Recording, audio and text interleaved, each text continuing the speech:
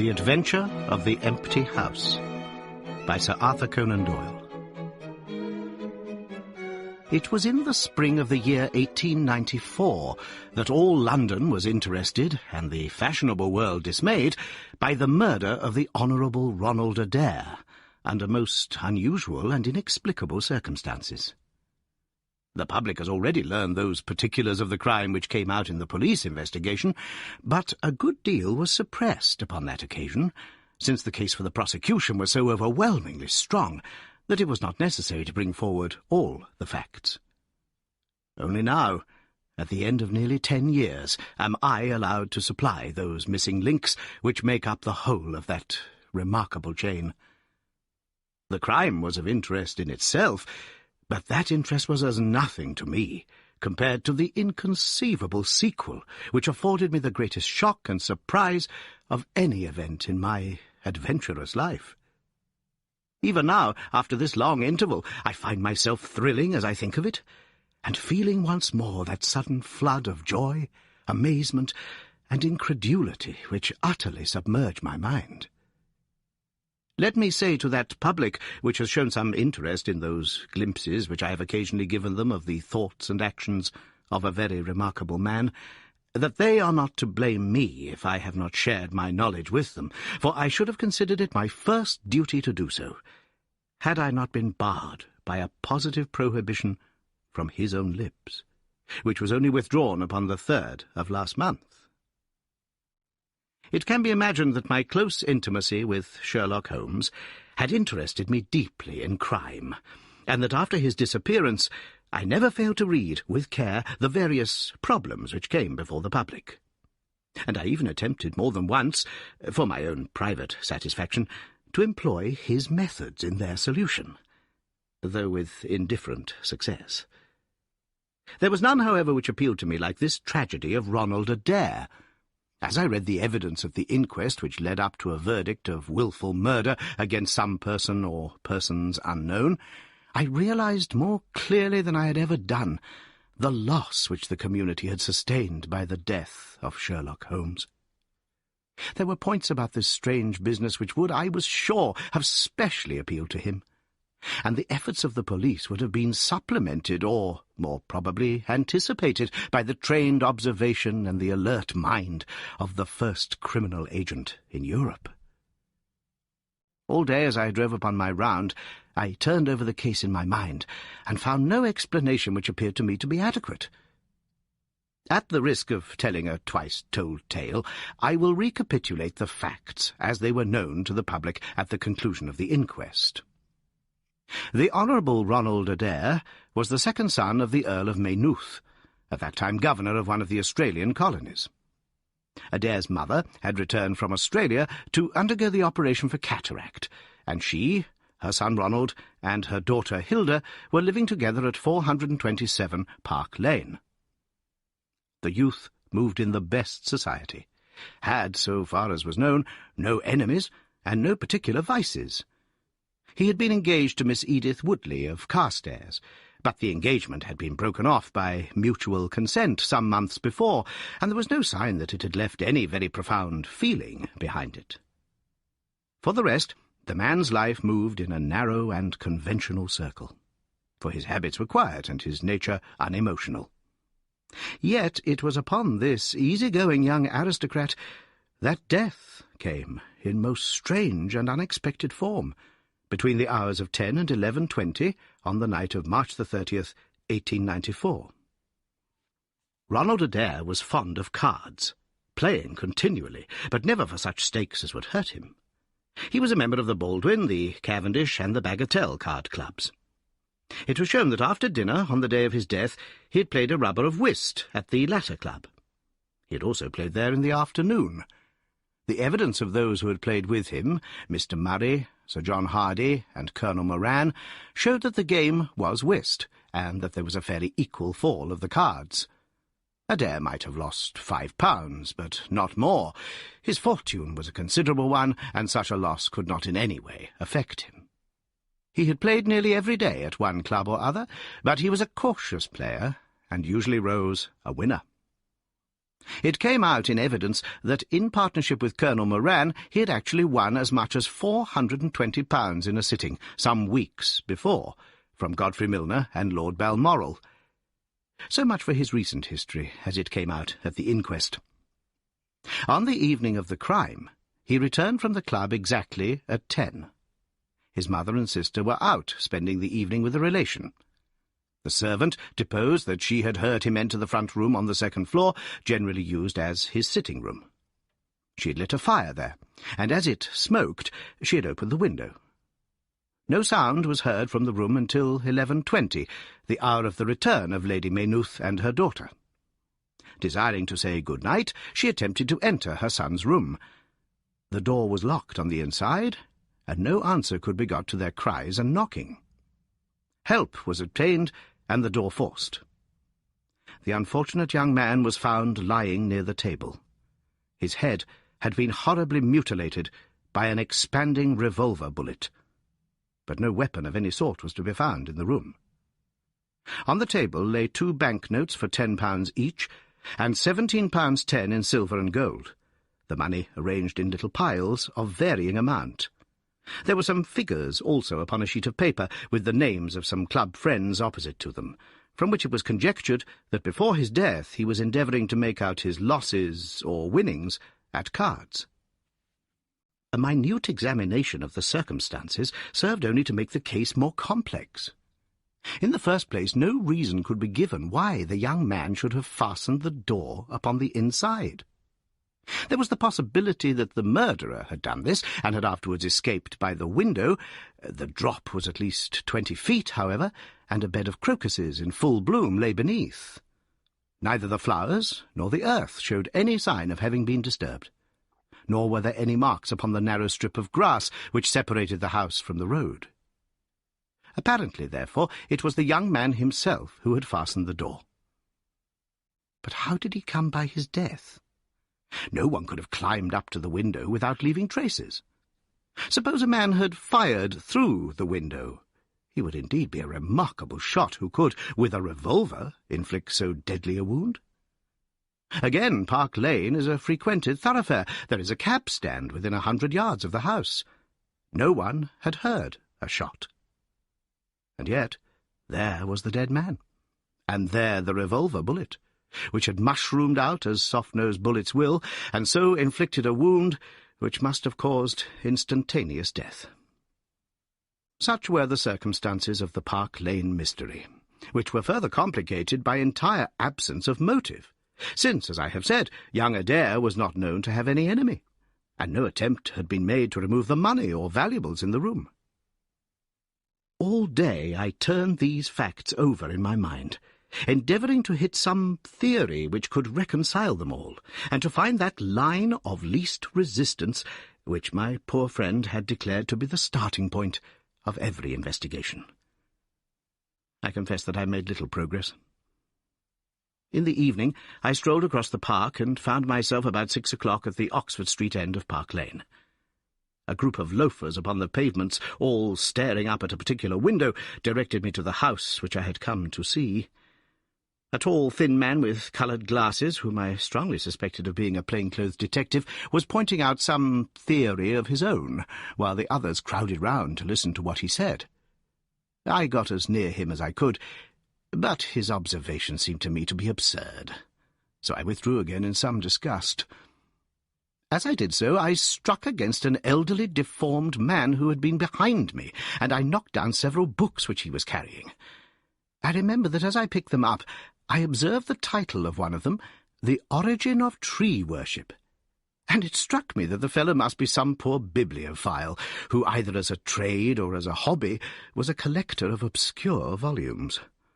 I endeavoured to apologize for the accident, but it was evident that these books which I had so unfortunately maltreated were very precious objects in the eyes of their owner. With a snarl of contempt he turned upon his heel, and I saw his curved back and white side whiskers disappear among the throng. My observations of number 427 Park Lane did little to clear up the problem in which I was interested. The house was separated from the street by a low wall and railing, the whole not more than 5 feet high. It was perfectly easy, therefore, for anyone to get into the garden, but the window was entirely inaccessible, since there was no water pipe or anything which could help the most active man to climb it. More puzzled than ever, I retraced my steps to Kensington. I had not been in my study 5 minutes when the maid entered to say that a person desired to see me. To my astonishment, it was none other than my strange old book collector, his sharp, wizened face peering out from a frame of white hair, and his precious volumes, a dozen of them at least, wedged under his right arm. "You're surprised to see me, sir," said he in a strange, croaking voice. I acknowledged that I was. "Well, I've a conscience, sir, and when I chanced to see you go into this house, as I came hobbling after you, I thought to myself, I'll just step in and see that kind gentleman, and tell him that if I was a bit gruff in my manner, there was not any harm meant, and that I'm much obliged to him for picking up my books." "You make too much of a trifle," said I. "May I ask how you knew who I was?" "Well, sir, if it isn't too great a liberty, I am a neighbour of yours, for you'll find my little bookshop at the corner of Church Street, and very happy to see you, I am sure. Maybe you collect yourself, sir? Here's British Birds, and Catullus, and the Holy War, a bargain, every one of them. With 5 volumes you could just fill that gap on that second shelf. It looks untidy, does it not, sir?" I moved my head to look at the cabinet behind me. When I turned again, Sherlock Holmes was standing smiling at me across my study table. I rose to my feet, stared at him for some seconds in utter amazement, and then it appears that I must have fainted, for the first and the last time in my life. Certainly a grey mist swirled before my eyes, and when it cleared, I found my collar ends undone and the tingling aftertaste of brandy upon my lips. Holmes was bending over my chair, his flask in his hand. "My dear Watson," said the well-remembered voice, "I owe you 1,000 apologies. I had no idea that you would be so affected." I gripped him by the arms. "Holmes," I cried, "is it really you? Can it indeed be that you are alive? Is it possible that you succeeded in climbing out of that awful abyss?" "Wait a moment," said he. "Are you sure that you are really fit to discuss things? I have given you a serious shock by my unnecessarily dramatic reappearance." "I am all right, but indeed, Holmes, I can hardly believe my eyes. Good heavens, to think that you of all men, should be standing in my study." Again I gripped him by the sleeve and felt the thin, sinewy arm beneath it. "Well, you're not a spirit, anyhow," said I. "My dear chap, I'm overjoyed to see you. Sit down and tell me how you came alive out of that dreadful chasm." He sat opposite to me and lit a cigarette in his old, nonchalant manner. He was dressed in the seedy frock-coat of the book merchant, but the rest of that individual lay in a pile of white hair and old books upon the table. Holmes looked even thinner and keener than of old, but there was a dead-white tinge in his aquiline face which told me that his life recently had not been a healthy one. "I am glad to stretch myself, Watson," said he. "It is no joke when a tall man has to take a foot off his stature for several hours on end. Now, my dear fellow, in the matter of these explanations, we have, if I may ask for your cooperation, a hard and dangerous night's work in front of us. Perhaps it would be better if I gave you an account of the whole situation when that work is finished." "I am full of curiosity. I should much prefer to hear now." "You'll come with me tonight?" "When you like, and where you like." "This is indeed like the old days. We shall have time for a mouthful of dinner before we need go. Well then, about that chasm. I had no serious difficulty in getting out of it, for the very simple reason that I never was in it." "You never were in it?" "No, Watson, I never was in it.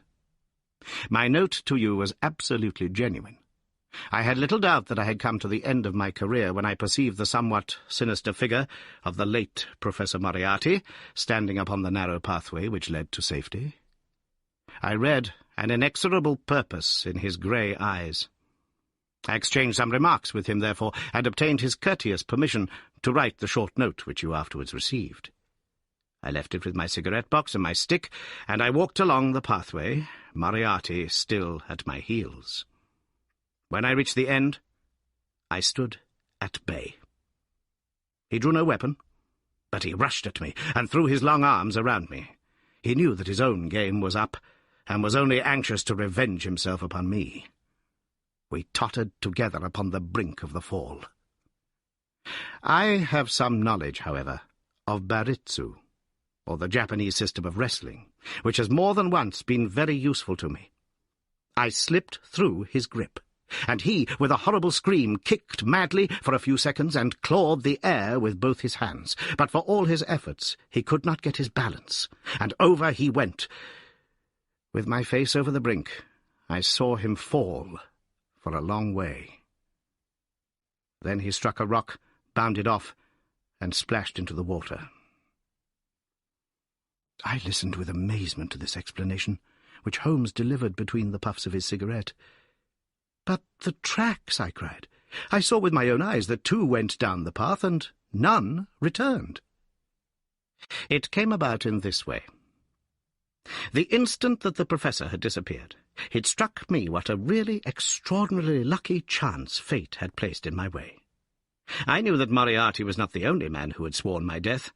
There were at least 3 others whose desire for vengeance upon me would only be increased by the death of their leader. They were all most dangerous men. One or other would certainly get me. On the other hand, if all the world was convinced that I was dead, they would take liberties, these men. They would soon lay themselves open, and sooner or later I could destroy them. Then it would be time for me to announce that I was still in the land of the living. So rapidly does the brain act that I believe I had thought this all out before Professor Moriarty had reached the bottom of the Reichenbach fall. I stood up and examined the rocky wall behind me. In your picturesque account of the matter, which I read with great interest some months later, you assert that the wall was sheer. That was not literally true. A few small footholds presented themselves, and there was some indication of a ledge. The cliff is so high that to climb it all was an obvious impossibility, and it was equally impossible to make my way along the wet path without leaving some tracks. I might, it is true, have reversed my boots, as I have done on similar occasions, but the sight of 3 sets of tracks in one direction would certainly have suggested a deception. On the whole, then, it was best that I should risk the climb. It was not a pleasant business, Watson. The fall roared beneath me.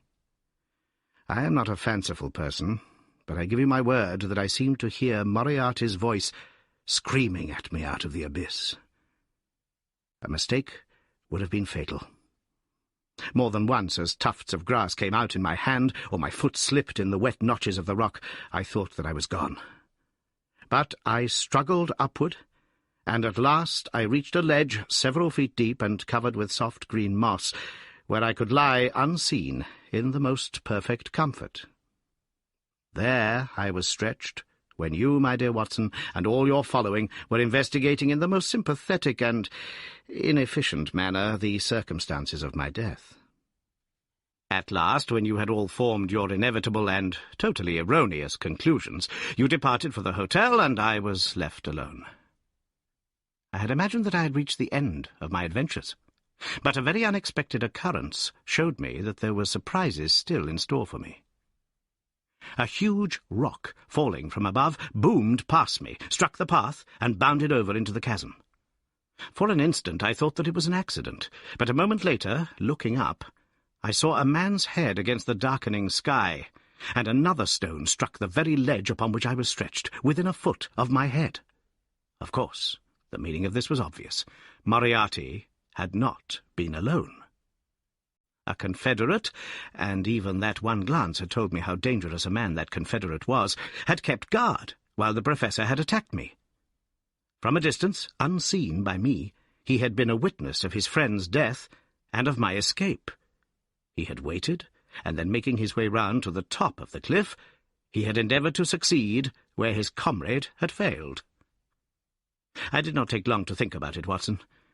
Again I saw that grim face look over the cliff, and I knew that it was the precursor of another stone.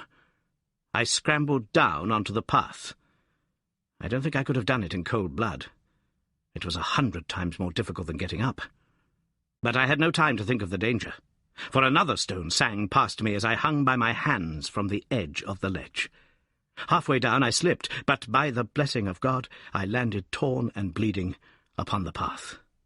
I took to my heels, did 10 miles over the mountains in the darkness, and a week later I found myself in Florence, with the certainty that no one in the world knew what had become of me. I had only one confidant, my brother, Mycroft. I owe you many apologies, my dear Watson, but it was all important that it should be thought I was dead, and it is quite certain that you would not have written so convincing an account of my unhappy end had you not yourself thought that it was true. Several times during the last 3 years I have taken up my pen to write to you, but always I feared lest your affectionate regard for me should tempt you to some indiscretion which would betray my secret. For that reason I turned away from you this evening when you upset my books, for I was in danger at the time, and any show of surprise and emotion upon your part might have drawn attention to my identity, and led to the most deplorable and irreparable results. As to Mycroft, I had to confide in him in order to obtain the money which I needed. The course of events in London did not run so well as I had hoped, for the trial of the Moriarty gang left 2 of its most dangerous members, my own most vindictive enemies, at liberty. I travelled for 2 years in Tibet, therefore, and amused myself by visiting Lhasa and spending some days with the head lama. You may have read of the remarkable explorations of a Norwegian named Sigerson, but I am sure that it never occurred to you that you were receiving news of your friend. I then passed through Persia, looked in at Mecca, and paid a short but interesting visit to the Khalifa at Khartoum, the results of which I have communicated to the Foreign Office. Returning to France, I spent some months in a research into the coal tar derivatives, which I conducted in a laboratory at Montpellier in the south of France.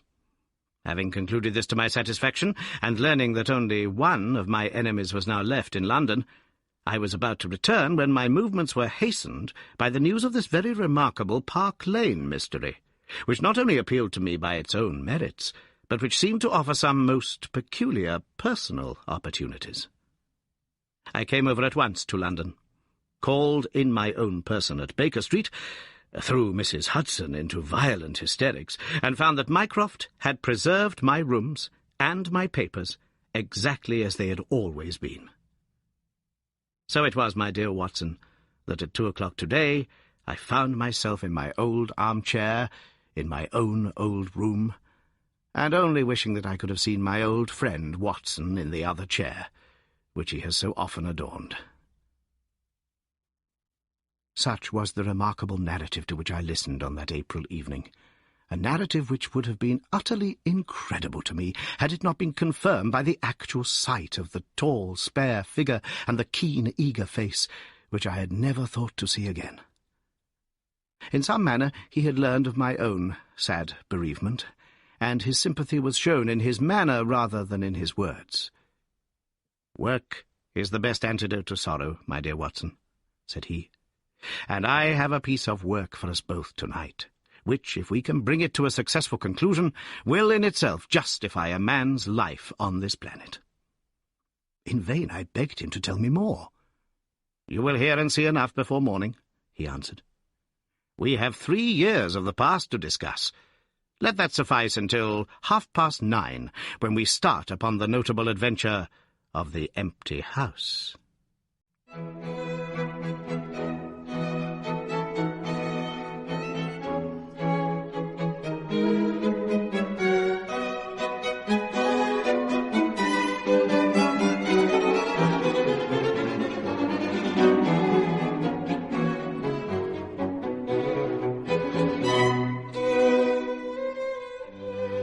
It was indeed like old times when, at that hour, I found myself seated beside him in a hansom, my revolver in my pocket, and the thrill of adventure in my heart.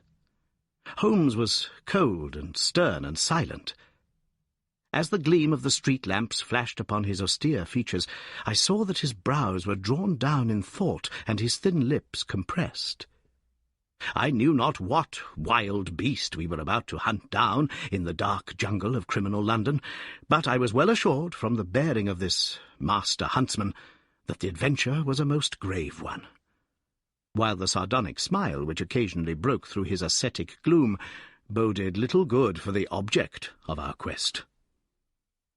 I had imagined that we were bound for Baker Street, but Holmes stopped the cab at the corner of Cavendish Square.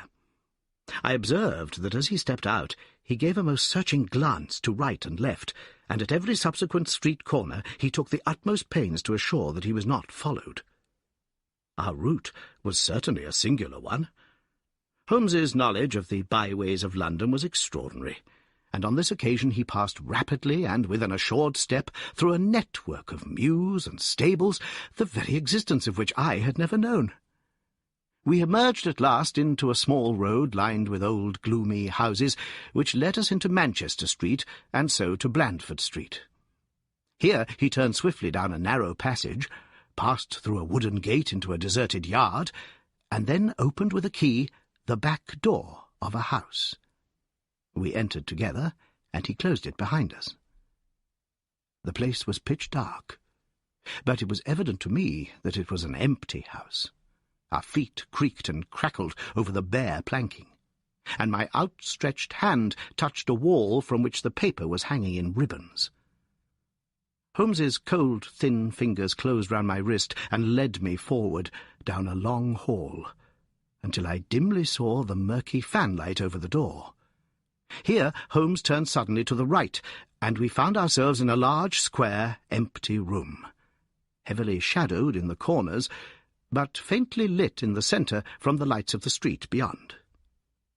There was no lamp near, and the window was thick with dust, so that we could only just discern each other's figures within.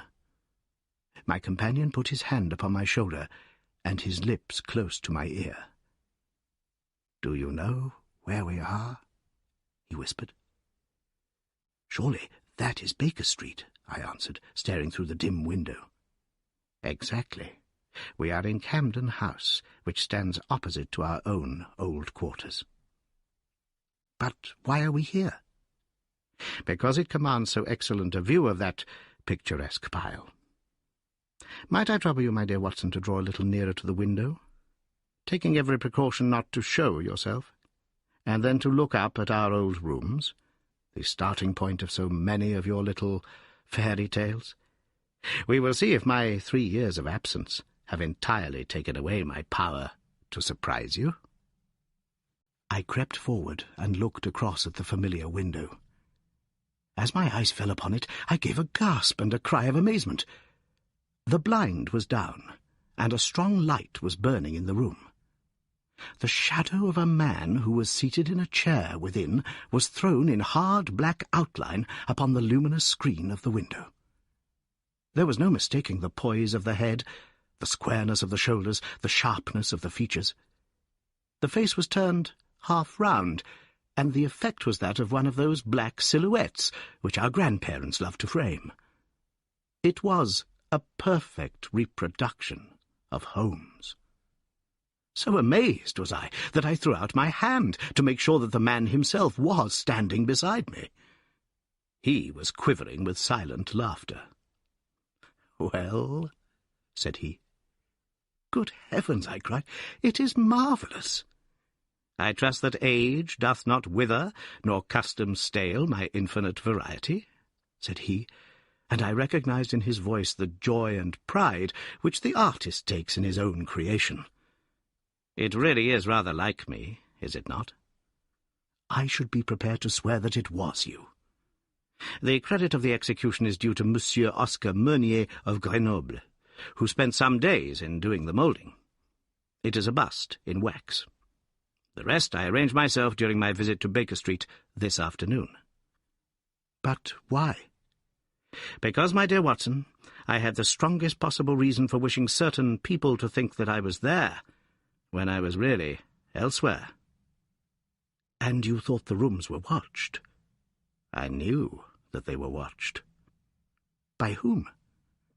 "By my old enemies, Watson.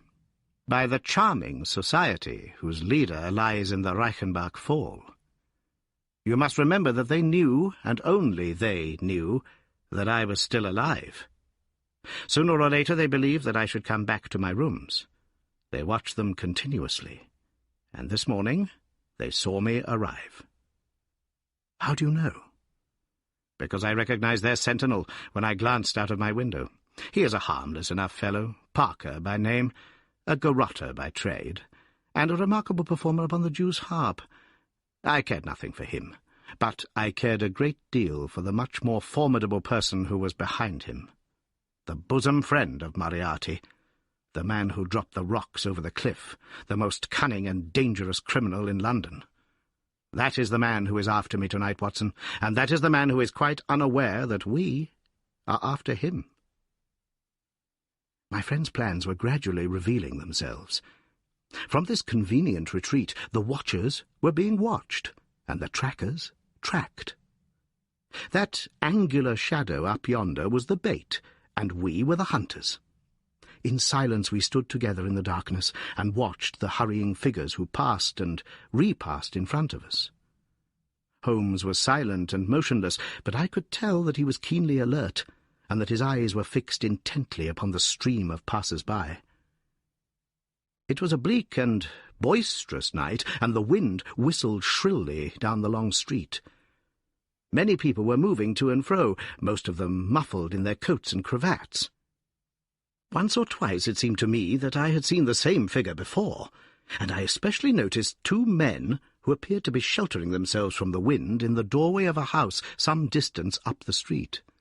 I tried to draw my companion's attention to them, but he gave a little ejaculation of impatience and continued to stare into the street.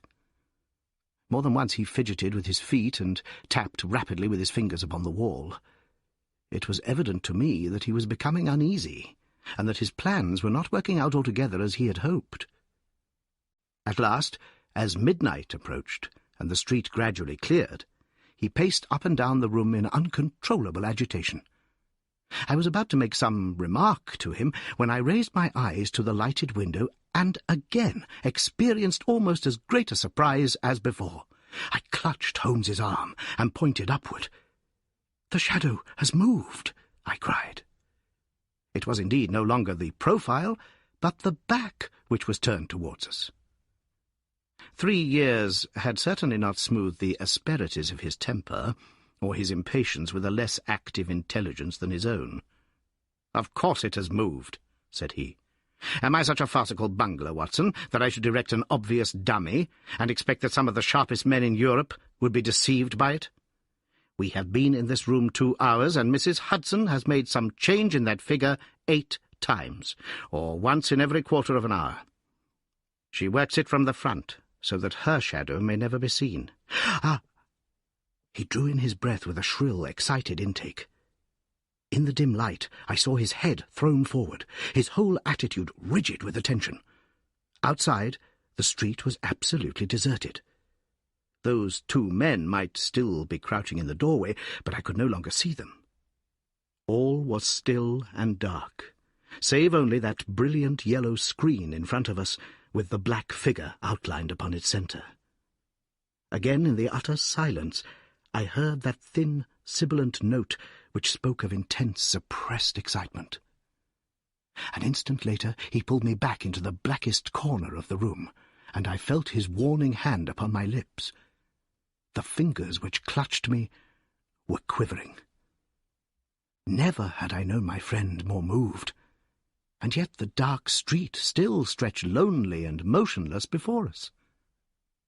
But suddenly I was aware of that which his keener senses had already distinguished.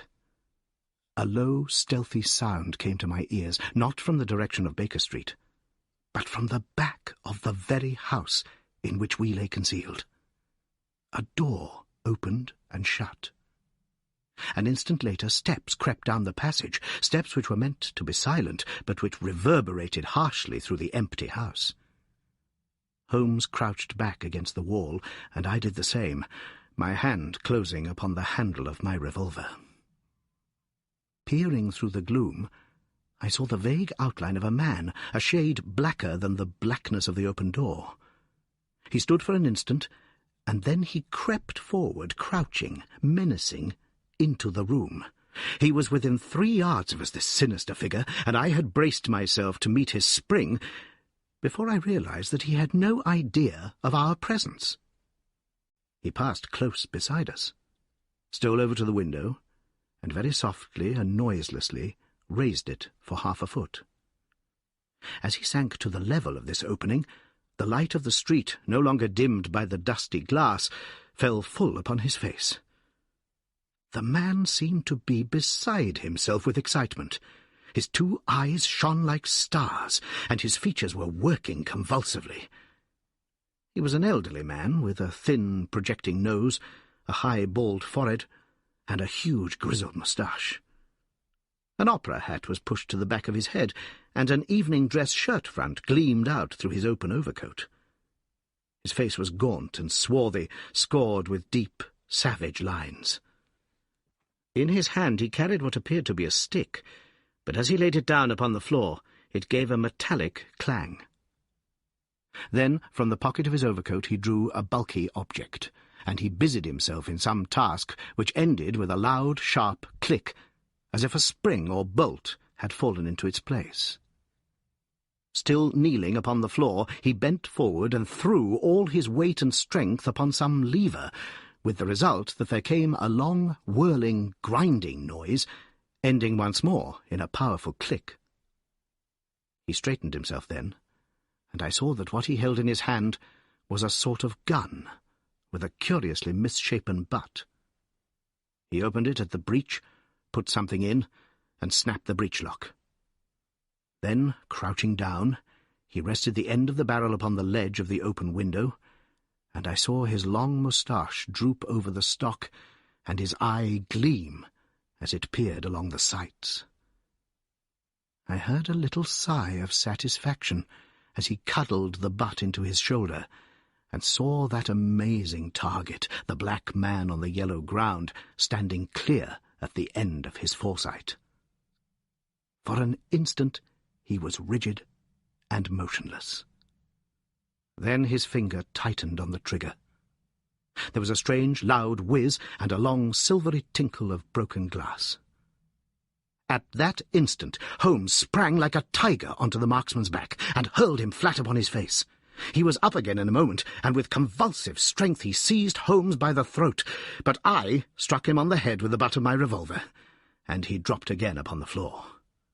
I fell upon him, and as I held him, my comrade blew a shrill call upon a whistle. There was the clatter of running feet upon the pavement, and 2 policemen in uniform, with 1 plainclothes detective, rushed through the front entrance and into the room. "That you, Lestrade?" said Holmes. "Yes, Mr. Holmes. I took the job myself. It's good to see you back in London, sir." "I think you want a little unofficial help. 3 undetected murders in 1 year won't do, Lestrade. But you handled the Molesey mystery with less than your usual... that's to say, you handled it fairly well." We had all risen to our feet, our prisoner breathing hard, with a stalwart constable on each side of him. Already a few loiterers had begun to collect in the street. Holmes stepped up to the window, closed it, and dropped the blinds. Lestrade had produced 2 candles, and the policemen had uncovered their lanterns. I was able at last to have a good look at our prisoner. It was a tremendously virile and yet sinister face which was turned towards us. With the brow of a philosopher above, and the jaw of a sensualist below, the man must have started with great capacities for good or for evil. But one could not look upon his cruel blue eyes with their drooping cynical lids, or upon the fierce aggressive nose and the threatening deep-lined brow, without reading nature's plainest danger signals. He took no heed of any of us, but his eyes were fixed upon Holmes's face, with an expression in which hatred and amazement were equally blended. "You fiend," he kept on muttering.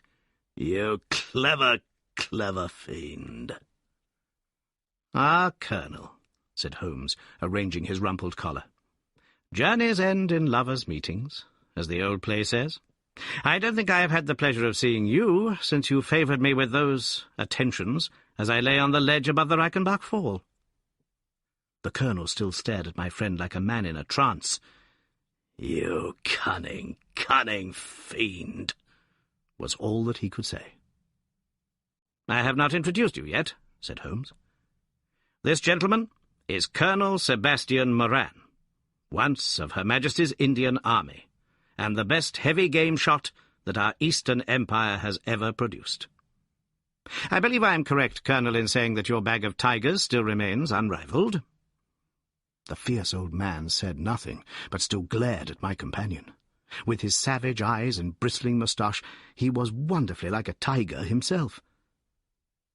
"I wonder that my very simple stratagem could deceive so old a shikari," said Holmes.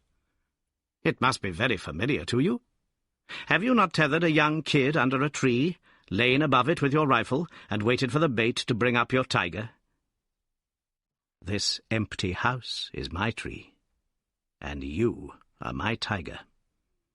You have possibly had other guns in reserve, in case there should be several tigers, or in the unlikely supposition of your own aim failing you. These," he pointed around, "are my other guns. The parallel is exact." Colonel Moran sprang forward with a snarl of rage, but the constables dragged him back. The fury upon his face was terrible to look at. "I confess that you had one small surprise for me," said Holmes. "I did not anticipate that you would, yourself, make use of this empty house and this convenient front window. I had imagined you as operating from the street, where my friend Lestrade and his merry men were awaiting you. With that exception, all has gone as I expected." Colonel Moran turned to the official detective. "You may or may not have just cause for arresting me," said he, "but at least there can be no reason why I should submit to the jibes of this person. If I'm in the hands of the law, let things be done in a legal way." "Well, that's reasonable enough," said Lestrade. "Nothing further you have to say, Mr. Holmes, before we go?" Holmes had picked up the powerful air gun from the floor and was examining its mechanism. "An admirable and unique weapon," said he, "noiseless and of tremendous power. I knew von Herder, the blind German mechanic who constructed it, to the order of the late Professor Moriarty. For years I have been aware of its existence, though I have never before had the opportunity of handling it. I commend it very specially to your attention, Lestrade, and also the bullets which fit it." "You can trust us to look after that, Mr. Holmes," said Lestrade, as the whole party moved towards the door. "Anything further to say?" "Only to ask what charge you intend to prefer." "What charge, sir? Why, of course, the attempted murder of Mr. Sherlock Holmes." "Not so, Lestrade. I do not propose to appear in the matter at all. To you and to you only belongs the credit of the remarkable arrest which you have effected. Yes, Lestrade, I congratulate you. With your usual happy mixture of cunning and audacity, you have got him." "Got him? Got whom, Mr. Holmes?" "The man that the whole force has been seeking in vain, Colonel Sebastian Moran, who shot the Honourable Ronald Adair with an expanding bullet from an air gun through the open window of the second-floor front of number 427 Park Lane upon the 30th of last month. That's the charge, Lestrade. And now, Watson, if you can endure the draught from a broken window, I think that half an hour in my study over a cigar may afford you some profitable amusement."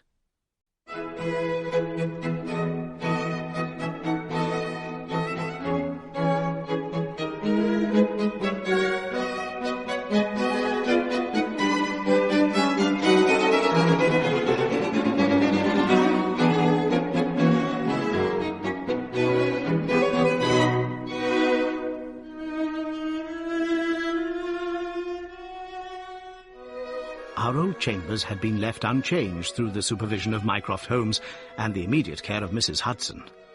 As I entered, I saw, it is true, an unwonted tidiness, but the old landmarks were all in their place. There were the chemical corner and the acid-stained deal-topped table. There upon a shelf was the row of formidable scrap-books and books of reference, which many of our fellow citizens would have been so glad to burn, the diagrams, the violin case, and the pipe-rack, even the Persian slipper which contained the tobacco, all met my eyes as I glanced round me. There were two occupants of the room, one Mrs. Hudson, who beamed upon us both as we entered, the other the strange dummy which had played so important a part in the evening's adventures. It was a wax-coloured model of my friend, so admirably done that it was a perfect facsimile. It stood on a small pedestal table, with an old dressing-gown of Holmes's so draped round it that the illusion from the street was absolutely perfect. "I hope you observed all precautions, Mrs. Hudson," said Holmes. "I went to it on my knees, sir, just as you told me." "Excellent. You carried the thing out very well. Did you observe where the bullet went?" "Yes, sir. I'm afraid it has spoilt your beautiful bust, for it passed right through the head and flattened itself on the wall. I picked it up from the carpet. Here it is." Holmes held it out to me. "A soft revolver bullet, as you perceive, Watson. There's genius in that, for who would expect to find such a thing fired from an air gun? All right, Mrs. Hudson, I am much obliged for your assistance. And now, Watson, let me see you in your old seat once more, for there are several points which I should like to discuss with you." He had thrown off the seedy frock-coat, and now he was the Holmes of old, in the mouse-coloured dressing-gown which he took from his effigy. "The old shikari's nerves have not lost their steadiness, nor his eyes their keenness," said he with a laugh, as he inspected the shattered forehead of his bust. "Plumb in the middle of the back of the head, and smack through the brain. He was the best shot in India, and I expect that there are few better in London. Have you heard the name?" "No, I have not." Well, such is fame. But then, if I remember right, you had not heard the name of Professor James Moriarty, who had one of the great brains of the century. Just give me down my index of biographies from the shelf." He turned over the pages lazily, leaning back in his chair and blowing great clouds from his cigar. "My collection of M's is a fine one," said he. "Moriarty himself is enough to make any letter illustrious. And here is Morgan, the poisoner, and Merridew, of abominable memory, and Matthews, who knocked out my left canine in the waiting-room at Charing Cross. And finally, here is our friend of tonight." He handed over the book, and I read, "Moran, Sebastian, Colonel. Unemployed, formerly 1st Bangalore Pioneers. Born London, 1840. Son of Sir Augustus Moran, C.B., once British Minister to Persia. Educated Eton and Oxford. Served in Jawaki Campaign, Afghan Campaign, Karaseeb, Dispatches, Sherpa and Kabul. Author of Heavy Game of the Western Himalayas, 1881, 3 Months in the Jungle, 1884. Address, Condit Street. Clubs, the Anglo-Indian, the Tankerville, the Bagatelle Card Club." On the margin was written in Holmes's precise hand, "The second most dangerous man in London." "This is astonishing," said I, as I handed back the volume. "The man's career is that of an honourable soldier." "It is true," Holmes answered. "Up to a certain point he did well. He was always a man of iron nerve, and the story is still told in India how he crawled down a drain after a wounded man-eating tiger. There are some trees, Watson, which grow to a certain height and then suddenly develop some unsightly eccentricity. You will see it often in humans. I have a theory that the individual represents in his development the whole procession of his ancestors, and that such a sudden turn to good or evil stands for some strong influence which came into the line of his pedigree. The person becomes, as it were, the epitome of the history of his own family. It is surely rather fanciful. Well, I don't insist upon it. Whatever the cause, Colonel Moran began to go wrong. Without any open scandal, he still made India too hot to hold him. He retired, came to London, and again acquired an evil name. It was at this time that he was sought out by Professor Moriarty, to whom, for a time, he was chief of the staff. Moriarty supplied him liberally with money, and used him only in one or two very high-class jobs, which no ordinary criminal could have undertaken. You may have some recollection of the death of Mrs. Stewart of Lauder in 1887? Not? Well, I am sure Moran was at the bottom of it. But nothing could be proved. So cleverly was the Colonel concealed that even when the Moriarty gang was broken up, we could not incriminate him. You remember at that date when I called upon you in your rooms how I put up the shutters for fear of air guns? No doubt you thought me fanciful. I knew exactly what I was doing, for I knew of the existence of this remarkable gun. And I knew also that one of the best shots in the world would be behind it. When we were in Switzerland, he followed us with Moriarty, and it was undoubtedly he who gave me that evil 5 minutes on the Reichenbach ledge. You may think that I read the papers with some attention during my sojourn in France, on the lookout for any chance of laying him by the heels. So long as he was free in London, my life would really not have been worth living. Night and day, the shadow would have been over me, and sooner or later his chance must have come. What could I do? I could not shoot him at sight, or I should myself be in the dock. There was no use appealing to a magistrate. They cannot interfere on the strength of what would appear to them to be a wild suspicion. So I could do nothing. But I watched the criminal news, knowing that sooner or later I should get him. Then came the death of this Ronald Adair. My chance had come at last.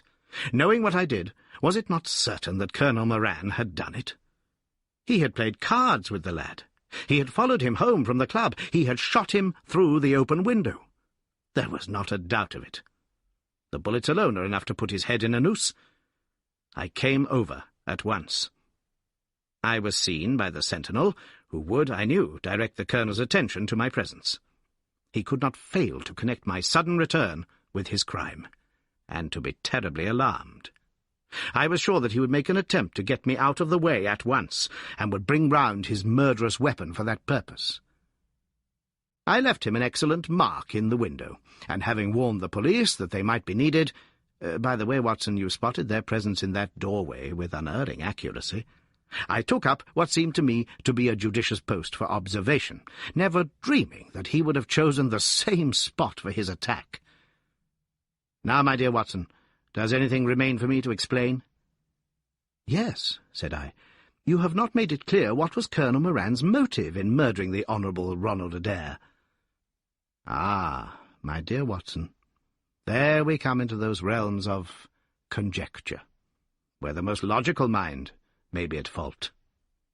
Each may form his own hypothesis upon the present evidence, and yours is as likely to be correct as mine. You have formed one, then? I think that it is not difficult to explain the facts. It came out in evidence that Colonel Moran and young Adair had between them won a considerable amount of money. Now Moran undoubtedly played foul. Of that I have long been aware. I believe that on the day of the murder, Adair had discovered that Moran was cheating. Very likely he had spoken to him privately, and had threatened to expose him unless he voluntarily resigned his membership of the club, and promised not to play cards again. It is unlikely that a youngster like Adair would at once make a hideous scandal by exposing a well-known man so much older than himself. Probably he acted as I suggest. The exclusion from his clubs would mean ruin to Moran, who lived by his ill-gotten card gains. He therefore murdered Adair, who at the time was endeavouring to work out how much money he should himself return, since he could not profit by his partner's foul play. He locked the door, lest the ladies should surprise him and insist upon knowing what he was doing with these names and coins. Will it pass? I have no doubt that you have hit upon the truth. It will be verified or disproved at the trial. Meanwhile, come what may, Colonel Moran will trouble us no more. The famous air gun of von Herder will embellish the Scotland Yard Museum, and once again, Mr. Sherlock Holmes is free to devote his life to examining those interesting little problems which the complex life of London so plentifully presents.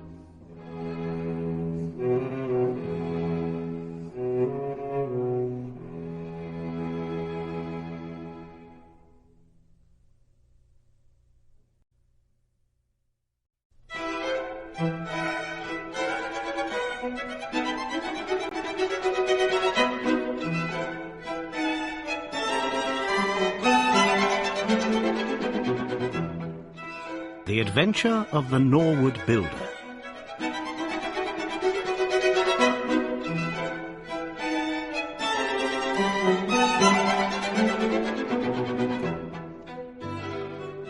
From the point of view of the criminal expert, said Mr. Sherlock Holmes, London has become a singularly uninteresting city since the death of the late lamented Professor Moriarty. I can hardly think that you would find many decent citizens to agree with you, I answered. Well, I must not be selfish, said he with a smile, as he pushed back his chair from the breakfast table. The community is certainly the gainer, and no one the loser, save the poor out-of-work specialist, whose occupation has gone. With that man in the field, one's morning paper presented infinite possibilities. Often it was only the smallest trace, Watson, the faintest indication, and yet it was enough to tell me that the great malignant brain was there. As the gentlest tremors of the edges of the web remind one of the foul spider which lurks in the centre. Petty thefts, wanton assaults, purposeless outrage, to the man who held the clue, all could be worked into one connected whole. To the scientific student of the higher criminal world, no capital in Europe offered the advantages which London then possessed. But now... He shrugged his shoulders in humorous deprecation of the state of things, which he had himself done so much to produce. At the time of which I speak, Holmes had been back for some months, and I, at his request, had sold my practice, and returned to share the old quarters in Baker Street. A young doctor named Werner had purchased my small Kensington practice, and given with astonishingly little demur the highest price that I ventured to ask. An incident which only explained itself some years later, when I found that Werner was a distant relation of Holmes, and that it was my friend who had really found the money.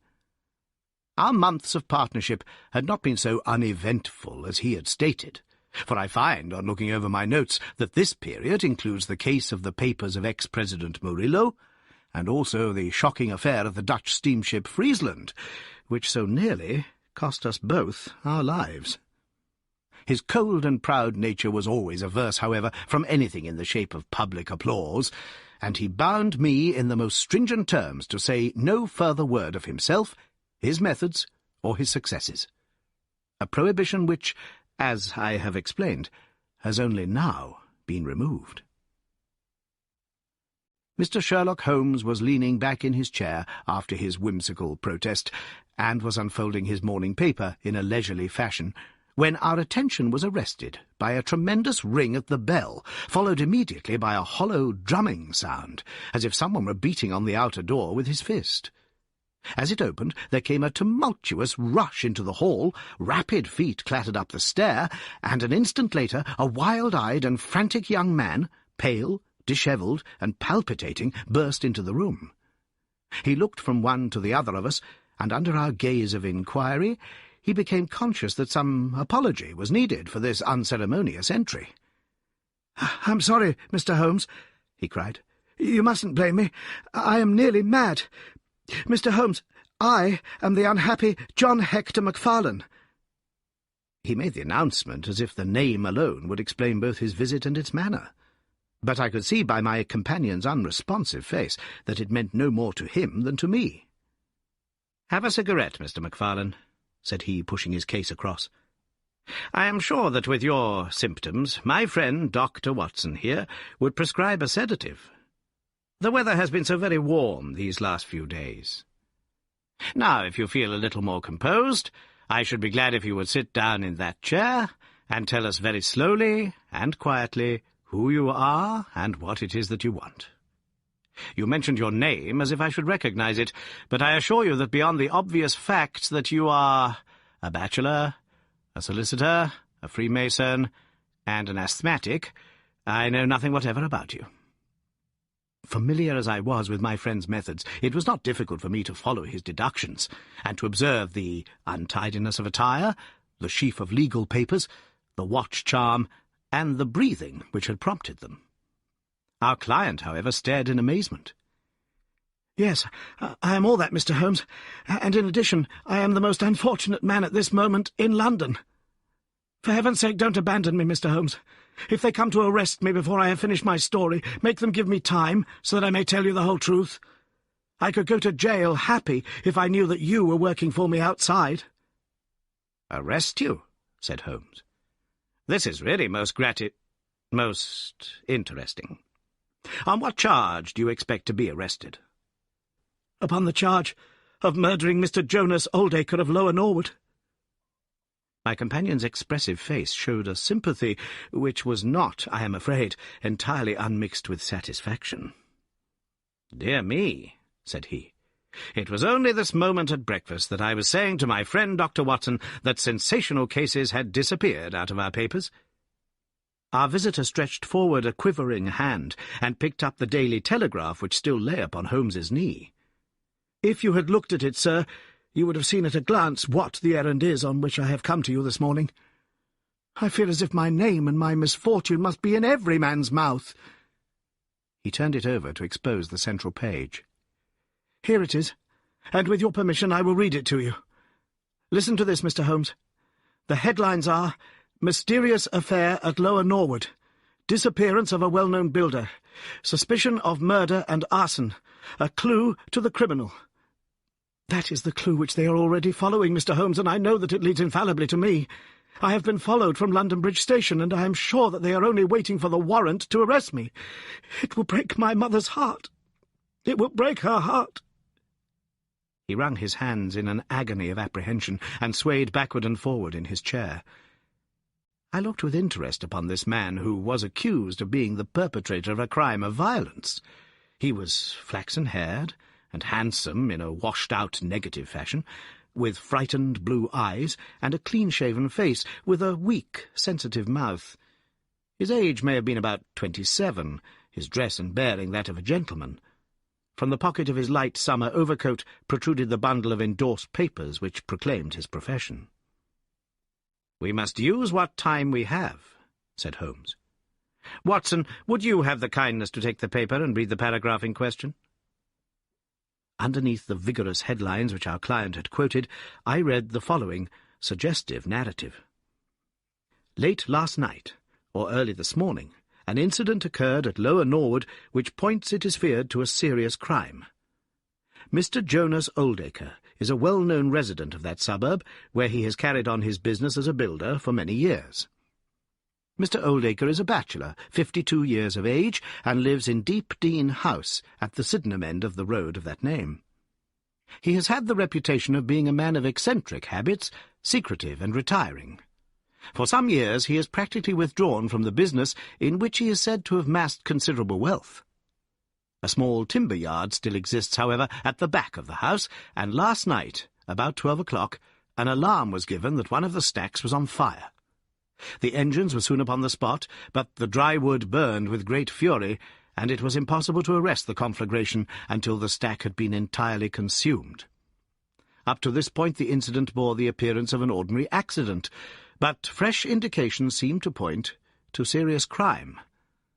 Surprise was expressed at the absence of the master of the establishment from the scene of the fire, and an inquiry followed which showed that he had disappeared from the house.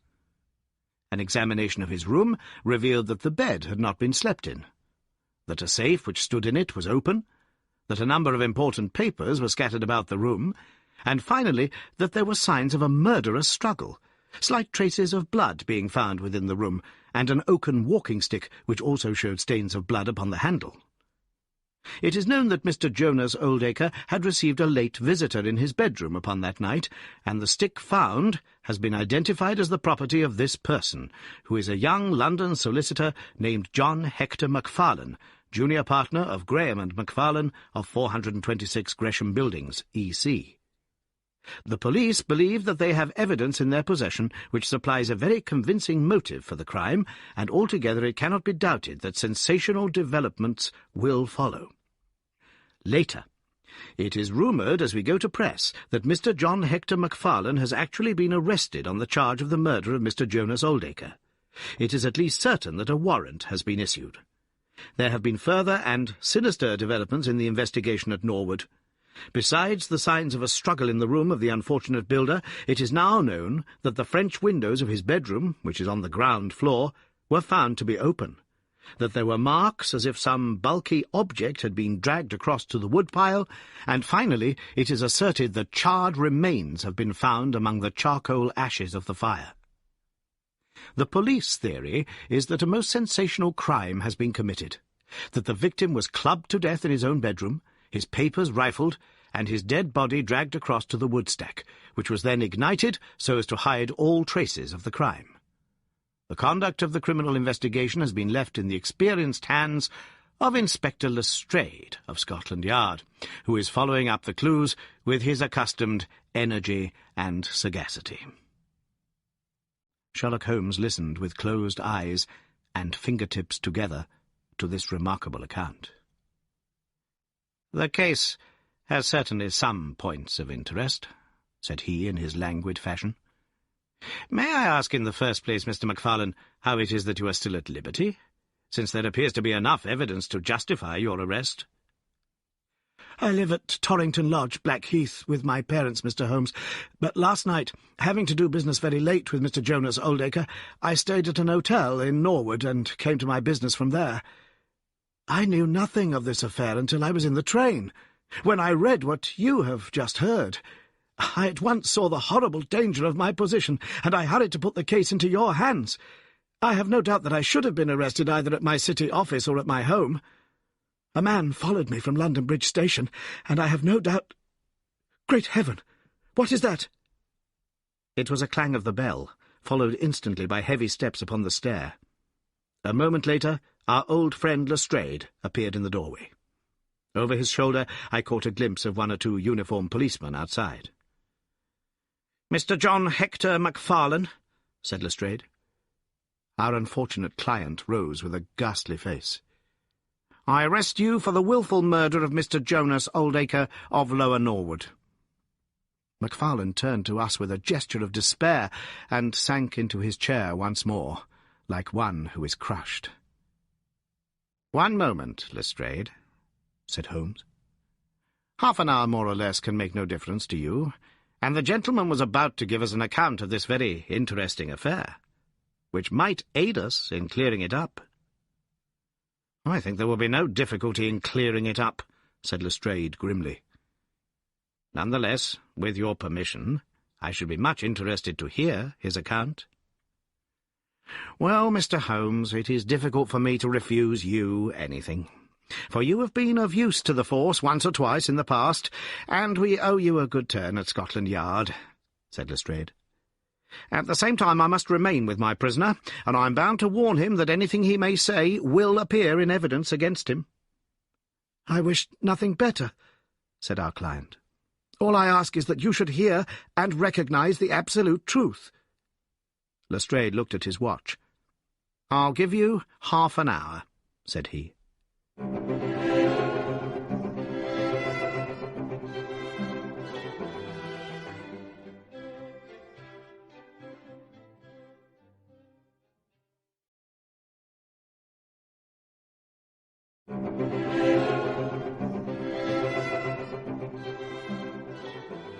"I must explain first," said Macfarlane, "that I knew nothing of Mr. Jonas Oldacre.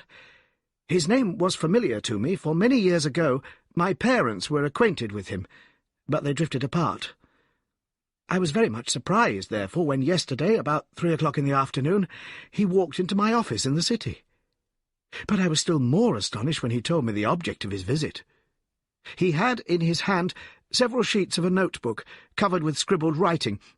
Here they are, and he laid them on my table. "Here is my will," said he. "I want you, Mr. Macfarlane, to cast it into proper legal shape. I will sit here while you do so." I set myself to copy it, and you can imagine my astonishment when I found that, with some reservations, he had left all his property to me. He was a strange little ferret-like man, with white eyelashes, and when I looked up at him I found his keen grey eyes fixed upon me with an amused expression. I could hardly believe my own senses as I read the terms of the will, but he explained that he was a bachelor, with hardly any living relation, that he had known my parents in his youth, and that he had always heard of me as a very deserving young man, and was assured that his money would be in worthy hands. Of course, I could only stammer out my thanks. The will was duly finished, signed, and witnessed by my clerk. This is it, on the blue paper, and these slips, as I have explained, are the rough draft. Mr. Jonas Oldacre then informed me that there were a number of documents, building leases, title deeds, mortgages, scrip, and so forth, which it was necessary that I should see and understand. He said that his mind would not be easy until the whole thing was settled, and he begged me to come out to his house at Norwood that night, bringing the will with me, and to arrange matters. Remember, my boy, not one word to your parents about the affair until everything is settled. We will keep it as a little surprise for them. He was very insistent upon this point, and made me promise it faithfully. You can imagine, Mr. Holmes, that I was not in a humour to refuse him anything that he might ask. He was my benefactor, and all my desire was to carry out his wishes in every particular. I sent a telegram home, therefore, to say that I had important business on hand, and that it was impossible for me to say how late I might be. Mr. Oldacre had told me that he would like me to have supper with him at 9, as he might not be home before that hour. I had some difficulty in finding his house, however, and it was nearly past before I reached it. I found him— "One moment," said Holmes. "Who opened the door?" "A middle-aged woman who was, I suppose, his housekeeper." "And it was she, I presume, who mentioned your name?" "Exactly," said Macfarlane. "Pray proceed." Macfarlane wiped his damp brow, and then continued his narrative. "I was shown by this woman into a sitting-room, where a frugal supper was laid out. Afterwards Mr. Jonas Oldacre led me into his bedroom, in which there stood a heavy safe. This he opened and took out a mass of documents, which we went over together. It was between 11 and 12 when we finished. He remarked that we must not disturb the housekeeper. He showed me out through his own French window, which had been open all this time." "Was the blind down?" asked Holmes. "I will not be sure, but I believe that it was only half down. Yes, I remember how he pulled it up in order to swing open the window. I could not find my stick, and he said, 'Never mind, my boy, I shall see a good deal of you now, I hope, and I will keep your stick until you come back to claim it.' I left him there, the safe open, and the papers made up in packets upon the table. It was so late that I could not get back to Blackheath, so I spent the night at the Annerley Arms, and I knew nothing more until I read of this horrible affair in the morning." "Anything more that you would like to ask, Mr. Holmes?" said Lestrade, whose eyebrows had gone up once or twice during this remarkable explanation. "Not until I have been to Blackheath." "You mean to Norwood?" said Lestrade. "Oh, yes. No doubt that is what I must have meant," said Holmes, with his enigmatical smile. Lestrade had learned by more experiences than he would care to acknowledge that razor-like brain could cut through that which was impenetrable to him. I saw him look curiously at my companion. "I think I should like to have a word with you presently, Mr. Sherlock Holmes," said he. "Now, Mr. Macfarlane, 2 of my constables are at the door, and there is a 4-wheeler waiting." The wretched young man arose, and with a last beseeching glance at us, walked from the room. The officers conducted him to the cab, but Lestrade remained.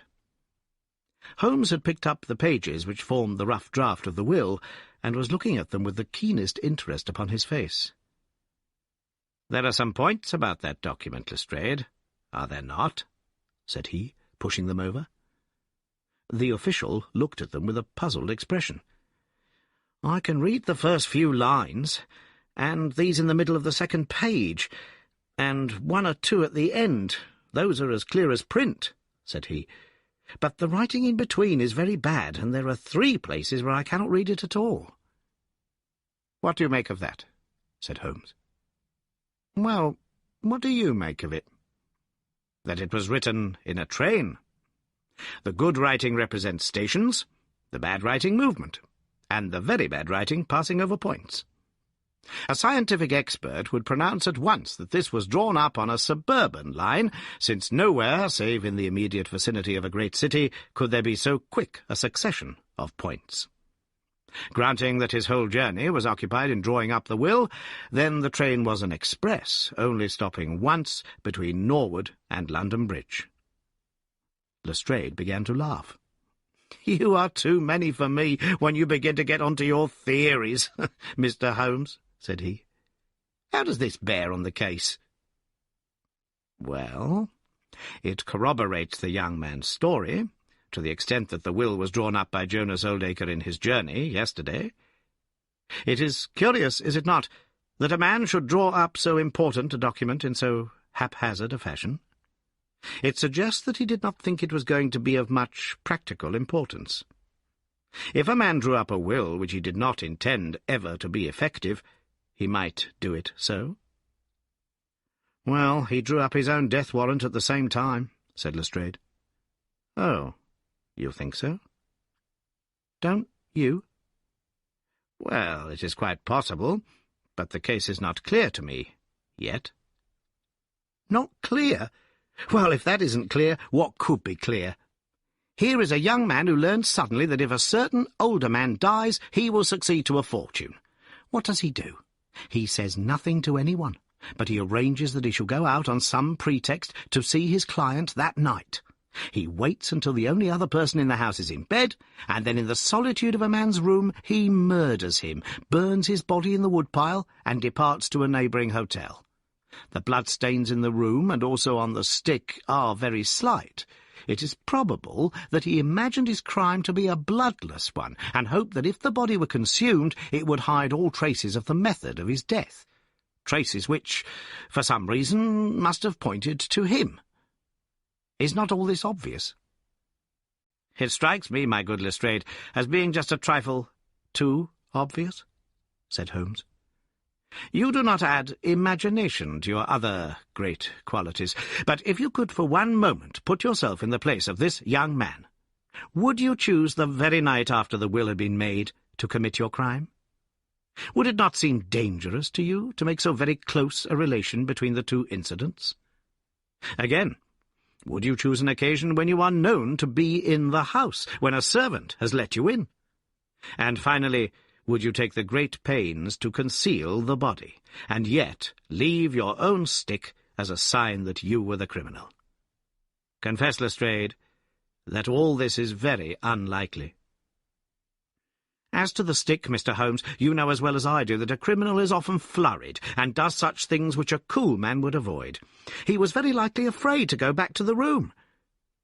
Give me another theory that would fit the facts." "I could very easily give you half a dozen," said Holmes. "Here, for example, is a very possible and even probable one. I make you a free present of it. The older man is showing documents which are of evident value. A passing tramp sees them through the window, the blind of which is only half down. Exit the solicitor, enter the tramp. He seizes a stick, which he observes there, kills Oldacre, and departs after burning the body." "Why should the tramp burn the body?" "For the matter of that, why should Macfarlane?" "To hide some evidence." "Possibly the tramp wanted to hide that any murder at all had been committed." "And why did the tramp take nothing?" "Because they were papers that he could not negotiate." Lestrade shook his head, though it seemed to me that his manner was less absolutely assured than before. "Well, Mr. Sherlock Holmes, you may look for your tramp, and while you are finding him, we will hold on to our man. The future will show which is right. Just notice this point, Mr. Holmes, that so far as we know, none of the papers were removed, and that the prisoner is the one man in the world who had no reason for removing them, since he was heir at law, and would come into them in any case. My friend seemed struck by this remark. I don't mean to deny that the evidence is, in some ways, very strongly in favour of your theory, said he. I only wish to point out that there are other theories possible. As you say, the future will decide. Good morning. I dare say that in the course of the day I shall drop in at Norwood and see how you are getting on. When the detective departed, my friend rose and made his preparations for the day's work with the alert air of a man who has a congenial task before him. My first movement, Watson, said he as he bustled into his frock-coat, must, as I said, be in the direction of Blackheath. And why not Norwood? Because we have in this case one singular incident coming close to the heels of another singular incident. The police are making the mistake of concentrating their attention upon the second, because it happens to be the one which is actually criminal. But it is evident to me that the logical way to approach the case is to begin by trying to throw some light upon the first incident, the curious will, so suddenly made, and to so unexpected an heir. It may do something to simplify what followed. No, my dear fellow, I don't think you can help me. There is no prospect of danger, or I should not dream of stirring out without you. I trust that when I see you in the evening, I will be able to report that I have been able to do something for this unfortunate youngster who has thrown himself upon my protection.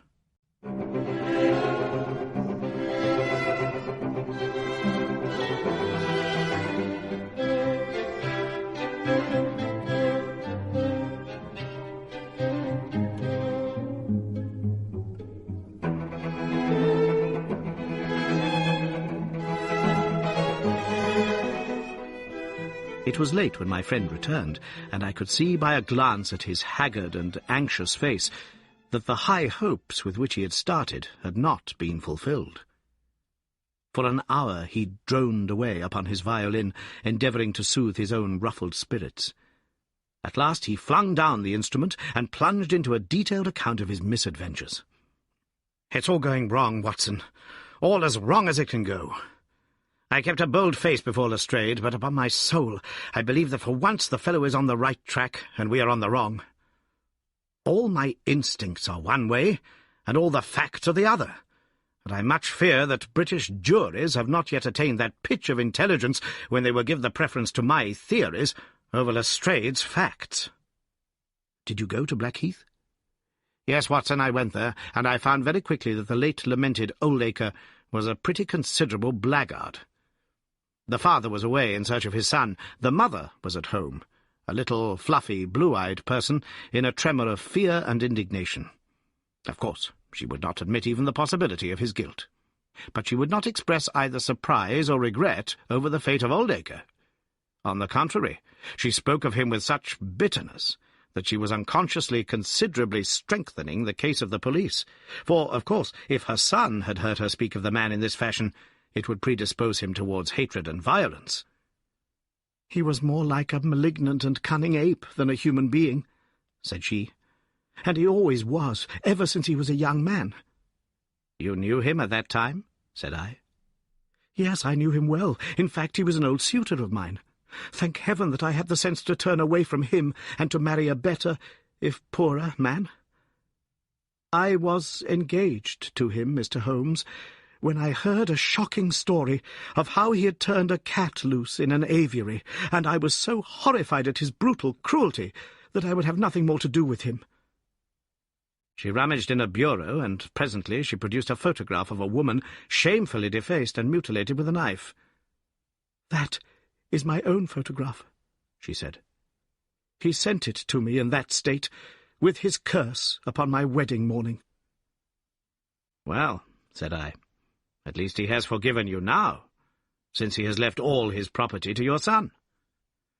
"Neither my son nor I want anything from Jonas Oldacre, dead or alive," she cried, with a proper spirit.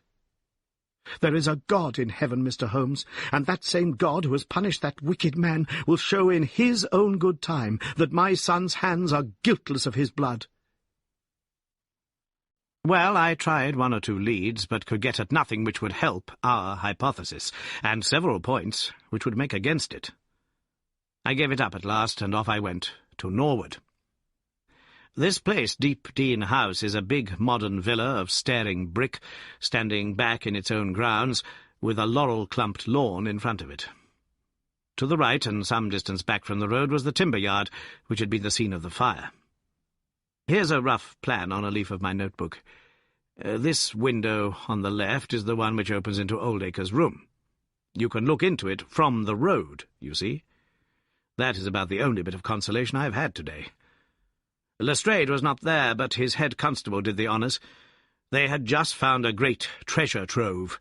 They had spent the morning raking among the ashes of the burned woodpile, and besides the charred organic remains, they had secured several discoloured metal discs. I examined them with care, and there was no doubt that they were trouser buttons. I even distinguished that one of them was marked with the name of Hyams, who was Oldacre's tailor. I then worked the lawn very carefully for signs and traces, but this drought has made everything as hard as iron. Nothing was to be seen, save that some body or bundle had been dragged through a low privet hedge, which is in a line with the woodpile. All that, of course, fits in with the official theory. I crawled about the lawn with an August sun on my back, but I got up at the end of an hour, no wiser than before. Well, after this fiasco, I went into the bedroom and examined that also. The bloodstains were very slight, mere smears and discolorations, but undoubtedly fresh.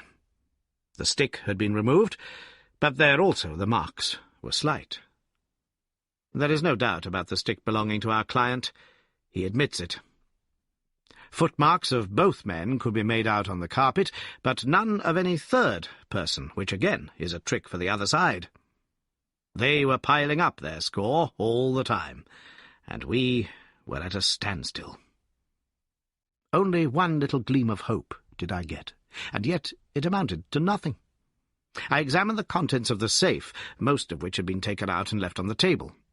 The papers had been made up into sealed envelopes, one or two of which had been opened by the police. They were not, so far as I could judge, of any great value, nor did the bank book show that Mr. Oldacre was in such very affluent circumstances. But it seemed to me that all the papers were not there. There were allusions to some deeds, possibly the more valuable, which I could not find. This, of course, if we could definitely prove it, would turn Lestrade's argument against himself, for who would steal a thing if he knew that he would shortly inherit it? Finally, having drawn every other cover and picked up no scent, I tried my luck with the housekeeper. Mrs. Lexington is her name, a little dark, silent person with suspicious and sidelong eyes. She could tell us something, if she would. I am convinced of it. But she was as close as wax. Yes, she had let Mr. Macfarlane in at 9:30. She wished her hand had withered before she had done so. She had gone to bed at 10:30. Her room was at the other end of the house, and she could hear nothing of what passed. Mr. Macfarlane had left his hat, and, to the best of her belief, his stick, in the hall. She had been awakened by the alarm of fire. Her poor dear master had certainly been murdered. Had he any enemies? Well, every man had enemies, but Mr. Oldacre kept himself very much to himself, and only met people in the way of business. She had seen the buttons, and was sure that they belonged to the clothes which he had worn last night. The woodpile was very dry, for it had not rained for a month. It burned like tinder, and by the time she reached the spot, nothing could be seen but flames. She and all the firemen smelled the burned flesh from inside it. She knew nothing of the papers, nor of Mr. Oldacre's private affairs. So, my dear Watson, there's my report of a failure. And yet, he clenched his thin hands in a paroxysm of conviction, I know it's all wrong. I feel it in my bones. There is something that has not come out, and that housekeeper knows it. There was a sort of sulky defiance in her eyes, which only goes with guilty knowledge. However, there's no good talking any more about it, Watson. But unless some lucky chance comes our way, I fear that the Norwood disappearance case will not figure in that chronicle of our successes, which I foresee that a patient public will sooner or later have to endure." "Surely," said I, "the man's appearance would go far with any jury." "That is a dangerous argument, my dear Watson. You remember that terrible murderer, Bert Stevens, who wanted us to get him off in '87? Was there ever a more mild-mannered Sunday-school young man?" "It is true." "Unless we succeed in establishing an alternative theory, this man is lost. You can hardly find a flaw in the case which can now be presented against him, and all further investigation has served to strengthen it. By the way, there is one curious little point about those papers which may serve us as the starting point for an inquiry. On looking over the bank book, I found that the low state of the balance was principally due to large cheques which have been made out, during the last year, to Mr. Cornelius. I confess that I should be interested to know who this Mr. Cornelius may be, with whom a retired builder has had such very large transactions. Is it possible that he has had a hand in the affair? Cornelius might be a broker, but we have found no scrip to correspond with these large payments. Failing any other indication, my researches must now take the direction of an inquiry at the bank for the gentleman who has cashed these cheques.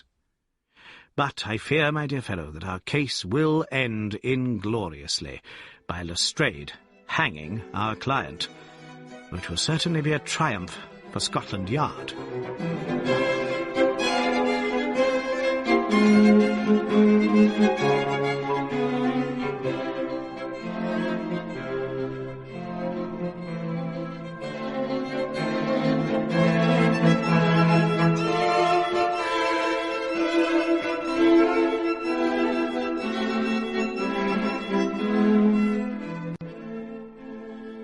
I do not know how far Sherlock Holmes took any sleep that night, but when I came down to breakfast I found him pale and harassed, his bright eyes the brighter for the dark shadows round them.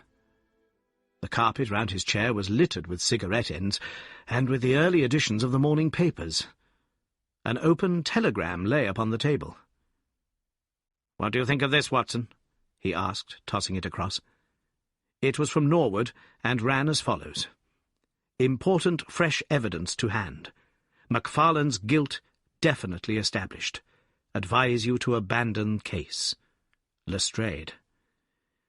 "This sounds serious," said I. "It is Lestrade's little cock-a-doodle of victory," Holmes answered, with a bitter smile.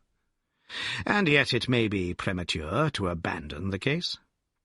After all, important fresh evidence is a two-edged thing, and may possibly cut in a very different direction to that which Lestrade imagines. Take your breakfast, Watson, and we will go out together and see what we can do. I feel as if I shall need your company and your moral support today." My friend had no breakfast himself, for it was one of his peculiarities that in his more intense moments he would permit himself no food, and I have known him presume upon his iron strength until he has fainted from pure inanition. "At present I cannot spare energy and nerve force for digestion," he would say in answer to my medical remonstrances. I was not surprised, therefore, when this morning he left his untouched meal behind him and started with me for Norwood. A crowd of morbid sightseers were still gathered round Deep Dean House, which was just such a suburban villa as I had pictured. Within the gates Lestrade met us, his face flushed with victory, his manner grossly triumphant. "Well, Mr. Holmes, have you proved us to be wrong yet? Have you found your tramp?" he cried. "I have formed no conclusion whatever," my companion answered. "But we formed ours yesterday, and now it proves to be correct, so you must acknowledge that we have been a little in front of you this time, Mr. Holmes." "You certainly have the air of something unusual having occurred," said Holmes. Lestrade laughed loudly. "You don't like being beaten any more than the rest of us do," said he. "A man can't expect always to have it his own way, can he, Dr. Watson? Step this way, if you please, gentlemen, and I think I can convince you once for all that it was John Macfarlane who did this crime." He led us through the passage and out into a dark hall beyond. "This is where young Macfarlane must have come out to get his hat after the crime was done," said he. "Now, look at this." With dramatic suddenness he struck a match, and by its light exposed a stain of blood upon the whitewashed wall. As he held the match nearer, I saw that it was more than a stain. It was the well-marked print of a thumb. "Look at that with your magnifying glass, Mr. Holmes." "Yes, I am doing so." "You are aware that no two thumb marks are alike?" "I have heard something of the kind." "Well then, will you please compare that print with this wax impression of young Macfarlane's right thumb taken by my orders this morning?" As he held the waxen print close to the bloodstain, it did not take a magnifying glass to see that the two were undoubtedly from the same thumb. It was evident to me that our unfortunate client was lost. "That is final," said Lestrade. "Yes, that is final," I involuntarily echoed. "It is final," said Holmes.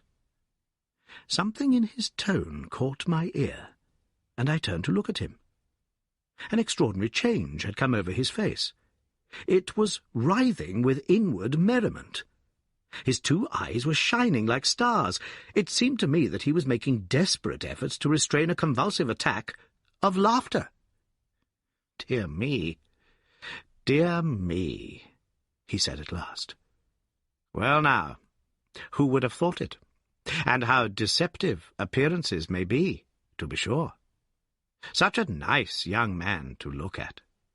It is a lesson to us not to trust our own judgment, is it not, Lestrade?" "Yes, some of us are a little too much inclined to be cocksure, Mr. Holmes," said Lestrade. The man's insolence was maddening, but we could not resent it. "What a providential thing that this young man should press his right thumb against the wall in taking his hat from the peg. Such a very natural action, too, if you come to think of it." Holmes was outwardly calm, but his whole body gave a wriggle of suppressed excitement as he spoke. "By the way, Lestrade, who made this remarkable discovery?" "It was the housekeeper, Mrs. Lexington, who drew the night constable's attention to it." "Where was the night constable?" "He remained on guard in the bedroom where the crime was committed, so as to see that nothing was touched." "But why didn't the police see this mark yesterday?" "Well, we had no particular reason to make a careful examination of the hall. Besides, it's not in a very prominent place, as you see." No, of course not. I suppose there is no doubt that the mark was there yesterday." Lestrade looked at Holmes as if he thought he was going out of his mind. I confess that I was myself surprised both at his hilarious manner and at his rather wild observation. "I don't know whether you think that Macfarlane came out of jail in the dead of night in order to strengthen the evidence against himself," said Lestrade. "I leave it to any expert in the world whether that is not the mark of his thumb." "It is unquestionably the mark of his thumb." "There, that's enough," said Lestrade. "I am a practical man, Mr. Holmes, and when I have got my evidence I come to my conclusions. If you have anything to say, you will find me writing my report in the sitting-room." Holmes had recovered his equanimity, though I still seemed to detect gleams of amusement in his expression. "Dear me, this is a very sad development, Watson, is it not?" said he. "And yet there are singular points about it which hold out some hopes for our client."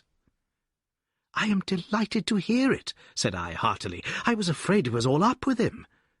"I would hardly go so far as to say that, my dear Watson. The fact is that there is one really serious flaw in this evidence, to which our friend attaches so much importance." "Indeed, Holmes? What is it?" "Only this, that I know that that mark was not there when I examined the hall yesterday. And now, Watson, let us have a little stroll round in the sunshine." With a confused brain, but with a heart into which some warmth of hope was returning, I accompanied my friend in a walk round the garden. Holmes took each face of the house in turn, and examined it with great interest. He then led the way inside and went over the whole building from basement to attic. Most of the rooms were unfurnished, but nonetheless Holmes inspected them all minutely. Finally, on the top corridor, which ran outside 3 untenanted bedrooms, he again was seized with a spasm of merriment. "There are really some very unique features about this case, Watson," said he. "I think it is time now that we took our friend Lestrade into our confidence. He has had his little smile at our expense, and perhaps we may do as much by him, if my reading of this problem proves to be correct. Yes, yes. I think I see how we should approach it." The Scotland Yard inspector was still writing in the parlour when Holmes interrupted him. "I understood that you were writing a report of this case," said he. "So I am. Don't you think it may be a little premature? I can't help thinking that your evidence is not complete." Lestrade knew my friend too well to disregard his words. He laid down his pen and looked curiously at him. "What do you mean, Mr. Holmes?" "Only that there is an important witness whom you have not seen." "Can you produce him?" "I think I can." "Then do so." "I will do my best. How many constables have you?" "There are 3 within call." "Excellent," said Holmes. "May I ask if they are all large, able-bodied men with powerful voices?" "I have no doubt they are, though I fail to see what their voices have to do with it." "Perhaps I can help you to see that, and 1 or 2 other things as well," said Holmes. "Kindly summon your men, and I will try." 5 minutes later, 3 policemen had assembled in the hall. "In the outhouse you will find a considerable quantity of straw," said Holmes. "I will ask you to carry in 2 bundles of it. I think it will be of the greatest assistance in producing the witness whom I require." "Thank you very much. I believe you have some matches in your pocket, Watson. Now, Mr. Lestrade, I will ask you all to accompany me to the top landing." As I have said, there was a broad corridor there, which ran outside 3 empty bedrooms. At one end of the corridor we were all marshalled by Sherlock Holmes, the constables grinning, and Lestrade staring at my friend with amazement, expectation, and derision chasing each other across his features. Holmes stood before us with the air of a conjurer who is performing a trick. "Would you kindly send one of your constables for 2 buckets of water? Put the straw on the floor, here, free from the wall on either side. Now, I think that we are all ready." Lestrade's face had begun to grow red and angry. "I don't know whether you are playing a game with us, Mr. Sherlock Holmes," said he. "If you know anything, you can surely say it without all this tomfoolery." "I assure you, my good Lestrade, that I have an excellent reason for everything that I do. You may possibly remember that you chaffed me a little some hours ago when the sun seemed on your side of the hedge. So you must not grudge me a little pomp and ceremony now. Might I ask you, Watson, to open that window, and then to put a match to the edge of the straw?" I did so, and driven by the draught, a coil of grey smoke swirled down the corridor, while the dry straw crackled and flamed. "Now we must see if we can find this witness for you, Lestrade. Might I ask you all to join in the cry of fire? Now then, 1, 2, 3. Fire! We all yelled. "Thank you. I will trouble you once again. Fire! Just once more, gentlemen, and all together. Fire!" The shout must have rung over Norwood. It had hardly died away when an amazing thing happened. A door suddenly flew open out of what appeared to be solid wall at the end of the corridor, and a little wizened man darted out of it like a rabbit out of its burrow. "Capital," said Holmes calmly. "Watson, a bucket of water over the straw. That will do. Lestrade, allow me to present you with your principal missing witness, Mr. Jonas Oldacre." The detective stared at the newcomer with blank amazement. The latter was blinking in the bright light of the corridor and peering at us and at the smouldering fire. It was an odious face, crafty, vicious, malignant, with shifty light grey eyes and white lashes. "What's this, then?" said Lestrade at last. "What have you been doing all this time, eh?" Oldacre gave an uneasy laugh, shrinking back from the furious red face of the angry detective. "I've done no harm." "No harm? You have done your best to get an innocent man hanged. If it wasn't for this gentleman here, I'm not sure that you would not have succeeded." The wretched creature began to whimper. "I'm sure, sir, it was only my practical joke." "Oh, a joke, was it? You won't find the laugh on your side, I promise you. Take him down, and keep him in the sitting-room until I come. Mr. Holmes," he continued when they had gone, "I could not speak before the constables, but I don't mind saying, in the presence of Dr. Watson, that this is the brightest thing that you have done yet, though it is a mystery to me how you did it. You have saved an innocent man's life, and you have prevented a very grave scandal, which would have ruined my reputation in the force." Holmes smiled and clapped Lestrade upon the shoulder. "Instead of being ruined, my good sir, you will find that your reputation has been enormously enhanced. Just make a few alterations in that report which you are writing, and they will understand how hard it is to throw dust in the eyes of Inspector Lestrade." "And you don't want your name to appear?" "Not at all. The work is its own reward. Perhaps I shall get the credit also at some distant day, when I permit my zealous historian to lay out his foolscap once more. Eh, Watson? Well, now, let us see where this rat has been lurking." A lath and plaster partition had been run across the passage 6 feet from the end, with a door cunningly concealed in it. It was lit within by slits under the eaves. A few articles of furniture and a supply of food and water were within, together with a number of books and papers. "There's the advantage of being a builder," said Holmes as we came out. "He was able to fix up his own little hiding-place without any confederate, save, of course, that precious housekeeper of his, whom I should lose no time in adding to your bag, Lestrade." "I'll take your advice. But how did you know of this place, Mr. Holmes?" "I made up my mind that the fellow was in hiding in the house. When I paced one corridor and found it 6 feet shorter than the corresponding one below, it was pretty clear where he was. I thought he had not the nerve to lie quiet before an alarm of fire.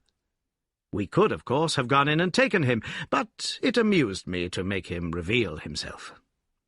Besides, I owed you a little mystification, Lestrade, for your chaff in the morning." "Well, sir, you certainly got equal with me on that. But how in the world did you know that he was in the house at all?" "The thumb mark, Lestrade. You said it was final, and so it was, in a very different sense. I knew it had not been there the day before.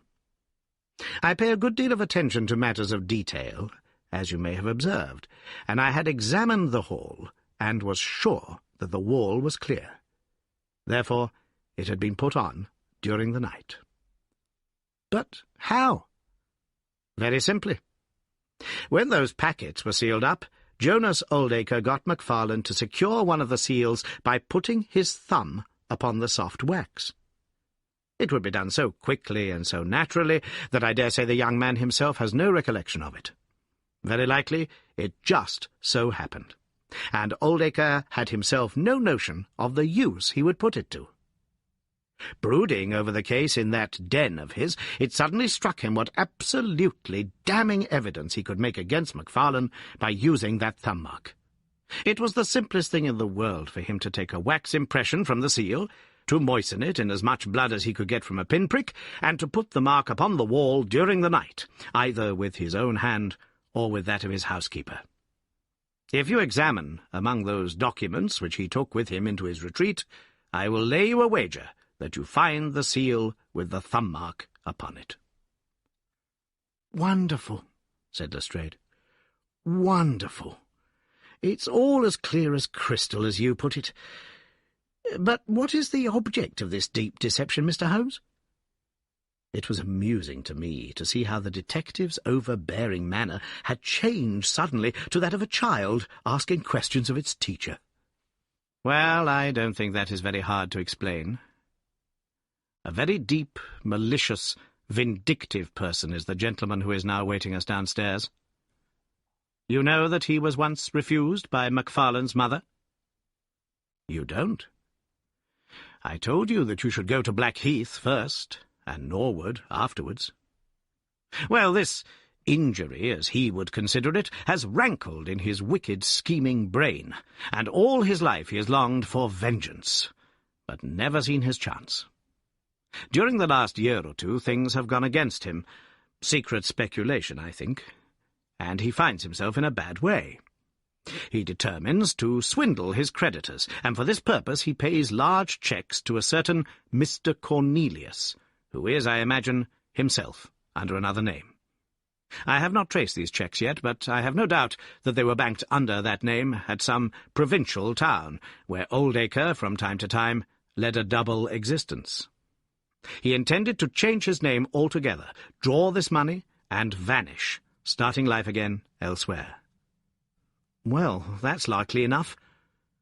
It would strike him that in disappearing he might throw all pursuit off his track, and at the same time have an ample and crushing revenge upon his old sweetheart, if he could give the impression that he had been murdered by her only child.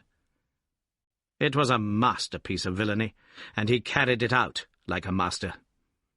The idea of the will, which would give an obvious motive for the crime, the secret visit unknown to his own parents, the retention of the stick, the blood, and the animal remains and buttons in the woodpile, all were admirable.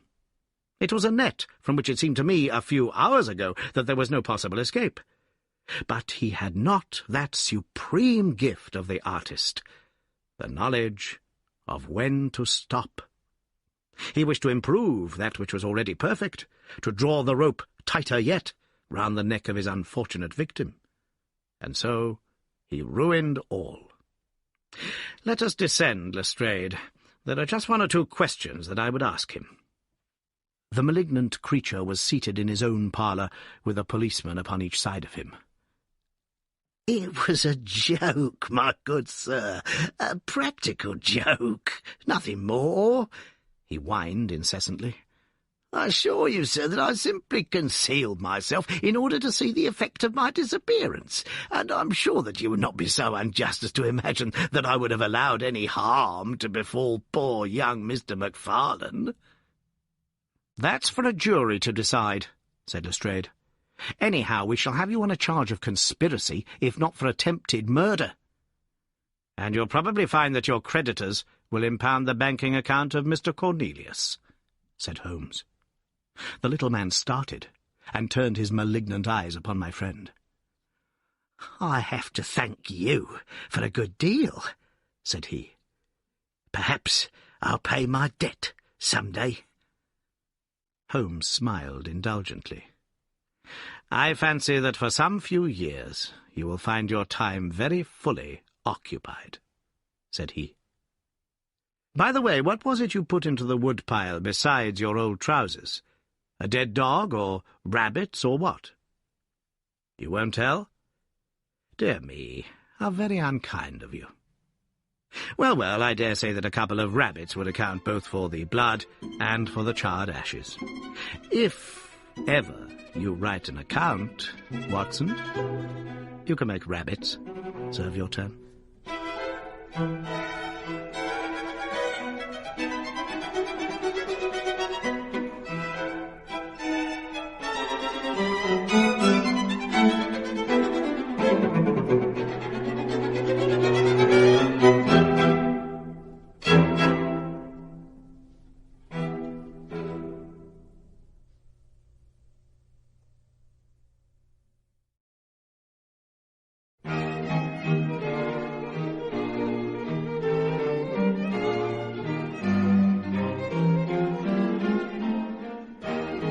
The Adventure of the Six Napoleons.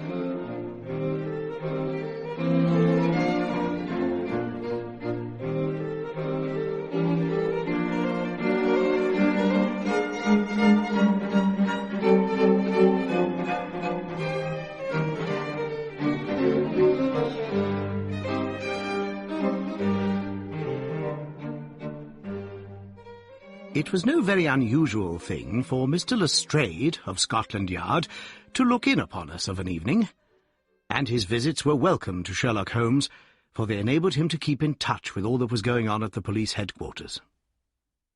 In return for the news which Lestrade would bring, Holmes was always ready to listen with attention to the details of any case upon which the detective was engaged, and was able occasionally, without any active interference, to give some hint or suggestion drawn from his own vast knowledge and experience. On this particular evening, Lestrade had spoken of the weather and the newspapers. Then he had fallen silent, puffing thoughtfully at his cigar. Holmes looked keenly at him. "Anything remarkable on hand?" he asked. "Oh, no, Mr. Holmes, nothing very particular." "Then tell me about it." Lestrade laughed. "Well, Mr. Holmes, there is no use denying that there is something on my mind, and yet it is such an absurd business that I hesitated to bother you about it. On the other hand, although it is trivial, it is undoubtedly queer, and I know that you have a taste for all that is out of the common. But in my opinion it comes more in Dr. Watson's line than ours." "Disease?" said I. "Madness, anyhow, and a queer madness, too. You wouldn't think there was anyone living at this time of day who had such a hatred of Napoleon I that he would break any image of him that he could see." Holmes sank back in his chair. "That's no business of mine," said he. "Exactly, that's what I said. But then, when the man commits burglary in order to break images which are not his own, that brings it away from the doctor and on to the policeman." Holmes sat up again. "Burglary? This is more interesting. Let me hear the details." Lestrade took out his official notebook and refreshed his memory from its pages. "The first case reported was 4 days ago," said he. "It was at the shop of Morse Hudson, who has a place for the sale of pictures and statues in the Kennington Road. The assistant had left the front shop for an instant, when he heard a crash, and hurrying in he found a plaster bust of Napoleon, which stood with several other works of art upon the counter, lying shivered into fragments. He rushed out into the road, but although several passers-by declared that they had noticed a man run out of the shop, he could neither see anyone nor could he find any means of identifying the rascal. It seemed to be one of those senseless acts of hooliganism which occur from time to time, and it was reported to the constable on the beat as such. The plaster cast was not worth more than a few shillings, and the whole affair appeared to be too childish for any particular investigation. The second case, however, was more serious, and also more singular. It occurred only last night. In Kennington Road, and within a few hundred yards of Morse Hudson's shop, there lives a well-known medical practitioner named Dr. Barnicot, who has one of the largest practices upon the south side of the Thames. His residence and principal consulting room is at Kennington Road, but he has a branch surgery and dispensary at Lower Brixton Road, 2 miles away. This Dr. Barnicot is an enthusiastic admirer of Napoleon, and his house is full of books, pictures, and relics of the French Emperor. Some little time ago he purchased from Morse Hudson 2 duplicate plaster casts of the famous head of Napoleon by the French sculptor Devine. One of these he placed in his hall in the house at Kennington Road, and the other on the mantelpiece of the surgery at Lower Brixton. Well, when Dr. Barnicot came down this morning, he was astonished to find that his house had been burgled during the night, but that nothing had been taken save the plaster head from the hall. It had been carried out and had been dashed savagely against the garden wall, under which its splintered fragments were discovered. Holmes rubbed his hands. "This is certainly very novel," said he. "I thought it would please you, but I have not got to the end yet. Dr. Barnicot was due at his surgery at 12 o'clock, and you can imagine his amazement when, on arriving there, he found that the window had been opened in the night, and that the broken pieces of his second bust were strewn all over the room. It had been smashed to atoms where it stood. In neither case were there any signs which could give us a clue as to the criminal or lunatic who had done the mischief." Now, Mr. Holmes, you have got the facts. They are singular, not to say grotesque, said Holmes. May I ask whether the two busts smashed in Dr. Barnicot's rooms were the exact duplicates of the one which was destroyed in Morse Hudson's shop? They were taken from the same mould. Such a fact must tell against the theory that the man who breaks them is influenced by any general hatred of Napoleon. Considering how many hundreds of statues of the great emperor must exist in London, it is too much to suppose such a coincidence as that a promiscuous iconoclast should chance to begin upon 3 specimens of the same bust. "Well, I thought as you do," said Lestrade. "On the other hand, this Morse Hudson is the purveyor of busts in that part of London, and these 3 were the only ones which have been in his shop for years. So, although, as you say, there are many hundreds of statues in London, it is very probable that these 3 were the only ones in that district. Therefore, a local fanatic would begin with them. What do you think, Dr. Watson?" "There are no limits to the possibilities of monomania," I answered.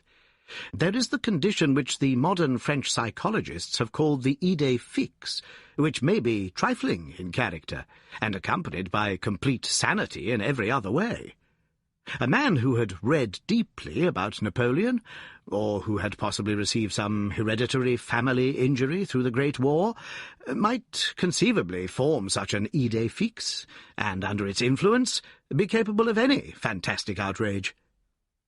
"That won't do, my dear Watson," said Holmes, shaking his head, "for no amount of idée fixe would enable your interesting monomaniac to find out where these busts were situated." "Well, how do you explain it?" "I don't attempt to do so. I would only observe that there is a certain method in the gentleman's eccentric proceedings. For example, in Dr. Barnicot's hall, where a sound might arouse the family, the bust was taken outside before being broken, whereas in the surgery, where there was less danger of an alarm, it was smashed where it stood. The affair seems absurdly trifling, and yet I dare call nothing trivial, when I reflect that some of my most classic cases have had the least promising commencement. You will remember, Watson, how the dreadful business of the Abernethy family was first brought to my notice, by the depth which the parsley had sunk into the butter upon a hot day. I can't afford, therefore, to smile at your 3 broken busts, Lestrade, and I shall be very much obliged to you if you will let me hear of any fresh development of so singular a chain of events." The development for which my friend had asked came in a quicker and an infinitely more tragic form than he could have imagined. I was still dressing in my bedroom next morning when there was a tap at the door, and Holmes entered, a telegram in his hand. He read it aloud. "Come instantly, 131 Pitt Street, Kensington. Lestrade." "What is it, then?" I asked. "Don't know. Maybe anything. But I suspect it is the sequel of the story of the statues. In that case, our friend, the image breaker, has begun operations in another quarter of London. There's coffee on the table, Watson, and I have a cab at the door."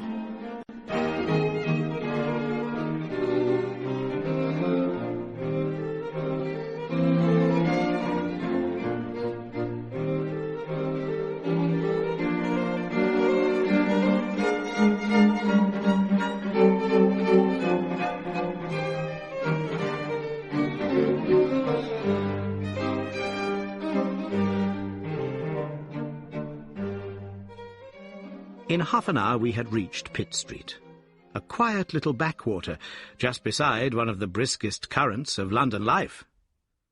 Number 131 was one of a row, all flat-chested, respectable, and most unromantic dwellings.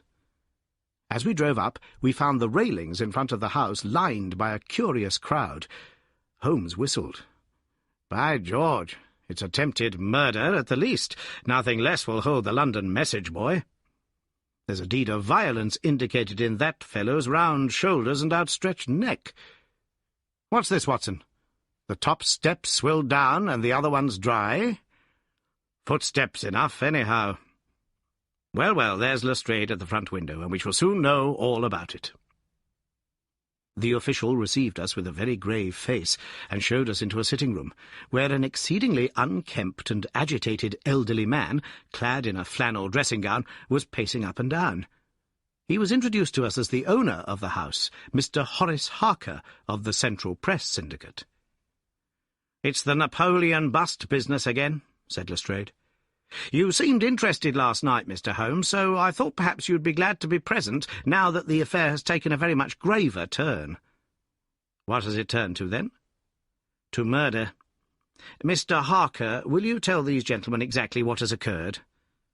The man in the dressing-gown turned upon us with a most melancholy face.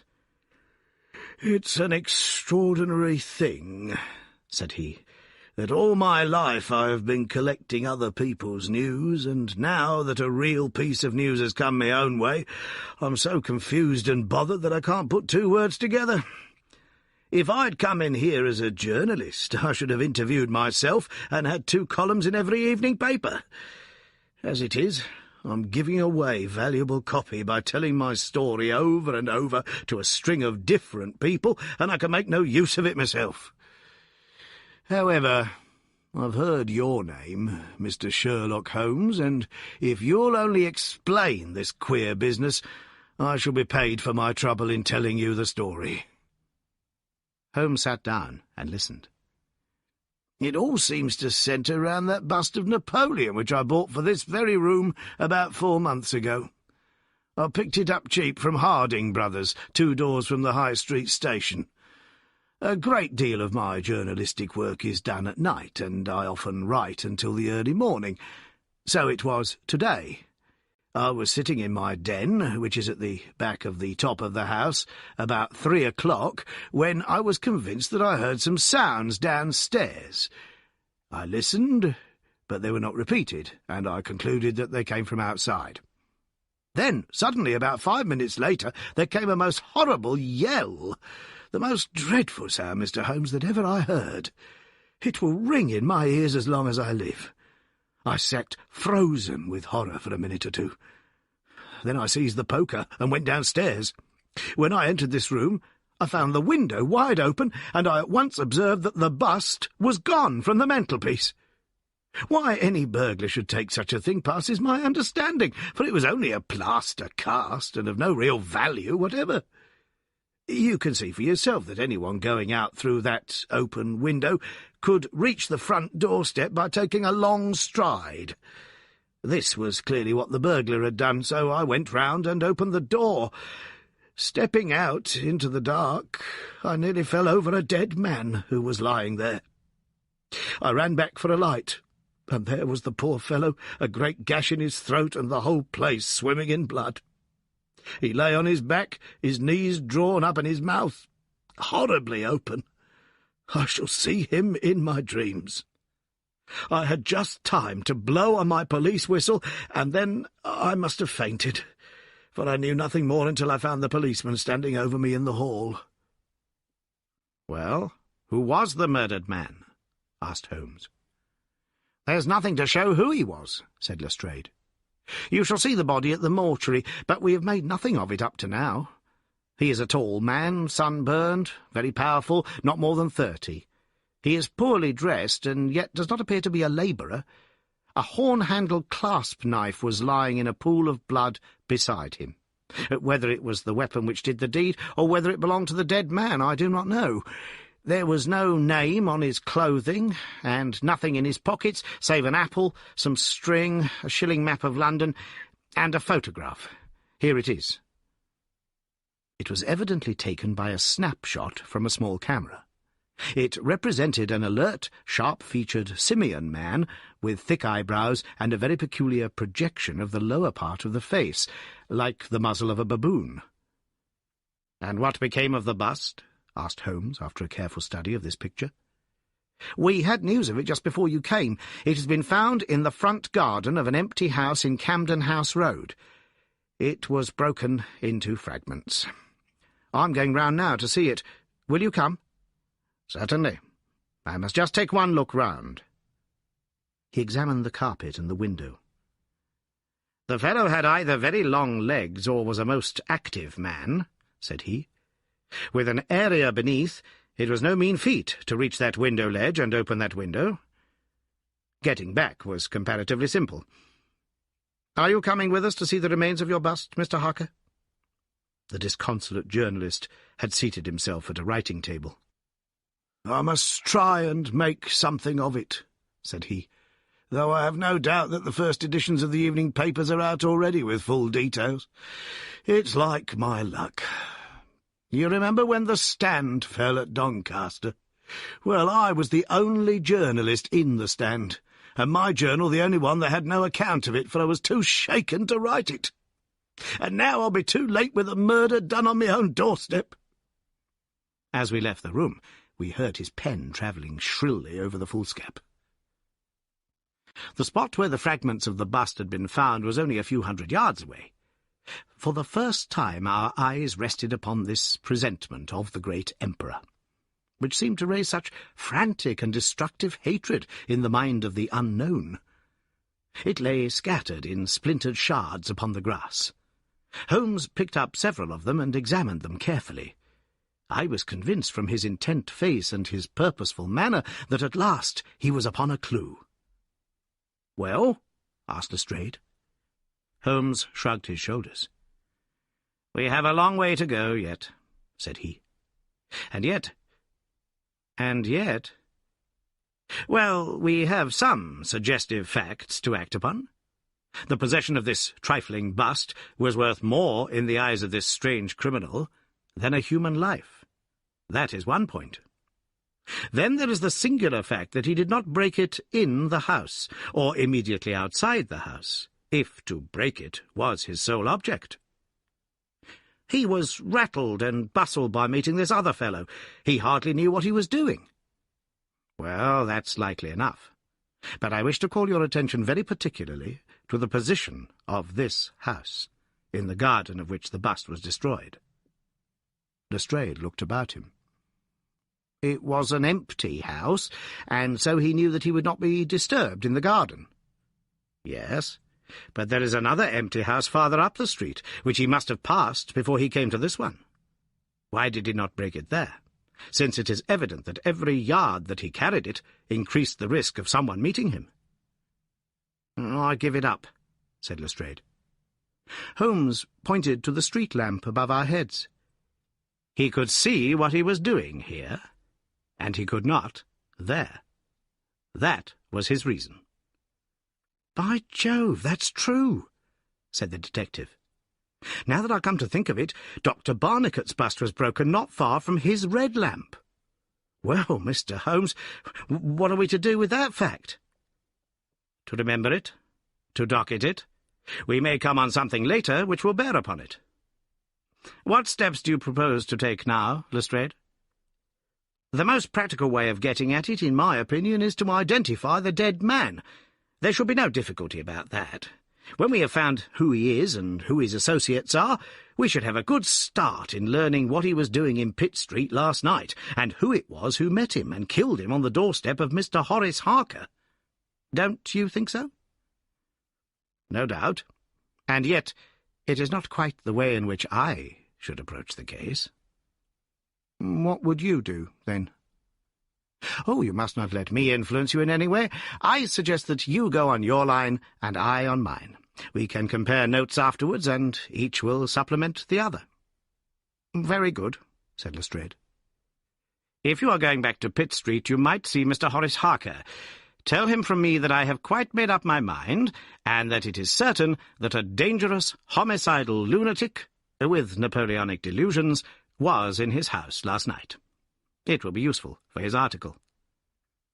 Lestrade stared. "You don't seriously believe that?" Holmes smiled. "Don't I? Well, perhaps I don't. But I am sure that it will interest Mr. Horace Harker and the subscribers of the Central Press Syndicate. Now, Watson, I think that we shall find that we have a long and rather complex day's work before us. I should be glad, Lestrade, if you would make it convenient to meet us at Baker Street at 6 o'clock this evening. Until then, I should like to keep this photograph found in the dead man's pocket. It is possible that I may have to ask your company and assistance upon a small expedition which will have to be undertaken tonight, if my chain of reasoning should prove to be correct. Until then, goodbye, and good luck.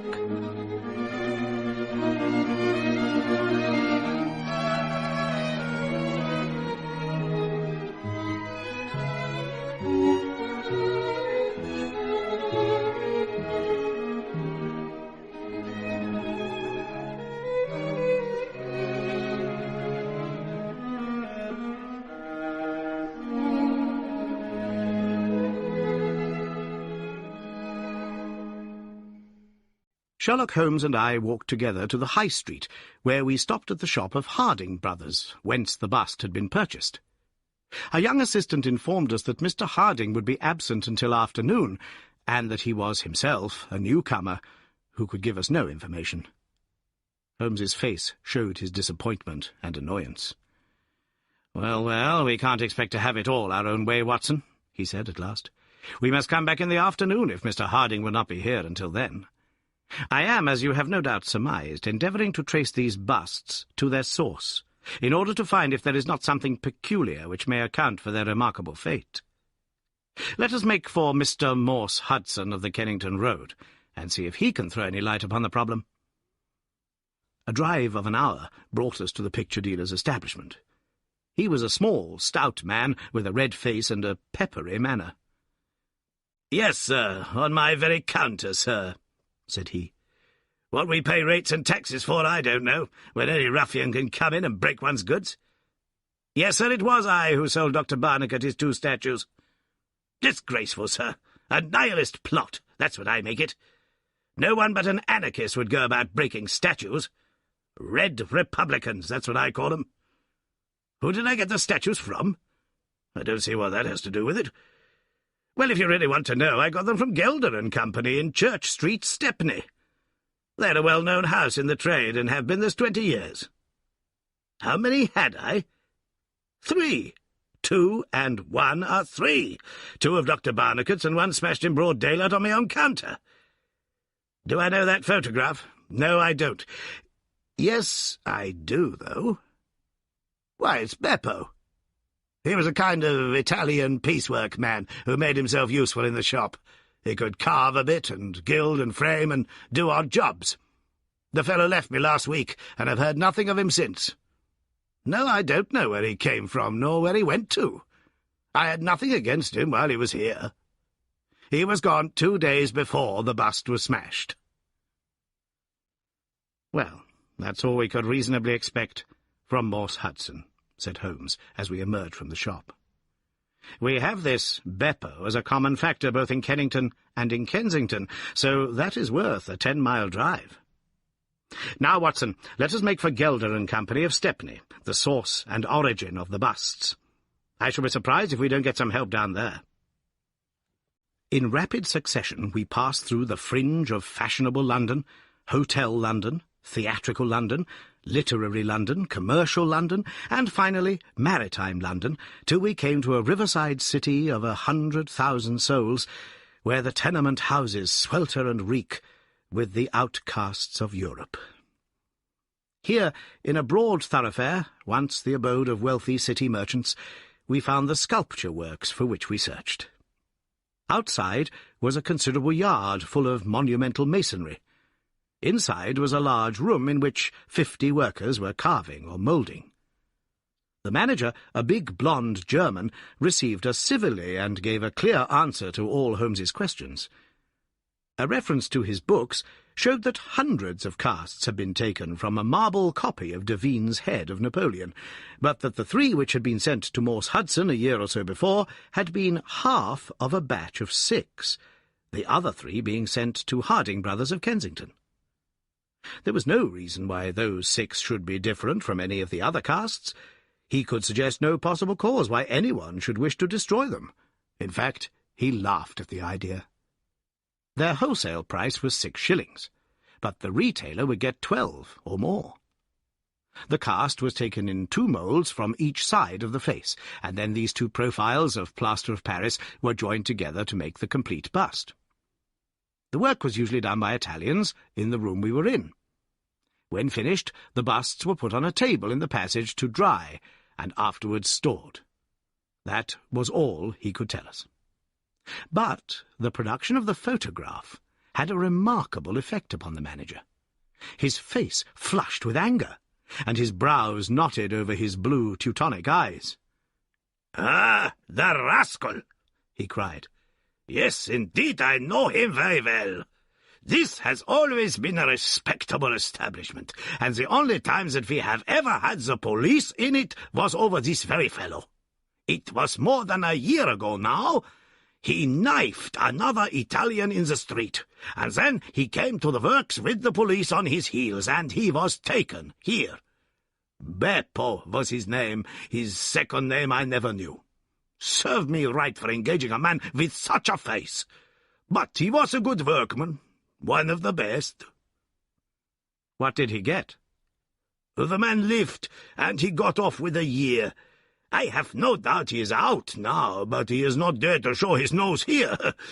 We have a cousin of his here, and I dare say he could tell you where he is." "No, no," cried Holmes. "Not a word to the cousin. Not a word, I beg of you. The matter is very important, and the farther I go with it, the more important it seems to grow. When you referred in your ledger to the sale of those casts, I observed that the date was June the 3rd of last year. Could you give me the date when Beppo was arrested?" "I could tell you roughly by the pay list," the manager answered. "Yes," he continued, after some turning over of pages. "He was paid last on May the 20th. "Thank you," said Holmes. "I don't think that I need intrude upon your time and patience any more." With a last word of caution that he should say nothing as to our researches, we turned our faces westward once more.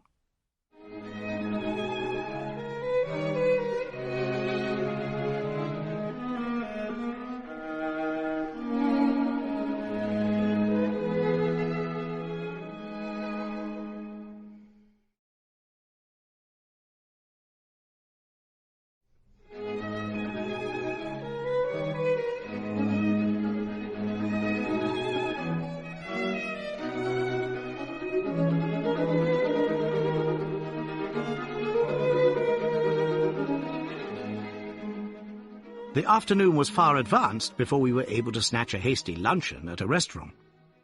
A newsbill at the entrance announced "Kensington Outrage, Murder by a Madman," and the contents of the paper showed that Mr. Horace Harker had got his account into print after all. 2 columns were occupied with a highly sensational and flowery rendering of the whole incident. Holmes propped it against the cruet stand and read it while he ate.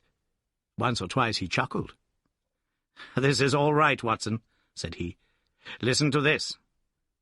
It is satisfactory to know that there can be no difference of opinion upon this case, since Mr. Lestrade, one of the most experienced members of the official force, and Mr. Sherlock Holmes, the well-known consulting expert, have each come to the conclusion that the grotesque series of incidents which have ended in so tragic a fashion arise from lunacy, rather than from deliberate crime. No explanation save mental aberration can cover the facts. The press, Watson, is a most valuable institution, if you only know how to use it.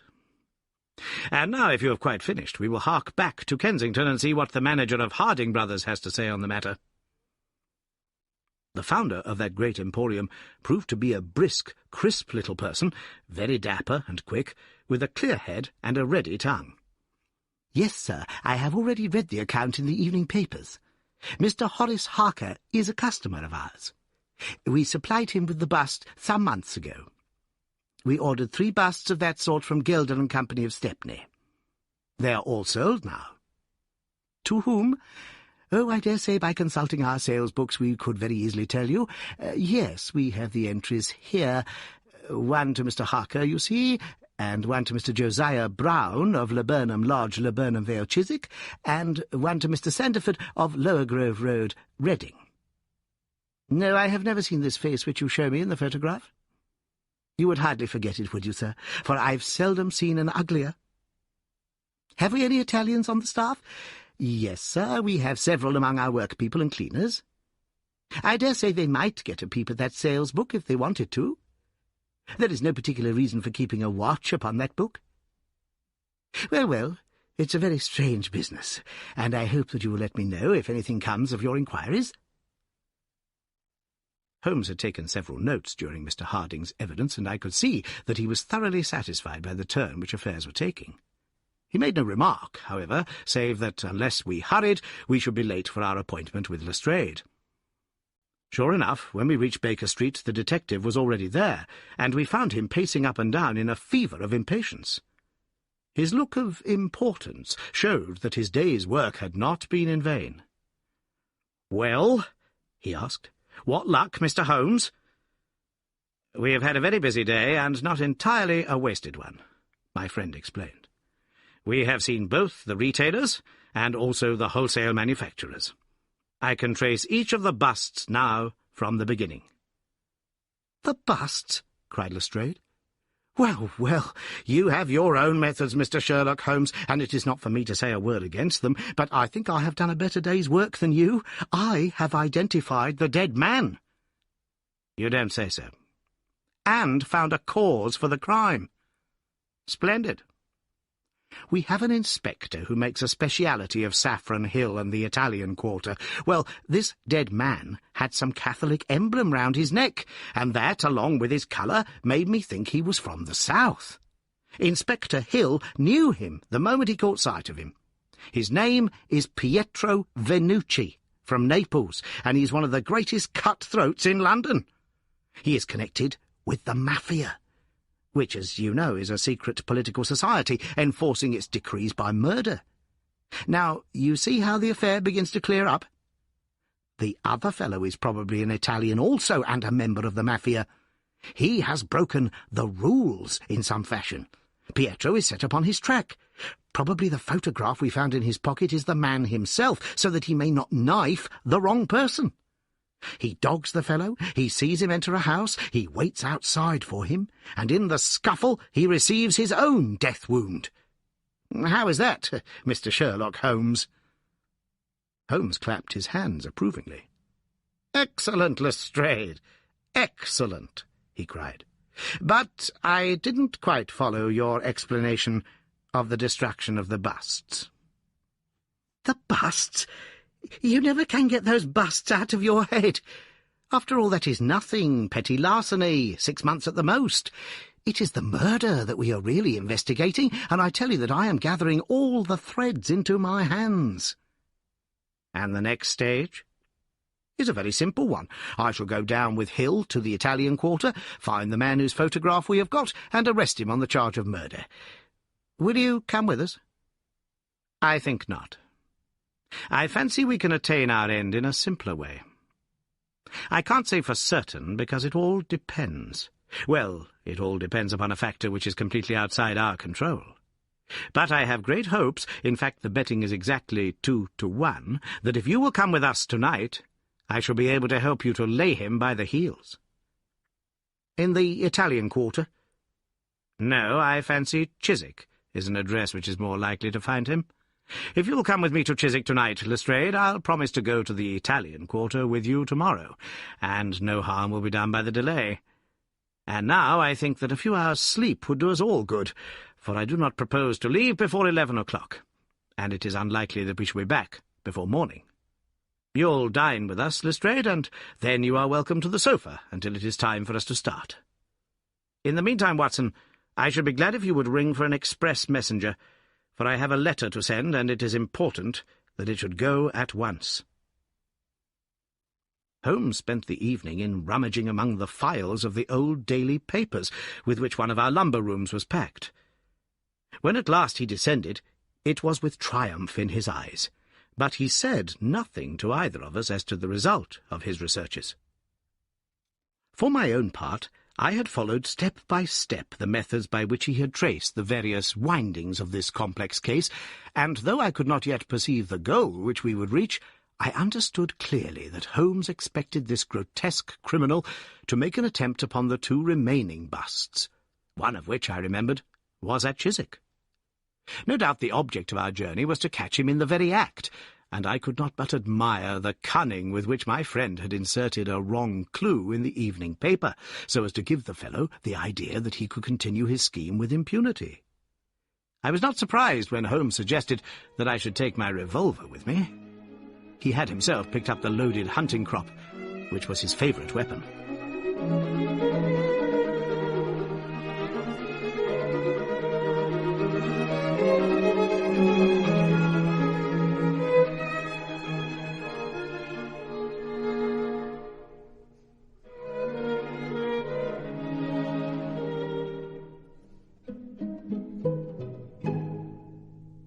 A four-wheeler was at the door at 11, and in it we drove to a spot at the other side of Hammersmith Bridge. Here the cabman was directed to wait. A short walk brought us to a secluded road fringed with pleasant houses, each standing in its own grounds. In the light of a street lamp we read Laburnum Villa upon the gate-post of one of them. The occupants had evidently retired to rest, for all was dark, save for a fanlight over the hall door, which shed a single blurred circle onto the garden path. The wooden fence, which separated the grounds from the road, threw a dense black shadow upon the inner side, and here it was that we crouched. "I fear that you'll have a long wait," Holmes whispered. "We may thank our stars that it is not raining. I don't think we can even venture to smoke to pass the time. However, it's a 2-to-1 chance that we get something to pay us for our trouble." It proved, however, that our vigil was not to be so long as Holmes had led us to fear, and it ended in a very sudden and singular fashion. In an instant, without the least sound to warn us of his coming, the garden gate swung open, and a lithe, dark figure, as swift and active as an ape, rushed up the garden path. We saw it whisk past the light thrown from over the door and disappear against the black shadow of the house. There was a long pause, during which we held our breath, and then a very gentle creaking sound came to our ears. The window was being opened. The noise ceased, and again there was a long silence. The fellow was making his way into the house. We saw the sudden flash of a dark lantern inside the room. What he sought was evidently not there, for again we saw the flash through another blind, and then through another. "Let us get to the open window. We will nab him as he climbs out," Lestrade whispered. But before we could move, the man had emerged again. As he came out into the glimmering patch of light, we saw that he carried something white under his arm. He looked stealthily all round him. The silence of the deserted street reassured him. Turning his back upon us, he laid down his burden, and the next instant there was the sound of a sharp tap, followed by a clatter and a rattle. The man was so intent upon what he was doing that he never heard our steps as we stole across the grass-plot. With the bound of a tiger, Holmes was on his back, and an instant later Lestrade and I had him by either wrist, and the handcuffs had been fastened. As we turned him over, I saw a hideous, sallow face with writhing, furious features glaring up at us, and I knew that it was indeed the man of the photograph whom we had secured. But it was not our prisoner to whom Holmes was giving his attention. Squatted on the doorstep, he was engaged in most carefully examining that which the man had brought from the house. It was a bust of Napoleon, like the one which we had seen that morning, and it had been broken into similar fragments. Carefully, Holmes held each separate shard to the light, but in no way did it differ from any other shattered piece of plaster. He had just completed his examination when the hall lights flew up, the door opened, and the owner of the house, a jovial, rotund figure in shirt and trousers, presented himself. "Mr. Josiah Brown, I suppose?" said Holmes. "Yes, sir, and you no doubt are Mr. Sherlock Holmes. I had the note which you sent by the express messenger, and I did exactly what you told me. We locked every door on the inside and awaited developments. Well, I'm very glad to see that you have got the rascal. I hope, gentlemen, that you will come in and have some refreshment."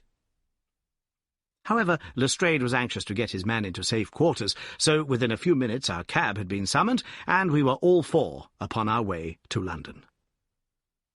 Not a word would our captive say, but he glared at us from the shadow of his matted hair, and once, when my hand seemed within his reach, he snapped at it like a hungry wolf.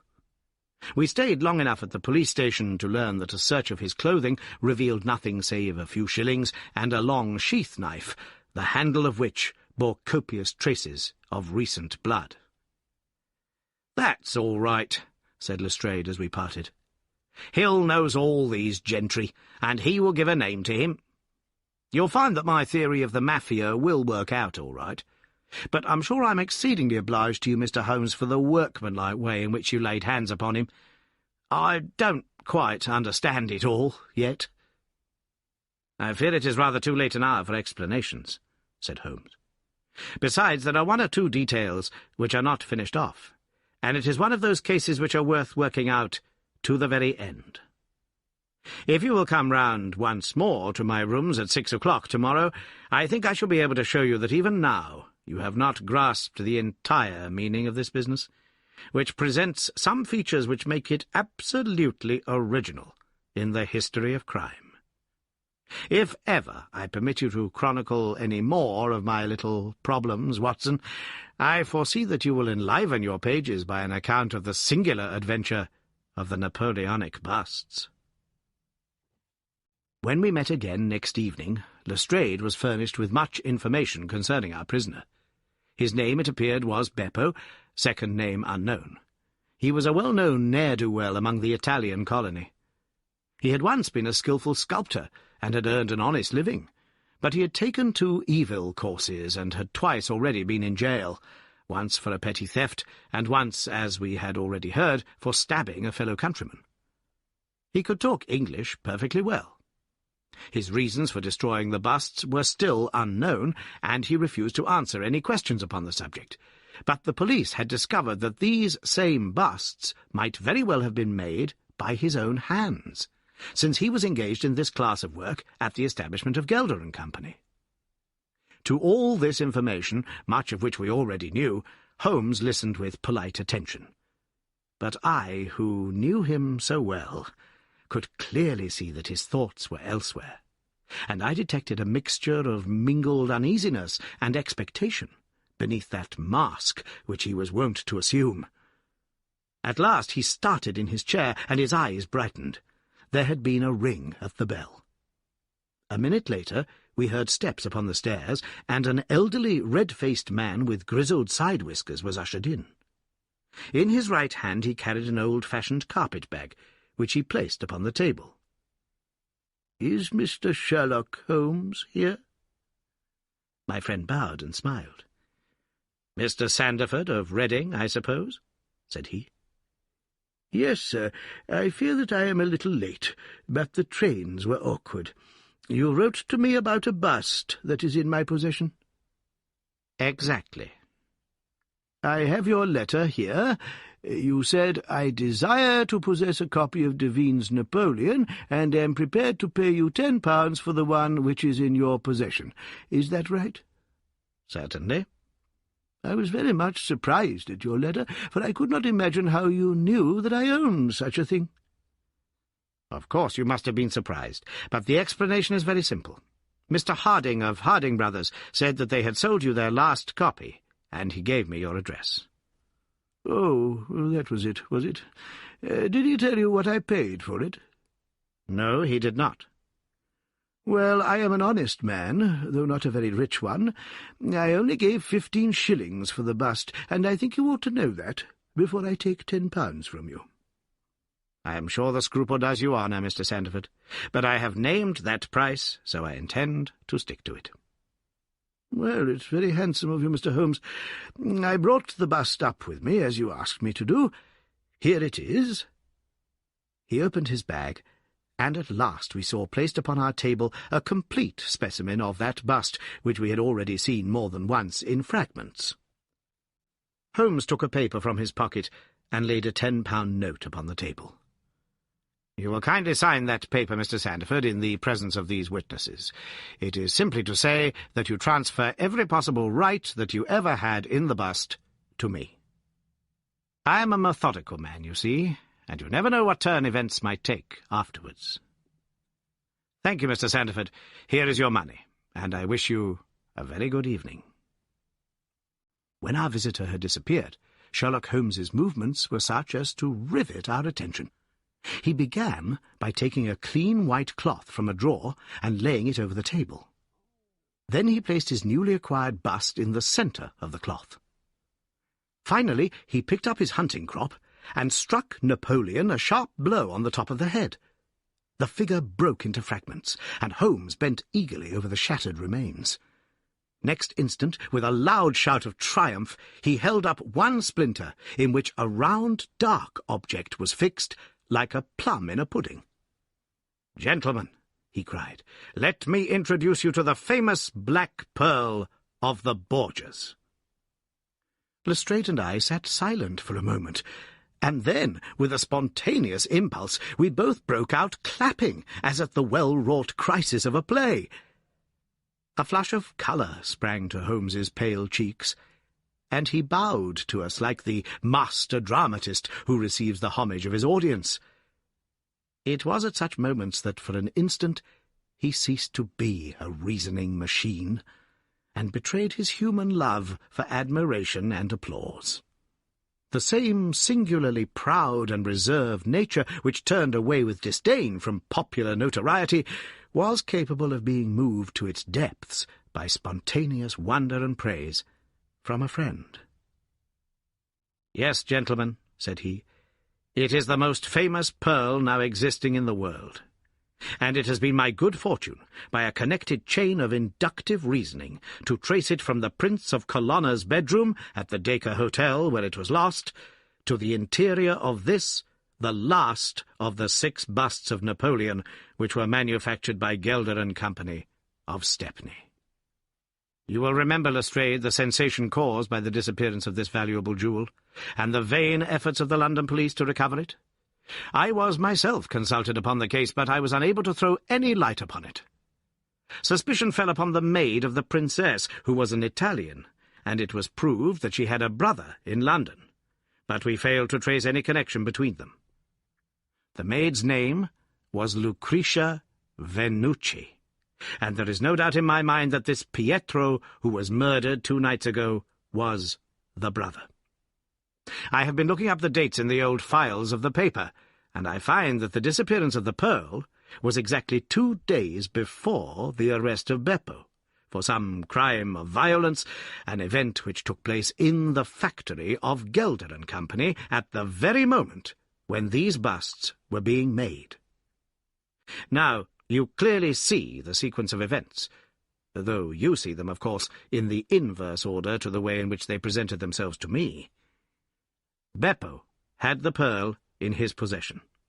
He may have stolen it from Pietro. He may have been Pietro's confederate. He may have been the go-between of Pietro and his sister. It is of no consequence to us which is the correct solution. The main fact is that he had the pearl, and at that moment, when it was on his person, he was pursued by the police. He made for the factory in which he worked, and he knew that he had only a few minutes in which to conceal this enormously valuable prize, which would otherwise be found on him when he was searched. 6 plaster casts of Napoleon were drying in the passage. One of them was still soft. In an instant, Beppo, a skilful workman, made a small hole in the wet plaster, dropped in the pearl, and with a few touches covered over the aperture once more. It was an admirable hiding-place. No one could possibly find it. But Beppo was condemned to a year's imprisonment, and in the meanwhile his 6 busts were scattered over London. He could not tell which contained his treasure. Only by breaking them could he see. Even shaking would tell him nothing, for as the plaster was wet, it was probable that the pearl would adhere to it, as in fact it has done. Beppo did not despair, and he conducted his search with considerable ingenuity and perseverance. Through a cousin who works with Gelder, he found out the retail firms who had bought the busts. He managed to find employment with Morse Hudson, and in that way tracked down 3 of them. The pearl was not there. Then, with the help of some Italian employee, he succeeded in finding out where the other 3 busts had gone. The first was at Harker's. There he was dogged by his confederate, who held Beppo responsible for the loss of the pearl, and he stabbed him in the scuffle which followed. If he was his confederate, why should he carry his photograph? I asked. As a means of tracing him, if he wished to inquire about him from any third person. That was the obvious reason.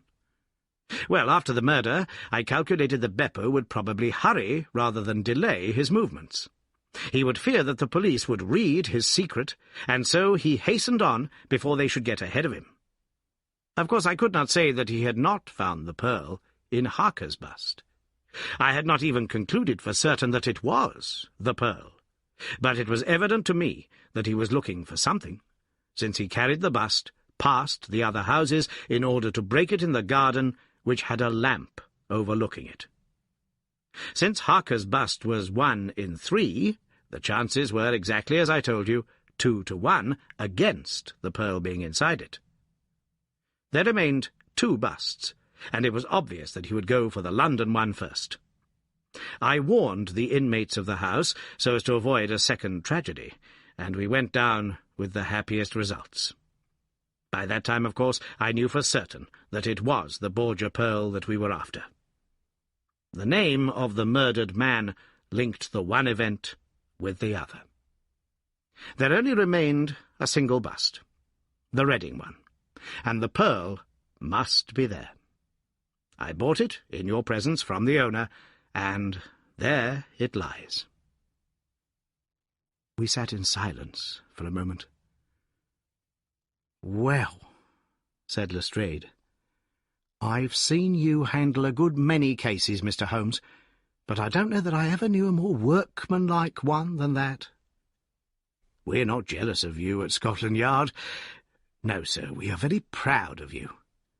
And if you come down tomorrow, there's not a man, from the oldest inspector to the youngest constable, who wouldn't be glad to shake you by the hand." "Thank you," said Holmes.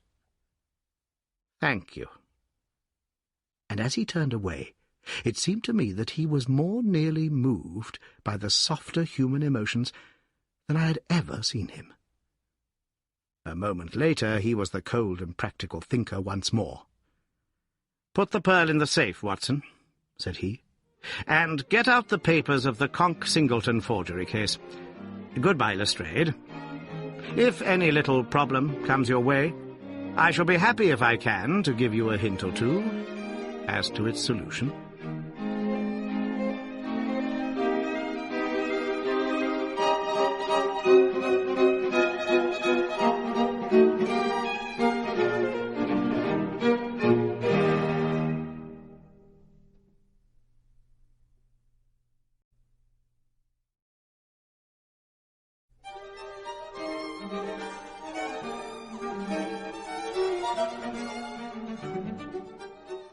The Adventure of the 3 Students.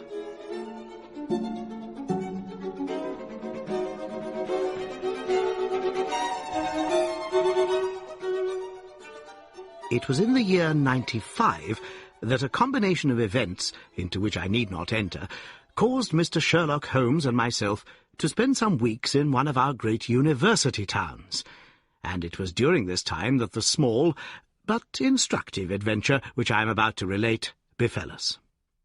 It will be obvious that any details which would help the reader exactly to identify the college or the criminal would be injudicious and offensive. So painful a scandal may well be allowed to die out. With due discretion, the incident itself may, however, be described, since it serves to illustrate some of those qualities for which my friend was remarkable. I will endeavour in my statement to avoid such terms as would serve to limit the events to any particular place, or give a clue as to the people concerned. We were residing at the time in furnished lodgings close to a library where Sherlock Holmes was pursuing some laborious researches in early English charters, researches which led to results so striking that they may be the subject of one of my future narratives. Here it was that one evening we received a visit from an acquaintance, Mr. Hilton Soames, tutor and lecturer at the College of St. Luke's. Mr. Soames was a tall, spare man, of a nervous and excitable temperament. I had always known him to be restless in his manner, but on this particular occasion he was in such a state of uncontrollable agitation that it was clear something very unusual had occurred. "I trust, Mr. Holmes, that you can spare me a few hours of your valuable time. We have had a very painful incident at St. Luke's, and really, but for the happy chance of your being in town, I should have been at a loss what to do." "I am very busy just now, and I desire no distractions," my friend answered. "I should much prefer that you called in the aid of the police." "No, no, my dear sir. Such a course is utterly impossible. When once the law is evoked, it cannot be stayed again, and this is just one of those cases where, for the credit of the college, it is most essential to avoid scandal. Your discretion is as well known as your powers, and you are the one man in the world who can help me. I beg you, Mr. Holmes, to do what you can." My friend's temper had not been improved since he had been deprived of the congenial surroundings of Baker Street.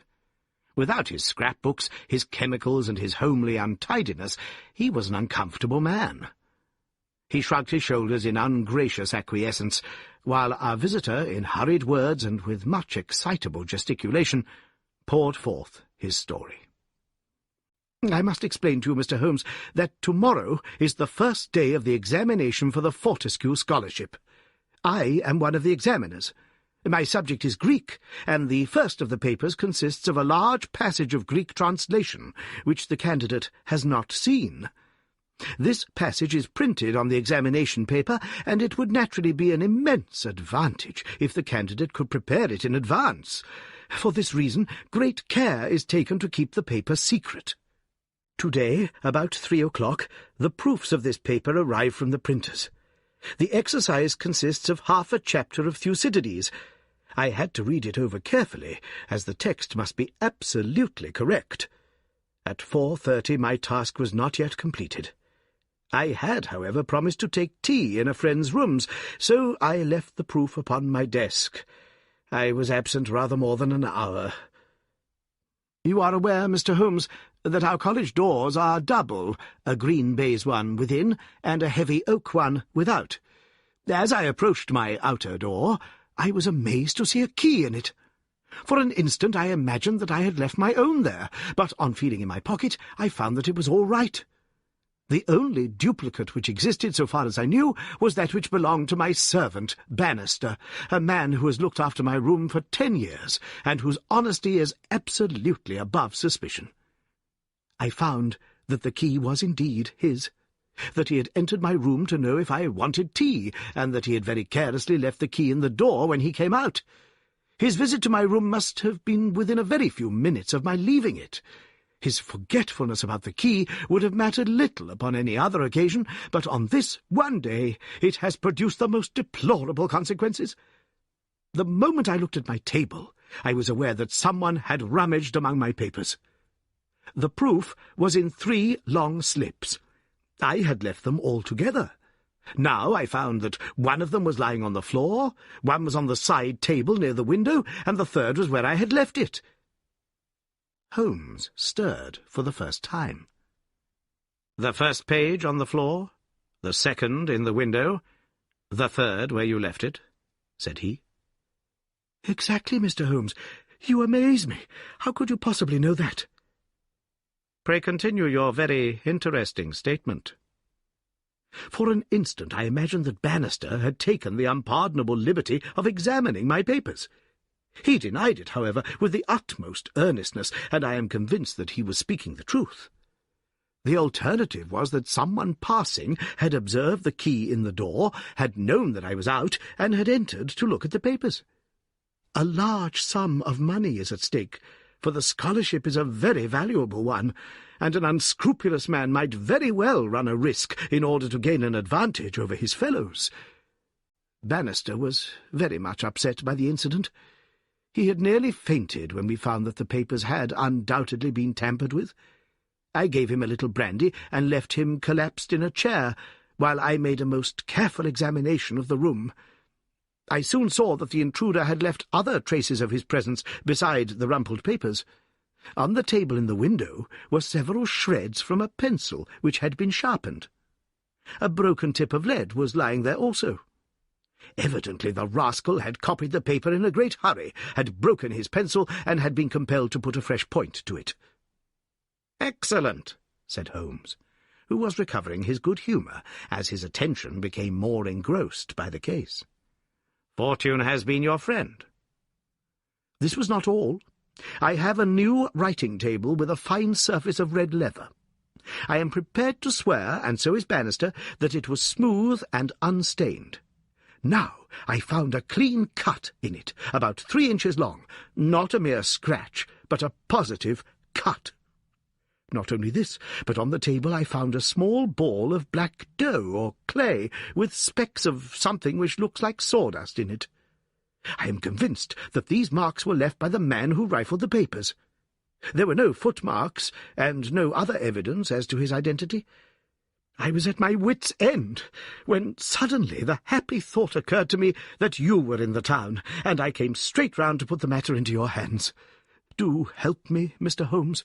You see my dilemma.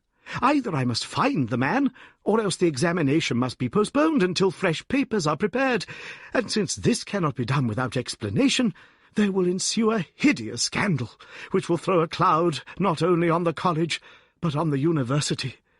Above all things I desire to settle the matter quietly and discreetly." "I shall be happy to look into it, and to give you such advice as I can," said Holmes, rising and putting on his overcoat. "The case is not entirely devoid of interest. Had anyone visited you in your room after the papers came to you?" "Yes, young Dowlat Ras, an Indian student who lives on the same stair, came in to ask me some particulars about the examination." "For which he was entered?" "Yes." "And the papers were on your table?" "To the best of my belief they were rolled up." "But might be recognized as proofs?" "Possibly." "No one else in your room?" "No." "Did anyone know that these proofs would be there?" "No one save the printer." "Did this man Bannister know?" "No, certainly not. No one knew." "Where is Bannister now?" "He was very ill, poor fellow. I left him collapsed in the chair. I was in such a hurry to come to you." "You left your door open?" "I locked up the papers first." "Then it amounts to this, Mr. Soames, that unless the Indian student recognized the roll as being proofs, the man who tampered with them came upon them accidentally, without knowing that they were there." "So it seems to me." Holmes gave an enigmatic smile. "Well," said he, "let us go round. Not one of your cases, Watson. Mental, not physical. All right, come if you want to. Now, Mr. Soames, at your disposal."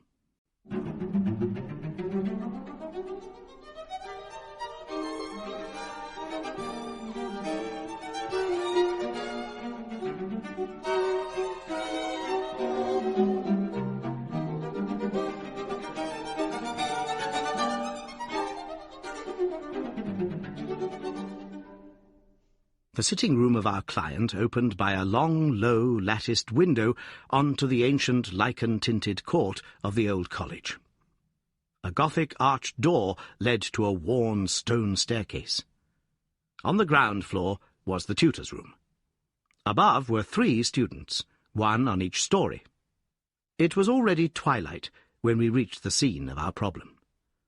Holmes halted and looked earnestly at the window. Then he approached it, and standing on tiptoe with his neck craned, he looked into the room. "He must have entered through the door. There is no opening except the one pane," said our learned guide. "Dear me," said Holmes, and he smiled in a singular way as he glanced at our companion. "Well, if there is nothing to be learned here, we had best go inside." The lecturer unlocked the outer door and ushered us into his room. We stood at the entrance while Holmes made an examination of the carpet. "I'm afraid there are no signs here," said he. "One could hardly hope for any upon so dry a day. Your servant seems to have quite recovered. You left him in a chair, you say. Which chair? By the window there. I see. Near this little table. You can come in now. I have finished with the carpet. Let us take the little table first. Of course, what has happened is very clear. The man entered and took the papers, sheet by sheet, from the central table. He carried them over to the window table, because from there he could see if you came across the courtyard, and so could effect an escape. As a matter of fact, he could not, said Soames, for I entered by the side door. Ah, that's good. Well, anyhow, that was in his mind. Let me see the 3 strips. No finger impressions? No. Well, he carried over this one first, and he copied it. How long would it take him to do that, using every possible contraction? A quarter of an hour, not less. Then he tossed it down and seized the next. He was in the midst of that when your return caused him to make a very hurried retreat. Very hurried, since he had not time to replace the papers, which would tell you that he had been there. You were not aware of any hurrying feet on the stair as you entered the outer door? No, I can't say I was. Well, he wrote so furiously that he broke his pencil, and had, as you observe, to sharpen it again. This is of interest, Watson. The pencil was not an ordinary one. It was above the usual size, with a soft lead. The outer colour was dark blue. The maker's name was printed in silver lettering, and the piece remaining is only about 1.5 inches long. Look for such a pencil, Mr. Soames, and you have got your man. When I add that he possesses a large and very blunt knife, you have an additional aid. Mr. Soames was somewhat overwhelmed by this flood of information. "I can follow the other points," said he, "but really, in this matter of the length—" Holmes held out a small chip with the letters N.N. and a space of clear wood after them. "You see?" "No, I fear that even now—" "Watson, I have always done you an injustice. There are others. What could this N.N. be?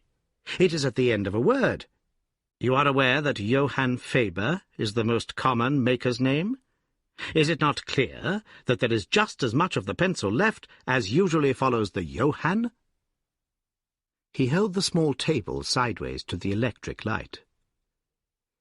"I was hoping that if the paper on which he wrote was thin, some trace of it might come through upon this polished surface.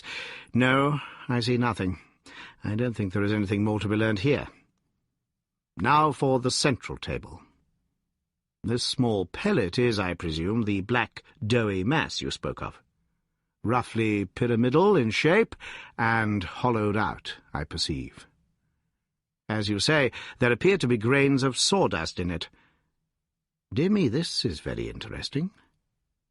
And the cut, a positive tear, I see. It began with a thin scratch and ended in a jagged hole. I am much indebted to you for directing my attention to this case, Mr. Soames. Where does that door lead to?" "To my bedroom." "Have you been in it since your adventure?" "No, I came straight away for you." "I should like to have a glance round. What a charming, old-fashioned room. Perhaps you will kindly wait a minute until I have examined the floor. No, I see nothing. What about this curtain? You hang your clothes behind it. If anyone were forced to conceal himself in this room, he must do it there, since the bed is too low and the wardrobe too shallow. No one there, I suppose." As Holmes drew the curtain, I was aware, from some little rigidity and alertness of his attitude, that he was prepared for an emergency. As a matter of fact, the drawn curtain disclosed nothing but 3 or 4 suits of clothes hanging from a line of pegs. Holmes turned away and stooped suddenly to the floor. "Halloa, what's this?" said he. It was a small pyramid of black putty-like stuff, exactly like the one upon the table of the study. Holmes held it out on his open palm in the glare of the electric light. "Your visitor seems to have left traces in your bedroom, as well as in your sitting-room, Mr. Soames." "What could he have wanted there?" I think it is clear enough. You came back by an unexpected way, and so he had no warning until you were at the very door. What could he do? He caught up everything which would betray him, and he rushed into your bedroom to conceal himself. Good gracious, Mr. Holmes, do you mean to tell me that all the time I was talking to Bannister in this room, we had the man prisoner, if we had only known it? So I read it.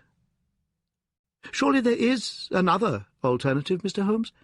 I don't know whether you observed my bedroom window. Lattice-paned, lead framework, 3 separate windows, one swinging on hinge, and large enough to admit a man. Exactly. And it looks out on an angle of the courtyard, so as to be partly invisible. The man might have effected his entrance there, left traces as he passed through the bedroom, and finally, finding the door open, have escaped that way. Holmes shook his head impatiently. "Let us be practical," said he. "I understand you to say that there are 3 students who use this stair, and are in the habit of passing your door." "Yes, there are." "And they are all in for this examination?" "Yes." "Have you any reason to suspect any one of them more than the others?" Soames hesitated. "It is a very delicate question," said he. "One hardly likes to throw suspicion where there are no proofs." "Let us hear the suspicions. I will look after the proofs." "I will tell you then in a few words the character of the 3 men who inhabit these rooms. The lower of the 3 is Gilchrist, a fine scholar and athletic, plays in the rugby team and the cricket team for the college, and got his blue for the hurdles and the long jump. He is a fine, manly fellow. His father was the notorious Sir Jabez Gilchrist, who ruined himself on the turf. My scholar has been left very poor, but he is hard-working and industrious. He will do well. The 2nd floor is inhabited by Daulat Ras, the Indian. He is a quiet, inscrutable fellow, as most of those Indians are. He is well up in his work, though his Greek is his weak subject. He is steady and methodical. The top floor belongs to Miles Maclaren. He is a brilliant fellow, when he chooses to work, one of the brightest intellects of the university. But he is wayward, dissipated, and unprincipled. He was nearly expelled over a card scandal in his first year. He has been idling all this term, and he must look forward with dread to the examination." "Then it is he whom you suspect?" "I dare not go so far as that. But of the 3 he is perhaps the least unlikely." "Exactly. Now, Mr. Soames, let us have a look at your servant, Bannister." He was a little white-faced, clean-shaven, grizzly-haired fellow of 50. He was still suffering from this sudden disturbance of the quiet routine of his life. His plump face was twitching with his nervousness, and his fingers could not keep still. "We are investigating this unhappy business, Bannister," said his master. "Yes, sir." "I understand," said Holmes, "that you left your key in the door." "Yes, sir." "Was it not very extraordinary that you should do this on the very day when there were these papers inside?" "It was most unfortunate, sir. But I have occasionally done the same thing at other times." "When did you enter the room?" "It was about 4:30. That is Mr. Soames's tea time." "How long did you stay?"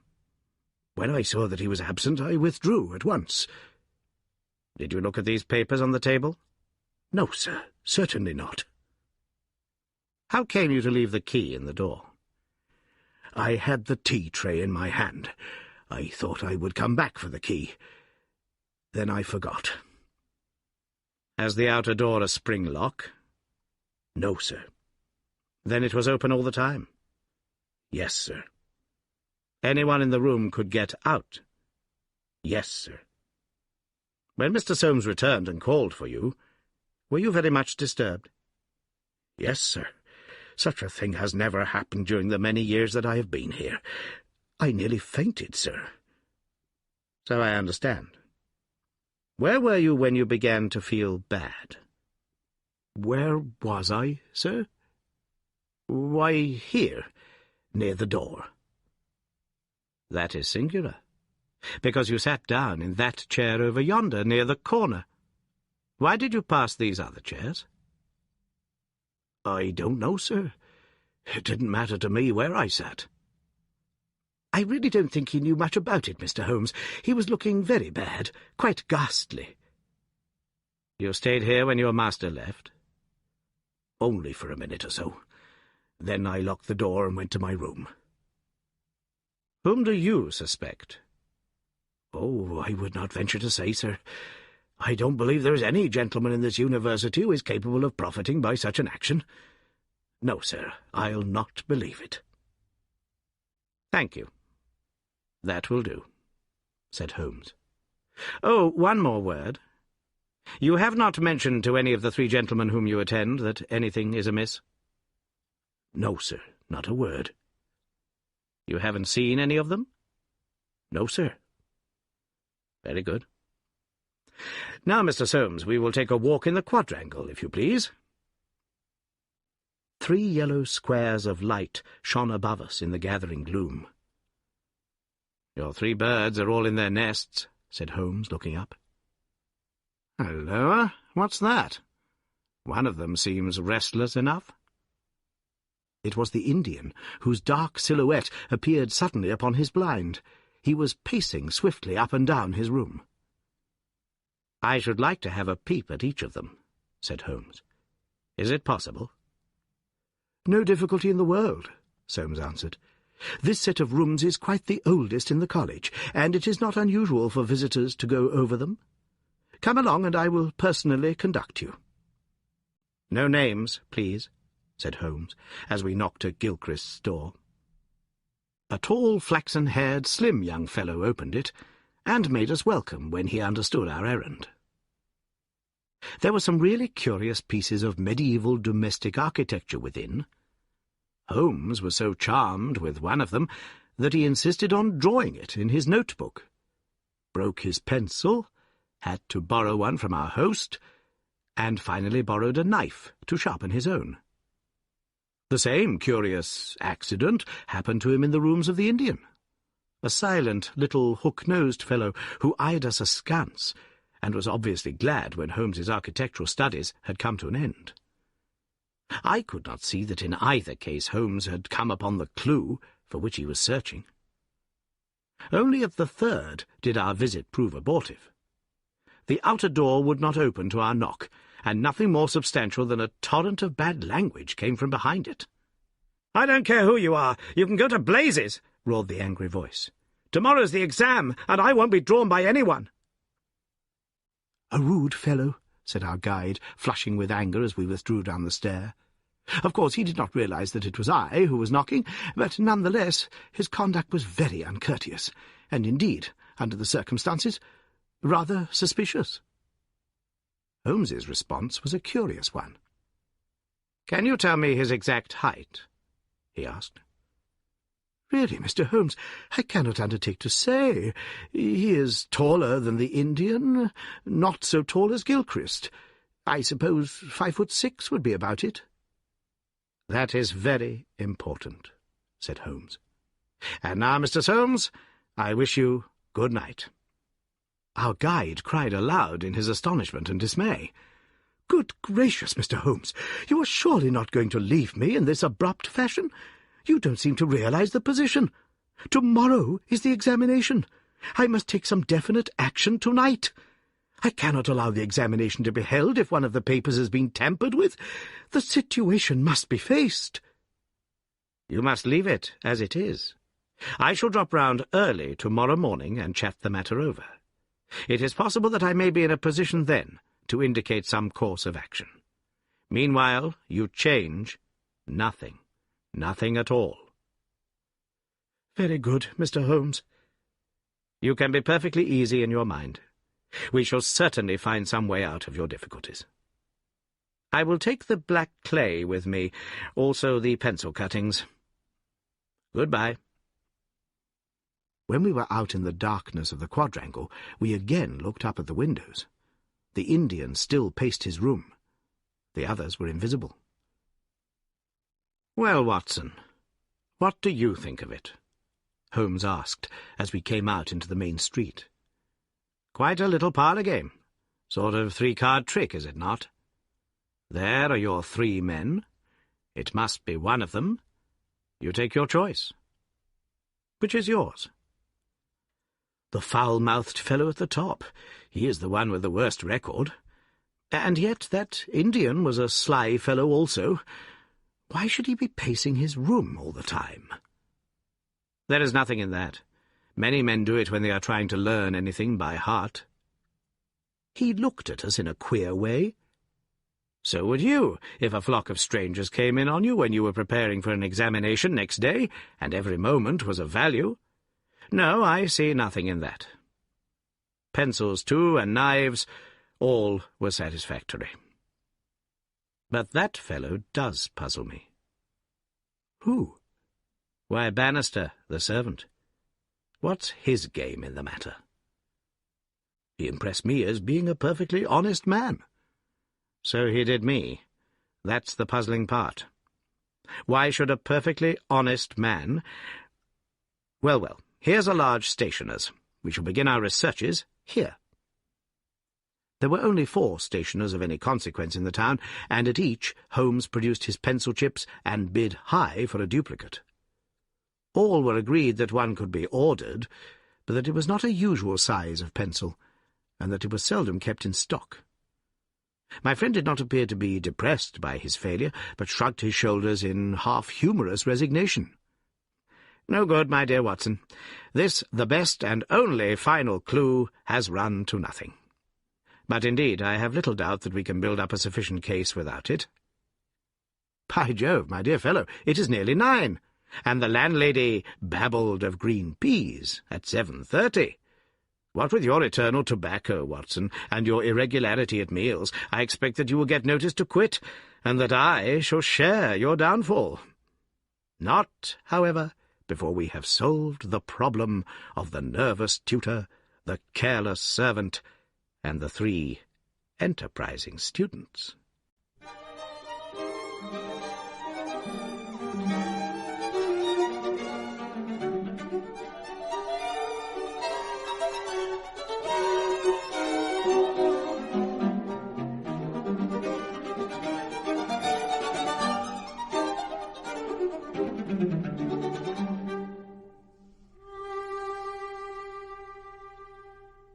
Holmes made no further allusion to the matter that day, though he sat lost in thought for a long time after our belated dinner. At 8 in the morning he came into my room just as I finished my toilet. "Well, Watson," said he, "it is time we went down to St. Luke's. Can you do without breakfast?" "Certainly." "Soames will be in a dreadful fidget until we are able to tell him something positive." "Have you anything positive to tell him?" "I think so." "You have formed a conclusion?" "Yes, my dear Watson. I have solved the mystery." "But what fresh evidence could you have got?" "Aha! It is not for nothing that I have turned myself out of bed at the untimely hour of 6. I have put in 2 hours' hard work, and covered at least 5 miles, with something to show for it. Look at that." He held out his hand. On the palm were 3 little pyramids of black, doughy clay. "Why, Holmes, you had only 2 yesterday." "And 1 more this morning. It is a fair argument that wherever number 3 came from is also the source of numbers 1 and 2. Eh, Watson? Well, come along and put friend Soames out of his pain." The unfortunate tutor was certainly in a state of pitiable agitation when we found him in his chambers. In a few hours the examination would commence, and he was still in the dilemma between making the facts public and allowing the culprit to compete for the valuable scholarship. He could hardly stand still, so great was his mental agitation, and he ran towards Holmes with 2 eager hands outstretched. "Thank heaven that you have come! I feared that you had given it up in despair. What am I to do? Shall the examination proceed?" "Yes, let it proceed by all means." "But this rascal—" "He shall not compete." You know him? I think so. If this matter is not to become public, we must give ourselves certain powers and resolve ourselves into a small, private court-martial. You there, if you please, Soames. Watson, you here. I'll take the armchair in the middle. I think that we are now sufficiently imposing to strike terror into a guilty breast. Kindly ring the bell." Bannister entered, and shrank back in evident surprise and fear at our judicial appearance. "You will kindly close the door," said Holmes. "Now, Bannister, will you please tell us the truth about yesterday's incident?" The man turned white to the roots of his hair. "I have told you everything, sir." "Nothing to add?" "Nothing at all, sir." "Well, then, I must make some suggestions to you. When you sat down on that chair yesterday, did you do so in order to conceal some object which would have shown who had been in the room?" Bannister's face was ghastly. "No, sir. Certainly not." "It is only a suggestion," said Holmes suavely. "I frankly admit that I am unable to prove it. But it seems probable enough, since the moment that Mr. Soames's back was turned, you released the man who was hiding in that bedroom." Bannister licked his dry lips. "There was no man, sir." "Ah, that's a pity, Bannister. Up to now you may have spoken the truth, but now I know that you have lied." The man's face set in sullen defiance.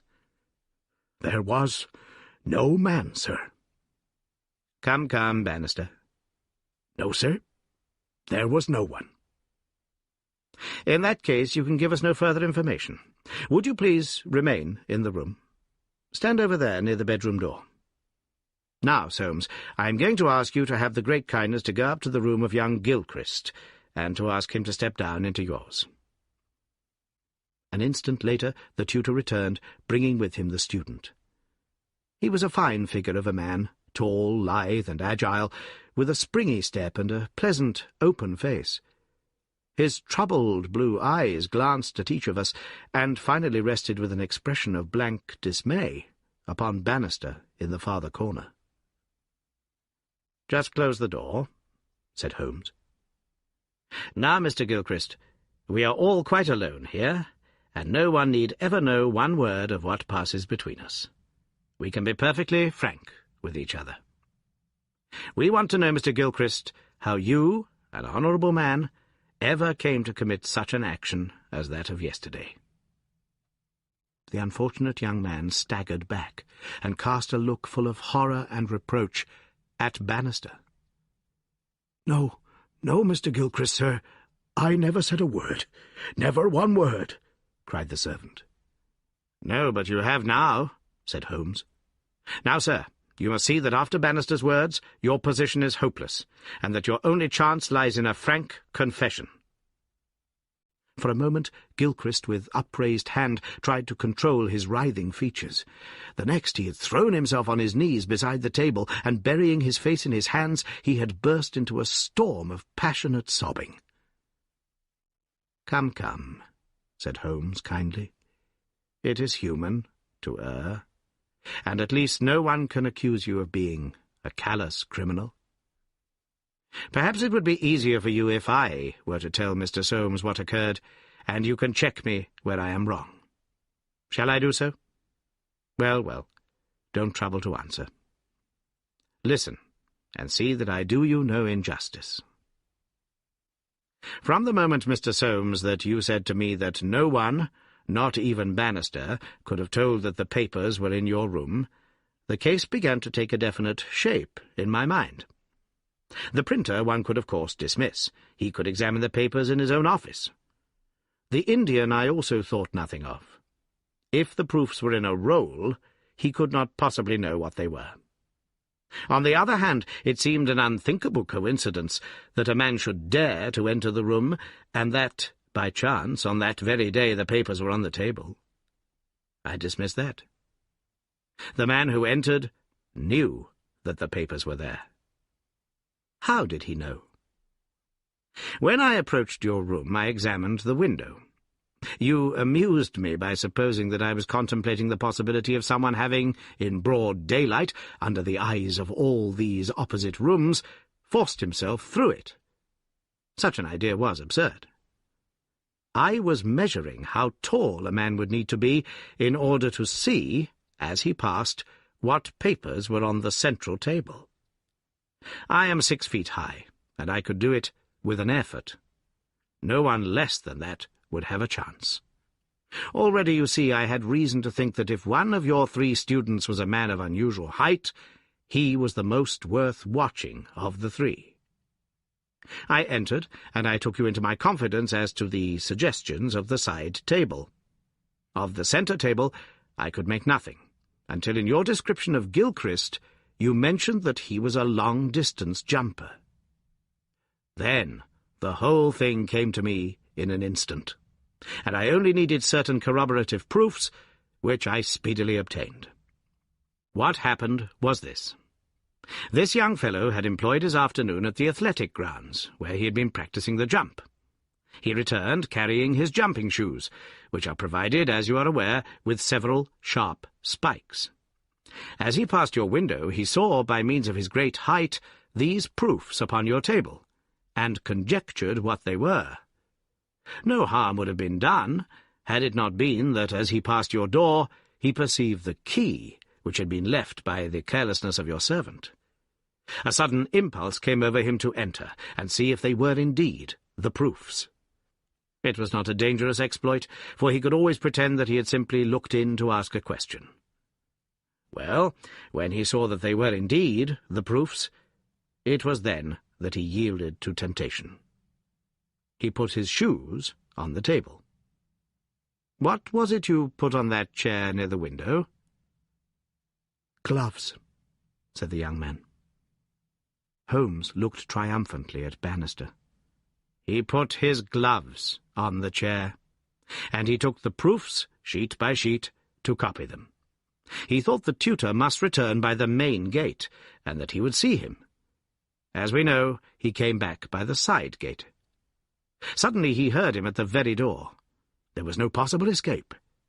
He forgot his gloves, but he caught up his shoes and darted into the bedroom. You observe that the scratch on that table is slight at one side, but deepens in the direction of the bedroom door. That in itself is enough to show us that the shoe had been drawn in that direction, and that the culprit had taken refuge there. The earth round the spike had been left on the table, and a second sample was loosened and fell in the bedroom.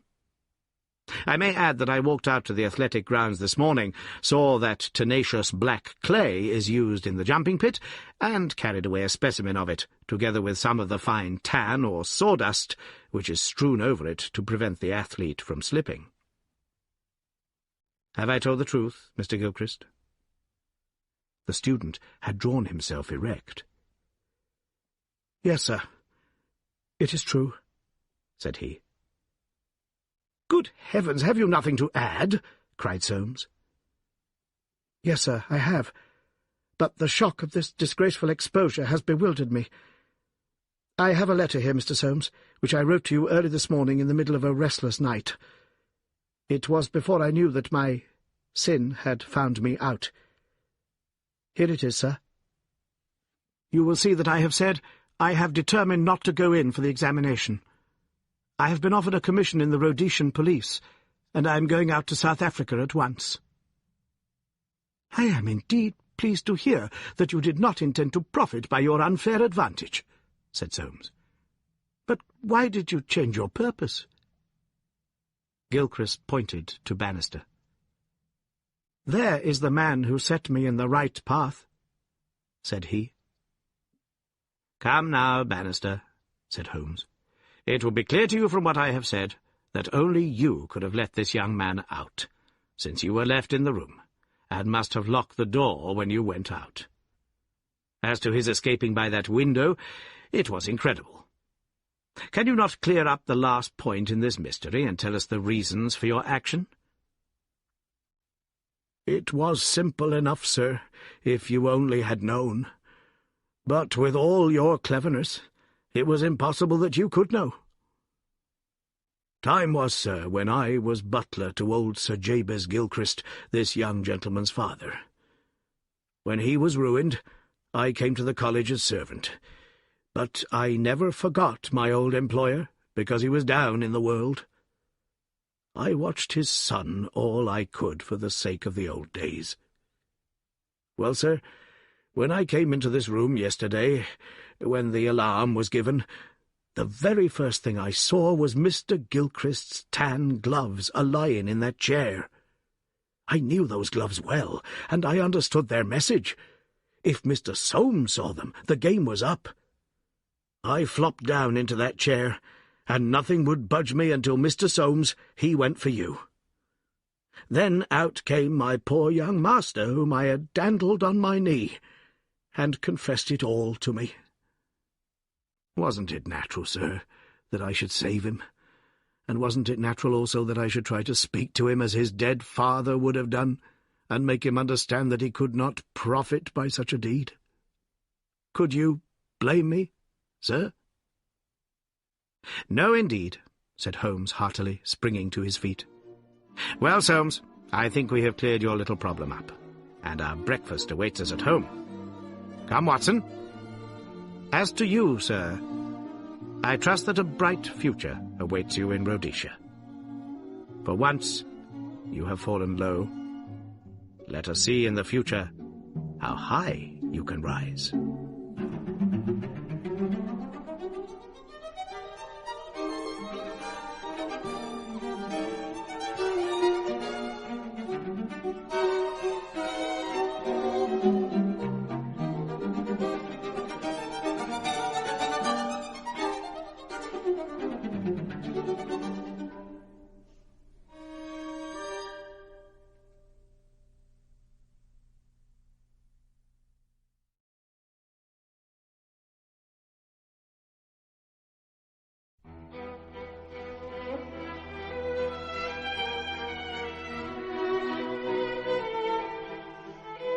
The Adventure of the Dancing Men by Sir Arthur Conan Doyle.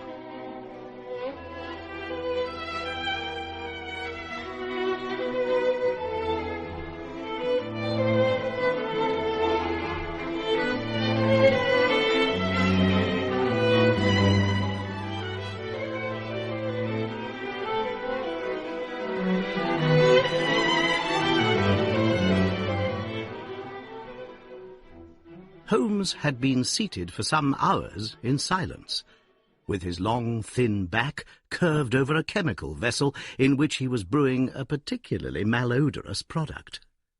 His head was sunk upon his breast, and he looked from my point of view like a strange, lank bird, with dull grey plumage and a black topknot. "So, Watson," said he suddenly, "you do not propose to invest in South African securities?" I gave a start of astonishment. Accustomed as I was to Holmes's curious faculties, this sudden intrusion into my most intimate thoughts was utterly inexplicable. "How on earth do you know that?" I asked. He wheeled round upon his stool with a steaming test-tube in his hand and a gleam of amusement in his deep-set eyes. "Now, Watson, confess yourself utterly taken aback," said he. "I am." "I ought to make you sign a paper to that effect." "Why?" "Because in 5 minutes you will say that it is all so absurdly simple." "I am sure I shall say nothing of the kind." "You see, my dear Watson," he propped his test-tube in the rack and began to lecture with the air of a professor addressing his class, "it is not really difficult to construct a series of inferences, each dependent upon its predecessor, and each simple in itself. If, after doing so, one simply knocks out all the central inferences and presents one's audience with the starting point and the conclusion, one may produce a startling, though possibly a meretricious, effect. Now, it was not really difficult by an inspection of the groove between your left forefinger and thumb to feel sure that you did not propose to invest your small capital in the goldfields." "I see no connection." "Very likely not. but I can quickly show you a close connection. Here are the missing links of the very simple chain. 1. You had chalk between your left finger and thumb when you returned from the club last night. 2. You put chalk there when you play billiards to steady the cue. 3. You never play billiards except with Thurston. 4. You told me 4 weeks ago that Thurston had an option on some South African property, which would expire in a month, and which he desired you to share with him. 5. Your cheque-book is locked in my drawer, and you have not asked for the key. 6. You do not propose to invest your money in this manner. "How absurdly simple!" I cried. "Quite so," said he, a little nettled. "Every problem becomes very childish when once it is explained to you. Here is an unexplained one. See what you can make of that, friend Watson." He tossed a sheet of paper upon the table and turned once more to his chemical analysis. I looked with amazement at the absurd hieroglyphics upon the paper. "Why, Holmes, it is a child's drawing," I cried. "Oh, that's your idea." "What else should it be?" "That is what Mr. Hilton Cubitt of Ridlingthorpe Manor, Norfolk, is very anxious to know. This little conundrum came by the first post, and he was to follow by the next train. There's a ring at the bell, Watson. I should not be very much surprised if this were he." A heavy step was heard upon the stairs, and in an instant later there entered a tall, ruddy, clean-shaven gentleman whose clear eyes and florid cheeks told of a life led far from the fogs of Baker Street. He seemed to bring a whiff of his strong, fresh, bracing East Coast air with him as he entered. Having shaken hands with each of us, he was about to sit down when his eye rested upon the paper with the curious markings, which I had just examined and left upon the table. "Well, Mr. Holmes, what do you make of these?" he cried. "They told me that you were fond of queer mysteries, and I don't think you can find a queerer one than that. I sent the paper on ahead so that you might have time to study it before I came." "It is certainly rather a curious production," said Holmes. "At first sight it would appear to be some childish prank. It consists of a number of absurd little figures dancing across the paper upon which they are drawn. Why should you attribute any importance to so grotesque an object?" "I never should, Mr. Holmes, but my wife does. It is frightening her to death. She says nothing, but I can see terror in her eyes. That's why I want to sift the matter to the bottom." Holmes held up the paper so that the sunlight shone full upon it. It was a page torn from a notebook. The markings were done in pencil. Holmes examined it for some time, and then, folding it carefully up, he placed it in his pocket-book. "This promises to be a most interesting and unusual case," said he. "You gave me a few particulars in your letter, Mr. Hilton Cubitt, but I should be very much obliged if you would kindly go over it all again for the benefit of my friend Dr. Watson." "I'm not much of a storyteller," said our visitor, nervously clasping and unclasping his great strong hands. "You'll just ask me anything that I don't make clear. I'll begin at the time of my marriage last year, but I want to say first of all that though I'm not a rich man, my people have been at Ridlingthorpe for a matter of 5 centuries, and there is no better-known family in the county of Norfolk. Last year I came up to London for the Jubilee, and I stopped at a boarding-house in Russell Square because Parker, the vicar of our parish, was staying in it. There was an American young lady there. Patrick was the name, Elsie Patrick.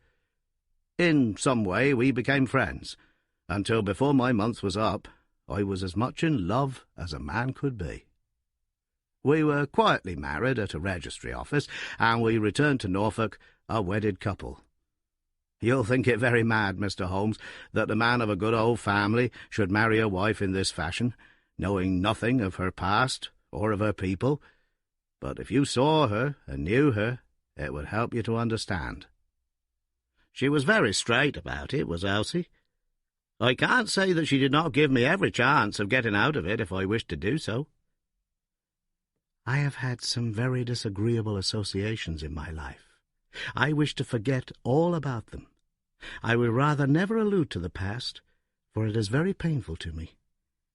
If you take me, Hilton, you will take a woman who has nothing that she need be personally ashamed of, But you will have to be content with my word for it, and to allow me to be silent as to all that passed up to the time when I became yours. If these conditions are too hard, then go back to Norfolk, and leave me to the lonely life in which you found me." It was only the day before our wedding that she said those very words to me. I told her that I was content to take her on her own terms, and I have been as good as my word. Well, we have been married now for a year, and very happy we have been. But about a month ago, at the end of June, I saw for the first time signs of trouble. One day my wife received a letter from America. I saw the American stamp. She turned deadly white, read the letter, and threw it into the fire. She made no allusion to it afterwards, and I made none, for a promise is a promise. But she has never known an easy hour from that moment. There was always a look of fear upon her face, a look as if she were waiting and expecting. She would do better to trust me. She would find that I was her best friend. But until she speaks, I can say nothing. Mind you, she's a truthful woman, Mr. Holmes, and whatever trouble there may have been in her past life, it has been no fault of hers. I am only a simple Norfolk squire, but there is not a man in England who ranks his family honour more highly than I do. She knows it well, and she knew it well before she married me. She would never bring a stain upon it, of that I am sure. Well, now I come to the queer part of my story. About a week ago, it was the Tuesday of last week, I found on one of the window-sills a number of absurd little dancing figures like these upon the paper. They were scrawled with chalk. I thought that it was the stable boy who had drawn them, but the lad swore he knew nothing about it. Anyhow, they had come there during the night. I had them washed out, and I only mentioned the matter to my wife afterwards. To my surprise, she took it very seriously, and she begged me, if any more came, to let her see them. None did come for a week, and then yesterday morning I found this paper lying on the sundial in the garden. I showed it to Elsie, and down she dropped in a dead faint. Since then, she has looked like a woman in a dream, half dazed, and with terror always lurking in her eyes. It was then that I wrote and sent the paper to you, Mr. Holmes. It was not a thing that I could take to the police, for they would have laughed at me. But you will tell me what to do. I am not a rich man, but if there is any danger threatening my little woman, I would spend my last copper to shield her." He was a fine creature, this man of the old English soil, simple, straight, and gentle, with his great earnest blue eyes and broad comely face. His love for his wife and his trust in her shone in his features. Holmes had listened to his story with the utmost attention, and now he sat for some time in silent thought. "Don't you think, Mr. Cubitt," said he at last, "that your best plan would be to make a direct appeal to your wife and to ask her to share her secret with you?" Hilton Cubitt shook his massive head. "A promise is a promise, Mr. Holmes. If Elsie wished to tell me, she would. If not, it is not for me to force her confidence. But I am justified in taking my own line, and I will." "Then I will help you with all my heart. In the first place, have you heard of any strangers being seen in your neighbourhood?" "No." "I presume that it is a very quiet place. Any fresh face would cause comment." "In the immediate neighbourhood, yes, but we have several small watering places not very far away, and the farmers take in lodgers." "These hieroglyphics have evidently a meaning. If it is a purely arbitrary one, it may be impossible for us to solve it. If, on the other hand, it is systematic, I have no doubt that we shall get to the bottom of it. But this particular sample is so short that I can do nothing, and the facts which you have brought me are so indefinite that we have no basis for an investigation. I would suggest that you return to Norfolk, that you keep a keen lookout, and that you take an exact copy of any fresh dancing men which may appear. It is 1,000 pities that we have not a reproduction of those which were done in chalk upon the window-sill. Make a discreet inquiry also as to any strangers in the neighbourhood. When you have collected some fresh evidence, come to me again. That is the best advice which I can give you, Mr. Hilton Cubitt. If there are any pressing fresh developments, I shall be always ready to run down and see you in your Norfolk home.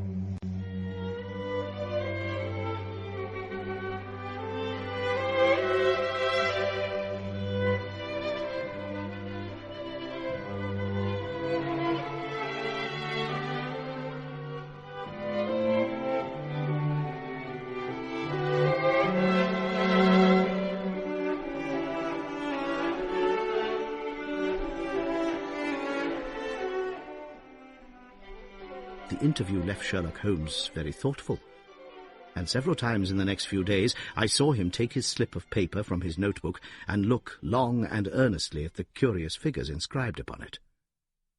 He made no allusion to the affair, however, until one afternoon, a fortnight or so later. I was going out when he called me back. "You had better stay here, Watson." "Why?" "Because I had a wire from Hilton Cubitt this morning. You remember Hilton Cubitt of the Dancing Men? He was to reach Liverpool Street at 1:20. He may be here at any moment. I gather from his wire that there have been some new incidents of importance." We had not long to wait, for our Norfolk squire came straight from the station as fast as a hansom could bring him. He was looking worried and depressed, with tired eyes and a lined forehead. "It's getting on my nerves, this business, Mr. Holmes," said he as he sank like a wearied man into an armchair. "It's bad enough to feel that you're surrounded by unseen, unknown folk who have some kind of design upon you. But when, in addition to that, you know that it is just killing your wife by inches, then it becomes as much as flesh and blood can endure. She's wearing away under it. Just wearing away before my eyes." "Has she said anything yet?"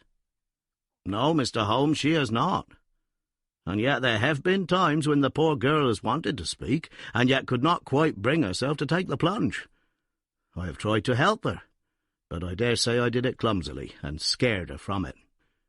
She has spoken about my old family, and our reputation in the county, and our pride and our unsullied honour, and I always felt it was leading to the point, but somehow it turned off before we got there." "But you have found out something for yourself?" "A good deal, Mr. Holmes. I have several fresh dancing men pictures for you to examine, and what is more important, I have seen the fellow." "What, the man who draws them?" "Yes, I saw him at his work. But I will tell you everything in order. When I got back after my visit to you, the very first thing I saw next morning was a fresh crop of dancing men. They had been drawn in chalk upon the black wooden door of the tool-house, which stands beside the lawn in full view of the front windows. I took an exact copy, and here it is." He unfolded a paper and laid it upon the table. "Excellent," said Holmes, "excellent. Pray continue." "When I had taken the copy, I rubbed out the marks. But 2 mornings later, a fresh inscription had appeared. I have a copy of it here." Holmes rubbed his hands and chuckled with delight.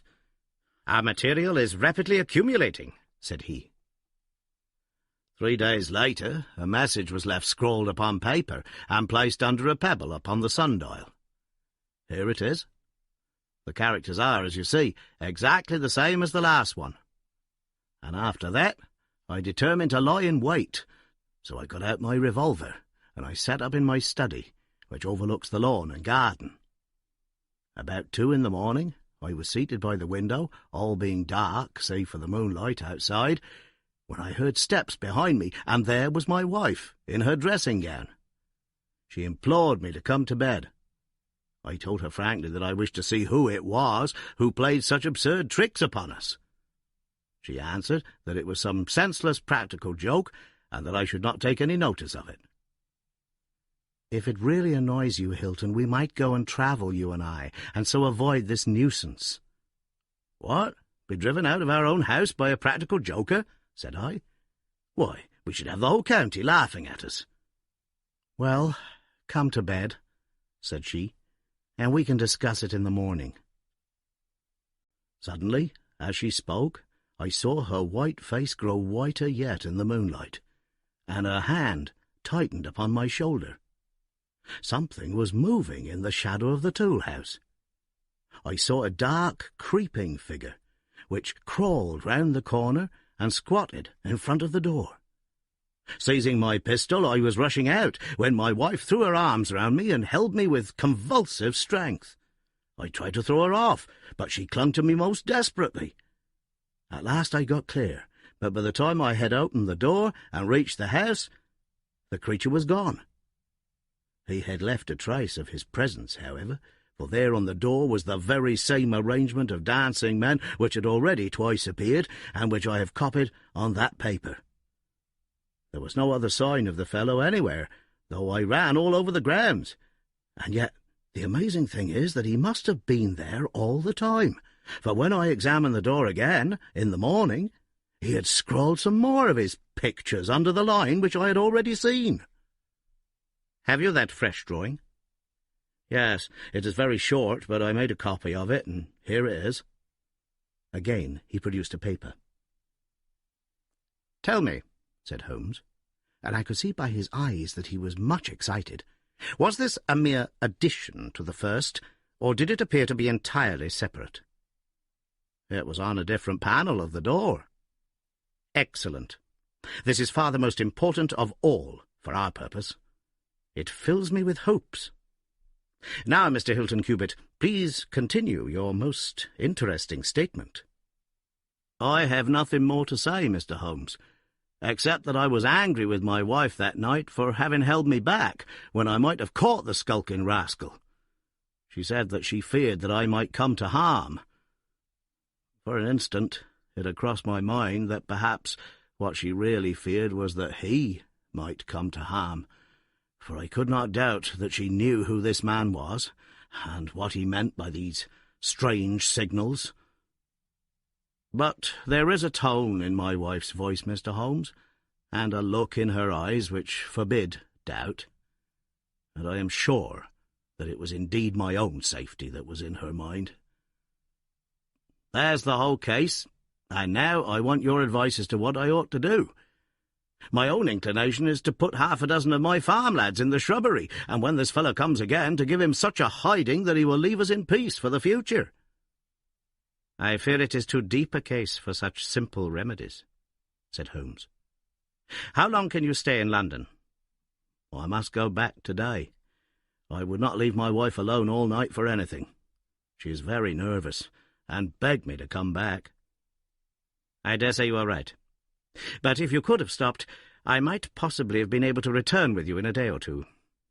Meanwhile, you will leave me these papers, and I think that it is very likely that I shall be able to pay you a visit shortly, and to throw some light upon your case. Sherlock Holmes preserved his calm professional manner until our visitor had left us, although it was easy for me, who knew him so well, to see that he was profoundly excited. The moment that Hilton Cubitt's broad back had disappeared through the door, my comrade rushed to the table, laid out all the slips of paper containing dancing men in front of him, and threw himself into an intricate and elaborate calculation. For 2 hours I watched him as he covered sheet after sheet of paper with figures and letters, so completely absorbed in his task that he had evidently forgotten my presence.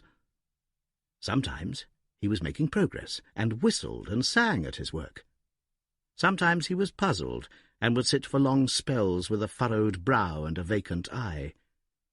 Finally he sprang from his chair with a cry of satisfaction, and walked up and down the room, rubbing his hands together. Then he wrote a long telegram upon a cable form. If my answer to this is as I hope, you will have a very pretty case to add to your collection, Watson, said he. I expect that we shall be able to go down to Norfolk tomorrow, and to take our friend some very definite news as to the secret of his annoyance. I confess that I was filled with curiosity, but I was aware that Holmes liked to make his disclosures at his own time, and in his own way, so I waited until it should suit him to take me into his confidence. But there was a delay in that answering telegram, and 2 days of impatience followed, during which Holmes pricked up his ears at every ring of the bell. On the evening of the 2nd there came a letter from Hilton Cubitt. All was quiet with him, save that a long inscription had appeared that morning upon the pedestal of the sundial. He enclosed a copy of it.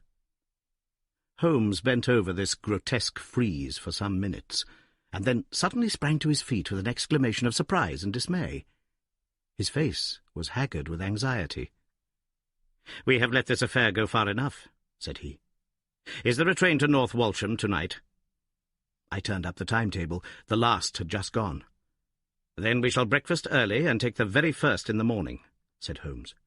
"Our presence is most urgently needed. Here is our expected cablegram. One moment, Mrs. Hudson. There may be an answer." "No, that is quite as I expected. This message makes it even more essential that we should not lose an hour in letting Hilton Cubitt know how matters stand, for it is a singular and dangerous web in which our simple Norfolk squire is entangled."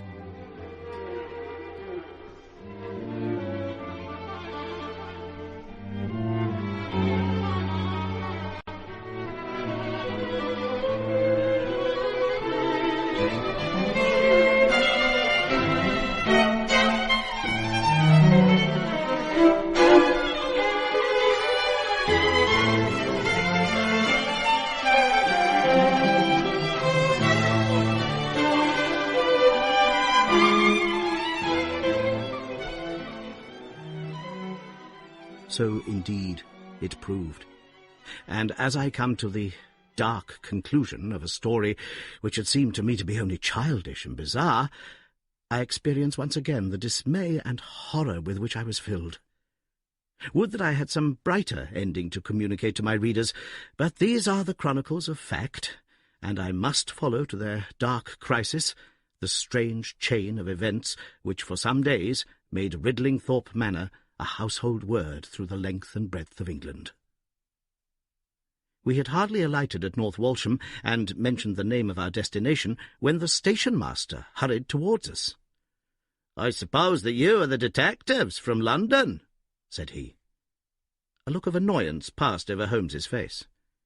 "What makes you think such a thing?" "Because Inspector Martin from Norwich has just passed through. But maybe you are the surgeons. She's not dead, or wasn't by last accounts. You may be in time to save her yet, though it be for the gallows." Holmes's brow was dark with anxiety. "We are going to Ridlingthorpe Manor," said he, "but we have heard nothing of what has passed there." "It's a terrible business," said the station-master. "They are shot, both Mr. Hilton Cubitt and his wife. She shot him, and then herself, so the servants say. He's dead, and her life is despaired of. Dear, dear, one of the oldest families in the county of Norfolk, and one of the most honoured." Without a word, Holmes hurried to a carriage, and during the long 7 miles' drive he never opened his mouth. Seldom have I seen him so utterly despondent. He had been uneasy during all our journey from town, and I had observed that he had turned over the morning papers with anxious attention. But now this sudden realization of his worst fears left him in a blank melancholy. He leaned back in his seat, lost in gloomy speculation. Yet there was much around to interest us, for we were passing through as singular a countryside as any in England, where a few scattered cottages represented the population of today, while on every hand enormous square-towered churches bristled up from the flat green landscape and told of the glory and prosperity of old East Anglia. At last the violet rim of the German Ocean appeared over the green edge of the Norfolk coast, and the driver pointed with his whip to 2 old brick and timber gables which projected from a grove of trees. "That's Ridlingthorpe Manor," said he. As we drove up to the porticoed front door, I observed in front of it, beside the tennis lawn, the black tool house and the pedestalled sundial with which we had such strange associations. A dapper little man with a quick, alert manner and a waxed moustache had just descended from a high dog-cart. He introduced himself as Inspector Martin of the Norfolk Constabulary, and he was considerably astonished when he heard the name of my companion. "Why, Mr. Holmes, the crime was only committed at 3 this morning. How could you hear of it in London and get to the spot as soon as I? I anticipated it. I came in the hope of preventing it. Then you must have important evidence of which we are ignorant, for they were said to be a most united couple. I have only the evidence of the dancing men, said Holmes. I will explain the matter to you later. Meanwhile, since it is too late to prevent this tragedy, I am very anxious that I should use the knowledge which I possess in order to ensure that justice be done. Will you associate me in your investigation, or will you prefer that I should act independently? I should be proud to feel that we were acting together, Mr. Holmes, said the inspector earnestly. In that case, I should be glad to hear the evidence and to examine the premises without an instant of unnecessary delay. Inspector Martin had the good sense to allow my friend to do things in his own fashion, and contented himself with carefully noting the results. The local surgeon, an old white-haired man, had just come down from Mrs. Hilton Cubitt's room, and he reported that her injuries were serious, but not necessarily fatal. The bullet had passed through the front of her brain, and it would probably be some time before she could regain consciousness. On the question of whether she had been shot or had shot herself, he would not venture to express any decided opinion. Certainly the bullet had been discharged at very close quarters. There was only the one pistol found in the room, 2 barrels of which had been emptied. Mr. Hilton Cubitt had been shot through the heart. It was equally conceivable that he had shot her, and then himself, or that she had been the criminal, for the revolver lay upon the floor midway between them. "Has he been moved?" asked Holmes. "We have moved nothing except the lady. We could not leave her lying wounded upon the floor." "How long have you been here, Doctor?" "Since 4 o'clock. "Anyone else?" "Yes, the constable here." "And you have touched nothing?" "Nothing." "You have acted with great discretion. Who sent for you?" "The housemaid, Saunders." "Was it she who gave the alarm?" "She and Mrs. King, the cook." "Where are they now?" "In the kitchen, I believe." "Then I think we had better hear their story at once." The old hall, oak-panelled and high-windowed, had been turned into a court of investigation. Holmes sat in a great old-fashioned chair, his inexorable eyes gleaming out of his haggard face. I could read in them a set purpose, to devote his life to this quest until the client, whom he had failed to save, should at last be avenged. The trim Inspector Martin, the old grey-headed country doctor, myself, and a stolid village policeman made up the rest of that strange company. The 2 women told their story clearly enough. They had been aroused from their sleep by the sound of an explosion, which had been followed a minute later by a second one. They slept in adjoining rooms, and Mrs. King had rushed in to Saunders. Together they had descended the stairs. The door of the study was open, and a candle was burning upon the table. Their master lay upon his face in the centre of the room. He was quite dead. Near the window his wife was crouching, her head leaning against the wall. She was horribly wounded, and the side of her face was red with blood. She breathed heavily, but was incapable of saying anything. The passage, as well as the room, was full of smoke and the smell of powder.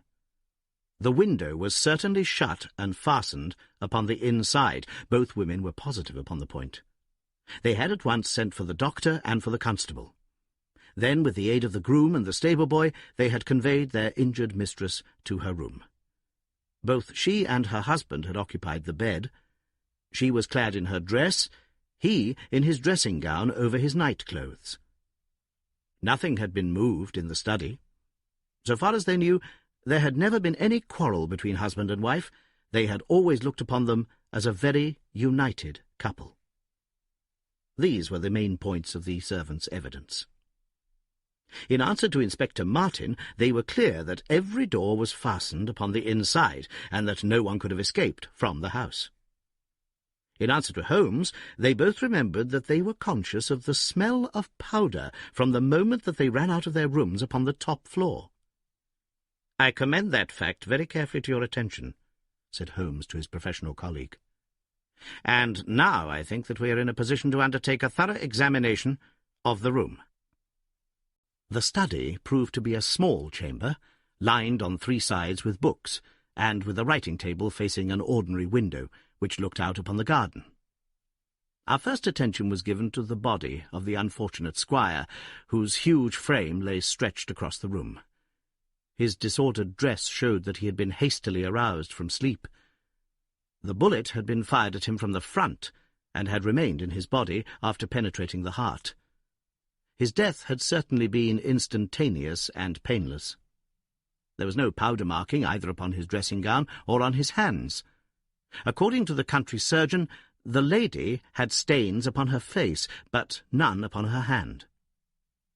The absence of the latter means nothing, though its presence may mean everything, said Holmes.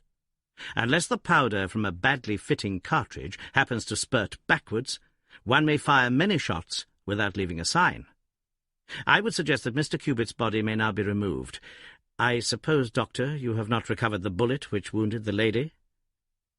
A serious operation will be necessary before that can be done. But there are still 4 cartridges in the revolver.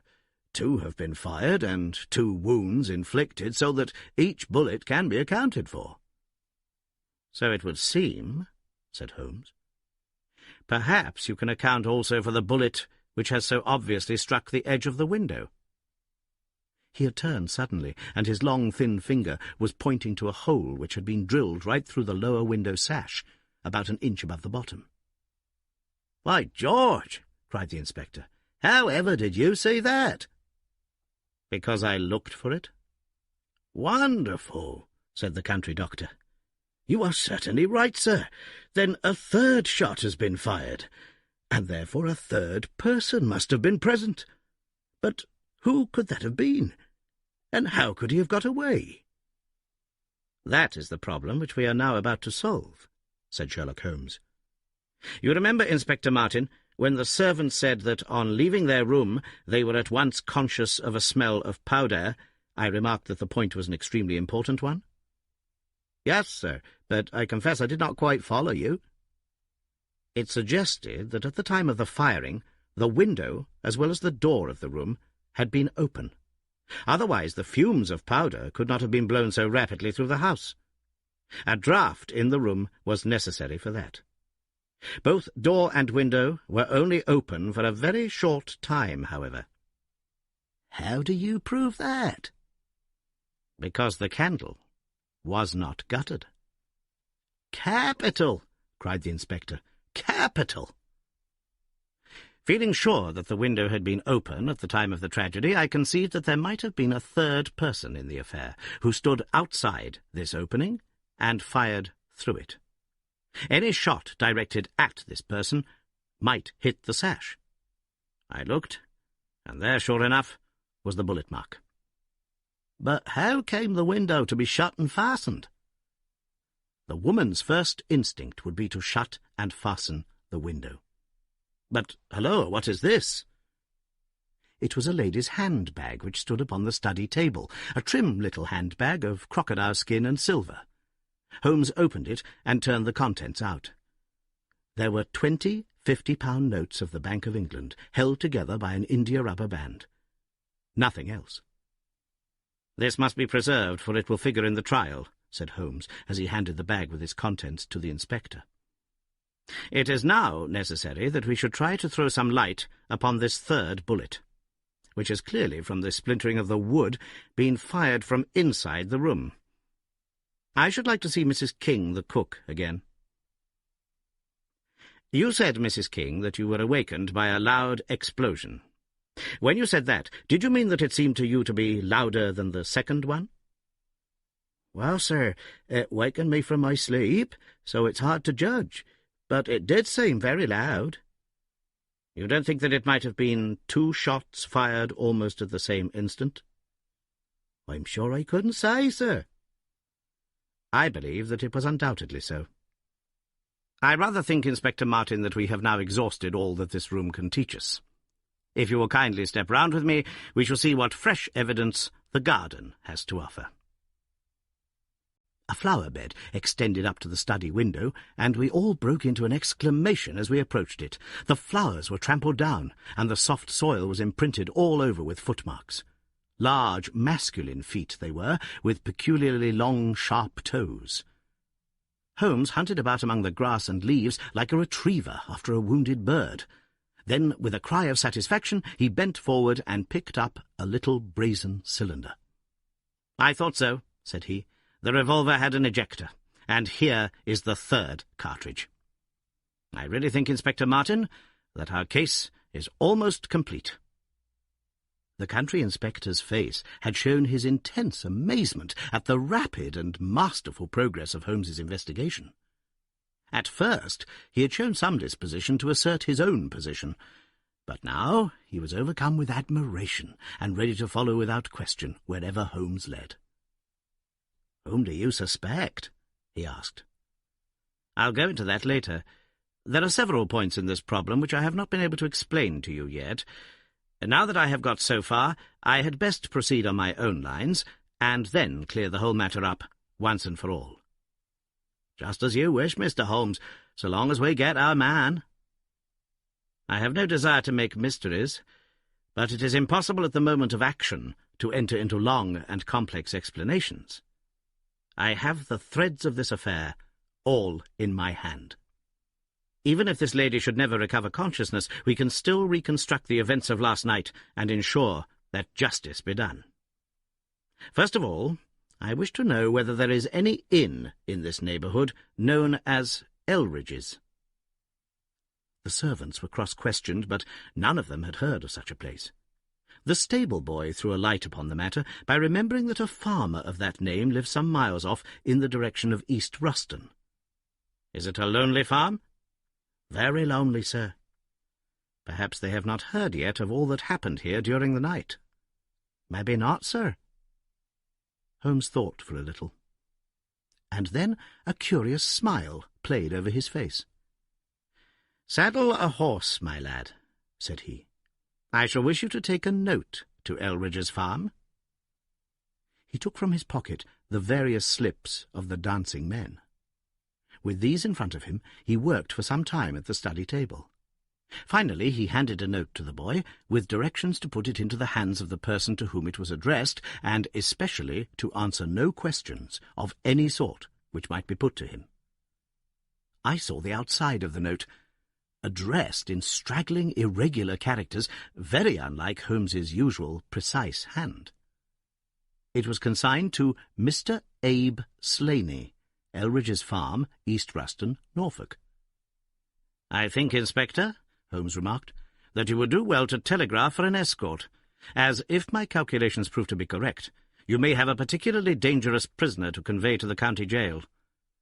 The boy who takes this note could no doubt forward your telegram. If there is an afternoon train to town, Watson, I think we should do well to take it, as I have a chemical analysis of some interest to finish, and this investigation draws rapidly to a close." When the youth had been dispatched with the note, Sherlock Holmes gave his instructions to the servants. If any visitor were to call asking for Mrs. Hilton Cubitt, no information should be given as to her condition, but he was to be shown at once into the drawing-room. He impressed these points upon them with the utmost earnestness. Finally, he led the way into the drawing-room with the remark that the business was now out of our hands, and that we must while away the time as best we might until we could see what was in store for us. The doctor had departed to his patients, and only the inspector and myself remained.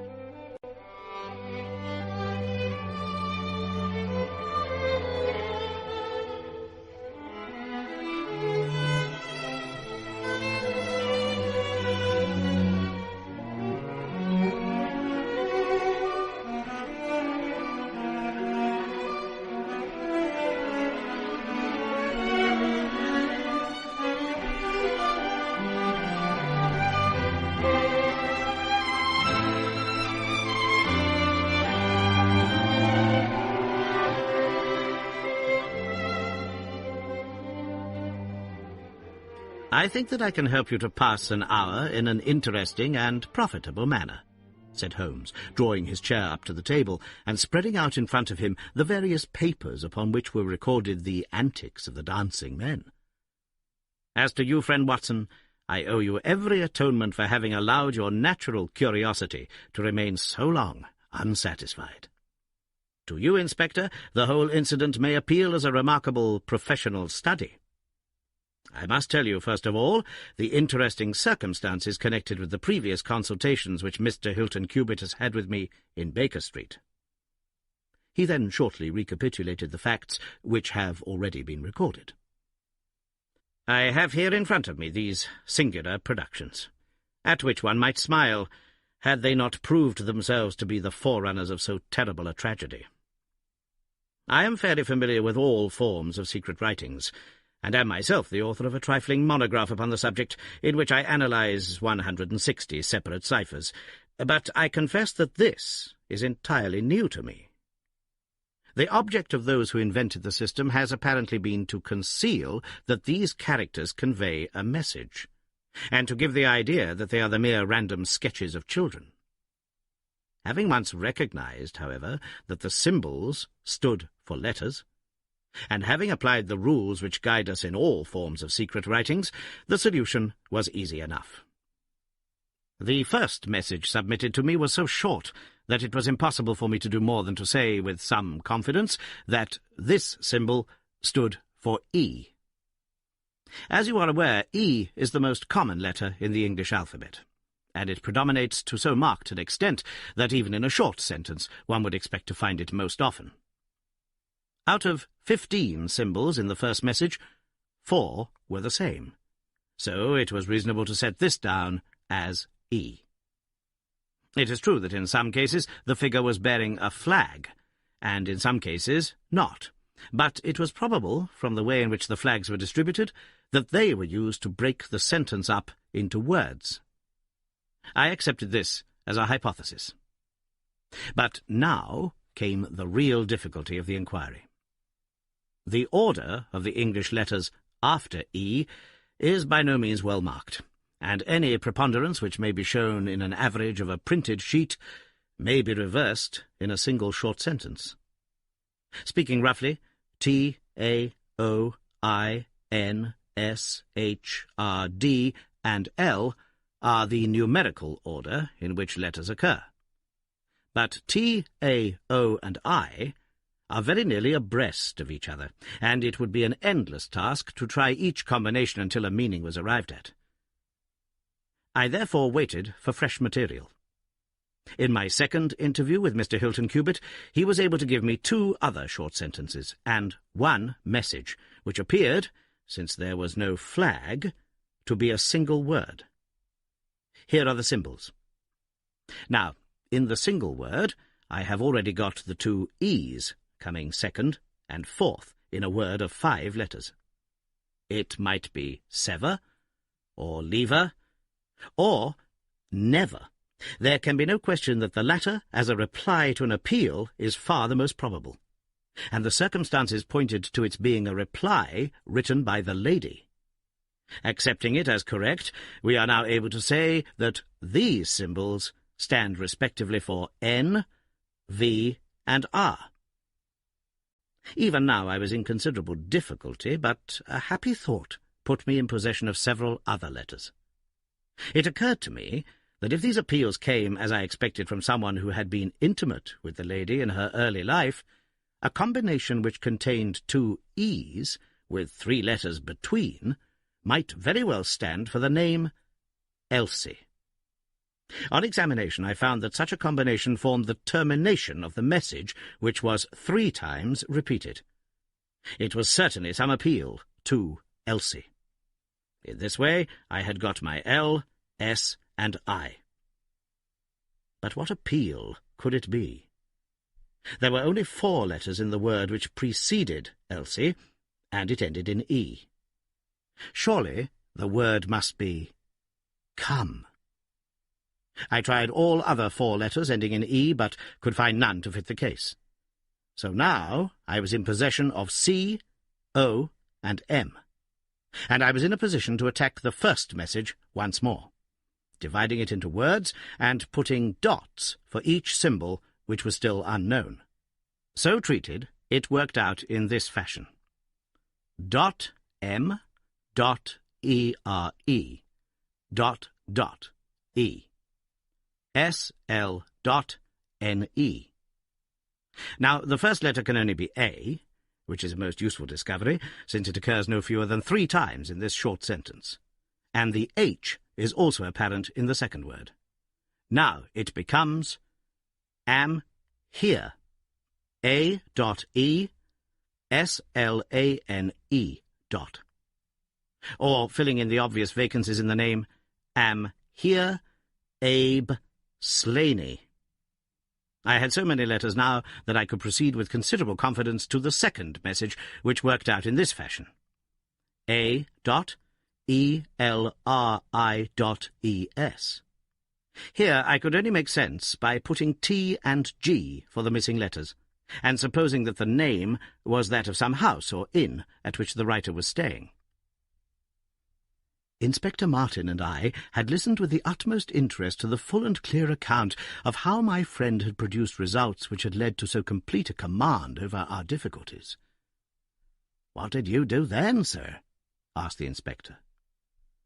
I had every reason to suppose that this Abe Slaney was an American, since Abe is an American contraction, and since a letter from America had been the starting point of all the trouble. I had also every cause to think that there was some criminal secret in the matter. The lady's allusions to her past and her refusal to take her husband into her confidence both pointed in that direction. I therefore cabled to my friend Wilson Hargreave of the New York Police Bureau, who has more than once made use of my knowledge of London crime. I asked him whether the name of Abe Slaney was known to him. Here is his reply: "The most dangerous crook in Chicago." On the very evening upon which I had his answer, Hilton Cubitt sent me the last message from Slaney. Working with known letters, it took this form: Elsie.re.are, to meet thy G.O. The addition of a P and a D completed a message which showed me that the rascal was proceeding from persuasions to threats, and my knowledge of the crooks of Chicago prepared me to find that he might very rapidly put his words into action. I at once came to Norfolk with my friend and colleague, Dr. Watson, but, unhappily, only in time to find that the worst had already occurred. "It is a privilege to be associated with you in the handling of a case," said the inspector warmly. "You will excuse me, however, if I speak frankly to you. You are only answerable to yourself, but I have to answer to my superiors. If this Abe Slaney, living at Elridge's, is indeed the murderer, and if he has made his escape while I am seated here, I should certainly get into serious trouble." "You need not be uneasy. He will not try to escape." "How do you know?" "To fly would be a confession of guilt." "Then let us go to arrest him." "I expect him here every instant." "But why should he come?" "Because I have written and asked him." "But this is incredible, Mr. Holmes. Why should he come because you have asked him? Would not such a request rather rouse his suspicions and cause him to fly?" "I think I have known how to frame the letter," said Sherlock Holmes. "In fact, if I am not very much mistaken, here is the gentleman himself, coming up the drive." A man was striding up the path which led to the door. He was a tall, handsome, swarthy fellow, clad in a suit of grey flannel, with a Panama hat, a bristling black beard, and a great, aggressive hooked nose, and flourishing a cane as he walked. He swaggered up the path as if the place belonged to him, and we heard his loud, confident peal at the bell. "I think, gentlemen," said Holmes quietly, "that we'd best take up our position behind the door. Every precaution is necessary when dealing with such a fellow. You will need your handcuffs, Inspector. You can leave the talking to me." We waited in silence for a minute, one of those minutes which one can never forget. Then the door opened and the man stepped in. In an instant, Holmes clapped a pistol to his head and Martin slipped the handcuffs over his wrists. It was all done so swiftly and deftly that the fellow was helpless before he knew that he was attacked. He glared from one to the other of us with a pair of blazing black eyes. Then he burst into a bitter laugh. "Well, gentlemen, you have the drop on me this time. I seem to have knocked up against something hard. But I came here in answer to a letter from Mrs. Hilton Cubitt. Don't tell me that she is in this. Don't tell me that she helped to set a trap for me." "Mrs. Hilton Cubitt was seriously injured and is at death's door." The man gave a hoarse cry of grief, which rang through the house. "You're crazy!" he cried fiercely. "It was he that was hurt, not she. Who would have hurt little Elsie? I may have threatened her, God forgive me, but I would not have touched a hair of her pretty head. Take it back, you. Say that she is not hurt." "She was found, badly wounded, by the side of her dead husband." He sank with a deep groan onto the settee, and buried his face in his manacled hands. For 5 minutes he was silent. Then he raised his face once more, and spoke with the cold composure of despair. "I have nothing to hide from you, gentlemen," said he. "If I shot the man, he had his shot at me, and there's no murder in that. But if you think I could have hurt that woman, then you don't know either me or her. I tell you, there was never a man in this world loved a woman more than I loved her. I had a right to her. She was pledged to me years ago. Who was this Englishman that he should come between us? I tell you that I had the first right to her, and that I was only claiming my own." "She broke away from your influence when she found the man that you are," said Holmes sternly. "She fled from America to avoid you, and she married an honourable gentleman in England. You dogged her and followed her and made her life a misery to her, in order to induce her to abandon the husband whom she loved and respected, in order to fly with you, whom she feared and hated. You have ended by bringing about the death of a noble man and driving his wife to suicide. That is your record in this business, Mr. Abe Slaney, and you will answer for it to the law." "If Elsie dies, I care nothing what becomes of me," said the American. He opened one of his hands and looked at a note crumpled up in his palm. "See here, mister," he cried with a gleam of suspicion in his eyes. "You're not trying to scare me over this, are you? If the lady is hurt as bad as you say, who was it that wrote this note?" He tossed it forward onto the table. "I wrote it to bring you here." "You wrote it? There was no one on earth outside the joint who knew the secret of the dancing men. How came you to write it?" "What one man can invent, another can discover," said Holmes. "There is a cab coming to convey you to Norwich, Mr. Slaney, but meanwhile you have time to make some small reparation for the injury you have wrought. Are you aware that Mrs. Hilton Cubitt has herself lain under grave suspicion of the murder of her husband, and that it was only my presence here, and the knowledge which I happen to possess, which has saved her from the accusation? The least that you owe her is to make it clear to the whole world that she was in no way, directly or indirectly, responsible for his tragic end." "I ask nothing better," said the American. "I guess the very best case I can make for myself is the absolute, naked truth." "It is my duty to warn you that it will be used against you," cried the inspector, with the magnificent fair play of the British criminal law. Slaney shrugged his shoulders. "I'll chance that," said he. "First of all, I want you gentlemen to understand that I have known this lady since she was a child. There were 7 of us in a gang in Chicago, and Elsie's father was the boss of the joint. He was a clever man, was old Patrick. It was he who invented that writing, which would pass as a child's scrawl, unless you just happened to have the key to it. Well, Elsie learned some of our ways, but she couldn't stand the business, and she had a bit of honest money of her own, so she gave us all the slip and got away to London. She had been engaged to me, and she would have married me, I believe, if I had taken over another profession. But she would have nothing to do with anything on the cross. It was only after her marriage to this Englishman that I was able to find out where she was. I wrote to her, but got no answer. After that, I came over, and as letters were no use, I put my messages where she could read them. Well, I've been here a month now. I lived in that farm, where I had a room down below and could get in and out every night and no one the wiser. I tried all I could to coax Elsie away. I know that she read the messages, for once she wrote an answer under one of them. Then my temper got the better of me, and I began to threaten her. She sent me a letter then, imploring me to go away, and saying that it would break her heart if any scandal should come upon her husband.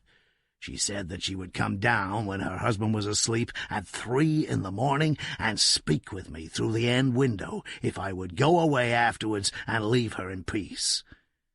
She came down and brought money with her, trying to bribe me to go. This made me mad, and I caught her arm and tried to pull her through the window. At that moment in rushed the husband with his revolver in his hand. Elsie had sunk down upon the floor, and we were face to face. I was heeled also, and I held up my gun to scare him off and let me get away. He fired and missed me. I pulled off almost at the same instant, and down he dropped. I made away across the garden, and as I went I heard the window shut behind me.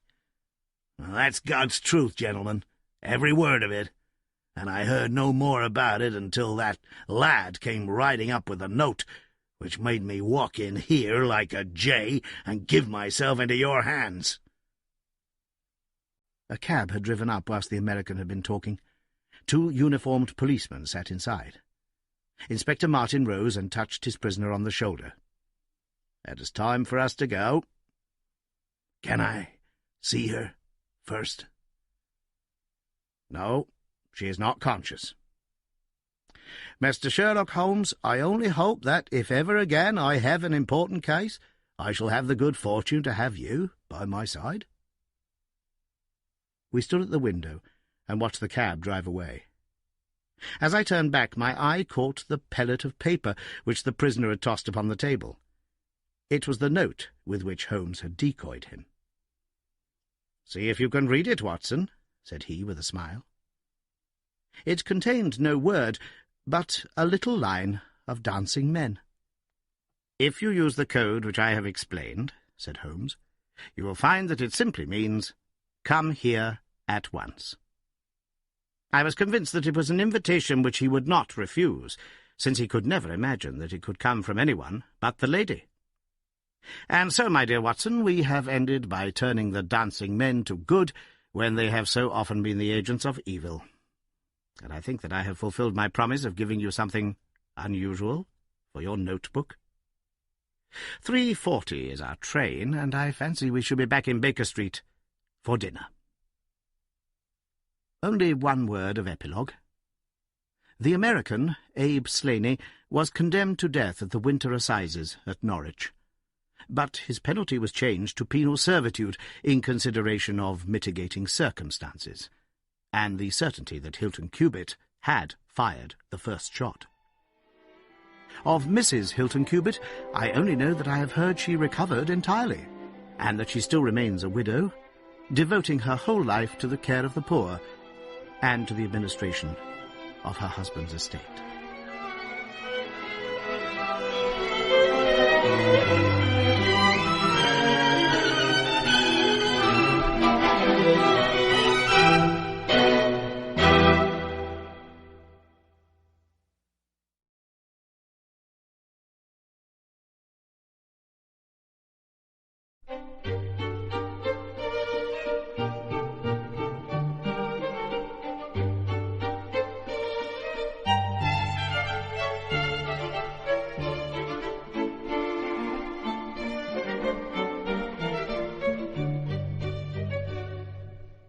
The Adventure of the Solitary Cyclist,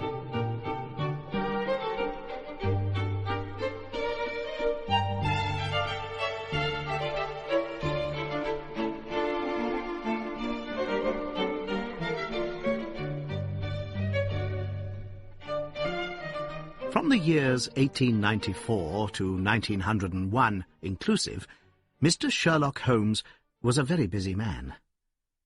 It is safe to say that there was no public case of any difficulty in which he was not consulted during those 8 years, and there were hundreds of private cases, some of them of the most intricate and extraordinary character, in which he played a prominent part. Many startling successes and a few unavoidable failures were the outcome of this long period of continuous work. As I have preserved very full notes of all these cases, and was myself personally engaged in many of them, it may be imagined that it is no easy task to know which I should select to lay before the public. I shall, however, preserve my former rule, and give the preference to those cases which derive their interest not so much from the brutality of the crime as from the ingenuity and dramatic quality of the solution. For this reason, I will now lay before the reader the facts connected with Miss Violet Smith, the solitary cyclist of Charlington, and the curious sequel of our investigation, which culminated in unexpected tragedy. It is true that the circumstance did not admit of any striking illustration of those powers for which my friend was famous, but there were some points about the case which made it stand out in those long records of crime from which I gather the material for these little narratives. On referring to my notebook for the year 1895, I find that it was upon Saturday the 23rd of April that we first heard of Miss Violet Smith. Her visit was, I remember, extremely unwelcome to Holmes, for he was immersed at the moment in a very abstruse and complicated problem concerning the peculiar persecution to which John Vincent Harden, the well-known tobacco millionaire, had been subjected. My friend, who loved above all things precision and concentration of thought, resented anything which distracted his attention from the matter in hand. And yet, without a harshness which was foreign to his nature, it was impossible to refuse to listen to the story of the young and beautiful woman, tall, graceful, and queenly, who presented herself at Baker Street late in the evening and implored his assistance and advice. It was vain to urge that his time was already fully occupied, for the young lady had come with the determination to tell her story, and it was evident that nothing short of force could get her out of the room until she had done so. With a resigned air and a somewhat weary smile, Holmes begged the beautiful intruder to take a seat and to inform us what it was that was troubling her. "At least it cannot be your health," said he, as his keen eyes darted over her. "So ardent a bicyclist must be full of energy." She glanced down in surprise at her own feet, and I observed the slight roughening of the side of the sole caused by the friction of the edge of the pedal. "Yes, I bicycle a good deal, Mr. Holmes, and that has something to do with my visit to you today." My friend took the lady's ungloved hand and examined it with as close an attention and as little sentiment as a scientist would show to a specimen. "You will excuse me, I am sure. It is my business," said he, as he dropped it. "I nearly fell into the error of supposing that you were typewriting. Of course, it is obvious that it is music. You observe the spatulate finger ends, Watson, which is common to both professions. There is a spirituality about the face, however," she gently turned it towards the light, "which the typewriter does not generate. This lady is a musician." "Yes, Mr. Holmes, I teach music." "In the country, I presume, from your complexion?" "Yes, sir, near Farnham, on the borders of Surrey." "A beautiful neighbourhood and full of the most interesting association. You remember, Watson, that it was near there that we took Archie Stamford, the forger? Now, Miss Violet, what has happened to you near Farnham, on the borders of Surrey?" The young lady, with great clearness and composure, made the following curious statement. "My father is dead, Mr. Holmes. He was James Smith, who conducted the orchestra at the old Imperial Theatre. My mother and I were left without a relation in the world, except one uncle, Ralph Smith, who went to Africa 25 years ago, and we have never had a word from him since. When father died, we were left very poor, But one day we were told that there was an advertisement in the Times inquiring for our whereabouts. You can imagine how excited we were, for we thought that someone had left us a fortune. We went at once to the lawyer whose name was given in the paper. There we met two gentlemen, Mr. Carruthers and Mr. Woodley, who were home on a visit from South Africa. They said that my uncle was a friend of theirs, that he had died some months before in great poverty in Johannesburg, and that he had asked them, with his last breath, to hunt up his relations and see that they were in no want. It seemed strange to us that Uncle Rafe, who took no notice of us when he was alive, should be so careful to look after us when he was dead. But Mr. Carruthers explained that the reason was that my uncle had just heard of the death of his brother, and so felt responsible for our fate. "Excuse me," said Holmes. "When was this interview?" "Last December, 4 months ago." "Pray proceed." Mr. Woodley seemed to me to be a most odious person. He was for ever making eyes at me. A coarse, puffy-faced, red-moustached young man, with his hair plastered down on each side of his forehead. I thought that he was perfectly hateful, and I was sure that Cyril would not wish me to know such a person. "Oh, Cyril is his name," said Holmes, smiling. The young lady blushed and laughed. "Yes, Mr. Holmes, Cyril Morton, an electrical engineer, and we hope to be married at the end of the summer." Dear me, how did I get talking about him?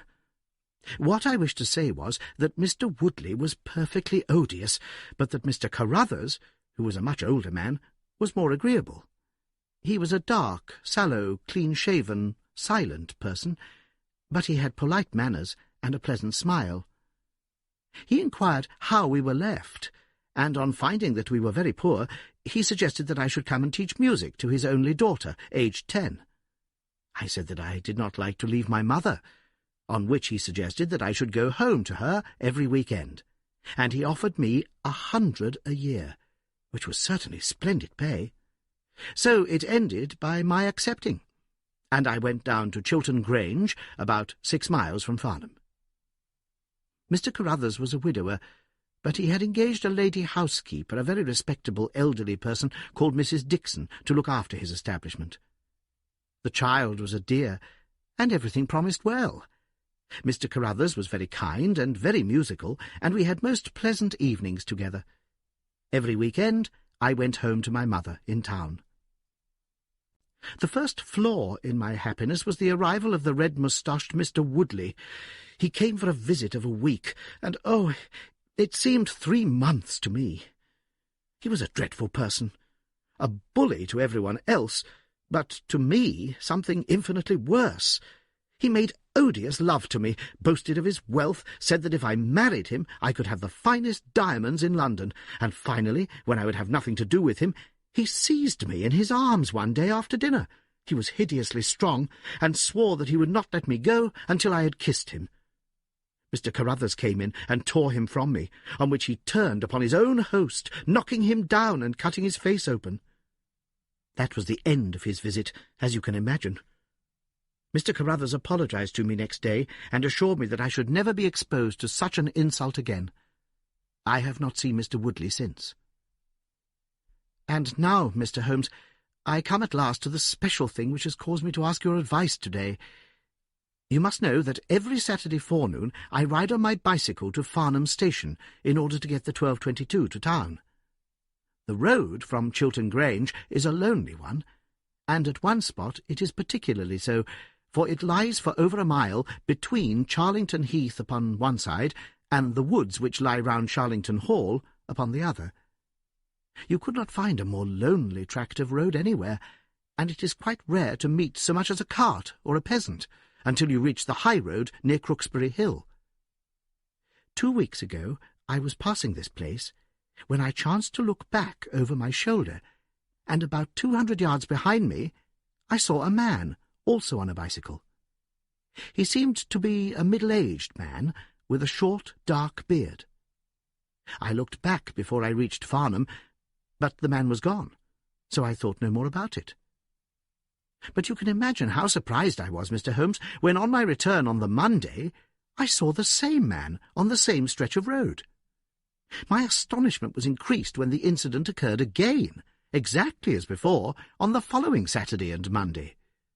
He always kept his distance, and did not molest me in any way, but still it certainly was very odd. I mentioned it to Mr. Carruthers, who seemed interested in what I said, and told me that he had ordered a horse and trap, so that in future I should not pass over these lonely roads without some companion. The horse and trap were to have come this week, but for some reason they were not delivered, and again I had to cycle to the station. That was this morning. You can think that I looked out when I came to Charlington Heath, and there, sure enough, was the man, exactly as he had been the 2 weeks before. He always kept so far from me that I could not clearly see his face, but it was certainly someone whom I did not know. He was dressed in a dark suit with a cloth cap.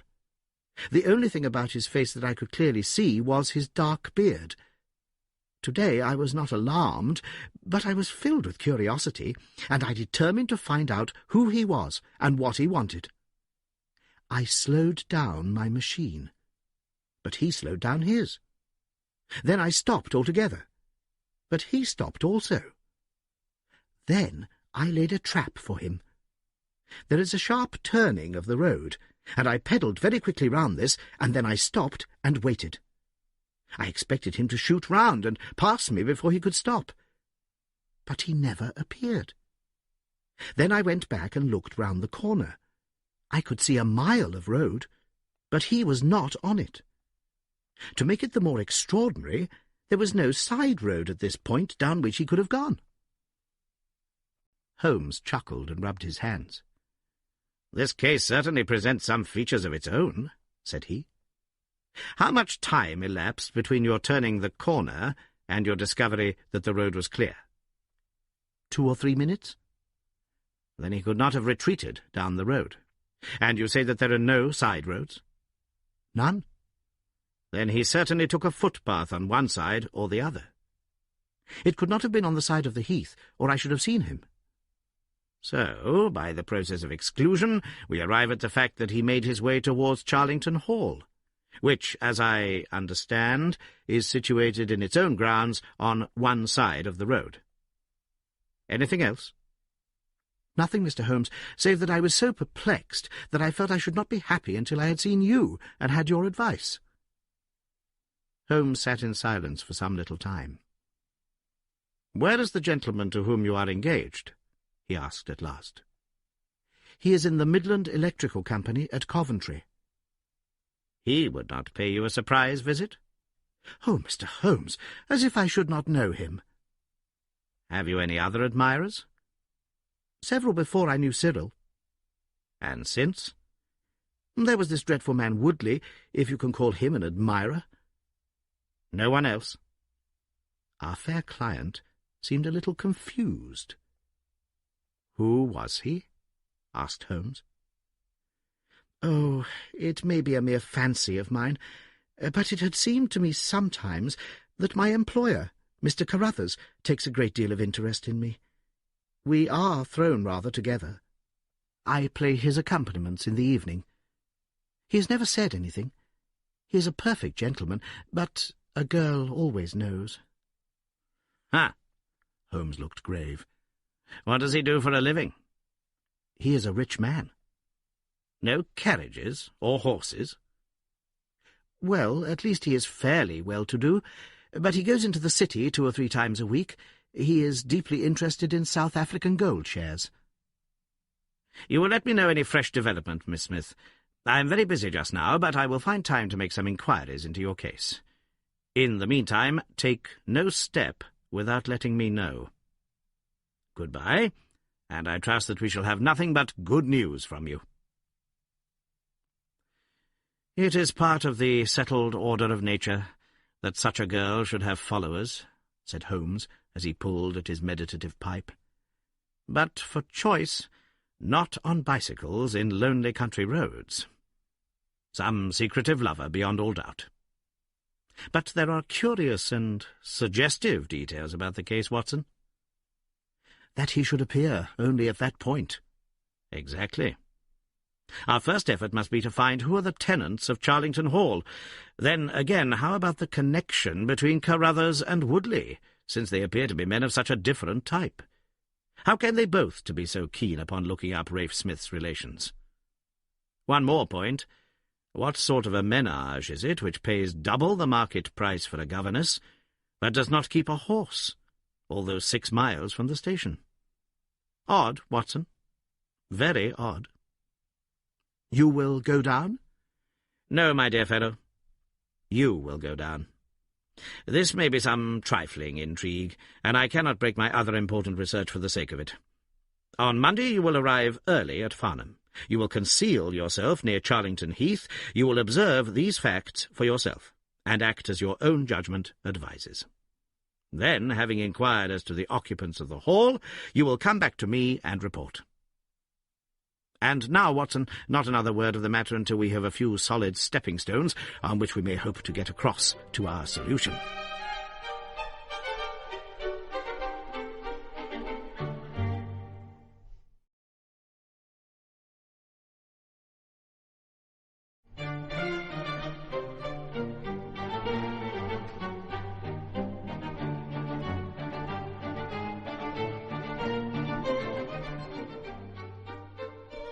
We had ascertained from the lady that she went down upon the Monday by the train which leaves Waterloo at 9:50. So I started early and caught the 9:13. At Farnham Station I had no difficulty in being directed to Charlington Heath. It was impossible to mistake the scene of the young lady's adventure, for the road runs between the open heath on one side and an old yew hedge upon the other, surrounding a park which is studded with magnificent trees. There was a main gateway of lichen-studded stone, each side pillar surmounted by mouldering heraldic emblems. But besides this central carriage drive, I observed several points where there were gaps in the hedge and paths leading through them. The house was invisible from the road, but the surroundings all spoke of gloom and decay. The heath was covered with golden patches of flowering gorse, gleaming magnificently in the light of the bright spring sunshine. Behind one of these clumps I took up my position, so as to command both the gateway of the hall and a long stretch of the road upon either side. It had been deserted when I left it, but now I saw a cyclist riding down it from the opposite direction to that in which I had come. He was clad in a dark suit, and I saw that he had a black beard. On reaching the end of the Charlington grounds, he sprang from his machine and led it through a gap in the hedge, disappearing from my view. A quarter of an hour passed, and then a second cyclist appeared. This time it was the young lady coming from the station. I saw her look about her as she came to the Charlington hedge. An instant later the man emerged from his hiding-place, sprang upon his cycle, and followed her. In all the broad landscape those were the only moving figures, the graceful girl sitting very straight upon her machine, and the man behind her bending low over his handlebar with a curiously furtive suggestion in every movement. She looked back at him and slowed her pace. He slowed also. She stopped. He at once stopped too, keeping 200 yards behind her. Her next movement was as unexpected as it was spirited. She suddenly whisked her wheels round and dashed straight at him. He was as quick as she, however, and darted off in desperate flight. Presently she came back up the road again, her head haughtily in the air, not deigning to take any further notice of her silent attendant. He had turned also, and still kept his distance until the curve of the road hid them from my sight. I remained in my hiding-place, and it was well that I did so, for presently the man reappeared, cycling slowly back. He turned in at the hall gates and dismounted from his machine. For some minutes I could see him standing among the trees. His hands were raised, and he seemed to be settling his necktie. Then he mounted his cycle and rode away from me down the drive towards the hall. I ran across the heath and peered through the trees. Far away I could catch glimpses of the old grey building with its bristling Tudor chimneys, but the drive ran through a dense shrubbery, and I saw no more of my man. However, it seemed to me that I had done a fairly good morning's work, and I walked back in high spirits to Farnham. The local house agent could tell me nothing about Charlington Hall, and referred me to a well-known firm in Pall Mall. There I halted on my way home, and met with courtesy from the representative.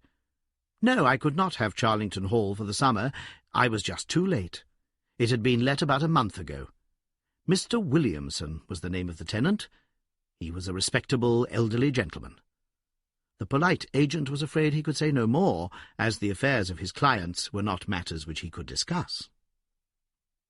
Mr. Sherlock Holmes listened with attention to the long report which I was able to present to him that evening, but it did not elicit that word of curt praise which I had hoped for, and should have valued. On the contrary, his austere face was even more severe than usual, as he commented upon the things that I had done, and the things that I had not. "Your hiding-place, my dear Watson, was very faulty. You should have been behind the hedge. Then you would have had a close view of this interesting person. As it is, you are some hundreds of yards away, and can tell me even less than Miss Smith. She thinks she does not know the man. I am convinced she does. Why otherwise should he be so desperately anxious that she should not get so near him as to see his features? You describe him as bending over the handlebar. Concealment again, you see. You really have done remarkably badly. He returns to the house, and you want to find out who he is. You come to a London house agent. What should I have done? I cried with some heat. Gone to the nearest public house. That is the centre of country gossip. They would have told you every name from the master to the scullery maid. Williamson? It conveys nothing to my mind. If he is an elderly man, he is not this active cyclist who sprints away from that young lady's athletic pursuit. What have we gained by your expedition? The knowledge that the girl's story is true. I never doubted it. That there is a connection between the cyclist and the Hall. I never doubted that either. That the Hall is tenanted by Williamson. Who's the better for that? Well, well, my dear sir, don't look so depressed. We can do little more until next Saturday, and in the meantime I may make one or two inquiries myself. Next morning we had a note from Miss Smith, recounting shortly and accurately the very incidents which I had seen. But the pith of the letter lay in the postscript. I am sure that you will respect my confidence, Mr. Holmes, when I tell you that my place here has become difficult, owing to the fact that my employer has proposed marriage to me. I am convinced that his feelings are most deep and most honourable. At the same time, my promise is, of course, given. He took my refusal very seriously, but also very gently. You can understand, however, that the situation is a little strained. Our young friend seems to be getting into deep waters, said Holmes thoughtfully, as he finished the letter. The case certainly presents more features of interest and more possibility of development than I had originally thought. I should be none the worse for a quiet, peaceful day in the country, and I am inclined to run down this afternoon and test one or two theories which I have formed. Holmes's quiet day in the country had a singular termination, for he arrived at Baker Street late in the evening with a cut lip and a discoloured lump upon his forehead, besides a general air of dissipation which would have made his own person the fitting object of a Scotland Yard investigation. He was immensely tickled by his own adventures, and laughed heartily as he recounted them. I get so little active exercise that it is always a treat, said he. You are aware that I have some proficiency in the good old British sport of boxing. Occasionally it is of service. Today, for example, I should have come to very ignominious grief without it. I begged him to tell me what had occurred. I found that country pub, which I had already recommended to your notice, and there I made my discreet inquiries. I was in the bar, and a garrulous landlord was giving me all that I wanted. Williamson is a white-bearded man, and he lives alone with a small staff of servants at the Hall. There is some rumour that he is, or has been, a clergyman. But one or two incidents of his short residence at the Hall struck me as peculiarly unecclesiastical.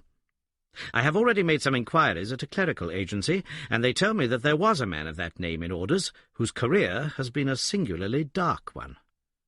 The landlord further informed me that there are usually week-end visitors, a warm lot, sir, at the Hall, and especially one gentleman with a red moustache, Mr. Woodley by name, who was always there. We had got as far as this when who should walk in but the gentleman himself, who had been drinking his beer in the tap-room and had heard the whole conversation. Who was I? What did I want? What did I mean by asking questions? He had a fine flow of language, and his adjectives were very vigorous. He ended a string of abuse by a vicious backhander, which I failed to entirely avoid. The next few minutes were delicious. It was a straight left against a slogging ruffian. I emerged as you see me. Mr. Woodley went home in a cart. So ended my country trip, and it must be confessed that, however enjoyable, my day on the Surrey border has not been much more profitable than your own. The Thursday brought us another letter from our client. "You will not be surprised, Mr. Holmes," said she, "to hear that I am leaving Mr. Carruthers' employment. Even the high pay cannot reconcile me to the discomforts of my situation. On Saturday I come up to town, and I do not intend to return. Mr. Carruthers has got a trap, and so the dangers of the lonely road, if there ever were any dangers, are now over. As to the special cause of my leaving, it is not merely the strained situation with Mr. Carruthers, but it is the reappearance of that odious man, Mr. Woodley. He was always hideous, but he looks more awful than ever now, for he appears to have had an accident, and he is much disfigured. I saw him out of the window, but I am glad to say I did not meet him. He had a long talk with Mr. Carruthers, who seemed much excited afterwards. Woodley must be staying in the neighbourhood, for he did not sleep here, and yet I caught a glimpse of him again this morning, slinking about in the shrubbery. I would sooner have a savage wild animal loose about the place. I loathe and fear him more than I can say. How can Mr. Carruthers endure such a creature for a moment? However, all my troubles will be over on Saturday." "So I trust, Watson.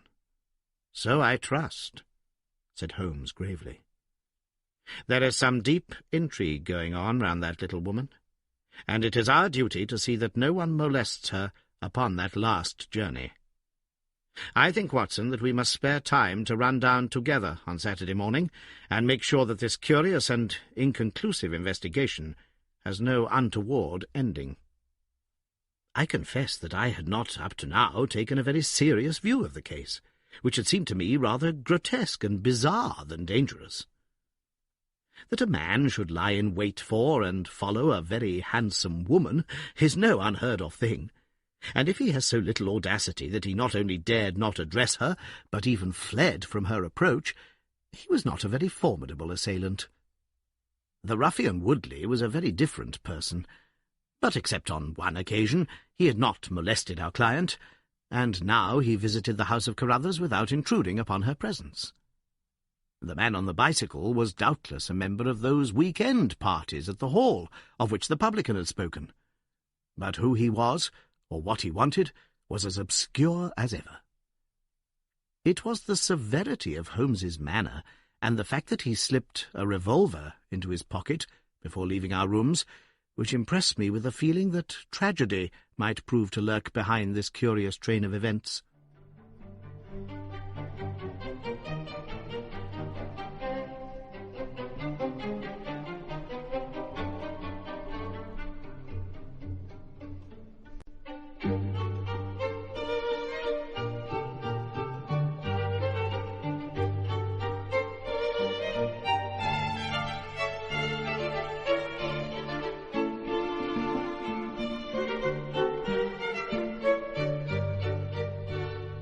A rainy night had been followed by a glorious morning, and the heath-covered countryside, with the glowing clumps of flowering gorse, seemed all the more beautiful to eyes which were weary of the duns and drabs and slate greys of London. Holmes and I walked along the broad sandy road, inhaling the fresh morning air and rejoicing in the music of the birds and the fresh breath of the spring. From a rise of the road on the shoulder of Crooksbury Hill, we could see the grim hall bristling out from amidst the ancient oaks, which, old as they were still younger than the building which they surrounded. Holmes pointed down the long tract of road which wound, a reddish-yellow band, between the brown of the heath and the budding green of the woods. Far away, a black dot, we could see a vehicle moving in our direction. Holmes gave an exclamation of impatience. "I have given a margin of half an hour," said he. "If that is her trap, she must be making for the earlier train. I fear, Watson, that she will pass Charlington before we can possibly meet her." From the instant that we passed the rise, we could no longer see the vehicle, but we hastened onward at such a pace that my sedentary life began to tell upon me, and I was compelled to fall behind. Holmes, however, was always in training, for he had inexhaustible stores of nervous energy upon which to draw. His springy step never slowed, until suddenly, when he was 100 yards in front of me, he halted, and I saw him throw up his hand with a gesture of grief and despair.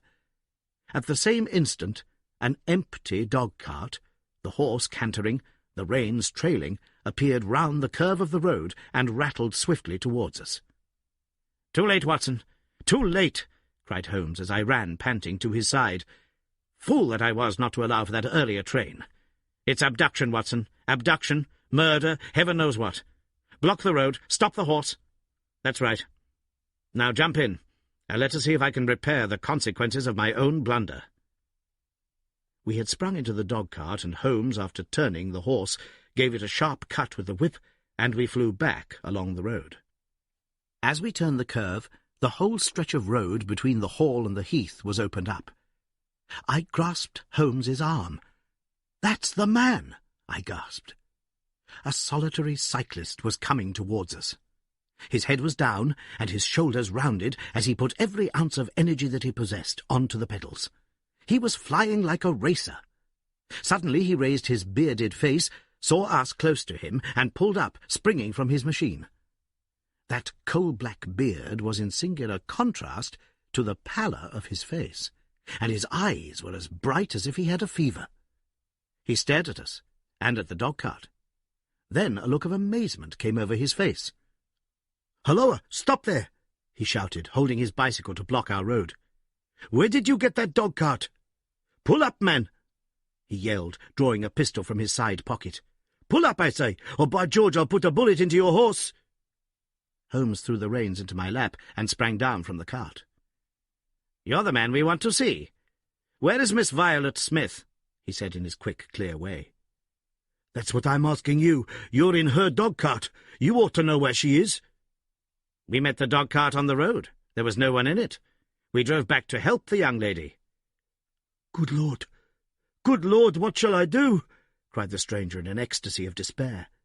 "They've got her, that hellhound Woodley and the blackguard parson. Come, man, come, if you really are her friend. Stand by me, and we'll save her, if I have to leave my carcass in Charlington Wood." He ran distractedly, his pistol in his hand, towards a gap in the hedge. Holmes followed him, and I, leaving the horse grazing beside the road, followed Holmes.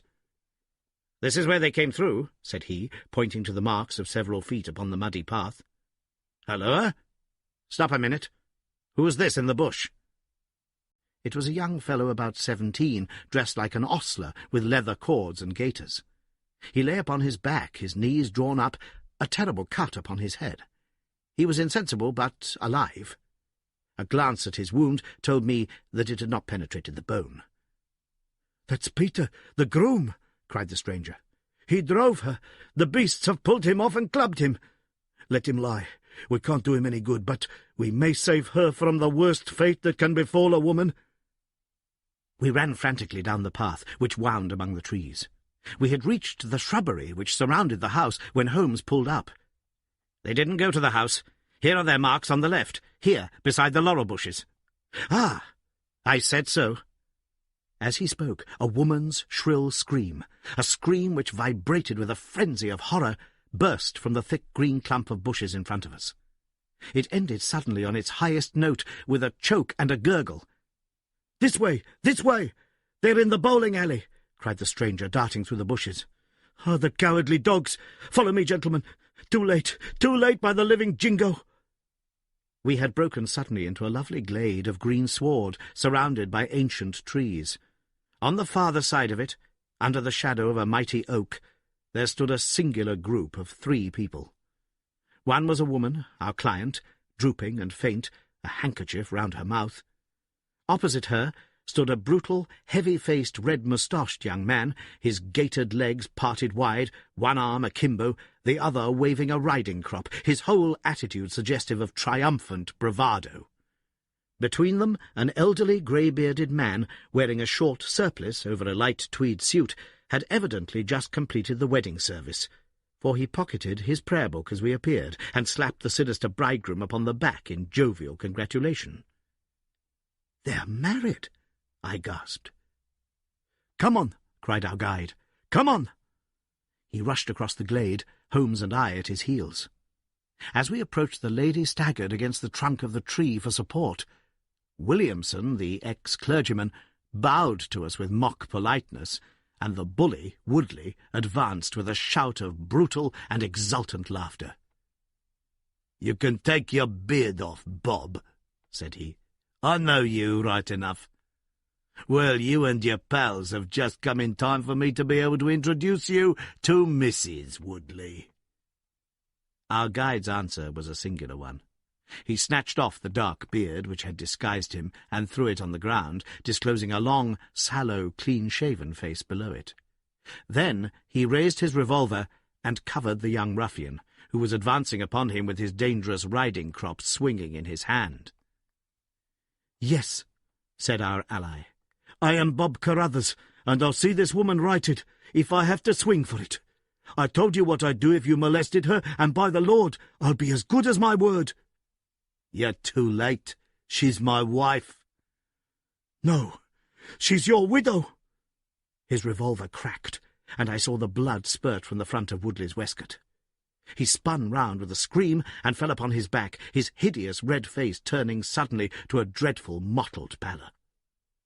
The old man, still clad in his surplice, burst into such a string of foul oaths as I have never heard, and pulled out a revolver of his own, but, before he could raise it, he was looking down the barrel of Holmes's weapon.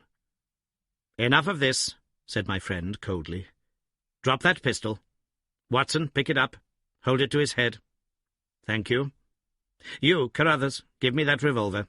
We'll have no more violence. Come, hand it over." "Who are you, then?" "My name is Sherlock Holmes." "Good Lord!" "You have heard of me, I see. I will represent the official police until their arrival. Here, you!" he shouted to a frightened groom who had appeared at the edge of the glade. "Come here. Take this note as hard as you can ride to Farnham." He scribbled a few words upon a leaf from his notebook. "Give it to the superintendent at the police station. Until he comes, I must detain you all under my personal custody." The strong, masterful personality of Holmes dominated the tragic scene, and all were equally puppets in his hands. Williamson and Carruthers found themselves carrying the wounded Woodley into the house, and I gave my arm to the frightened girl. The injured man was laid on his bed, and at Holmes's request I examined him. I carried my report to where he sat in the old tapestry-hung dining-room, with his 2 prisoners before him. "He will live," said I. "What?" cried Carruthers, springing out of his chair. "I'll go upstairs and finish him first. Do you tell me that girl, that angel, is to be tied to Roaring Jack Woodley for life?" "You need not concern yourself about that," said Holmes. "There are 2 very good reasons why she should, under no circumstances, be his wife.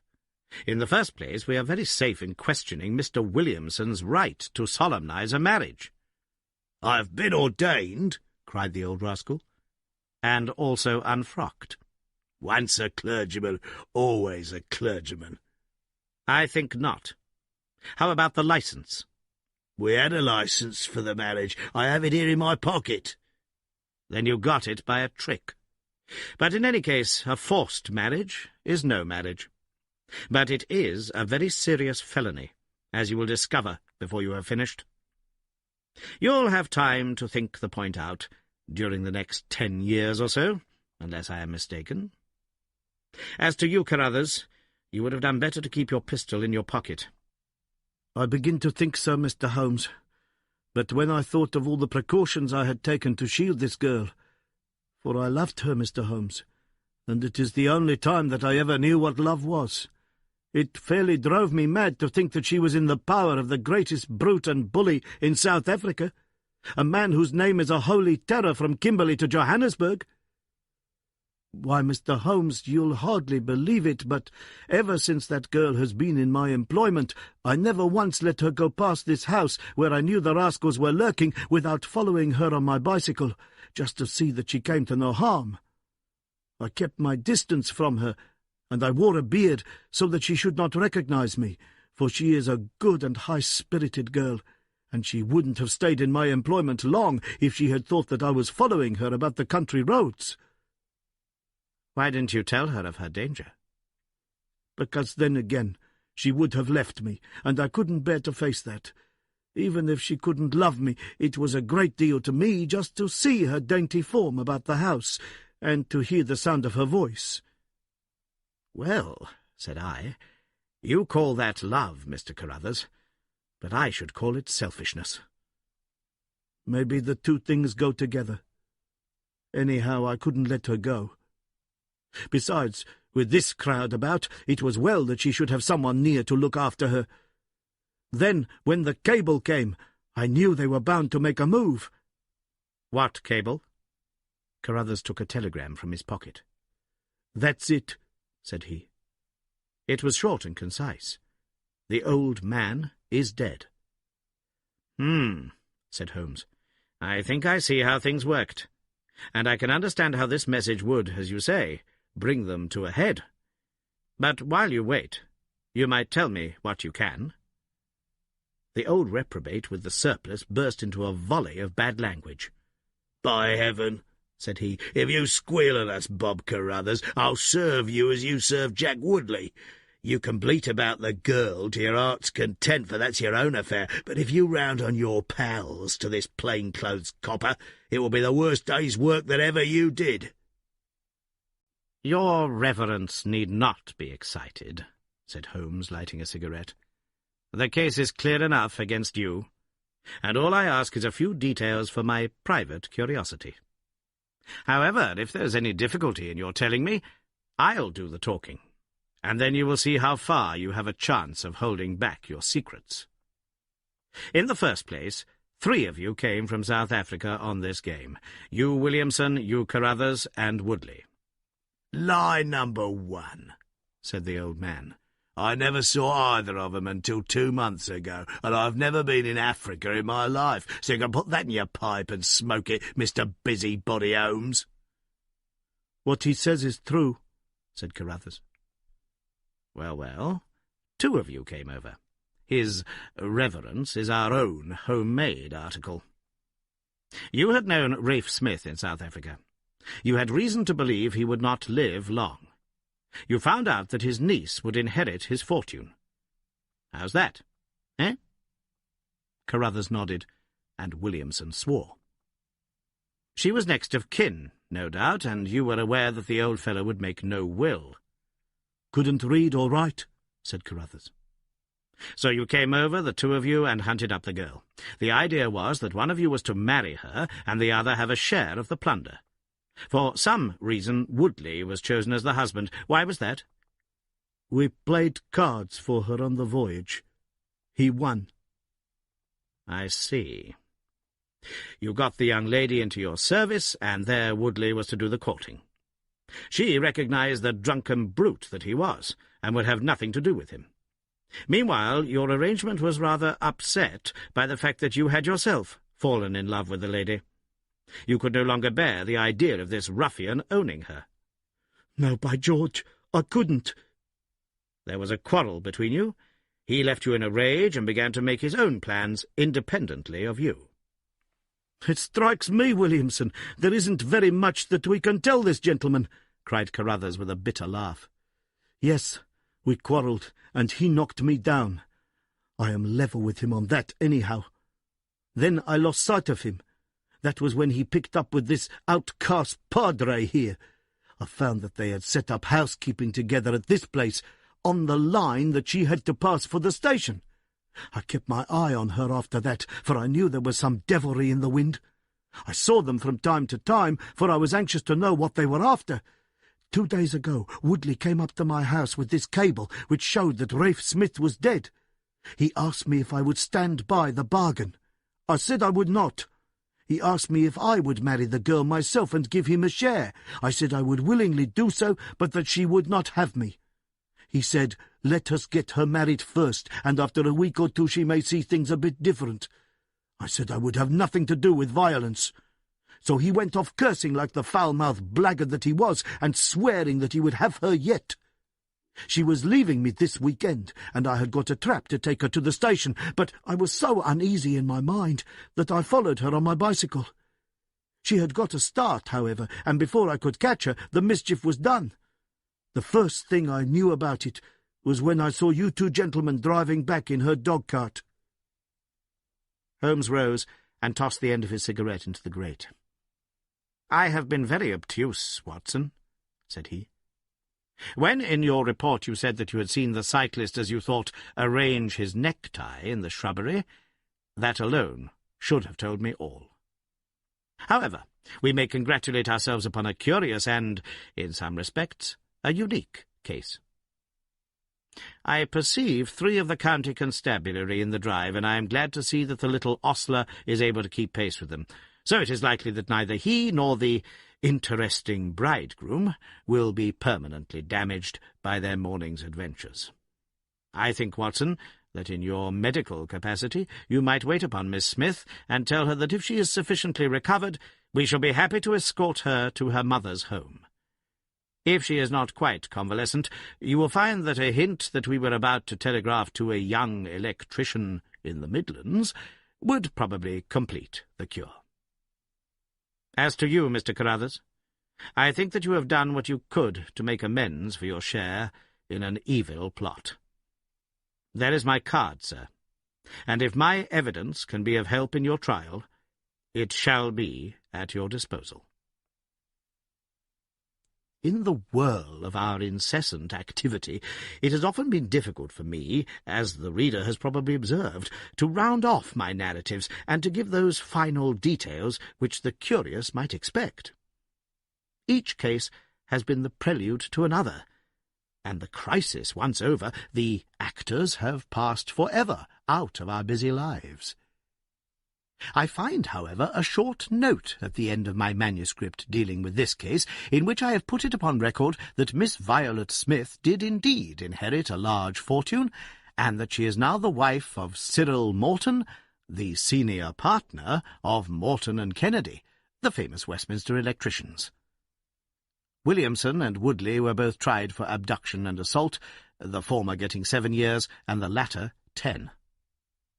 Of the fate of Carruthers I have no record, but I am sure that his assault was not viewed very gravely by the court, since Woodley had the reputation of being a most dangerous ruffian, and I think that a few months were sufficient to satisfy the demands of justice.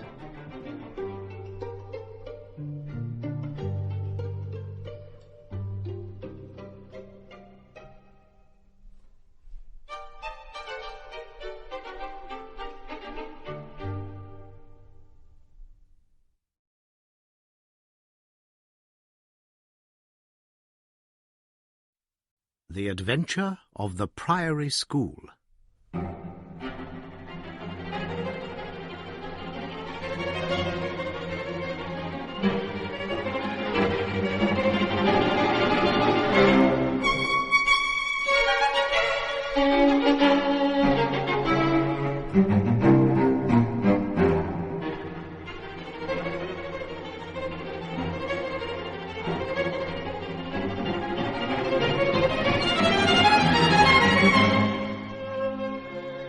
We have had some dramatic entrances and exits upon our small stage at Baker Street, but I cannot recollect anything more sudden and startling than the first appearance of Thornycroft Huxtable, M.A., Ph.D., etc.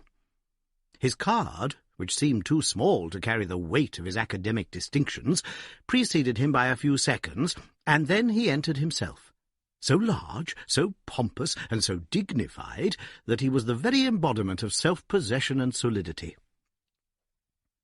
And yet his first action, when the door had closed behind him, was to stagger against the table, whence he slipped down upon the floor, and there was that majestic figure, prostrate and insensible, upon our bearskin hearthrug. We had sprung to our feet, and for a few moments we stared in silent amazement at this ponderous piece of wreckage, which told of some sudden and fatal storm far out on the ocean of life. Then Holmes hurried with a cushion for his head, and I with brandy for his lips. The heavy white face was seamed with lines of trouble. The hanging pouches under the closed eyes were leaden in colour. The loose mouth drooped dolorously at the corners. The rolling chins were unshaven. Collar and shirt bore the grime of a long journey, and the hair bristled unkempt from the well-shaped head. It was a sorely stricken man who lay before us. "What is it, Watson?" asked Holmes. "Absolute exhaustion. Possibly mere hunger and fatigue," said I, with my finger on the thready pulse where the stream of life trickled thin and small. "Return ticket from Mackleton in the north of England," said Holmes, drawing it from the watch-pocket. "It is not 12 o'clock yet. He has certainly been an early starter." The puckered eyelids had begun to quiver, and now a pair of vacant grey eyes looked up at us. An instant later the man had scrambled onto his feet, his face crimson with shame. "Forgive this weakness, Mr. Holmes. I have been a little overwrought. Thank you. If I might have a glass of milk and a biscuit, I have no doubt that I should be better. I came personally, Mr. Holmes, in order to ensure that you would return with me. I feared that no telegram would convince you of the absolute urgency of the case." "When you are quite restored—" "I am quite well again. I cannot imagine how I came to be so weak. I wish you, Mr. Holmes, to come to Mackleton with me by the next train." My friend shook his head. "My colleague, Dr. Watson, could tell you that we are very busy at present. I am retained in this case of the Ferrers document, and the Abergavenny murder is coming up for trial. Only a very important issue could call me from London at present." "Important?" Our visitor threw up his hands. "Have you heard nothing of the abduction of the only son of the Duke of Holderness?" "What, the late cabinet minister?" "Exactly. We had tried to keep it out of the papers, but there was some rumour in the Globe last night. I thought it might have reached your ears." Holmes shot out his long, thin arm and picked out volume H in his encyclopedia of reference. "Holderness, 6th Duke, K.G.P.C., half the alphabet. Baron Beverley, Earl of Carston, dear me, what a list. Lord Lieutenant of Hallamshire since 1900, married Edith, daughter of Sir Charles Appledore, 1888, heir and only child, Lord Saltire, owns about 250,000 acres, minerals in Lancashire and Wales, address Carlton House Terrace, Holderness Hall, Hallamshire, Carston Castle, Bangor, Wales. Lord of the Admiralty, 1872, Chief Secretary of State for... Well, this man is certainly one of the greatest subjects of the Crown." "The greatest, and perhaps the wealthiest. I am aware, Mr. Holmes, that you take a very high line in professional matters, and that you are prepared to work for the work's sake. I may tell you, however, that His Grace has already intimated that a cheque for £5,000 will be handed over to the person who can tell him where his son is, and another 1,000 to him who can name the man or men who have taken him." "It is a princely offer," said Holmes. "Watson, I think that we shall accompany Dr. Huxtable back to the north of England. And now, Dr. Huxtable, when you have consumed that milk, you will kindly tell me what has happened, when it happened, how it happened, and finally, what Dr. Thornycroft Huxtable of the Priory School near Mackleton has to do with the matter, and why he comes 3 days after an event, the state of your chin gives the date, to ask for my humble services." Our visitor had consumed his milk and biscuits. The light had come back to his eyes and the colour to his cheeks, as he set himself with great vigour and lucidity to explain the situation. "I must inform you, gentlemen, that the Priory is a preparatory school of which I am the founder and principal. Huxtable's Sidelights on Horace may possibly recall my name to your memories. The Priory is, without exception, the best and most select preparatory school in England. Lord Leverstoke, the Earl of Blackwater, Sir Cathcart Soames, they all have entrusted their sons to me. But I felt that my school had reached its zenith when, 3 weeks ago, the Duke of Holderness sent Mr. James Wilder, his secretary, with the intimation that young Lord Saltire, 10 years old, his only son and heir, was about to be committed to my charge. Little did I think that this would be the prelude to the most crushing misfortune of my life. On May the 1st the boy arrived, that being the beginning of the summer term. He was a charming youth, and he soon fell into our ways. I may tell you, I trust that I am not indiscreet, but half-confidences are absurd in such a case, that he was not entirely happy at home. It is an open secret that the Duke's married life had not been a peaceful one, and the matter had ended in a separation by mutual consent, the Duchess taking up her residence in the south of France. This had occurred very shortly before, and the boy's sympathies are known to have been strongly with his mother. He moped after her departure from Holderness Hall, and it was for this reason that the Duke desired to send him to my establishment. In a fortnight the boy was quite at home with us, and was apparently absolutely happy. He was last seen on the night of May the 13th, that is, the night of last Monday. His room was on the 2nd floor, and was approached through another larger room in which 2 boys were sleeping. These boys saw and heard nothing, so that it is certain that young Saltire did not pass out that way. His window was open, and there is a stout ivy plant leading to the ground. We could trace no footmarks below, but it is sure that this is the only possible exit. His absence was discovered at 7 o'clock on Tuesday morning. His bed had been slept in. He had dressed himself fully, before going off in his usual school suit of black Eton jacket and dark grey trousers. There were no signs that anyone had entered the room, and it is quite certain that anything in the nature of cries or a struggle would have been heard, since Caunter, the elder boy in the inner room, is a very light sleeper. When Lord Saltire's disappearance was discovered, I at once called a roll of the whole establishment, boys, masters, and servants. It was then that we ascertained that Lord Saltire had not been alone in his flight. Heidegger, the German master, was missing. His room was on the 2nd floor, at the farther end of the building, facing the same way as Lord Saltire's. His bed had also been slept in, but he had apparently gone away partly dressed, since his shirt and socks were lying on the floor. He had undoubtedly let himself down by the ivy, for we could see the marks of his feet where he had landed on the lawn. His bicycle was kept in a small shed beside this lawn, and it also was gone. He had been with me for 2 years, and came with the best references, but he was a silent, morose man, not very popular either with masters or boys. No trace could be found of the fugitives, and now, on Thursday morning, we are as ignorant as we were on Tuesday. Inquiry was, of course, made at once at Holderness Hall. It is only a few miles away, and we imagined that in some sudden attack of homesickness he had gone back to his father. But nothing had been heard of him. The Duke is greatly agitated, and as to me, you have seen yourselves the state of nervous prostration to which the suspense and the responsibility have reduced me. Mr. Holmes, if ever you put forward your full powers, I implore you to do so now, for never in your life could you have a case which is more worthy of them." Sherlock Holmes had listened with the utmost intentness to the statement of the unhappy schoolmaster. His drawn brows and the deep furrow between them showed that he needed no exhortation to concentrate all his attention upon a problem which, apart from the tremendous interests involved, must appeal so directly to his love of the complex and the unusual. He now drew out his notebook and jotted down 1 or 2 memoranda. "You have been very remiss in not coming to me sooner," said he severely. You start me on my investigation with a very serious handicap.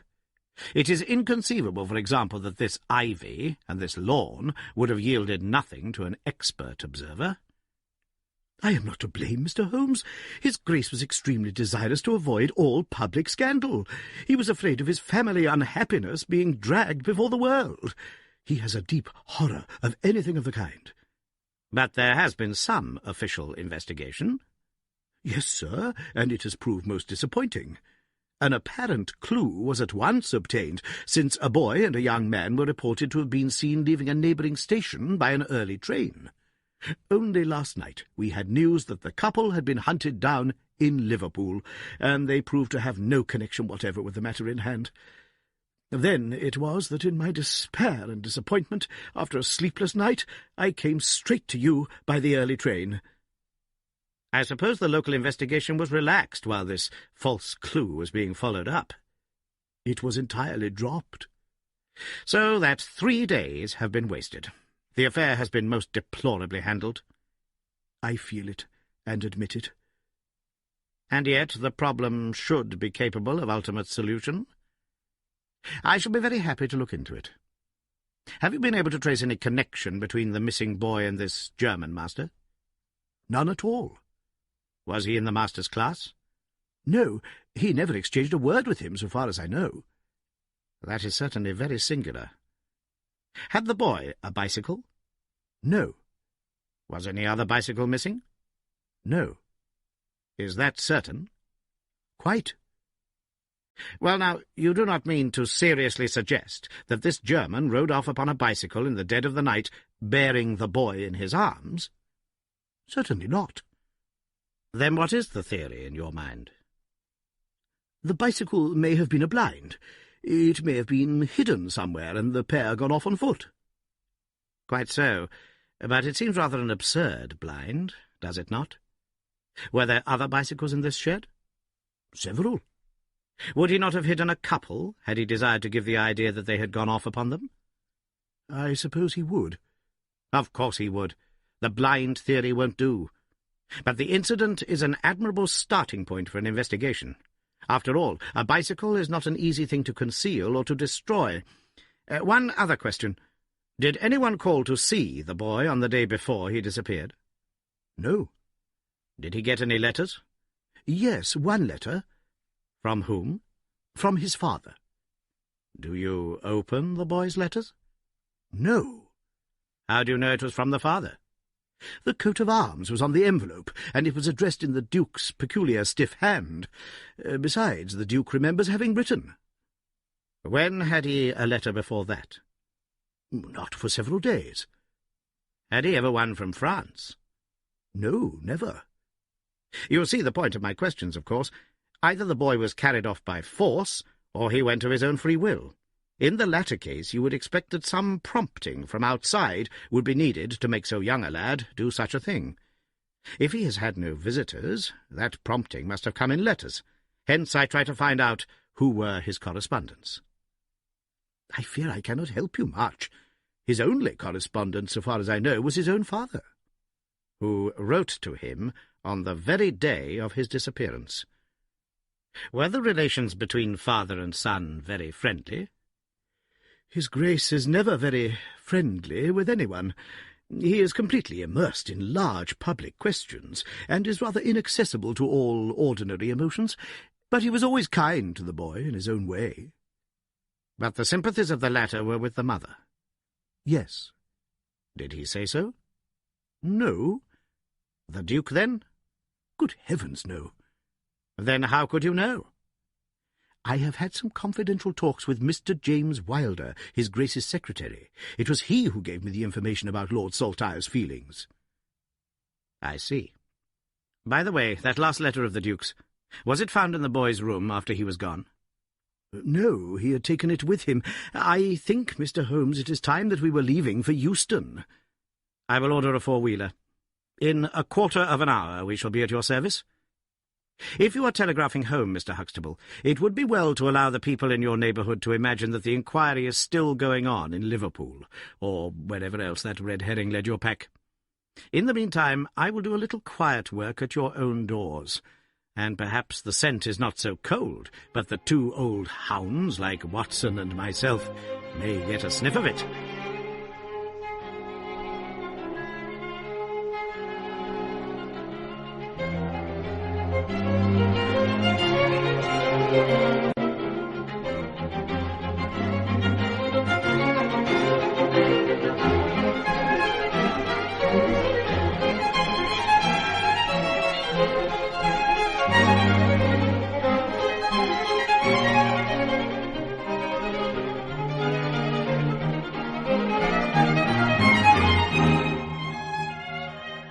That evening found us in the cold, bracing atmosphere of the Peak country, in which Dr. Huxtable's famous school is situated. It was already dark when we reached it. A card was lying on the hall table, and the butler whispered something to his master, who turned to us with agitation in every heavy feature. "The Duke is here," said he. "The Duke and Mr. Wilder are in the study. Come, gentlemen, and I will introduce you."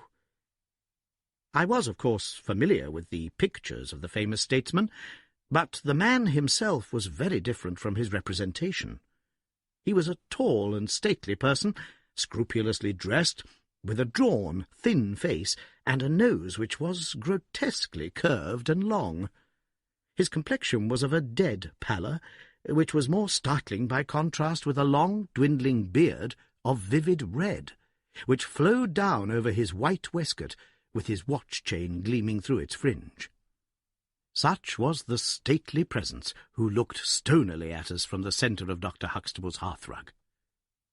Beside him stood a very young man, whom I understood to be Wilder, the private secretary. He was small, nervous, alert, with intelligent light blue eyes and mobile features. It was he who at once, in an incisive and positive tone, opened the conversation. "I called this morning, Dr. Huxtable, too late to prevent you from starting for London. I learned that your object was to invite Mr. Sherlock Holmes to undertake the conduct of this case. His Grace is surprised, Dr. Huxtable, that you should have taken such a step without consulting him." "When I learned that the police had failed—" "His Grace is by no means convinced that the police have failed." "But surely, Mr. Wilder—" "You are well aware, Dr. Huxtable, that his Grace is particularly anxious to avoid all public scandal. He prefers to take as few people as possible into his confidence." "The matter can be easily remedied," said the browbeaten doctor. "Mr. Sherlock Holmes can return to London by the morning train." "Hardly that, Doctor, hardly that," said Holmes in his blandest voice. "This northern air is invigorating and pleasant, so I propose to spend a few days upon your moors, and to occupy my mind as best I may. Whether I have the shelter of your roof or of the village inn is, of course, for you to decide." I could see that the unfortunate doctor was in the last stage of indecision, from which he was rescued by the deep, sonorous voice of the red-bearded Duke, which boomed out like a dinner gong. "I agree with Mr. Wilder, Dr. Huxtable, that you would have done wisely to consult me. But since Mr. Holmes has already been taken into your confidence, it would indeed be absurd that we should not avail ourselves of his services. Far from going to the inn, Mr. Holmes, I should be pleased if you would come and stay with me at Holderness Hall." "I thank your Grace. For the purposes of my investigation, I think that it would be wiser for me to remain at the scene of the mystery." "Just as you like, Mr. Holmes. Any information which Mr. Wilder or I can give you is, of course, at your disposal." "It will probably be necessary for me to see you at the hall," said Holmes.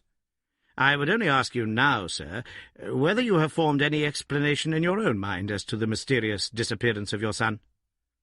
"No, sir, I have not." "Excuse me if I allude to that which is painful to you, but I have no alternative. Do you think that the Duchess had anything to do with the matter?" The great minister showed perceptible hesitation. "I do not think so," he said at last. "The other most obvious explanation is that the child has been kidnapped for the purpose of levying ransom. You have not had any demand of the sort?" "No, sir." "One more question, your Grace. I understand that you wrote to your son upon the day when this incident occurred." No, I wrote upon the day before. Exactly.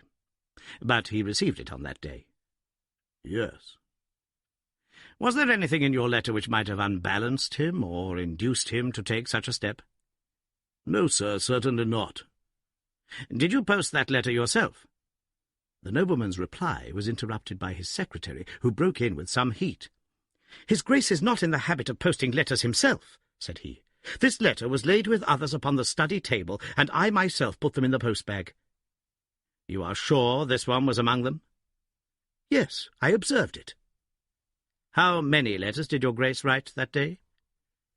20 or 30. I have a large correspondence, but surely this is somewhat irrelevant." "Not entirely," said Holmes. "For my own part," the Duke continued, "I have advised the police to turn their attention to the south of France. I have already said that I do not believe that the Duchess would encourage so monstrous an action, but the lad had the most wrong-headed opinions, and it is possible that he may have fled to her, aided and abetted by this German. I think, Dr. Huxtable, that we will now return to the hall." I could see that there were other questions which Holmes would have wished to put, but the nobleman's abrupt manner showed that the interview was at an end. It was evident that to his intensely aristocratic nature this discussion of his intimate family affairs with a stranger was most abhorrent, and that he feared lest every fresh question would throw a fiercer light into the discreetly shadowed corners of his ducal history. When the nobleman and his secretary had left, my friend flung himself at once with characteristic eagerness into the investigation. The boy's chamber was carefully examined, and yielded nothing save the absolute conviction that it was only through the window that he could have escaped. The German master's room and effects gave no further clue. In his case, a trailer of ivy had given way under his weight, and we saw by the light of a lantern the mark on the lawn where his heels had come down. That one dint in the short green grass was the only material witness left of this inexplicable nocturnal flight. Sherlock Holmes left the house alone, and only returned after 11. He had obtained a large ordnance map of the neighbourhood, and this he brought into my room, where he laid it out on the bed, and having balanced the lamp in the middle of it, he began to smoke over it, and occasionally to point out objects of interest with the reeking amber of his pipe. "This case grows upon me, Watson," said he. "There are decidedly some points of interest in connection with it. In this early stage I want you to realize those geographical features which may have a good deal to do with our investigation. Look at this map. This dark square is the Priory School. I'll put a pin in it. Now, this line is the main road. You see that it runs east and west past the school, and you see also that there is no side road for a mile either way. If these two folk passed away by road, it was this road." "Exactly." "By a singular and happy chance we are able to some extent to check what passed along this road during the night in question. At this point, where my pipe is now resting, a county constable was on duty from 12 to 6. It is, as you perceive, the first crossroad on the east side. This man declares that he was not absent from his post for an instant, and he is positive that neither boy nor man could have gone that way unseen. I have spoken with this policeman tonight, and he appears to me to be a perfectly reliable person. That blocks this end. We have now to deal with the other. There is an inn here, the Red Bull, the landlady of which was ill. She had sent to Mackleton for a doctor, but he did not arrive until morning, being absent at another case. The people at the inn were alert all night, awaiting his coming, and one or other of them seems to have continually had an eye upon the road. They declare that no one passed. If their evidence is good, then we are fortunate enough to be able to block the west, and also to be able to say that the fugitives did not use the road at all." "But the bicycle?" I objected. "Quite so. We will come to the bicycle presently.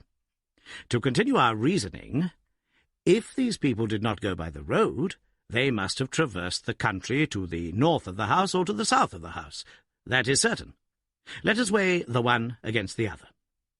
On the south of the house is, as you perceive, a large district of arable land, cut up into small fields with stone walls between them. There, I admit that a bicycle is impossible. We can dismiss the idea. We turn to the country on the north. Here there lies a grove of trees marked as the Ragged Shore, and on the farther side stretches a great rolling moor, Lower Gill Moor, extending for 10 miles and sloping gradually upward. Here, at one side of this wilderness, is Holderness Hall, 10 miles by road, but only 6 across the moor. It is a peculiarly desolate plain. A few moor farmers have small holdings, where they rear sheep and cattle. Except these, the plover and the curlew are the only inhabitants, until you come to the Chesterfield high road. There is a church there, you see, a few cottages, and an inn. Beyond that, the hills become precipitous. Surely it is here, to the north, that our quest must lie. But the bicycle, I persisted. Well, well, said Holmes impatiently. A good cyclist does not need a high road. The moor is intersected with paths, and the moon was at the full. Halloa, what is this? There was an agitated knock at the door, and an instant afterwards Dr. Huxtable was in the room. In his hand he held a blue cricket cap with a white chevron on the peak. "At last we have a clue," he cried. "Thank heaven, at last we're on the dear boy's track. It is his cap." "Where was it found?" "In the van of the gypsies who camped on the moor. They left on Tuesday. Today the police traced them down and examined their caravan. This was found." "How did they account for it?" "They shuffled and lied, said that they found it on the moor on Tuesday morning. They know where he is, the rascals. Thank goodness they are all safe under lock and key. Either the fear of the law or the Duke's purse will certainly get out of them all that they know."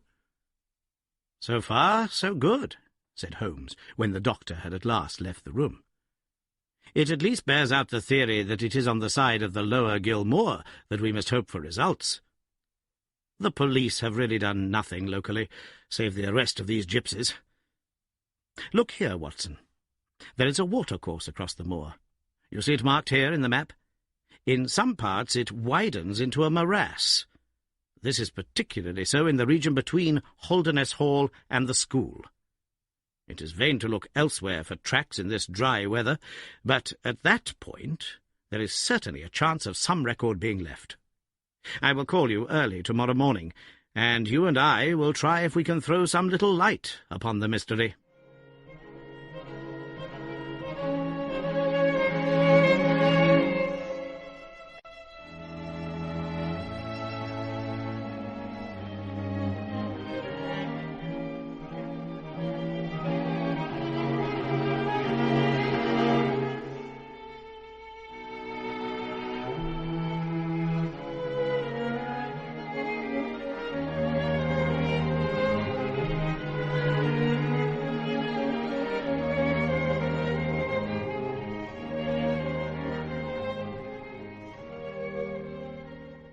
The day was just breaking when I woke to find the long, thin form of Holmes by my bedside. He was fully dressed, and had apparently already been out. "I have done the lawn and the bicycle shed," said he. "I have also had a ramble through the Ragged Shore. Now, Watson, there is cocoa ready in the next room. I must beg you to hurry, for we have a great day before us." His eyes shone, and his cheek was flushed with the exhilaration of the master workman who sees his work lie ready before him. A very different Holmes, this active, alert man, from the introspective and pallid dreamer of Baker Street.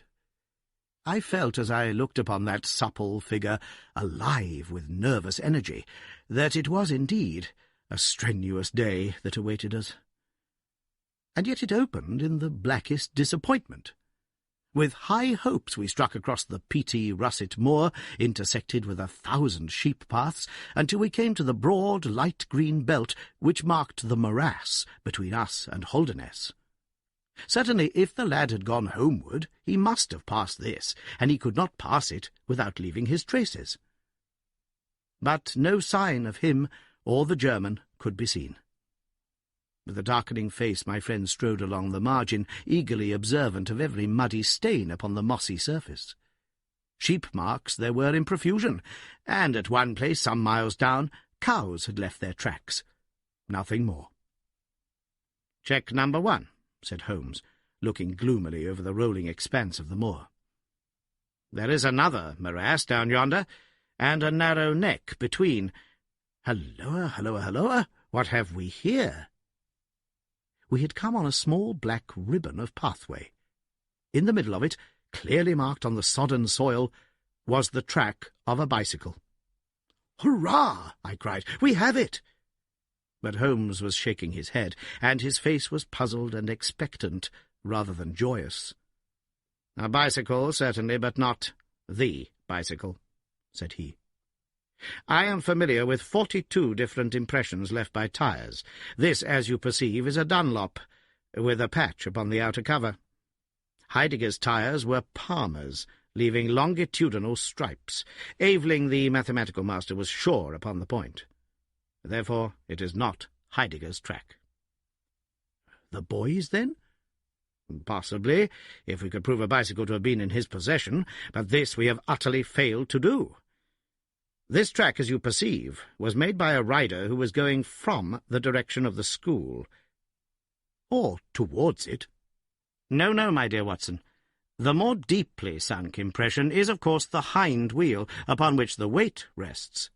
You perceive several places where it has passed across and obliterated the more shallow mark of the front one. It was undoubtedly heading away from the school.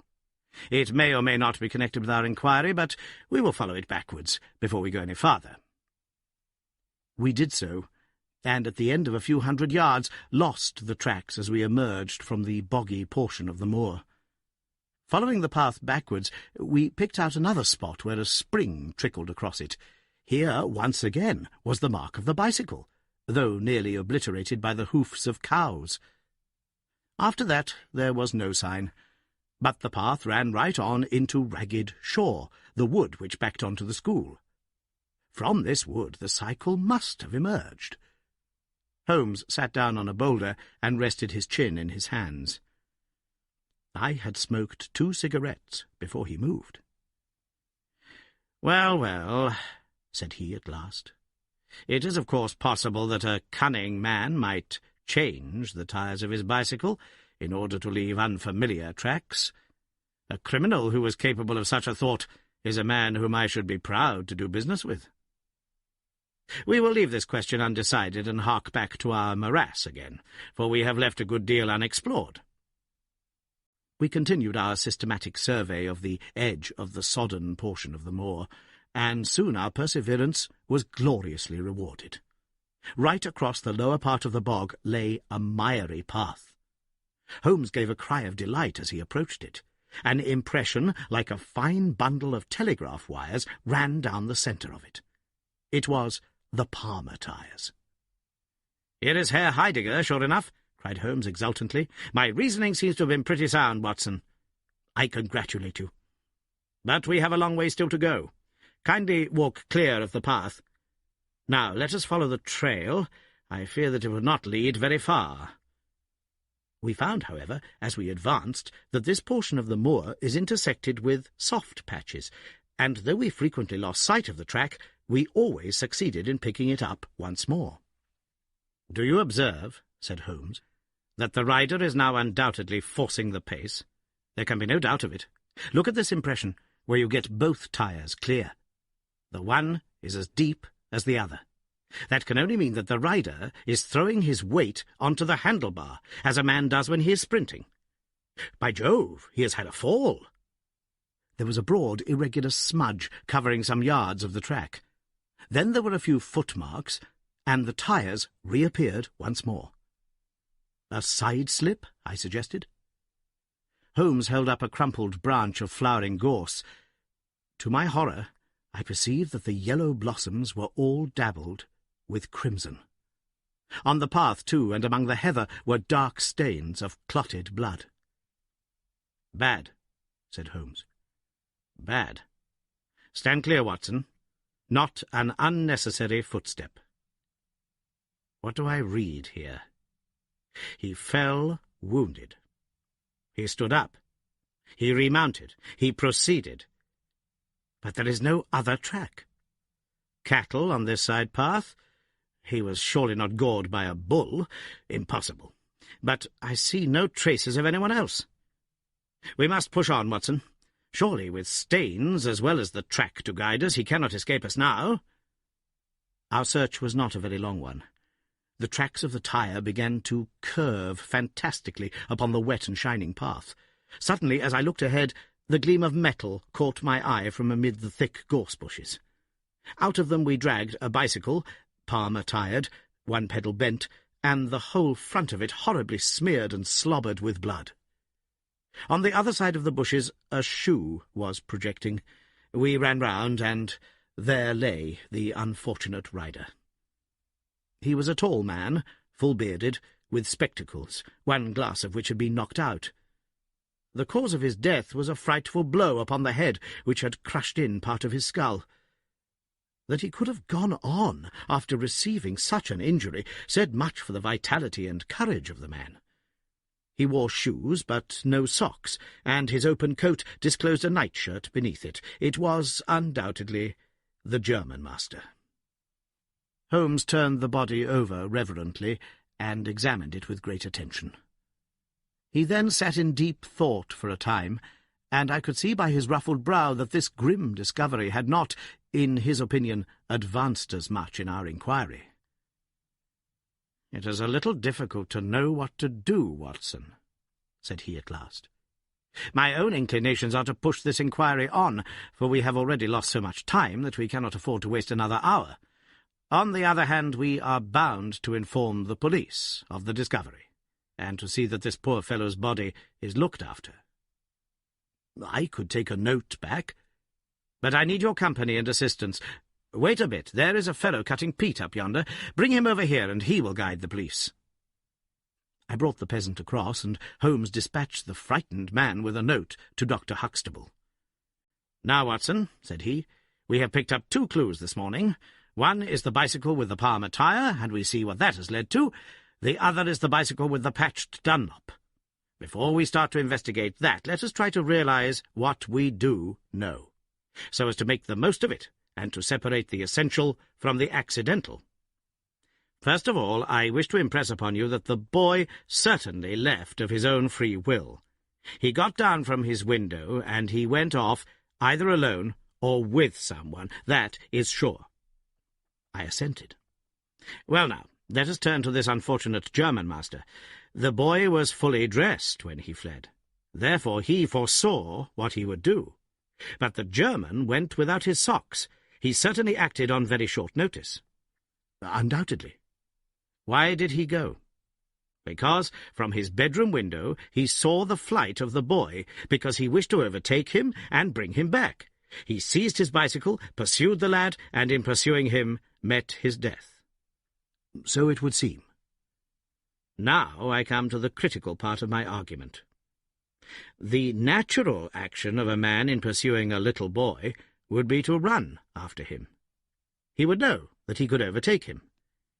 But the German does not do so. He turns to his bicycle. I am told that he was an excellent cyclist. He would not do this if he did not see that the boy had some swift means of escape. "The other bicycle?" Let us continue our reconstruction. He meets his death 5 miles from the school, not by a bullet, mark you, which even a lad might conceivably discharge, but by a savage blow dealt by a vigorous arm. The lad, then, had a companion in his flight. And the flight was a swift one, since it took 5 miles before an expert cyclist could overtake them. Yet we survey the ground round the scene of the tragedy. What do we find? A few cattle tracks, nothing more. I took a wide sweep round, and there is no path within 50 yards. Another cyclist could have had nothing to do with the actual murder, nor were there any human footmarks. "Holmes," I cried, "this is impossible." "Admirable," he said. "A most illuminating remark. It is impossible, as I stated, and therefore I must in some respect have stated it wrong. Yet you saw for yourself. Can you suggest any fallacy?" "He could not have fractured his skull in a fall." "In a morass, Watson?" "I am at my wit's end." "Tut-tut. We have solved some worse problems. At least we have plenty of material, if we can only use it. Come, then, and having exhausted the Palmer, let us see what the Dunlop with the patched cover has to offer us." We picked up the track and followed it onward for some distance, but soon the moor rose into a long, heather-tufted curve, and we left the watercourse behind us. No further help from tracks could be hoped for. At the spot where we saw the last of the Dunlop tire, it might equally have led to Holderness Hall, the stately towers of which rose some miles to our left, or to a low grey village which lay in front of us and marked the position of the Chesterfield high road. As we approached the forbidding and squalid inn, with the sign of a gamecock above the door, Holmes gave a sudden groan, and clutched me by the shoulder to save himself from falling. He had had one of those violent strains of the ankle which leave a man helpless. With difficulty he limped up to the door, where a squat, dark, elderly man was smoking a black clay pipe. "How are you, Mr. Reuben Hayes?" said Holmes. "Who are you? How'd you get me name, Sir Pat?" the countryman answered, with a suspicious flash of a pair of cunning eyes. "Well, it's printed on the board, above your head. It's easy to see a man who is master of his own house. I suppose you haven't such a thing as a carriage in your stables?" "No, I have not." "I can hardly put my foot to the ground." "Don't put it to the ground." "But I can't walk." "Well, then, hop." Mr. Reuben Hayes's manner was far from gracious, but Holmes took it with admirable good humour. "Look here, my man," said he, "this is really rather an awkward fix for me. I don't mind how I get on." "Neither do I," said the morose landlord. "The matter is very important. I would offer you a sovereign for the use of a bicycle." The landlord pricked up his ears. "Where do you want to go?" "To Holderness Hall." "Pals of the Duke, I suppose," said the landlord, surveying our mud-stained garments with ironical eyes. Holmes laughed good-naturedly. "He'll be glad to see us, anyhow." "Why?" "Because we bring him news of his lost son." The landlord gave a very visible start. "What? You're on his track?" "He has been heard of in Liverpool. They expect to get him every hour." Again a swift change passed over the heavy, unshaven face. His manner was suddenly genial. "I've less reason to wish the Duke well than most men," said he, "for I was his head coachman once, and cruel bad he treated me. It was him that sacked me without a character on the word of a lying corn chandler. But I'm glad to hear that the young lord was heard of in Liverpool, and I'll help you to take the news to the Hall." "Thank you," said Holmes. "We'll have some food first, then you can bring round the bicycle." "I haven't got a bicycle." Holmes held up a sovereign. "I tell you, man, that I haven't got one. I'll let you have 2 horses as far as the Hall." "Well, well," said Holmes, "we'll talk about it when we've had something to eat."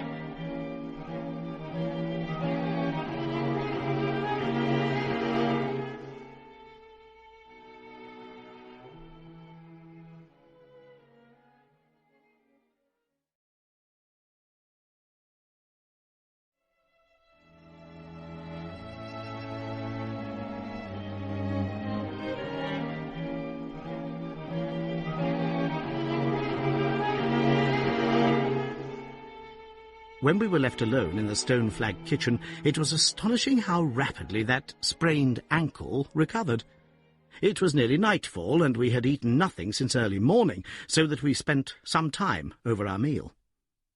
Holmes was lost in thought, and once or twice he walked over to the window and stared earnestly out. It opened onto a squalid courtyard. In the far corner was a smithy, where a grimy lad was at work.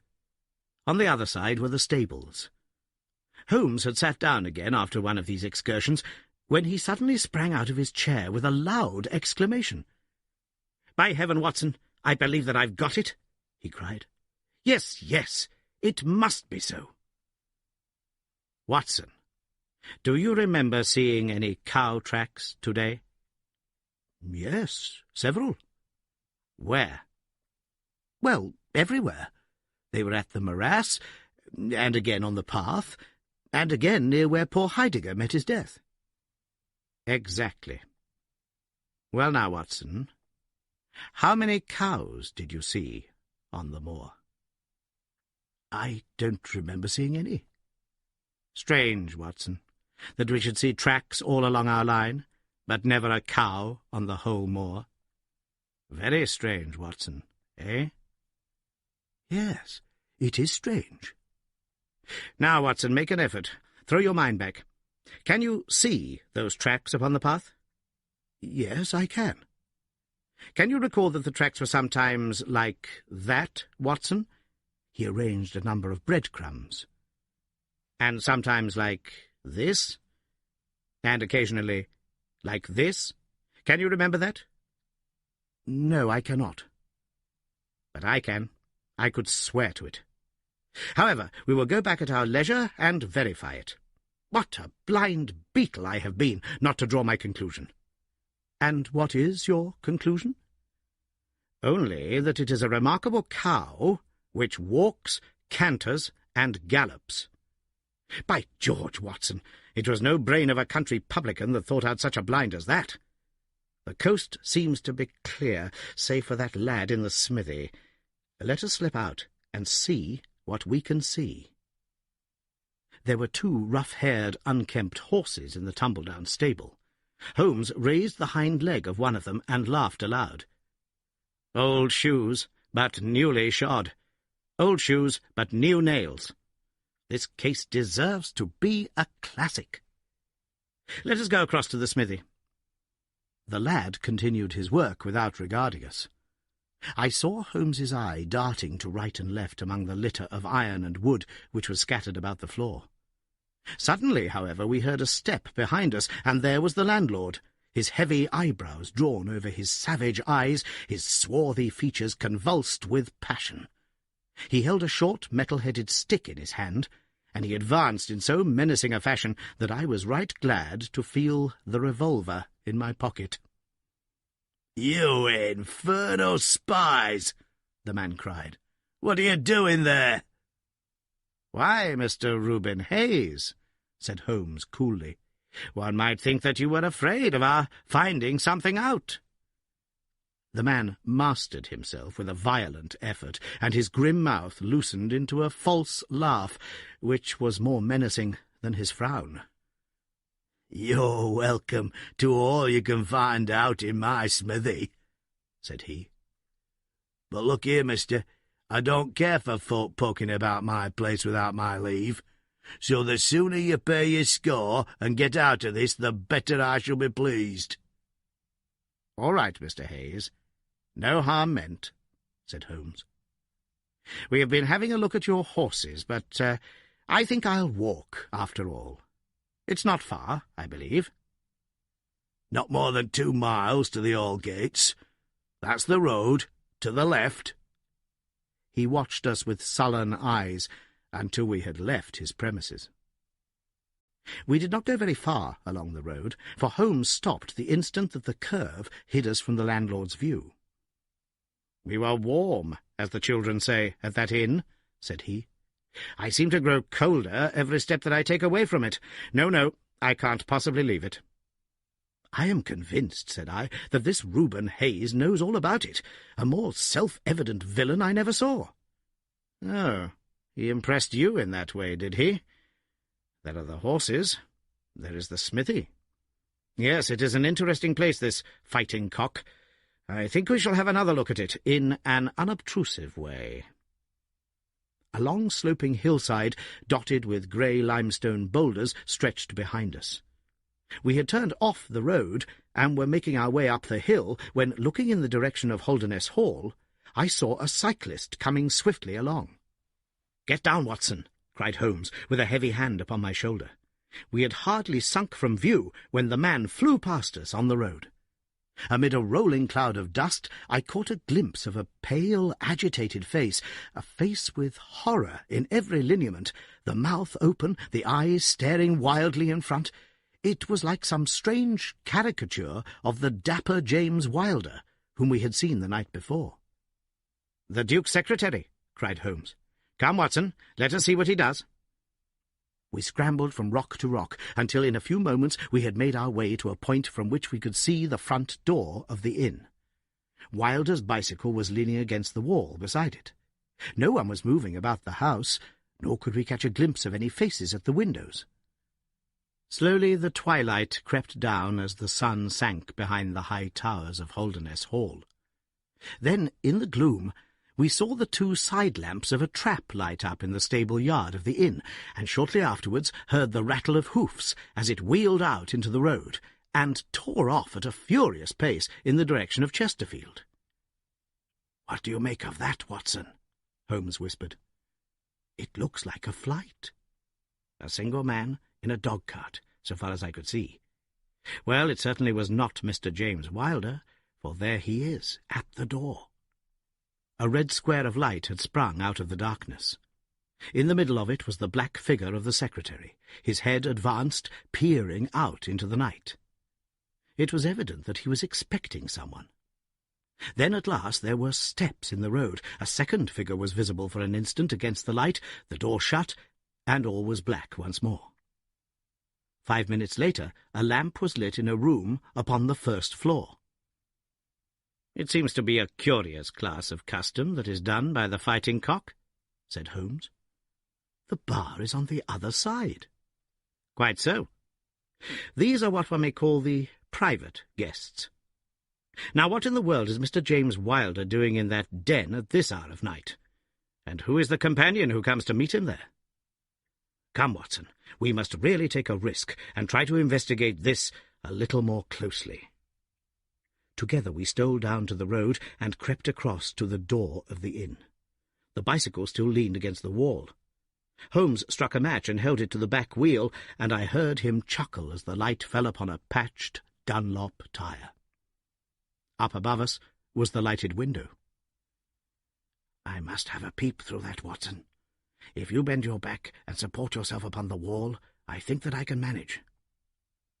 An instant later his feet were on my shoulders, but he was hardly up before he was down again. "Come, my friend," said he, "our day's work has been quite long enough. I think that we have gathered all that we can. It's a long walk to the school, and the sooner we get started, the better." He hardly opened his lips during that weary trudge across the moor, nor would he enter the school when he reached it, but went on to Mackleton Station, whence he could send some telegrams.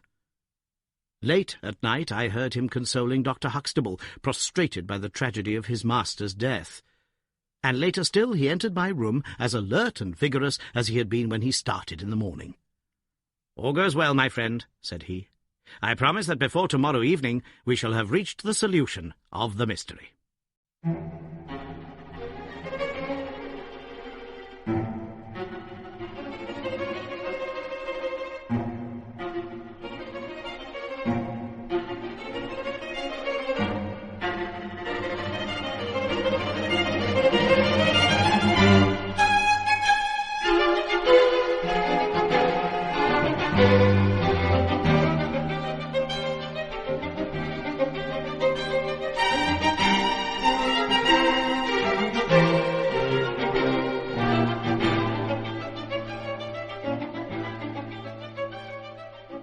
At 11 o'clock next morning, my friend and I were walking up the famous yew avenue of Holderness Hall. We were ushered through the magnificent Elizabethan doorway and into his Grace's study. There we found Mr. James Wilder, demure and courtly, but with some trace of that wild terror of the night before still lurking in his furtive eyes and in his twitching features. "You have come to see his Grace? I am sorry, but the fact is that the Duke is far from well. He has been very much upset by the tragic news. We received a telegram from Dr. Huxtable yesterday afternoon which told us of your discovery." "I must see the Duke, Mr. Wilder." "But he is in his room." "Then I must go to his room." "I believe he is in his bed." "I will see him there." Holmes's cold and inexorable manner showed the secretary that it was useless to argue with him. "Very good, Mr. Holmes. I will tell him that you are here." After an hour's delay, the great nobleman appeared. His face was more cadaverous than ever. His shoulders had rounded, and he seemed to me to be an altogether older man than he had been the morning before. He greeted us with a stately courtesy, and seated himself at his desk, his red beard streaming down on the table. "Well, Mr. Holmes," said he. But my friend's eyes were fixed upon the secretary, who stood by his master's chair. "I think, your Grace, that I could speak more freely in Mr. Wilder's absence." The man turned a shade paler and cast a malignant glance at Holmes. "If your Grace wishes—" Yes, you had better go. Now, Mr. Holmes, what have you to say?" My friend waited until the door had closed behind the retreating secretary. "The fact is, your Grace," said he, "that my colleague Dr. Watson and myself had an assurance from Dr. Huxtable that a reward had been offered in this case. I should like to have this confirmed from your own lips." "Certainly, Mr. Holmes." "It amounted, if I am correctly informed, to £5,000 to anyone who will tell you where your son is." "Exactly." "And another 1,000 to the man who will name the person or persons who keep him in custody." "Exactly." Under the latter heading is included, no doubt, not only those who may have taken him away, but also those who conspire to keep him in his present position." Yes, cried the Duke impatiently. "If you do your work well, Mr. Sherlock Holmes, you will have no reason to complain of niggardly treatment." My friend rubbed his thin hands together with an appearance of avidity which was a surprise to me, who knew his frugal tastes. "I fancy that I see your Grace's cheque-book upon the table," said he. "I should be glad if you would make me out a cheque for £6,000. It would be as well, perhaps, for you to cross it. The Capital and Counties Bank, Oxford Street branch, are my agents." His Grace sat very stern and upright in his chair, and looked stonily at my friend. "Is this a joke, Mr. Holmes? It is hardly a subject for pleasantry." "Not at all, your Grace. I was never more earnest in my life." "What do you mean, then?" "I mean that I have earned the reward. I know where your son is, and I know some, at least, of those who are holding him." The Duke's beard had turned more aggressively red than ever against his ghastly white face. "Where is he?" he gasped. "He is, or was last night, at the Fighting Cock Inn, about 2 miles from your park gate." The Duke fell back in his chair. "And whom do you accuse?" Sherlock Holmes's answer was an astounding one. He stepped swiftly forward and touched the Duke upon the shoulder. "I accuse you," said he. "And now, your Grace, I'll trouble you for that cheque." Never shall I forget the Duke's appearance as he sprang up and clawed with his hands like one who is sinking into an abyss. Then, with an extraordinary effort of aristocratic self-command, he sat down and sank his face in his hands. It was some minutes before he spoke. "How much do you know?" he asked at last. without raising his head. "I saw you together last night." "Does anyone else beside your friend know?" "I have spoken to no one." The Duke took a pen in his quivering fingers and opened his cheque-book. "I shall be as good as my word, Mr. Holmes. I am about to write your cheque, however unwelcome the information which you have gained may be to me. When the offer was first made, I little thought the turn which events might take. But you and your friend are men of discretion, Mr. Holmes."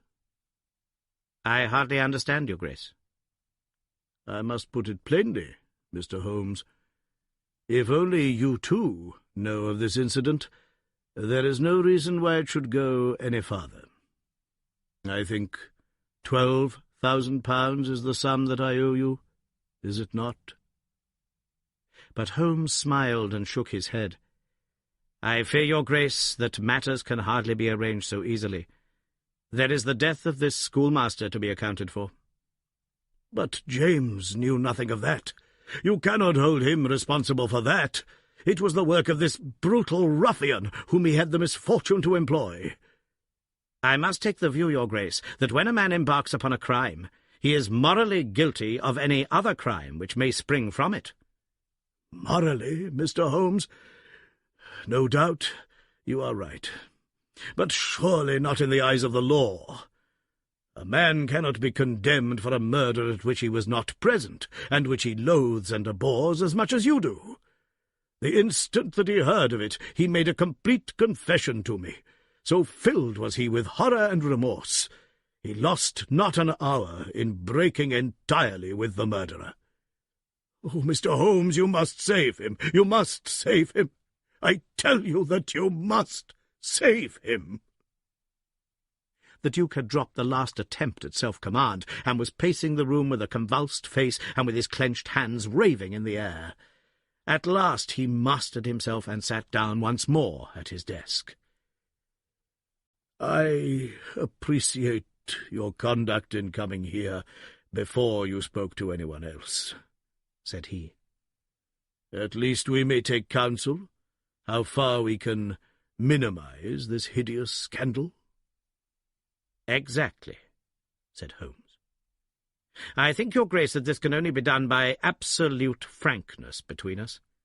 I am disposed to help Your Grace to the best of my ability, but in order to do so, I must understand to the last detail how the matter stands. I realize that your words applied to Mr. James Wilder, and that he is not the murderer." "No, the murderer has escaped." Sherlock Holmes smiled demurely. "Your Grace can hardly have heard of any small reputation which I possess, or you would not imagine that it is so easy to escape me. Mr. Reuben Hayes was arrested at Chesterfield on my information at 11 o'clock last night. I had a telegram from the head of the local police before I left the school this morning." The Duke leaned back in his chair and stared with amazement at my friend. "You seem to have powers that are hardly human," said he. "So Reuben Hayes is taken. I am right glad to hear it, if it will not react upon the fate of James." "Your secretary?" "No, sir. My son." It was Holmes's turn to look astonished.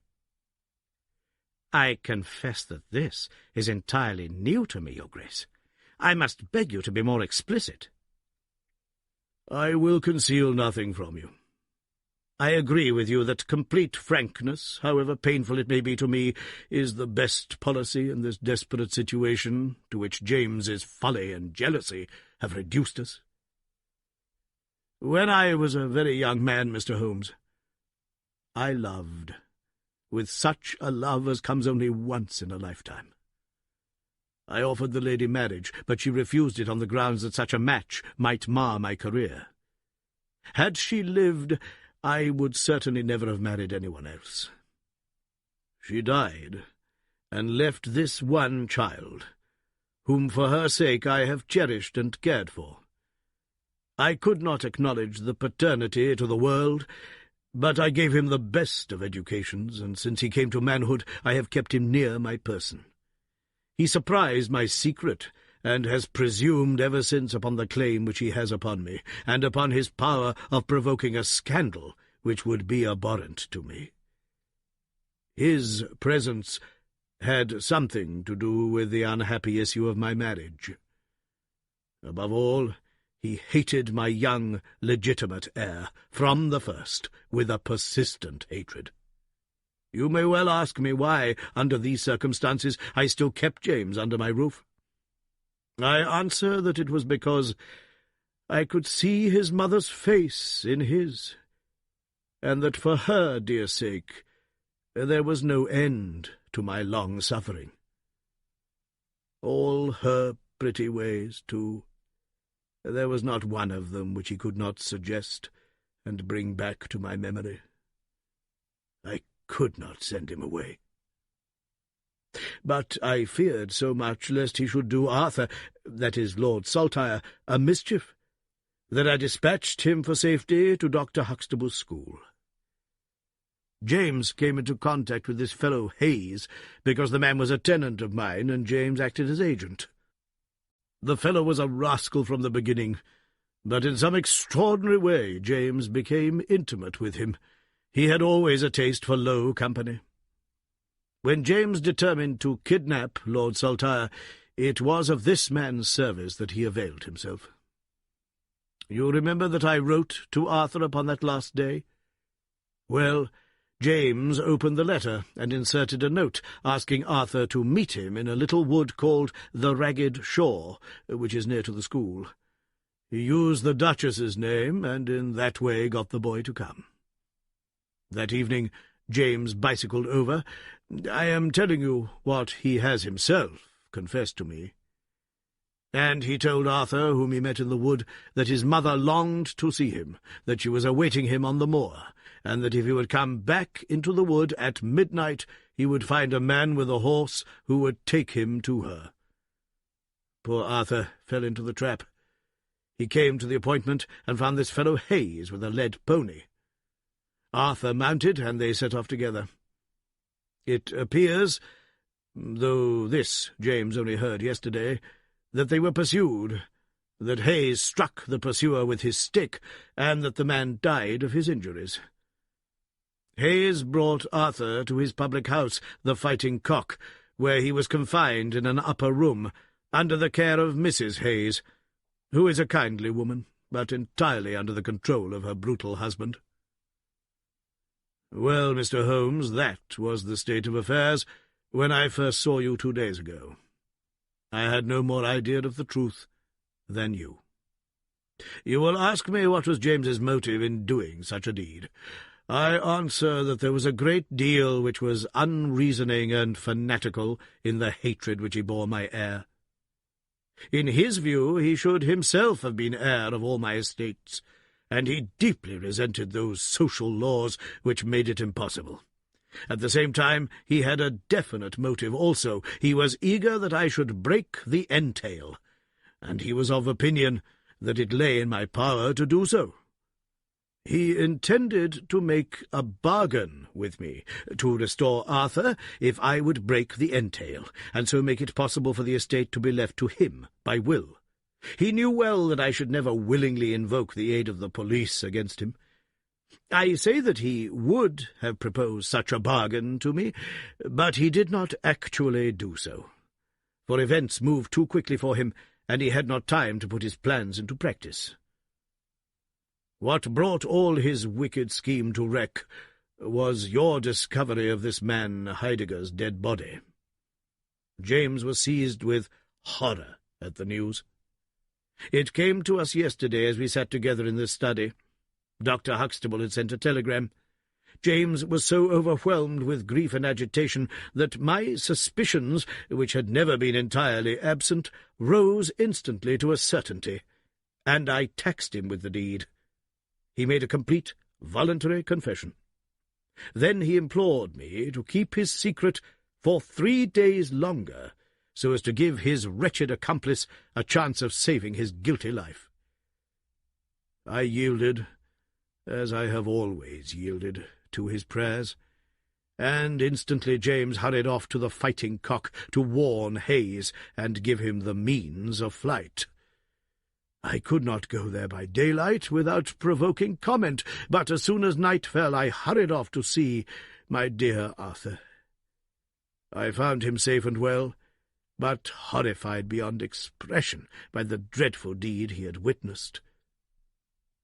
In deference to my promise, and much against my will, I consented to leave him there for 3 days, under the charge of Mrs. Hayes, since it was evident that it was impossible to inform the police where he was, without telling them also who was the murderer, and I could not see how that murderer could be punished without ruin to my unfortunate James.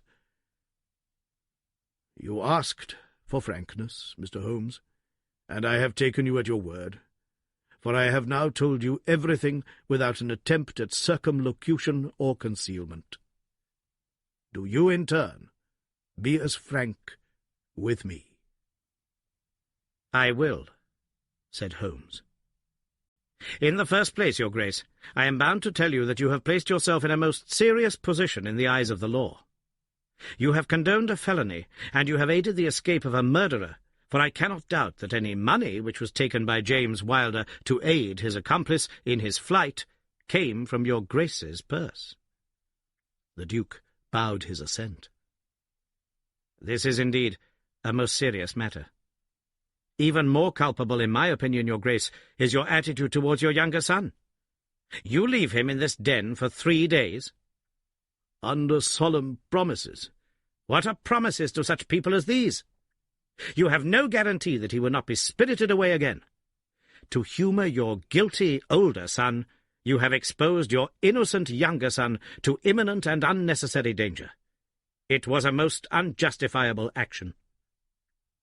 The proud Lord of Holderness was not accustomed to be so rated in his own ducal hall.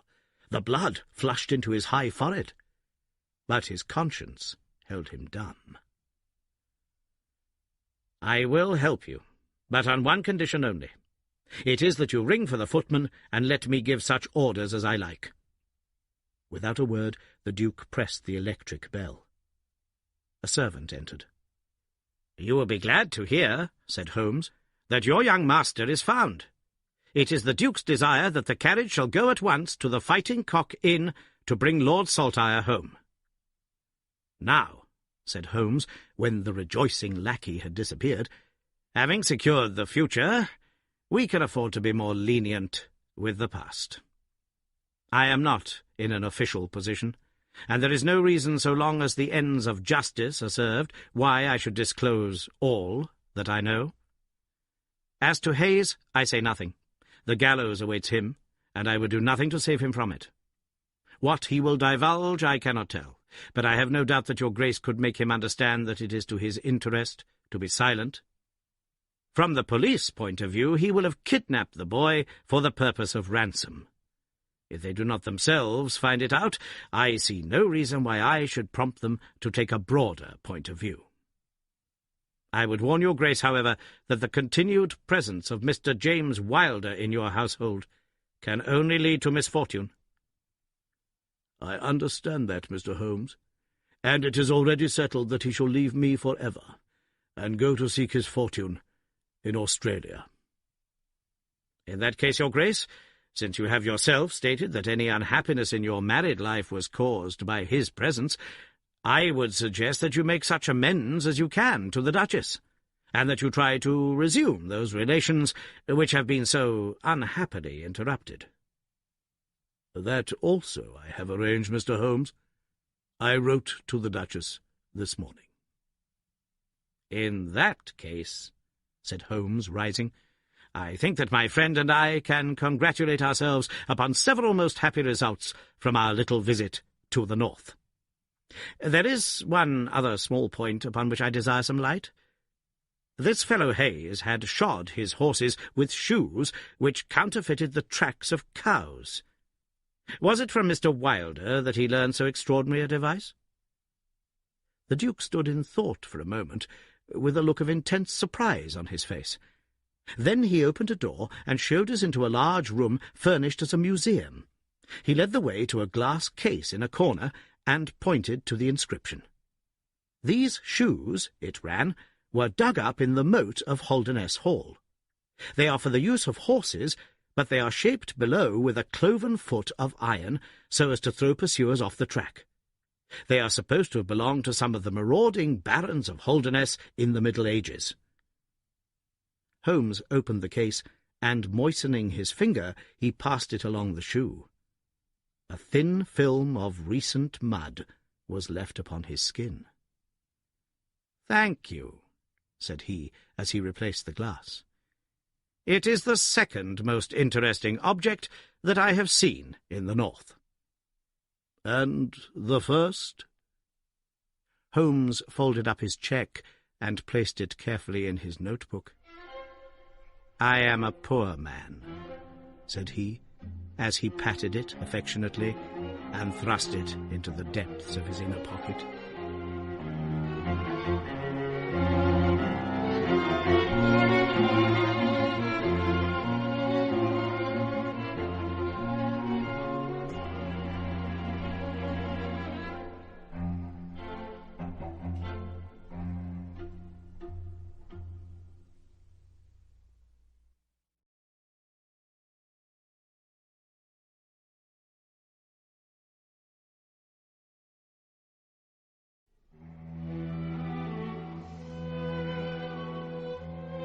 The Adventure of Charles Augustus Milverton.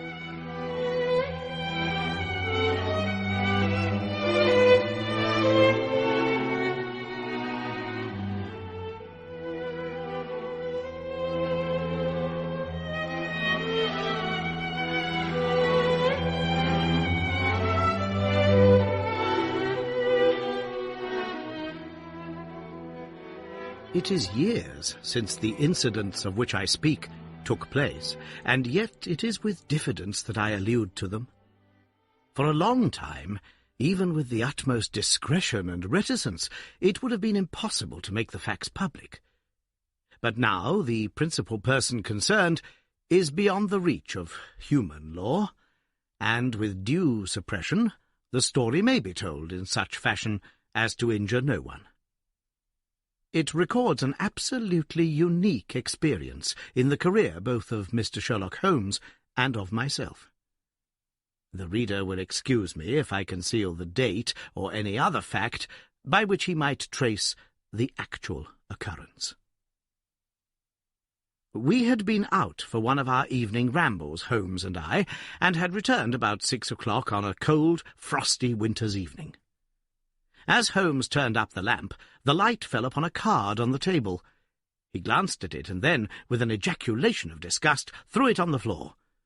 I picked it up and read, "Charles Augustus Milverton, Appledore Towers, Hampstead. Agent." "Who is he?" I asked. "The worst man in London," Holmes answered, as he sat down and stretched his legs before the fire. "Is anything on the back of the card?" I turned it over. "Will call at 6:30, c.a.m., I read. He's about due. Do you feel a creeping, shrinking sensation, Watson, when you stand before the serpents in the zoo, and see the slithery, gliding, venomous creatures with their deadly eyes and wicked, flattened faces? Well, that's how Milverton impresses me. I've had to do with 50 murderers in my career, but the worst of them never gave me the repulsion which I have for this fellow. And yet I can't get out of doing business with him. Indeed, he is here at my invitation." "But who is he?" "I'll tell you, Watson. He is the king of all the blackmailers. Heaven help the man, and still more the woman, whose secret and reputation come into the power of Milverton. With a smiling face and a heart of marble, he will squeeze and squeeze until he has drained them dry. The fellow is a genius in his way, and would have made his mark in some more savoury trade. His method is as follows. He allows it to be known that he is prepared to pay very high sums for letters which compromise people of wealth and position. He receives these wares not only from treacherous valets or maids, but frequently from genteel ruffians who have gained the confidence and affection of trusting women. He deals with no niggard hand. I happen to know that he paid £700 to a footman for a note 2 lines in length, and that the ruin of a noble family was the result. Everything which is in the market goes to Milverton, and there are hundreds in this great city who turn white at his name. No one knows where his grip may fall, for he is far too rich and far too cunning to work from hand to mouth. He will hold a card back for years, in order to play it at the moment when the stake is best worth winning. I have said that he is the worst man in London, and I would ask you how could one compare the ruffian who in hot blood bludgeons his mate with this man who methodically and at his leisure tortures the soul and wrings the nerves in order to add to his already swollen money-bags. I have seldom heard my friend speak with such intensity of feeling. "But surely," said I, "the fellow must be within the grasp of the law?" "Technically, no doubt, but practically not. What would it profit a woman, for example, to get him a few months' imprisonment if her own ruin must immediately follow? His victims dare not hit back. If ever he blackmailed an innocent person, then indeed we should have him. But he is as cunning as the evil one. No, we must find other ways to fight him." "And why is he here?" "Because an illustrious client has placed her piteous case in my hands. It is the Lady Eva Blackwell, the most beautiful debutante of last season. She is to be married in a fortnight to the Earl of Dovercourt. This fiend has several imprudent letters, imprudent, Watson, nothing worse, which were written to an impecunious young squire in the country. They would suffice to break off the match.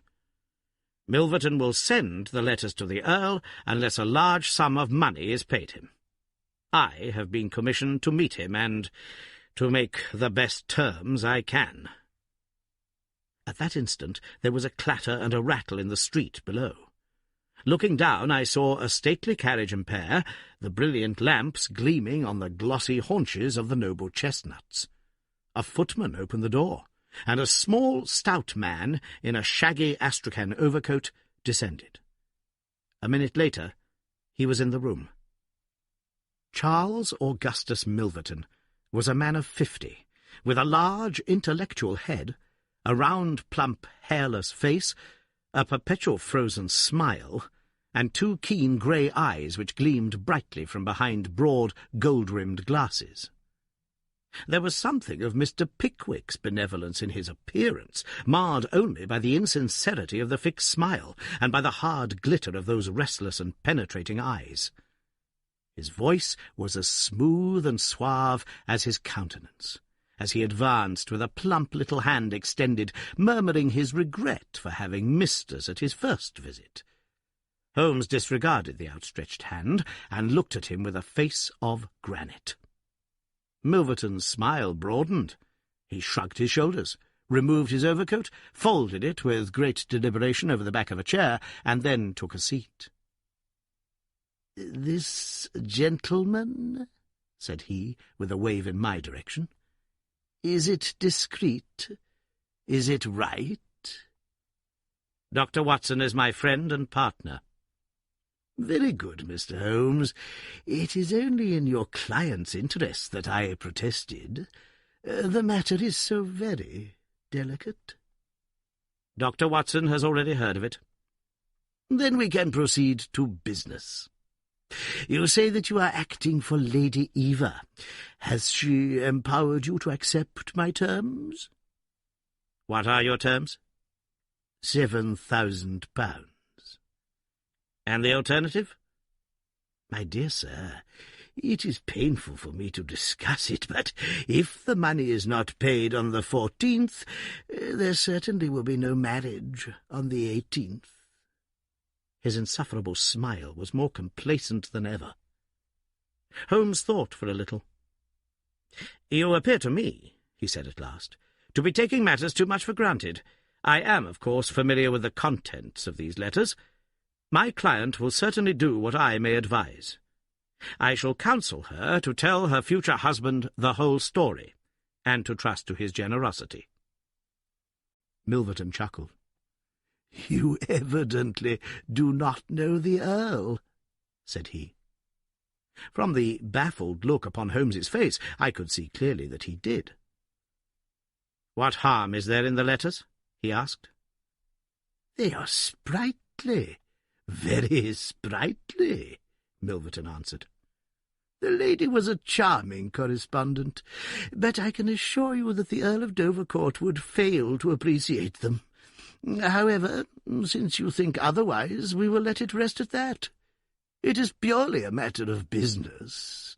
If you think that it is in the best interests of your client that these letters should be placed in the hands of the Earl, then you would indeed be foolish to pay so large a sum of money to regain them."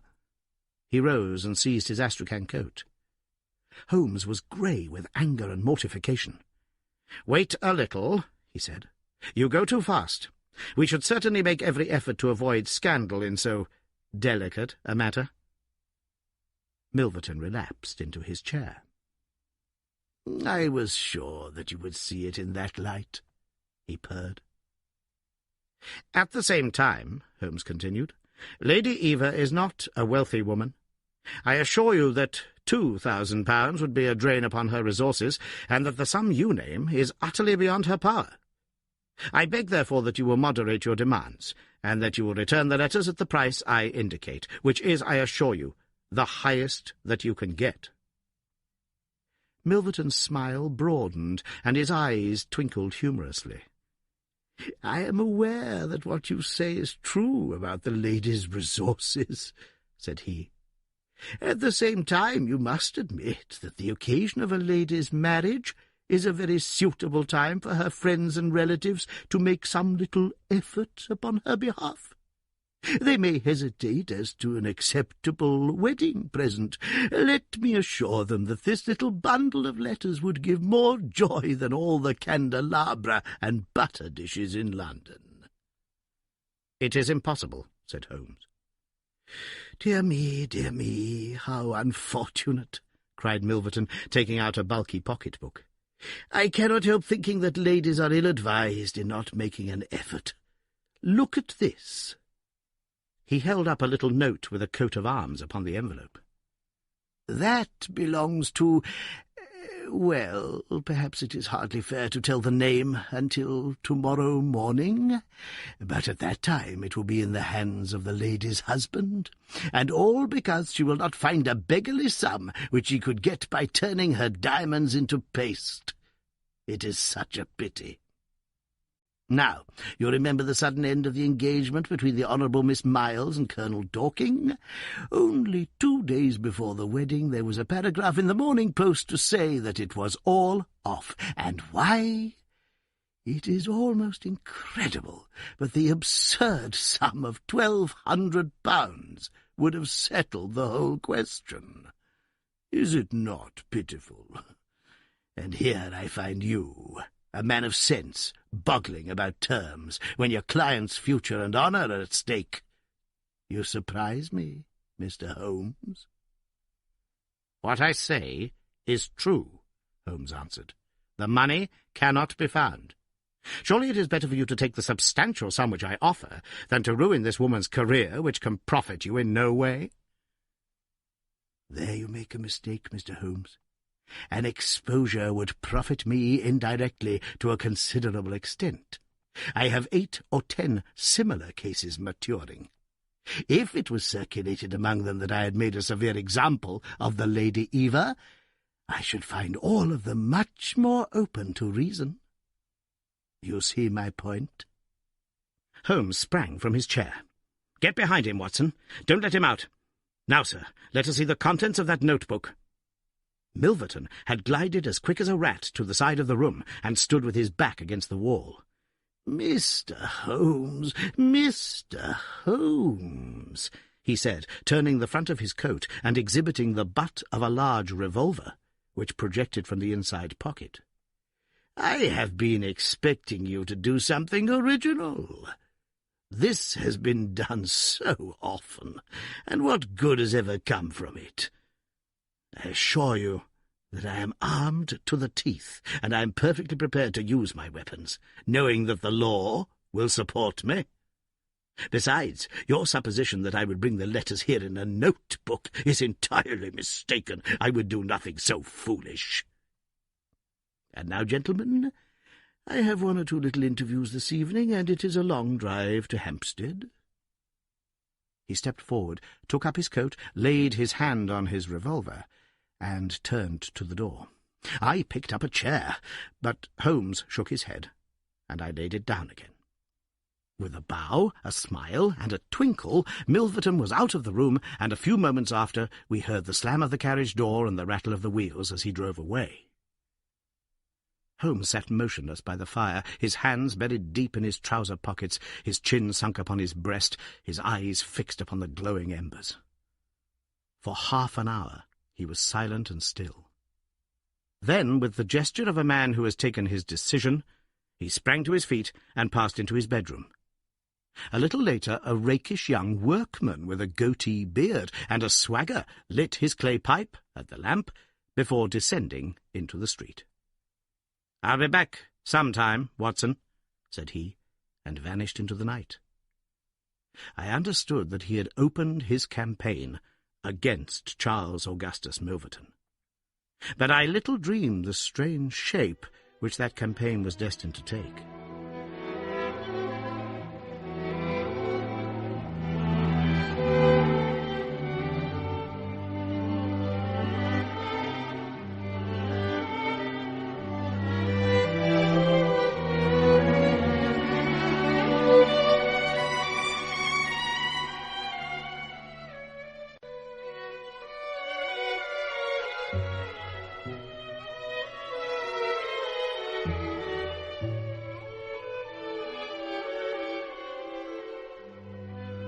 For some days Holmes came and went at all hours in this attire, but beyond a remark that his time was spent at Hampstead, and that it was not wasted, I knew nothing of what he was doing.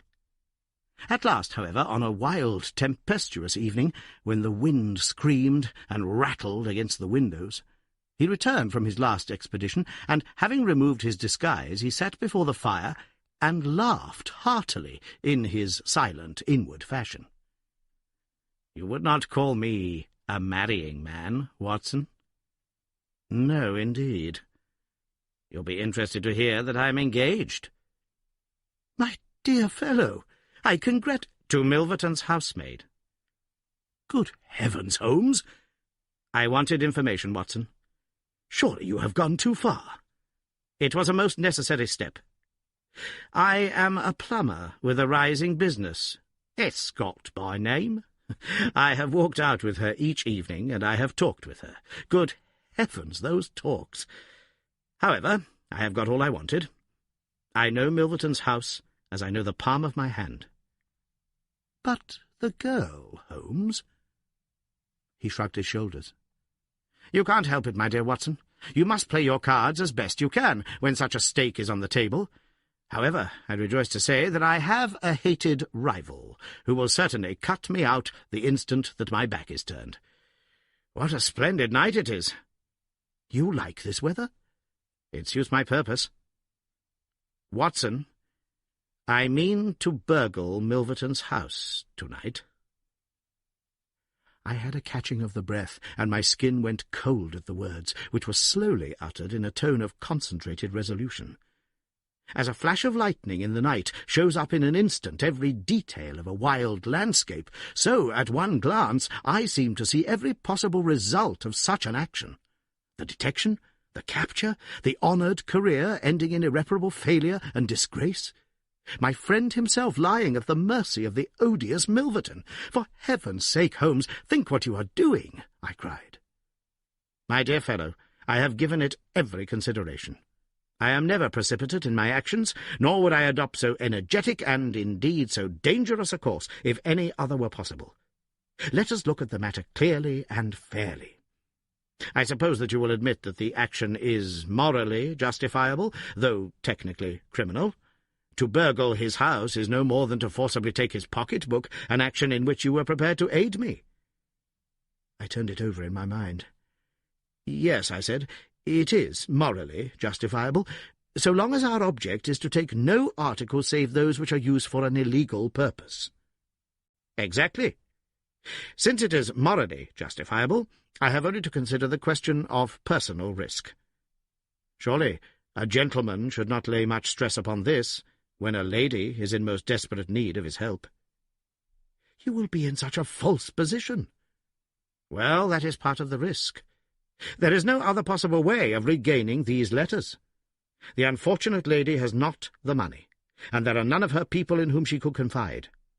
Tomorrow is the last day of grace, and unless we can get the letters tonight, this villain will be as good as his word, and will bring about her ruin. I must, therefore, abandon my client to her fate, or I must play this last card. Between ourselves, Watson, it's a sporting duel between this fellow Milverton and me. He had, as you saw, the best of the first exchanges, but my self-respect and my reputation are concerned to fight it to a finish.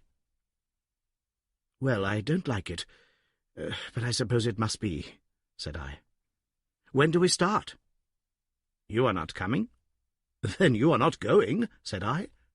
I give you my word of honour, and I never broke it in my life, that I will take a cab straight to the police station and give you away, unless you let me share this adventure with you. You can't help me.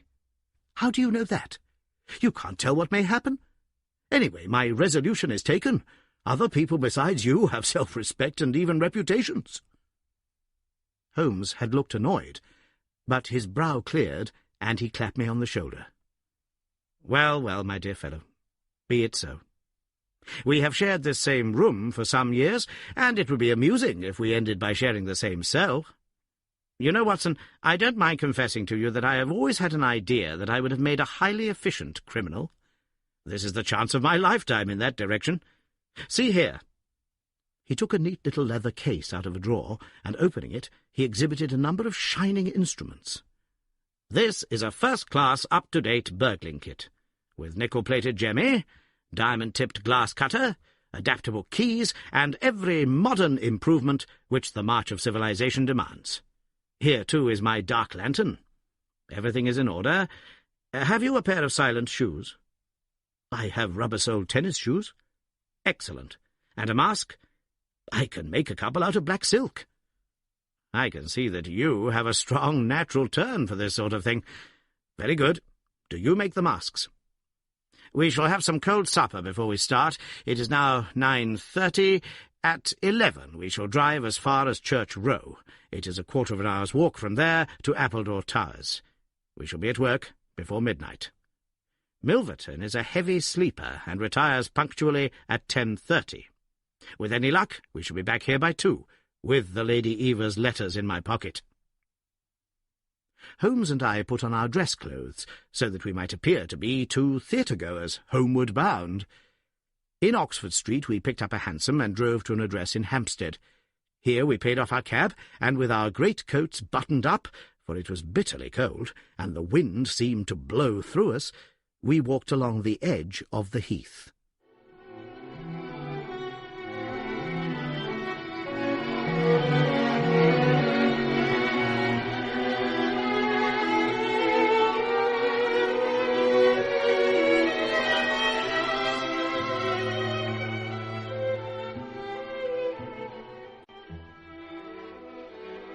"It's a business that needs delicate treatment," said Holmes. "These documents are contained in a safe in the fellow's study, and the study is the anteroom of his bedchamber. On the other hand, like all these stout little men who do themselves well, he is a plethoric sleeper. Agatha, that's my fiancée, says it is a joke in the servants' hall that it's impossible to wake the master. He has a secretary who is devoted to his interests and never budges from the study all day. That's why we are going at night. Then he has a beast of a dog which roams the garden. I met Agatha late the last 2 evenings, and she locks the brute up so as to give me a clear run. This is the house, this big one in its own grounds. Through the gate. Now, to the right, among the laurels. We might put on our masks here, I think. You see, there is not a glimmer of light in any of the windows, and everything is working splendidly. With our black silk face coverings, which turned us into two of the most truculent figures in London, we stole up to the silent, gloomy house. A sort of tiled veranda extended along one side of it, lined by several windows and 2 doors. "That's his bedroom," Holmes whispered. "This door opens straight into the study. It would suit us best, but it is bolted as well as locked, and we should make too much noise getting in. Come round here. There's a greenhouse which opens into the drawing-room." The place was locked, but Holmes removed a circle of glass and turned the key from the inside. An instant afterwards he had closed the door behind us, and we had become felons in the eyes of the law. The thick, warm air of the conservatory and the rich, choking fragrance of exotic plants took us by the throat. He seized my hand in the darkness and led me swiftly past banks of shrubs which brushed against our faces. Holmes had remarkable powers, carefully cultivated, of seeing in the dark. Still holding my hand in one of his, he opened a door, and I was vaguely conscious that we had entered a large room in which a cigar had been smoked not long before. He felt his way among the furniture, opened another door, and closed it behind us. Putting out my hand, I felt several coats hanging from the wall, and I understood that I was in a passage. We passed along it, and Holmes very gently opened a door upon the right-hand side. Something rushed out at us, and my heart sprang into my mouth, but I could have laughed when I realized that it was the cat.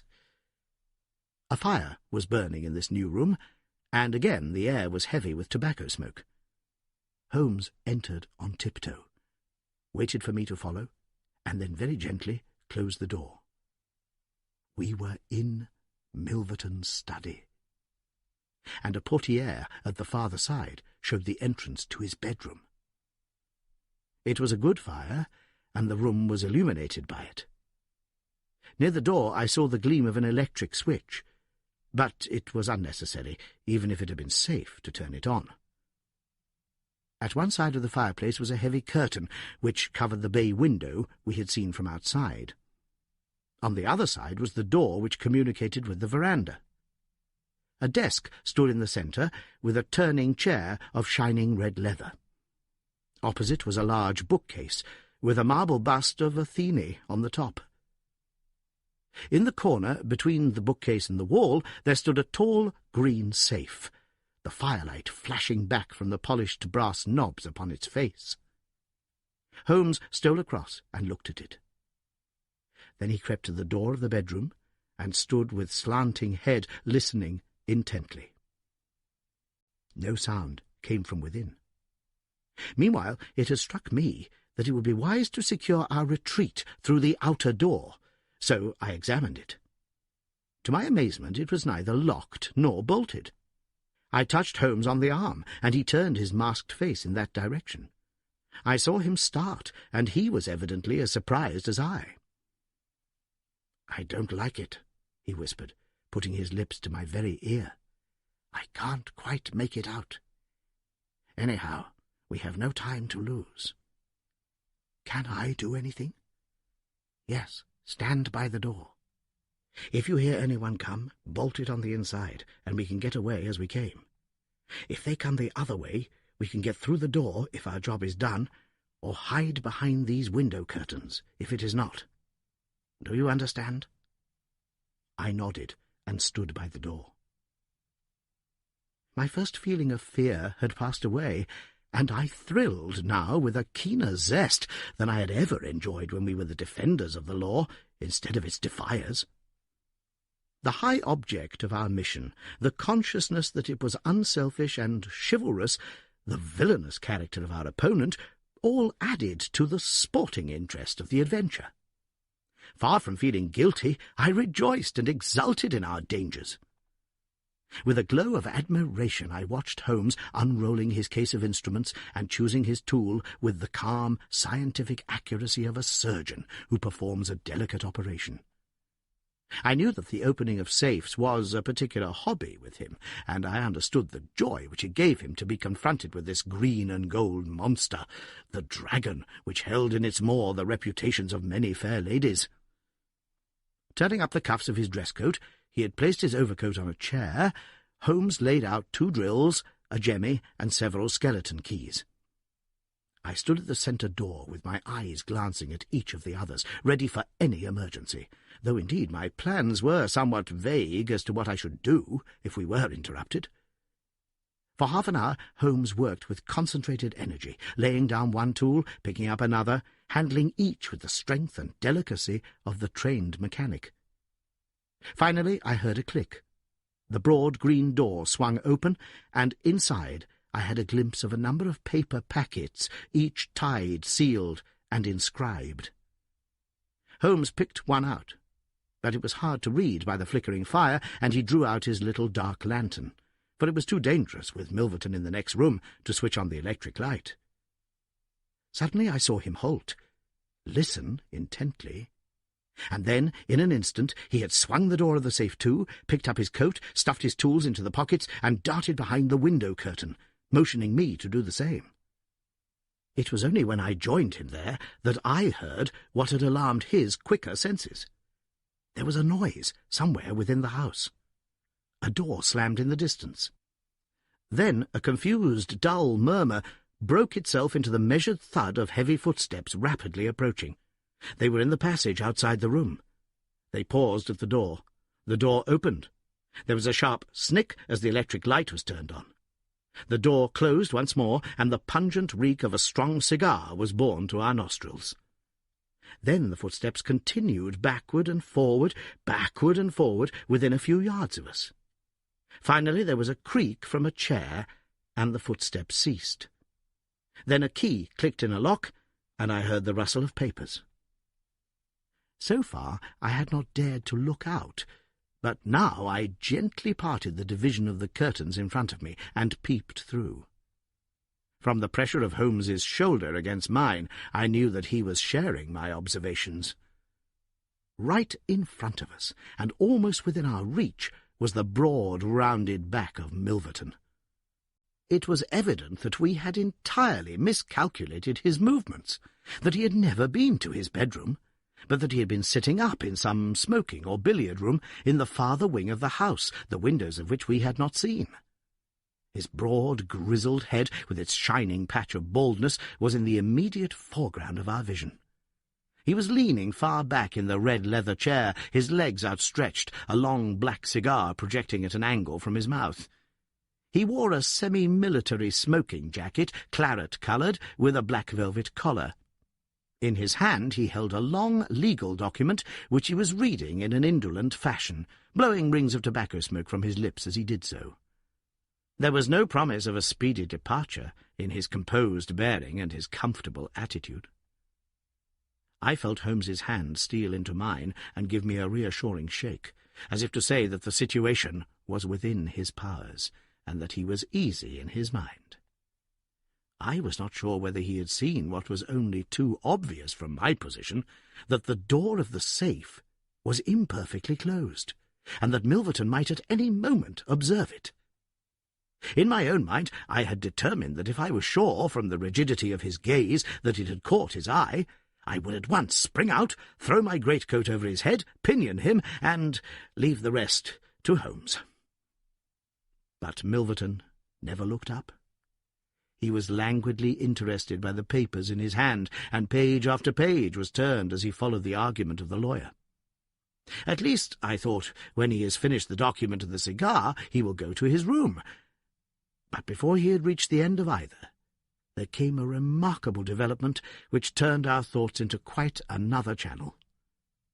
Several times I had observed that Milverton looked at his watch, and once he had risen and sat down again with a gesture of impatience. The idea, however, that he might have an appointment at so strange an hour never occurred to me until a faint sound reached my ears from the veranda outside. Milverton dropped his papers and sat rigid in his chair. The sound was repeated, and then there came a gentle tap at the door. Milverton rose and opened it. "Well," said he curtly, "you are nearly half an hour late." So this was the explanation of the unlocked door and of the nocturnal vigil of Milverton. There was the gentle rustle of a woman's dress. I had closed the slit between the curtains as Milverton's face had turned in our direction, but now I ventured very carefully to open it once more. He had resumed his seat, the cigar still projecting at an insolent angle from the corner of his mouth. In front of him, in the full glare of the electric light, there stood a tall, slim, dark woman, a veil over her face, a mantle drawn round her chin. Her breath came quick and fast, and every inch of the lithe figure was quivering with strong emotion. "Well," said Milverton, "you made me lose a good night's rest, my dear. I hope you'll prove worth it. You couldn't come at any other time, eh?" The woman shook her head. "Well, if you couldn't, you couldn't. If the Countess is a hard mistress, you have your chance to get level with her now. Bless the girl, what are you shivering about? That's right. Pull yourself together. Now, let us get down to business." He took a notebook from the drawer of his desk. "You say that you have 5 letters which compromise the Countess d'Albert. You want to sell them. I want to buy them. So far, so good. It only remains to fix a price. I should want to inspect the letters, of course, if they are really good specimens. Great heavens! Is it you?" The woman, without a word, had raised her veil and dropped the mantle from her chin. It was a dark, handsome, clear-cut face which confronted Milverton, a face with a curved nose, strong, dark eyebrows shading hard, glittering eyes, and a straight, thin-lipped mouth set in a dangerous smile. "It is I," she said, "the woman whose life you have ruined." Milverton laughed, but fear vibrated in his voice. "You were so very obstinate," said he. "Why did you drive me to such extremities? I assure you I wouldn't hurt a fly of my own accord. But every man has his business, and what was I to do? I put the price well within your means. You would not pay." "So you sent the letters to my husband? And he, the noblest gentleman that ever lived, a man whose boots I was never worthy to lace, he broke his gallant heart and died. You remember that last night when I came through that door? I begged and prayed you for mercy, and you laughed in my face, as you are trying to laugh now, only your coward heart cannot keep your lips from twitching. Yes, you never thought to see me here again, but it was that night which taught me how I could meet you face to face and alone. Well, Charles Milverton, what have you to say?" "Don't imagine that you can bully me," said he, rising to his feet. "I have only to raise my voice, and I could call my servants and have you arrested. But I will make allowance for your natural anger. Leave the room at once as you came, and I will say no more." The woman stood with her hand buried in her bosom, and the same deadly smile on her thin lips. "You will ruin no more lives as you have ruined mine. You will wring no more hearts as you wrung mine. I will free the world of a poisonous thing. Take that, you hound, and that, and that, and that, and that." She had drawn a little gleaming revolver and emptied barrel after barrel into Milverton's body, the muzzle within 2 feet of his shirt front. He shrank away and then fell forward upon the table, coughing furiously and clawing among the papers. Then he staggered to his feet, received another shot, and rolled upon the floor. "You've done me," he cried, and lay still. The woman looked at him intently and ground her heel into his upturned face. She looked again, but there was no sound or movement. I heard a sharp rustle, the night air blew into the heated room, and the avenger was gone. No interference upon our part could have saved the man from his fate, but as the woman poured bullet after bullet into Milverton's shrinking body, I was about to spring out when I felt Holmes's cold, strong grasp upon my wrist. I understood the whole argument of that firm, restraining grip. that it was no affair of ours, that justice had overtaken a villain, that we had our own duties and our own objects, which were not to be lost sight of. But hardly had the woman rushed from the room when Holmes, with swift, silent steps, was over at the other door. He turned the key in the lock. At the same instant we heard voices in the house and the sound of hurrying feet. The revolver shots had roused the household. With perfect coolness, Holmes slipped across to the safe, filled his 2 arms with bundles of letters, and poured them all into the fire. Again and again he did it, until the safe was empty. Someone turned the handle and beat upon the outside of the door. Holmes looked swiftly round. The letter, which had been the messenger of death for Milverton, lay all mottled with his blood upon the table. Holmes tossed it in among the blazing papers. Then he drew the key from the outer door, passed through after me, and locked it on the outside. "This way, Watson," said he. "We can scale the garden wall in this direction." I could not have believed that an alarm could have spread so swiftly. Looking back, the huge house was one blaze of light. The front door was open, and figures were rushing down the drive. The whole garden was alive with people, and one fellow raised a view-halloa as we emerged from the veranda and followed hard at our heels. Holmes seemed to know the grounds perfectly, and he threaded his way swiftly among a plantation of small trees, I close at his heels, and our foremost pursuer panting behind us.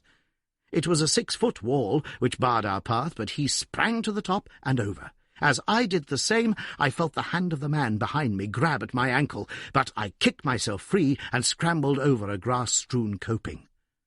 I fell upon my face among some bushes, but Holmes had me on my feet in an instant, and together we dashed away across the huge expanse of Hampstead Heath.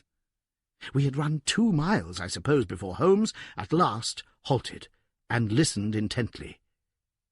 All was absolute silence behind us. We had shaken off our pursuers, and were safe. We had breakfasted, and were smoking our morning pipe on the day after the remarkable experience which I have recorded, when Mr. Lestrade of Scotland Yard, very solemn and impressive, was ushered into our modest sitting-room. "Good morning, Mr. Holmes," said he. "Good morning. May I ask if you are very busy just now?" "Not too busy to listen to you." "I thought that perhaps, if you had nothing particular on hand, you might care to assist us in a most remarkable case, which occurred only last night at Hampstead." "Dear me," said Holmes. "What was that?" "A murder. A most dramatic and remarkable murder. I know how keen you are upon these things, and I would take it as a great favour if you would step down to Appledore Towers and give us the benefit of your advice. It is no ordinary crime. We have had our eyes upon this Mr. Milverton for some time, and between ourselves, he was a bit of a villain. He is known to have held papers which he used for blackmailing purposes. These papers have all been burned by the murderers. No article of value was taken, as it is probable that the criminals were men of good position, whose sole object was to prevent social exposure." "Criminals?" said Holmes. "Plural?" "Yes, there were 2 of them. They were as nearly as possible captured red-handed. We have their footmarks, we have their descriptions. It's 10 to 1 that we traced them.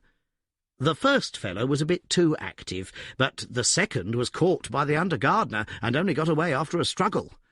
He was a middle-sized, strongly-built man, square jaw, thick neck, moustache, a mask over his eyes."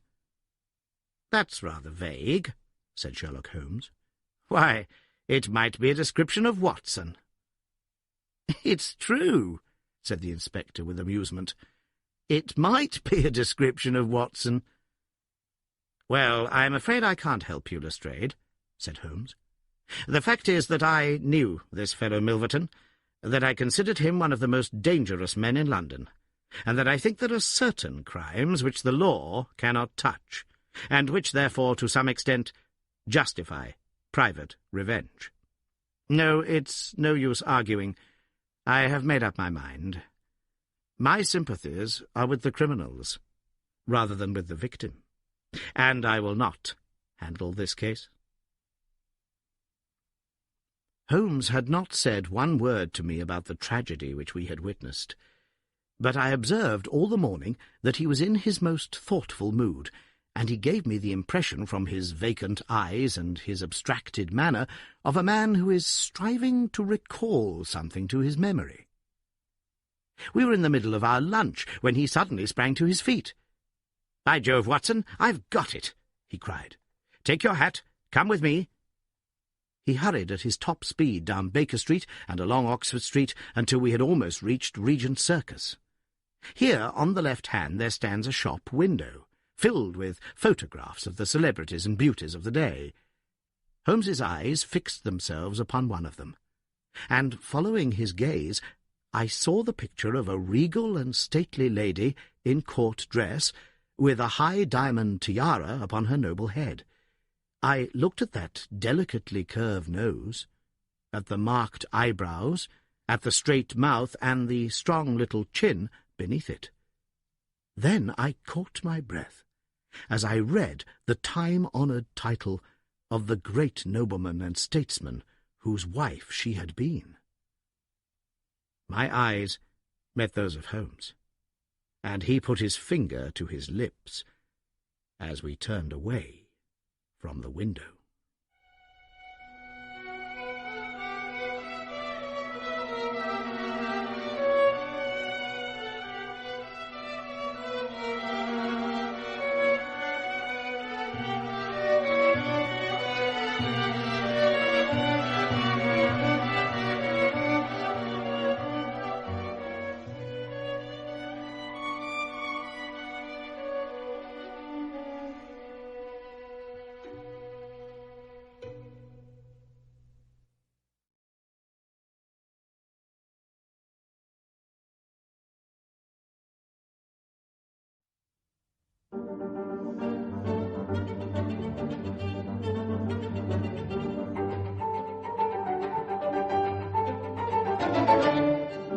The Adventure of Black Peter.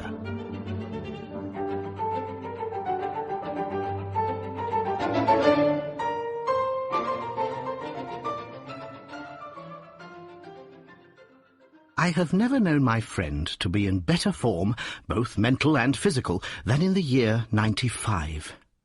His increasing fame had brought with it an immense practice, and I should be guilty of an indiscretion if I were even to hint at the identity of some of the illustrious clients who crossed our humble threshold in Baker Street.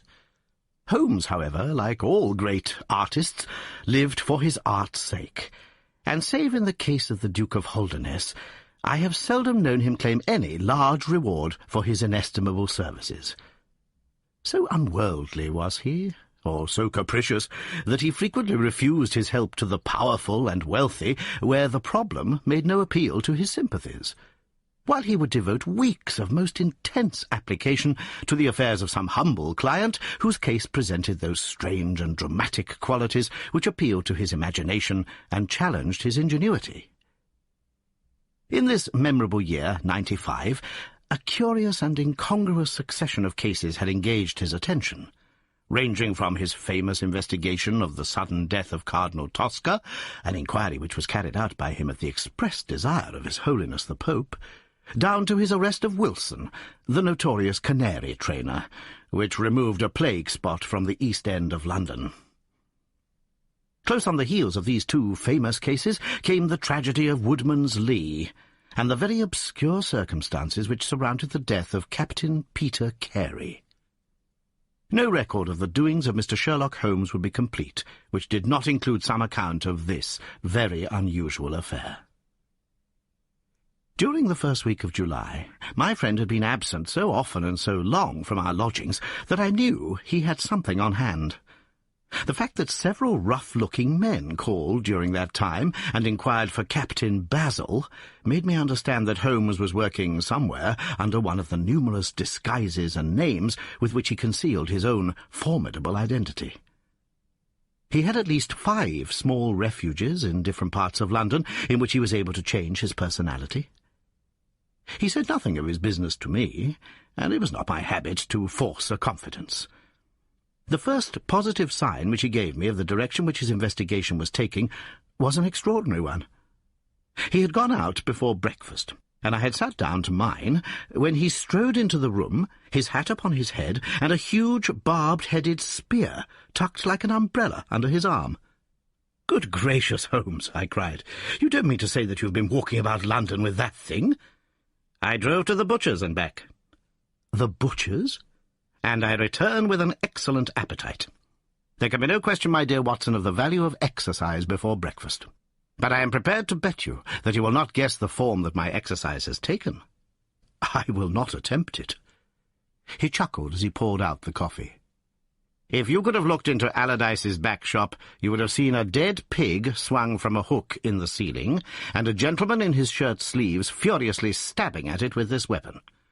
I was that energetic person, and I have satisfied myself that by no exertion of my strength can I transfix the pig with a single blow. Perhaps you would care to try." "Not for worlds. But why were you doing this?" "Because it seemed to me to have an indirect bearing upon the mystery of Woodman's Lee. Ah, Hopkins, I got your wire last night, and I have been expecting you. Come and join us." Our visitor was an exceedingly alert man, 30 years of age, dressed in a quiet tweed suit, but retaining the erect bearing of one who was accustomed to official uniform. I recognized him at once as Stanley Hopkins, a young police inspector for whose future Holmes had high hopes, while he, in turn, professed the admiration and respect of a pupil for the scientific methods of the famous amateur. Hopkins's brow was clouded, and he sat down with an air of deep dejection. "No, thank you, sir. I breakfasted before I came round. I spent the night in town, for I came up yesterday to report." "And what had you to report?" "Failure, sir. Absolute failure." "You have made no progress?" "None." "Dear me. I must have a look at the matter." "I wish to heaven that you would, Mr. Holmes. It's my first big chance, and I'm at my wit's end. For goodness' sake, come down and lend me a hand." Well, it just happens that I have already read all the available evidence, including the report of the inquest, with some care. By the way, what do you make of that tobacco pouch found on the scene of the crime? Is there no clue there?" Hopkins looked surprised. "It was the man's own pouch, sir. His initials were inside it, and it was of sealskin, and he was an old sealer." "But he had no pipe?" "No, sir, we could find no pipe. Indeed, he smoked very little, and yet he might have kept some tobacco for his friends." "No doubt. I only mention it because, if I had been handling the case, I should have been inclined to make that the starting point of my investigation. However, my friend Dr. Watson knows nothing of this matter, and I should be none the worse for hearing the sequence of events once more. Just give us some short sketches of the essentials." Stanley Hopkins drew a slip of paper from his pocket. "I have a few dates here which will give you the career of the dead man, Captain Peter Carey. He was born in 45, 50 years of age. He was a most daring and successful seal and whale fisher. In 1883 he commanded the steam sealer Sea Unicorn of Dundee. He had then had several successful voyages in succession, and in the following year, 1884, he retired. After that he travelled for some years, and finally he bought a small place called Woodman's Lee, near Forest Row in Sussex. There he has lived for 6 years, and there he died just a week ago today. There were some most singular points about the man. In ordinary life he was a strict Puritan, a silent, gloomy fellow. His household consisted of his wife, his daughter, aged 20, and 2 female servants. These last were continually changing, for it was never a very cheery situation, and sometimes it became past all bearing. The man was an intermittent drunkard, and when he had the fit on him, he was a perfect fiend. He has been known to drive his wife and daughter out of doors in the middle of the night, and flog them through the park, until the whole village outside the gates was aroused by their screams. He was summoned once for a savage assault upon the old vicar, who had called upon him to remonstrate with him upon his conduct. In short, Mr. Holmes, you would go far before you found a more dangerous man than Peter Carey, and I have heard that he bore the same character when he commanded his ship. He was known in the trade as Black Peter, and the name was given him not only on account of his swarthy features and the colour of his huge beard, but for the humours which were the terror of all around him. I need not say that he was loathed and avoided by every one of his neighbours, and that I have not heard one single word of sorrow about his terrible end. You must have read in the account of the inquest about the man's cabin, Mr. Holmes, but perhaps your friend here has not heard of it. He had built himself a wooden outhouse. He always called it the cabin, a few hundred yards from his house, and it was here that he slept every night. It was a little single-roomed hut, 16 feet by 10.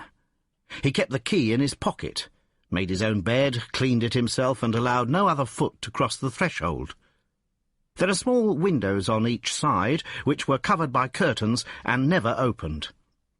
One of these windows was turned towards the high road, and when the light burned in it at night, the folk used to point it out to each other and wonder what Black Peter was doing in there.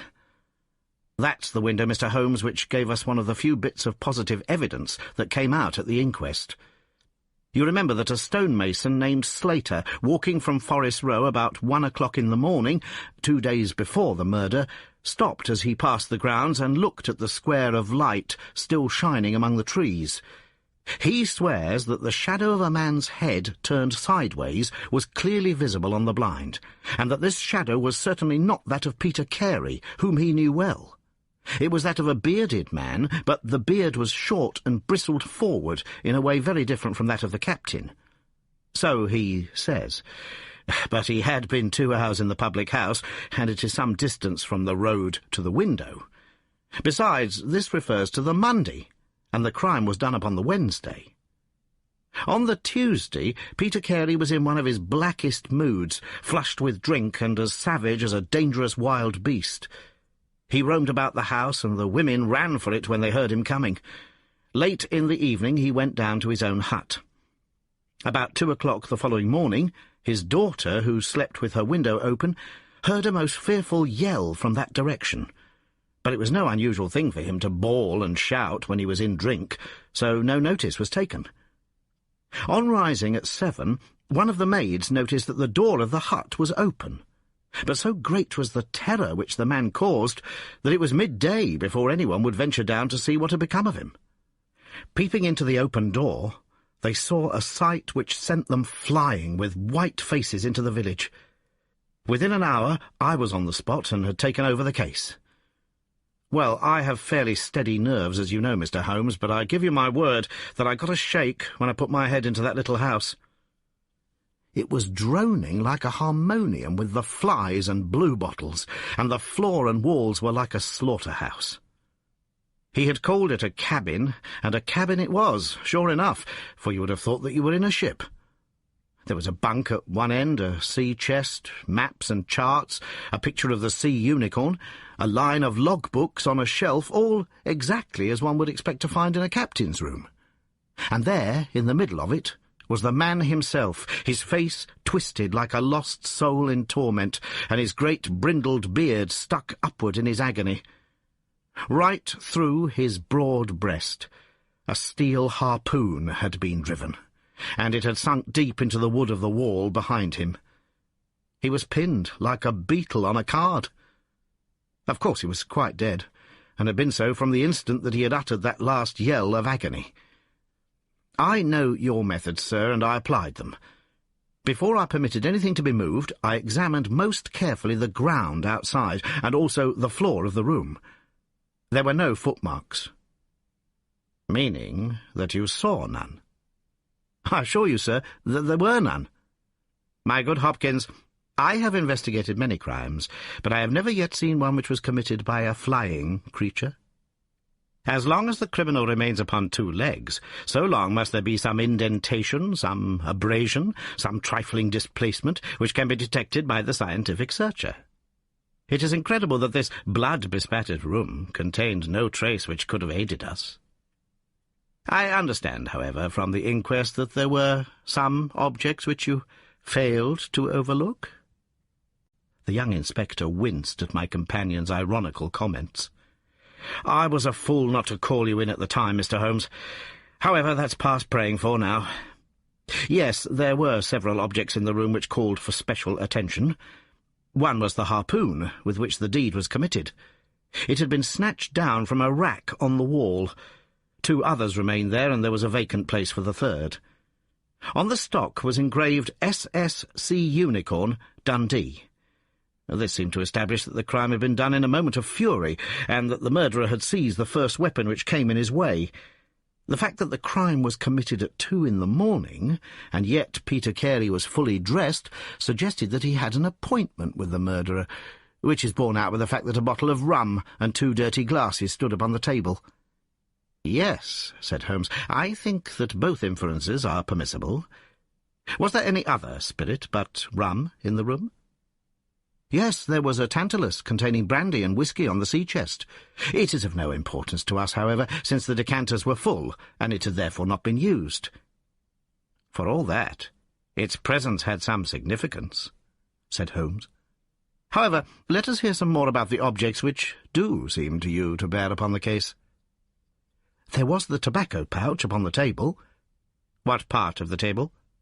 "It lay in the middle. It was of coarse seal skin, the straight-haired skin, with a leather thong to bind it. Inside was P.C. on the flap.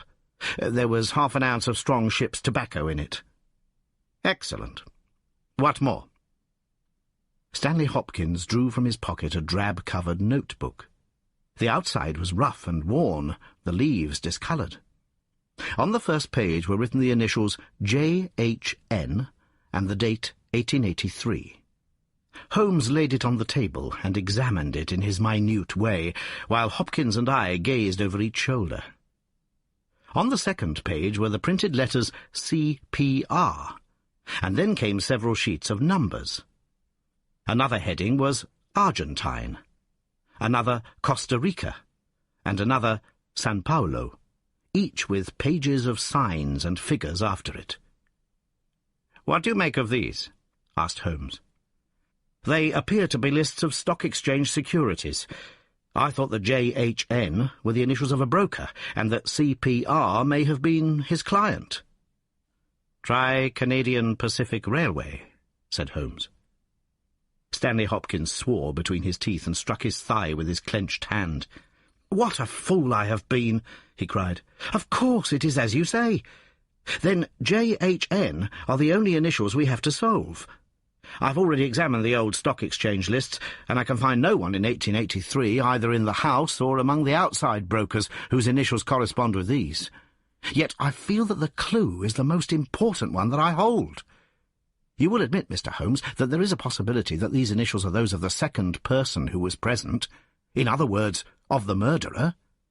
I would also urge that the introduction into the case of a document relating to large masses of valuable securities gives us for the first time some indication of a motive for the crime." Sherlock Holmes's face showed that he was thoroughly taken aback by this new development. "I must admit both your points," said he. "I confess that this notebook, which did not appear at the inquest, modifies any views which I may have formed. I had come to a theory of the crime in which I can find no place for this. Have you endeavoured to trace any of the securities here mentioned?" "Inquiries are now being made at the offices, but I fear that the complete register of the stockholders of these South American concerns is in South America, and that some weeks must elapse before we can trace the shares." Holmes had been examining the cover of the notebook with his magnifying lens. "Surely there is some discoloration here?" said he. "Yes, sir, it is a blood stain. I told you that I picked the book off the floor." "Was the blood stain above or below?" "On the side next the boards." "Which proves, of course, that the book was dropped after the crime was committed." "Exactly, Mr. Holmes. I appreciated that point, and I conjectured that it was dropped by the murderer in his hurried flight. It lay near the door." "I suppose that none of these securities have been found among the property of the dead man?" "No, sir." "Have you any reason to suspect robbery?" "No, sir. Nothing seemed to have been touched." "Dear me, it is certainly a very interesting case. Then there was a knife, was there not?" "A sheath knife, still in its sheath. It lay at the feet of the dead man. Mrs. Carey has identified it as being her husband's property. Holmes was lost in thought for some time. "Well," said he at last, "I suppose I shall have to come out and have a look at it." Stanley Hopkins gave a cry of joy. "Thank you, sir. That will indeed be a weight off my mind." Holmes shook his finger at the inspector. "It would have been an easier task a week ago," said he. "But even now my visit may not be entirely fruitless. Watson, if you can spare the time, I should be very glad of your company. If you will call a four-wheeler, Hopkins, we shall be ready to start for Forest Row in a quarter of an hour."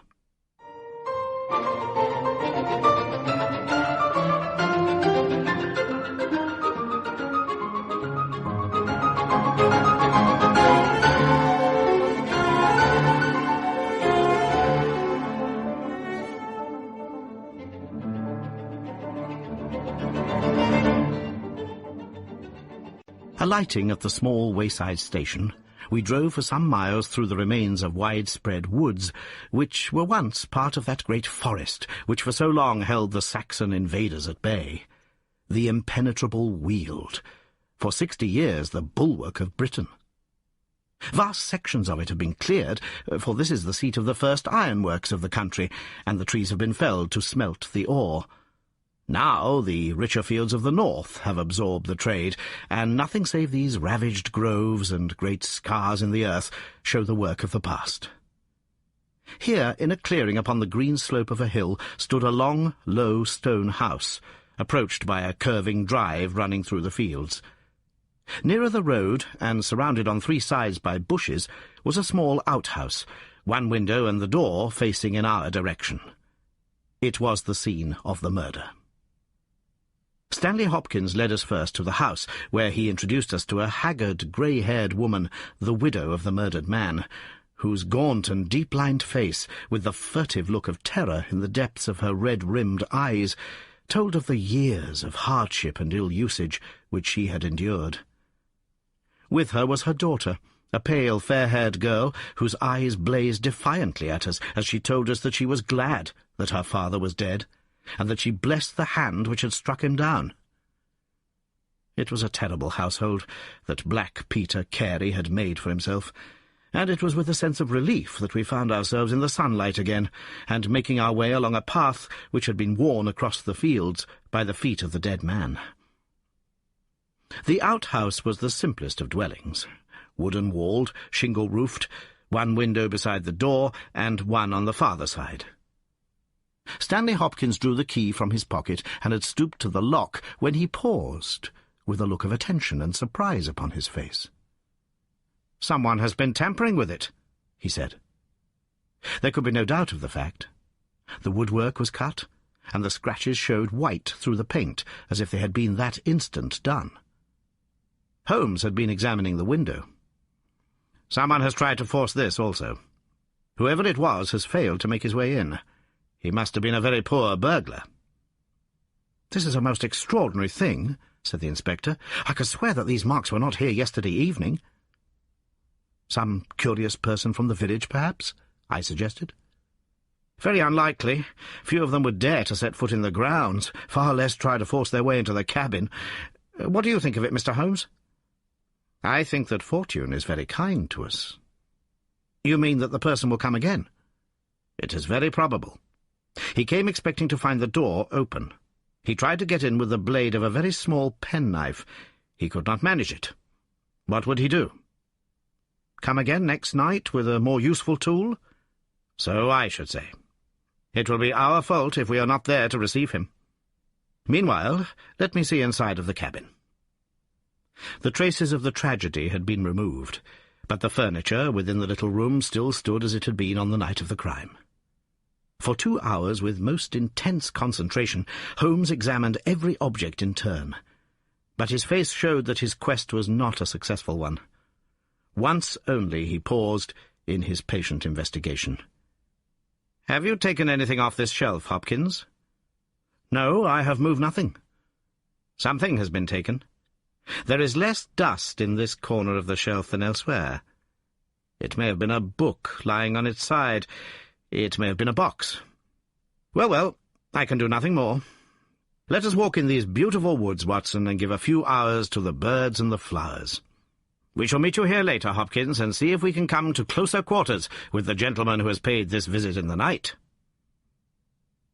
It was past 11 o'clock when we formed our little ambuscade.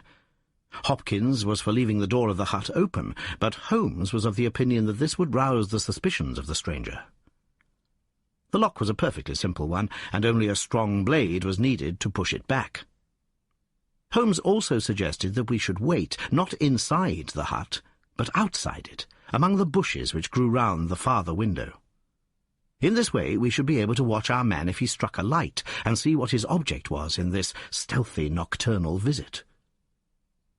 It was a long and melancholy vigil, and yet brought with it something of the thrill which the hunter feels when he lies beside the water-pool and waits for the coming of the thirsty beast of prey. What savage creature was it which might steal upon us out of the darkness? Was it a fierce tiger of crime, which could only be taken fighting hard with flashing fang and claw? Or would it prove to be some skulking jackal, dangerous only to the weak and unguarded? In absolute silence we crouched amongst the bushes, waiting for whatever might come. At first the steps of a few belated villagers, or the sound of voices from the village, lightened our vigil, but one by one these interruptions died away, and an absolute stillness fell upon us, save for the chimes of the distant church, which told us of the progress of the night, and for the rustle and whisper of a fine rain falling amid the foliage which roofed us in. 2:30 had chimed, and it was the darkest hour which precedes the dawn, when we all started as a low but sharp click came from the direction of the gate. Someone had entered the drive. Again there was a long silence, and I had begun to fear that it was a false alarm, when a stealthy step was heard upon the other side of the hut, and a moment later a metallic scraping and clinking. The man was trying to force the lock.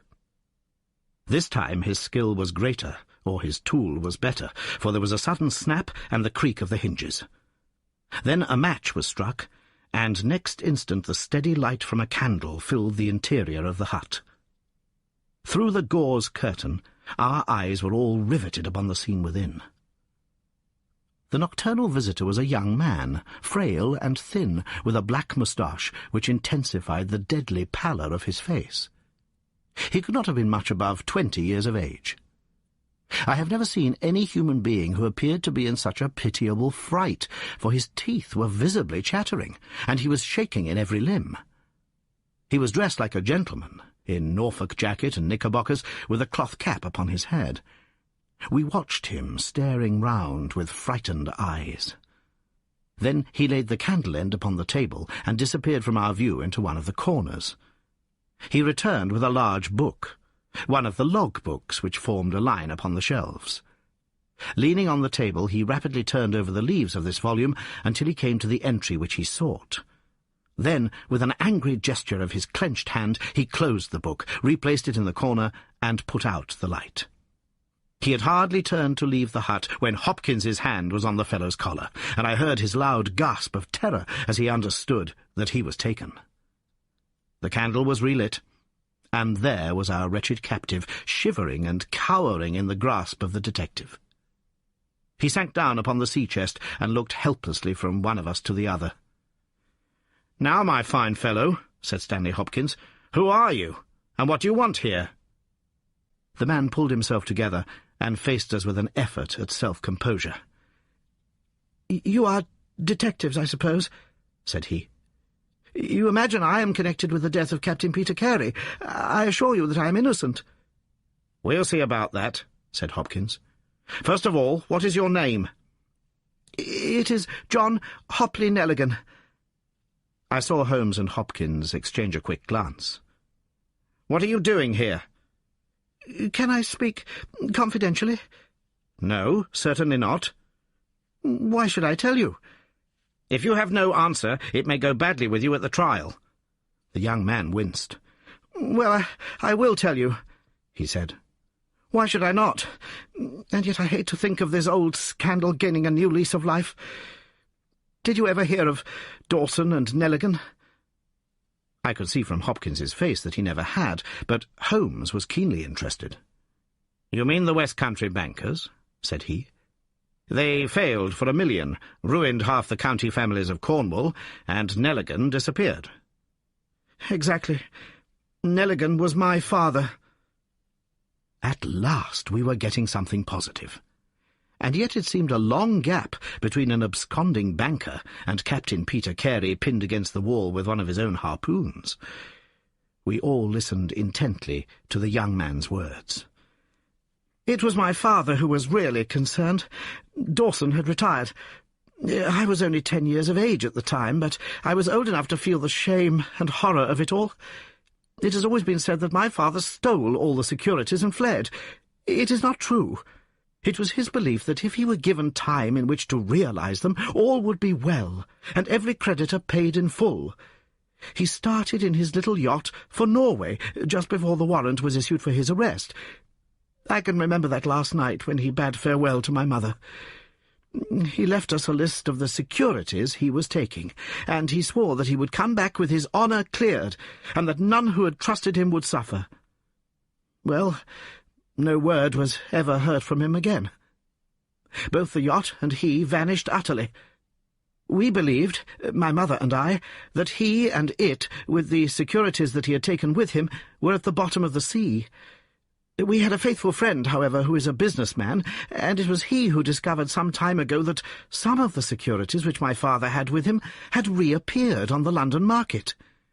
You can imagine our amazement. I spent months in trying to trace them, and at last, after many doubtings and difficulties, I discovered that the original seller had been Captain Peter Carey, the owner of this hut. Naturally, I made some inquiries about the man. I found that he had been in command of a whaler which was due to return from the Arctic seas at the very time when my father was crossing to Norway. The autumn of that year was a stormy one, and there was a long succession of southerly gales. My father's yacht may well have been blown to the north, and there met by Captain Peter Carey's ship. If that were so, what had become of my father? In any case, if I could prove from Peter Carey's evidence how these securities came on the market, it would be a proof that my father had not sold them, and that he had no view to personal profit when he took them. I came down to Sussex with the intention of seeing the captain, but it was at this moment that his terrible death occurred. I read at the inquest a description of his cabin, in which it stated that the old logbooks of his vessel were preserved in it. It struck me that if I could see what occurred in the month of August 1883 on board the Sea Unicorn, I might settle the mystery of my father's fate. I tried last night to get at these logbooks, but was unable to open the door. Tonight I tried again and succeeded, but I find that the pages which deal with that month have been torn from the book. It was at that moment I found myself a prisoner in your hands." "Is that all?" asked Hopkins. "Yes. That is all." His eyes shifted as he said it. "You have nothing else to tell us?" He hesitated. "No, there is nothing." "You have not been here before last night?" "No, damn it." "Then how do you account for that?" cried Hopkins, as he held up the damning notebook, with the initials of our prisoner on the first leaf and the bloodstain on the cover.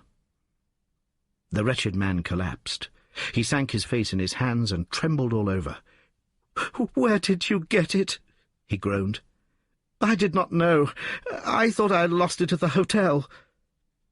"That is enough," said Hopkins sternly. "Whatever else you have to say, you must say in court. You will walk down with me now to the police station." "Well, Mr. Holmes, I'm very much obliged to you and to your friend for coming down to help me. As it turns out, your presence was unnecessary, and I would have brought the case to this successful issue without you. But nonetheless, I am grateful. Rooms have been reserved for you at the Brambletye Hotel, so we can all walk down to the village together."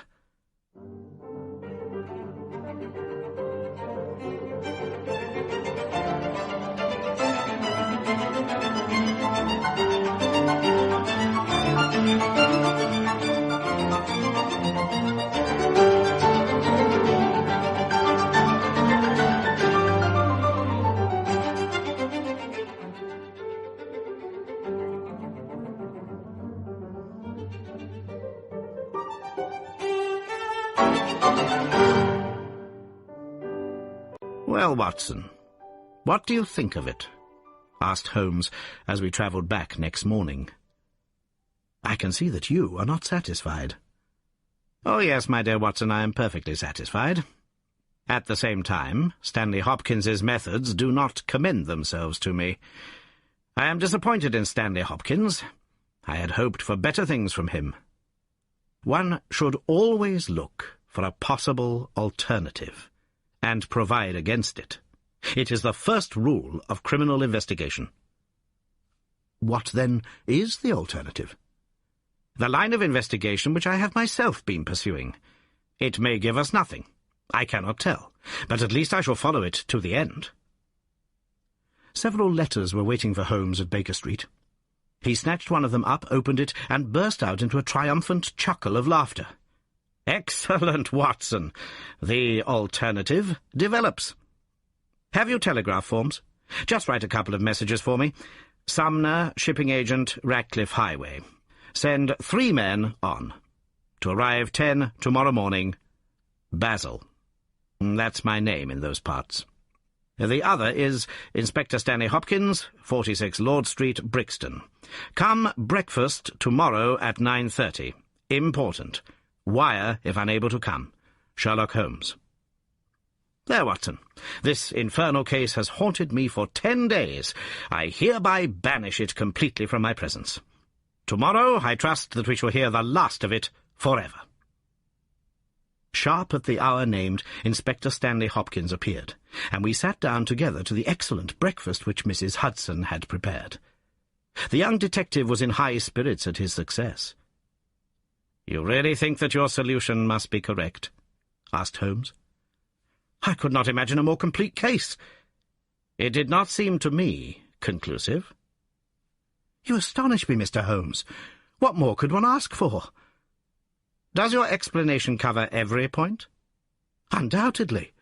I find that young Nelligan arrived at the Brambletye Hotel on the very day of the crime. He came on the pretence of playing golf. His room was on the ground floor, and he could get out when he liked. That very night he went down to Woodman's Lee, saw Peter Carey at the hut, quarrelled with him, and killed him with the harpoon.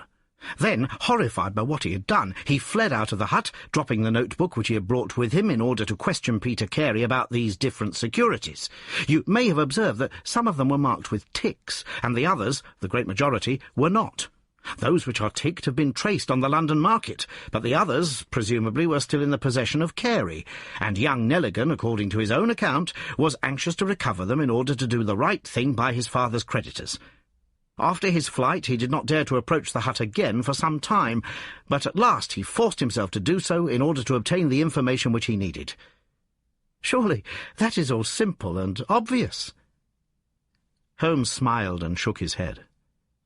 "It seems to me to have only one drawback, Hopkins, and that is that it is intrinsically impossible.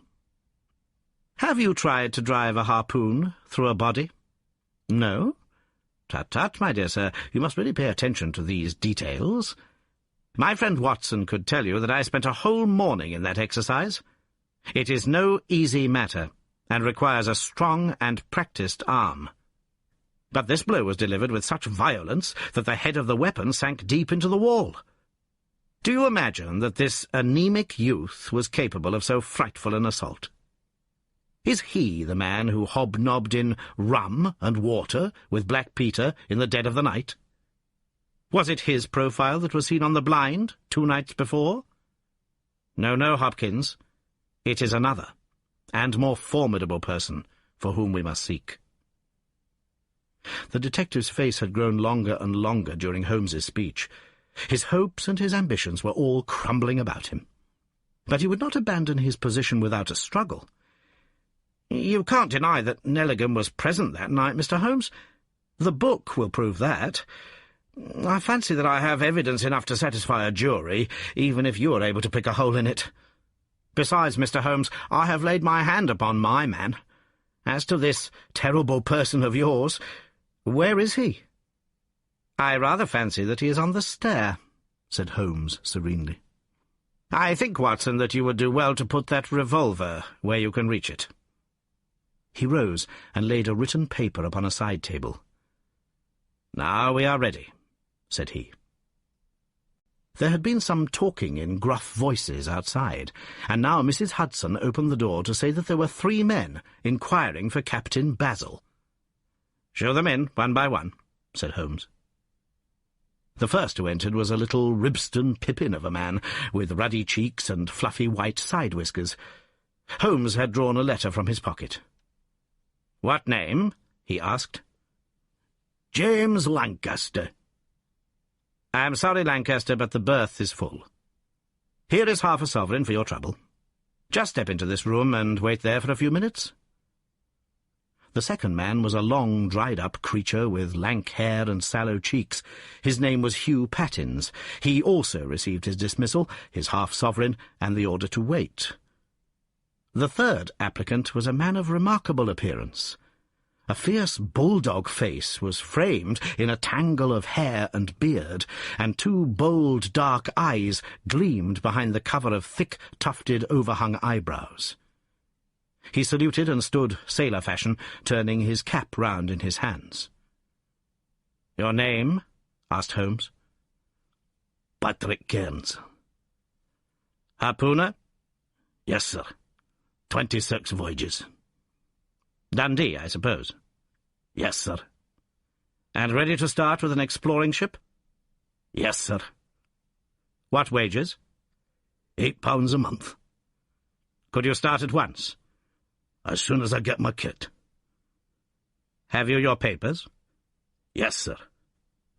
He took a sheaf of worn and greasy forms from his pocket. Holmes glanced over them and returned them. "You are just the man I want," said he. "Here's the agreement on the side table. If you sign it, the whole matter will be settled." The seaman lurched across the room and took up the pen. "Shall I sign here?" he asked, stooping over the table. Holmes leaned over his shoulder and passed both hands over his neck. "This will do," said he. I heard a click of steel and a bellow like an enraged bull. The next instant Holmes and the seaman were rolling on the ground together. He was a man of such gigantic strength that, even with the handcuffs which Holmes had so deftly fastened upon his wrists, he would have very quickly overpowered my friend, had Hopkins and I not rushed to his rescue. Only when I pressed the cold muzzle of the revolver to his temple did he at last understand that resistance was vain. We lashed his ankles with cord, and rose breathless from the struggle. "I must really apologize, Hopkins," said Sherlock Holmes. "I fear that the scrambled eggs are cold. However, you will enjoy the rest of your breakfast all the better, will you not, for the thought that you have brought your case to a triumphant conclusion?" Stanley Hopkins was speechless with amazement. "I don't know what to say, Mr. Holmes," he blurted out at last with a very red face. "It seems to me that I've been making a fool of myself from the beginning. I understand now what I should never have forgotten, that I am the pupil, and you are the master. Even now I see what you have done, but I don't know how you did it, or what it signifies." "Well, well," said Holmes good-humouredly, "we all learn by experience, and your lesson this time is that you should never lose sight of the alternative. You were so absorbed in young Nelligan that you could not spare a thought to Patrick Cairns, the true murderer of Peter Carey." The hoarse voice of the seaman broke in on our conversation. "See here, mister," said he, "I make no complaint of being manhandled in this fashion, but I would have you call things by their right names. You say I murdered Peter Carey. I say I killed Peter Carey, and there's all the difference. Maybe you don't believe what I say. Maybe you think I'm just slinging you a yarn." "Not at all," said Holmes. "Let us hear what you have to say." "It's soon told, and by the Lord every word of it is truth. I knew Black Peter, and when he pulled out his knife I whipped a harpoon through him sharp, for I knew that it was him or me. That's how he died. You can call it murder. Anyhow, I'd as soon die with a rope round my neck as with Black Peter's knife in my heart." "How came you there?" asked Holmes. "I'll tell you it from the beginning. Just sit me up a little, so as I can speak easy. It was in 83 that it happened, August of that year. Peter Carey was master of the Sea Unicorn, and I was spare harpooner. We were coming out of the ice pack on our way home with headwinds and a weak southerly gale when we picked up a little craft that had been blown north. There was one man on her, a landsman. The crew had thought she would founder and had made for the Norwegian coast in the dinghy. I guess they were all drowned. Well, we took him on board, this man, and he and the skipper had some long talks in the cabin. All the baggage we took off with him was one tin box. So far as I know, the man's name was never mentioned, and on the second night he disappeared as if he had never been. It was given out that he had either thrown himself overboard or fallen overboard in the heavy weather that we were having. Only one man knew what had happened to him, and that was me. For with my own eyes I saw the skipper tip up his heels and put him over the rail in the middle watch of a dark night, 2 days before we sighted the Shetland lights. Well, I kept my knowledge to myself and waited to see what would come of it. When we got back to Scotland it was easily hushed up and nobody asked any questions. A stranger died by accident, and it was nobody's business to inquire. Shortly after, Peter Carey gave up the sea, and it was long years before I could find where he was. I guessed that he had done the deed for the sake of what was in that tin box, and that he could afford now to pay me well for keeping my mouth shut. I found out where he was through a sailor man that had met him in London, and down I went to squeeze him. The first night he was reasonable enough, and was ready to give me what would make me free of the sea for life. We were to fix it all 2 nights later. When I came, I found him 3 parts drunk and in a vile temper. We sat down, and we drank, and we yarned about old times, but the more he drank, the less I liked the look on his face. I spotted that harpoon upon the wall, and I thought I might need it before I was through. Then at last he broke out at me, spitting and cursing, with murder in his eyes and a great clasp-knife in his hand. He had not time to get it from the sheath before I had the harpoon through him. Heavens, what a yell he gave! And his face gets between me and my sleep. I stood there, with his blood splashing round me, and I waited for a bit, but all was quiet. So I took heart once more. I looked round, and there was the tin box on the shelf. I had as much right to it as Peter Carey, anyhow, so I took it with me and left the hut. Like a fool, I left my baccy pouch upon the table. Now I'll tell you the queerest part of the whole story. I had hardly got outside the hut when I heard someone coming, and I hid among the bushes. A man came slinking along, went into the hut, gave a cry as if he'd seen a ghost, and legged it as hard as he could run until he was out of sight.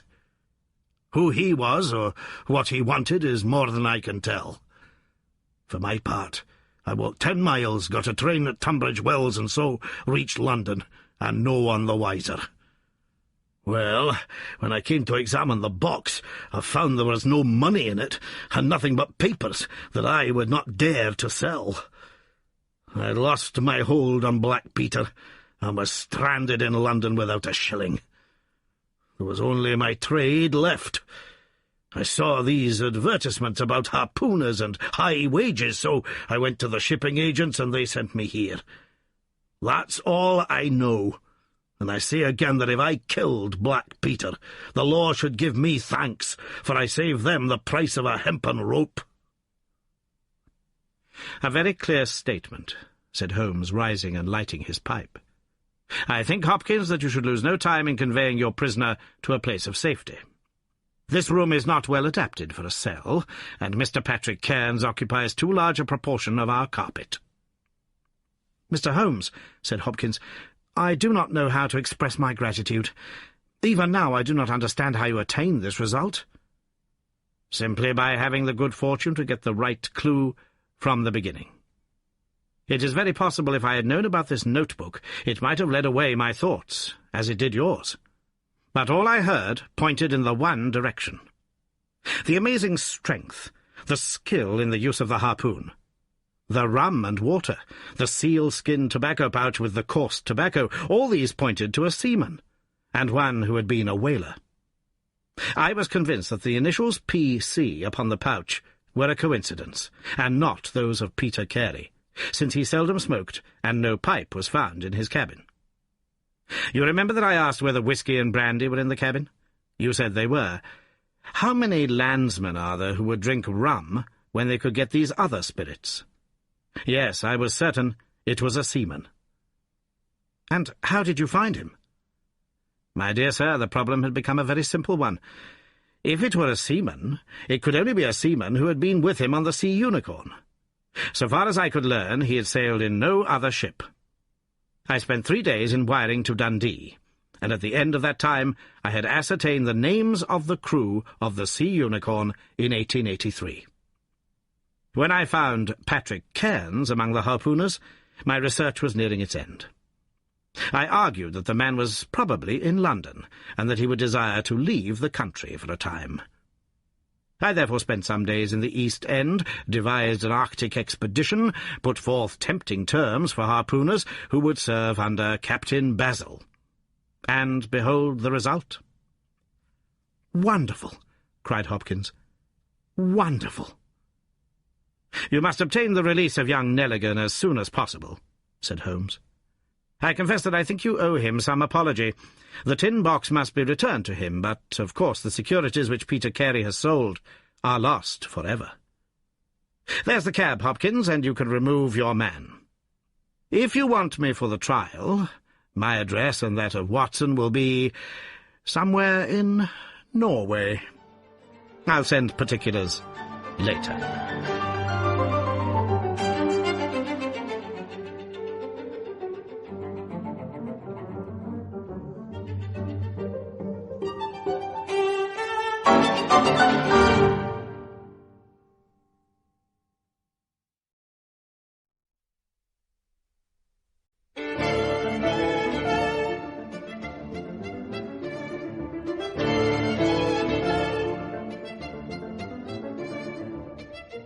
The Adventure of the Golden Pince-Nez.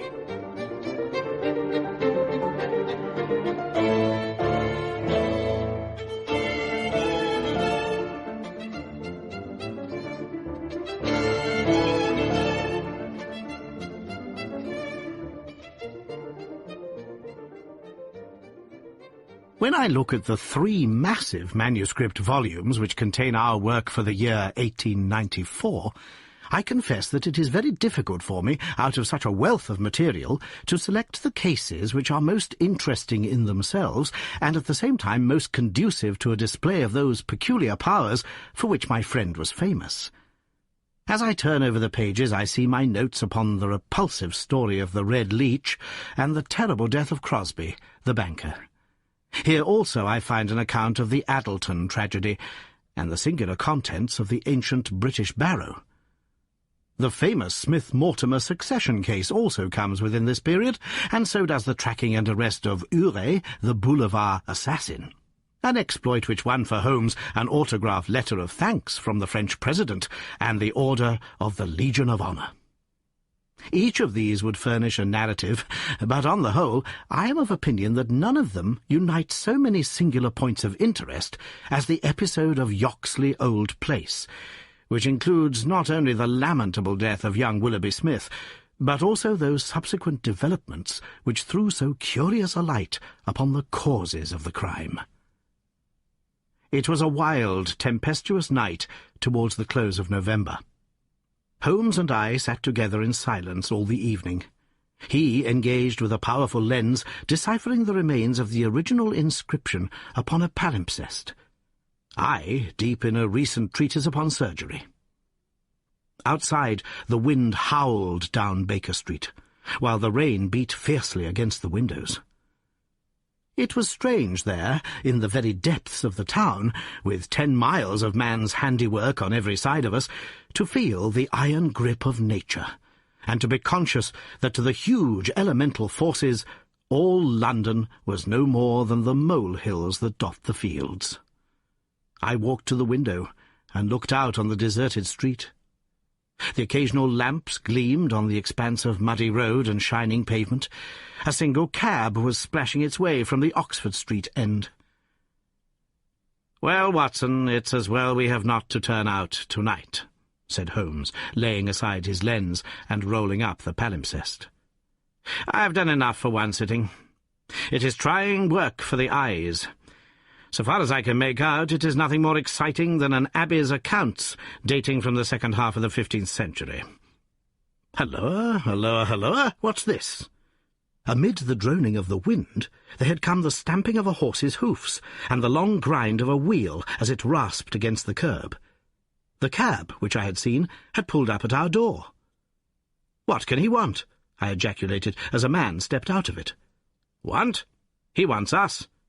And we, my poor Watson, want overcoats and cravats and galoshes and every aid that man ever invented to fight the weather. Wait a bit, though. There's the cab off again. There's hope yet.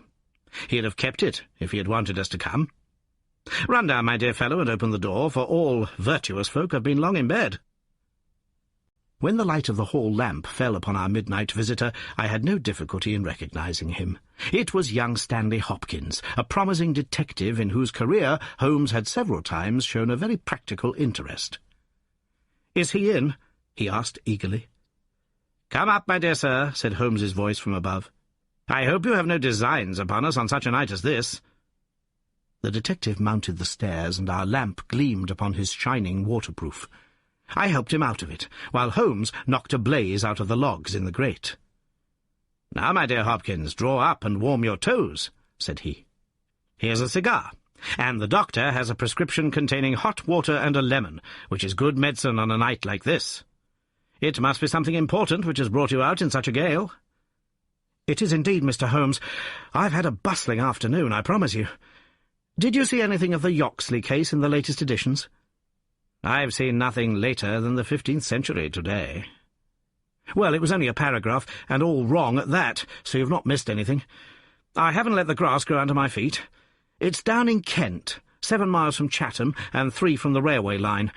I was wired for at 3:15, reached Yoxley Old Place at 5, conducted my investigation, was back at Charing Cross by the last train and straight to you by cab."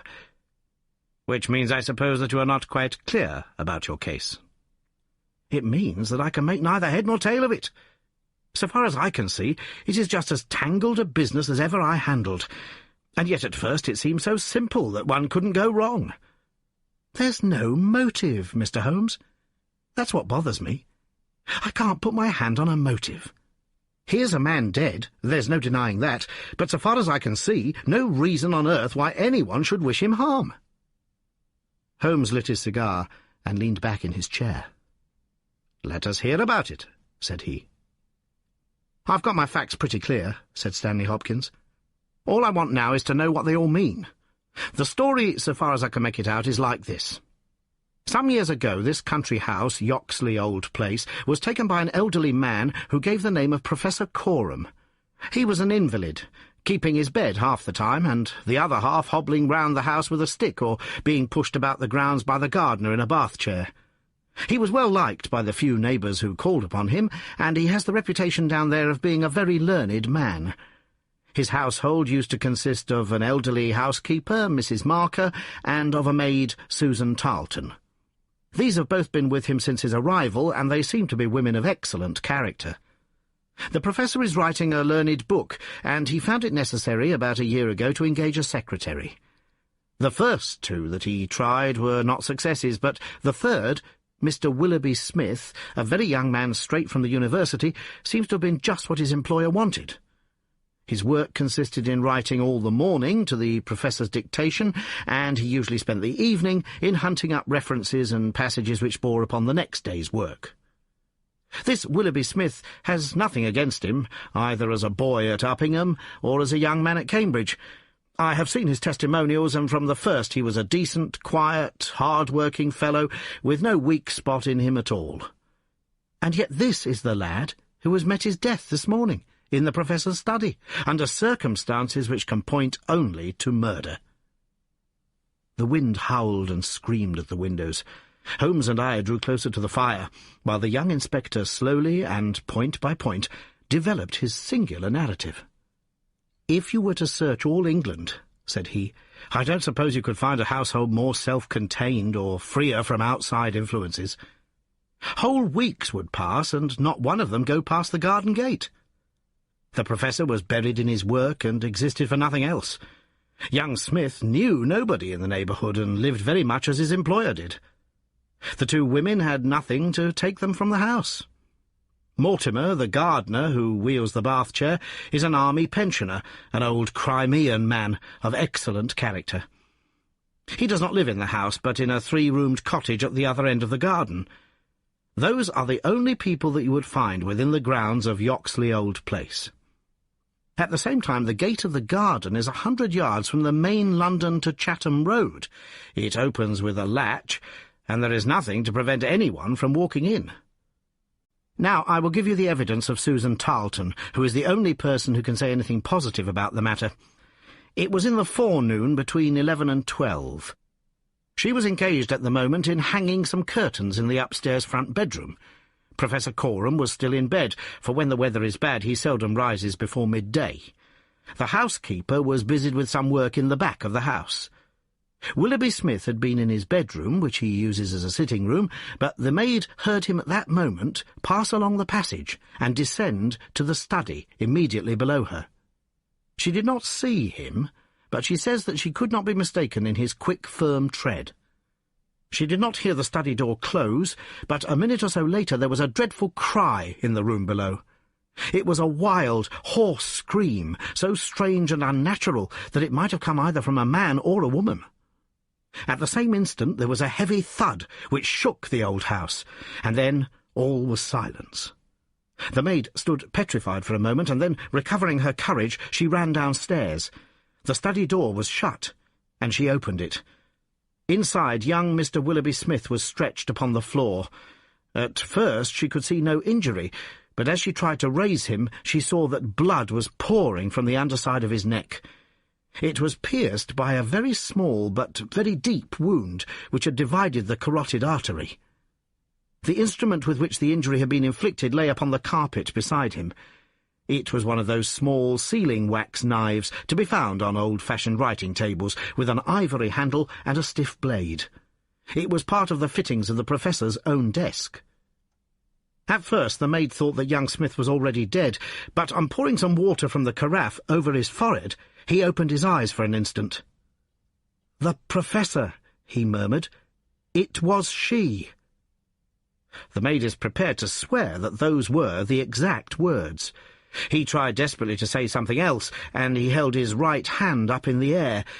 Then he fell back dead. In the meantime the housekeeper had also arrived upon the scene, but she was just too late to catch the young man's dying words. Leaving Susan with the body, she hurried to the Professor's room.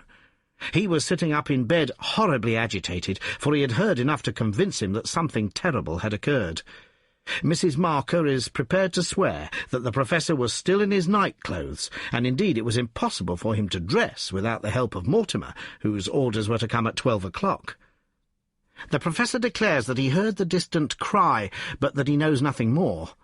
He can give no explanation of the young man's last words, "The Professor, it was she," but imagines that they were the outcome of delirium. He believes that Willoughby Smith had not an enemy in the world, and can give no reason for the crime. His first action was to send Mortimer, the gardener, for the local police. A little later the chief constable sent for me.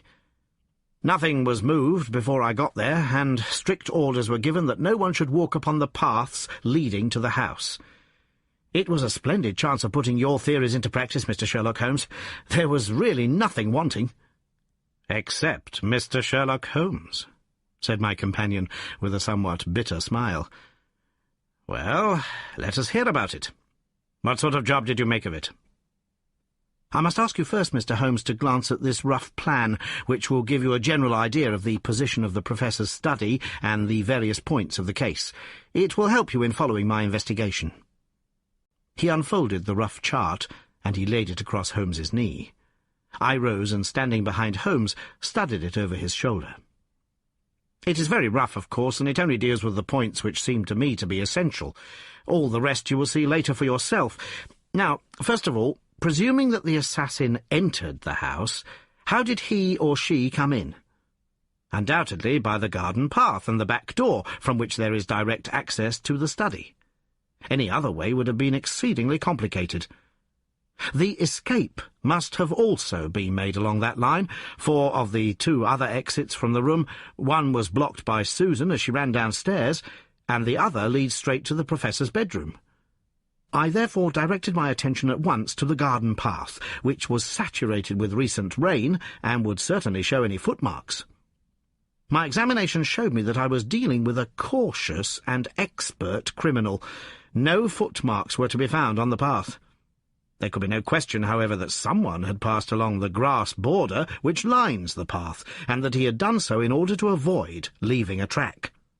I could not find anything in the nature of a distinct impression, but the grass was trodden down, and someone had undoubtedly passed. It could only have been the murderer, since neither the gardener nor anyone else had been there that morning, and the rain had only begun during the night. "One moment," said Holmes. "Where does this path lead to?" "To the road." "How long is it?" 100 yards or so. At the point where the path passes through the gate, you could surely pick up the tracks." "Unfortunately, the path was tiled at that point." "Well, on the road itself?" "No, it was all trodden into mire." "Tut, tut. Well, then, these tracks upon the grass, were they coming or going?" "It was impossible to say. There was never any outline." "A large foot or a small?" "You could not distinguish." Holmes gave an ejaculation of impatience. "It has been pouring rain and blowing a hurricane ever since," said he. "It will be harder to read now than the palimpsest. Well, well, it can't be helped. What did you do, Hopkins, after you had made certain that you had made certain of nothing?" "I think I made certain of a good deal, Mr. Holmes. I knew that someone had entered the house cautiously from without. I next examined the corridor. It is lined with coconut matting, and had taken no impression of any kind. This brought me into the study itself. It is a scantily furnished room. The main article is a large writing table with a fixed bureau. This bureau consists of a double column of drawers, with a central small cupboard between them. The drawers were open, the cupboard locked. The drawers, it seems, were always open, and nothing of value was kept in them. There were some papers of importance in the cupboard, but there were no signs that this had been tampered with, and the Professor assures me that nothing was missing. It is certain that no robbery has been committed. I come now to the body of the young man. It was found near the bureau, and just to the left of it, as marked upon that chart. The stab was on the right side of the neck, and from behind forward, so that it is almost impossible that it could have been self-inflicted." "Unless he fell upon the knife," said Holmes. "Exactly. The idea crossed my mind. But we found the knife some feet away from the body, so that seems impossible. Then, of course, there are the man's own dying words. And, finally, there was this very important piece of evidence which was found clasped in the dead man's right hand." From his pocket, Stanley Hopkins drew a small paper packet. He unfolded it and disclosed a golden pince-nez, with 2 broken ends of black silk cord dangling from the end of it. "Willoughby Smith had excellent sight," he added. "There can be no question that this was snatched from the face or the person of the assassin." Sherlock Holmes took the glasses into his hand and examined them with the utmost attention and interest. He held them on his nose, endeavoured to read through them, went to the window and stared up the street with them, looked at them most minutely in the full light of the lamp, and finally, with a chuckle, seated himself at the table and wrote a few lines upon a sheet of paper, which he tossed across to Stanley Hopkins. "That's the best I can do for you," said he. "It may prove to be of some use." The astonished detective read the note aloud. It ran as follows: "Wanted, a woman of good address, attired like a lady. She has a remarkably thick nose, with eyes which are set close upon either side of it. She has a puckered forehead, a peering expression, and probably rounded shoulders. There are indications that she has had recourse to an optician at least twice during the last few months. As her glasses are of remarkable strength, and as opticians are not very numerous, there shall be no difficulty in tracing her." Holmes smiled at the astonishment of Hopkins, which must have been reflected upon my features.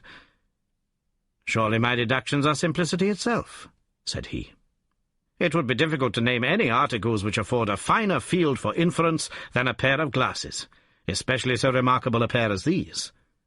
That they belong to a woman I infer from their delicacy, and also, of course, from the last words of the dying man. As to her being a person of refinement and well-dressed, they are, as you perceive, handsomely mounted in solid gold, and it is inconceivable that anyone who wore such glasses could be slatternly in other respects.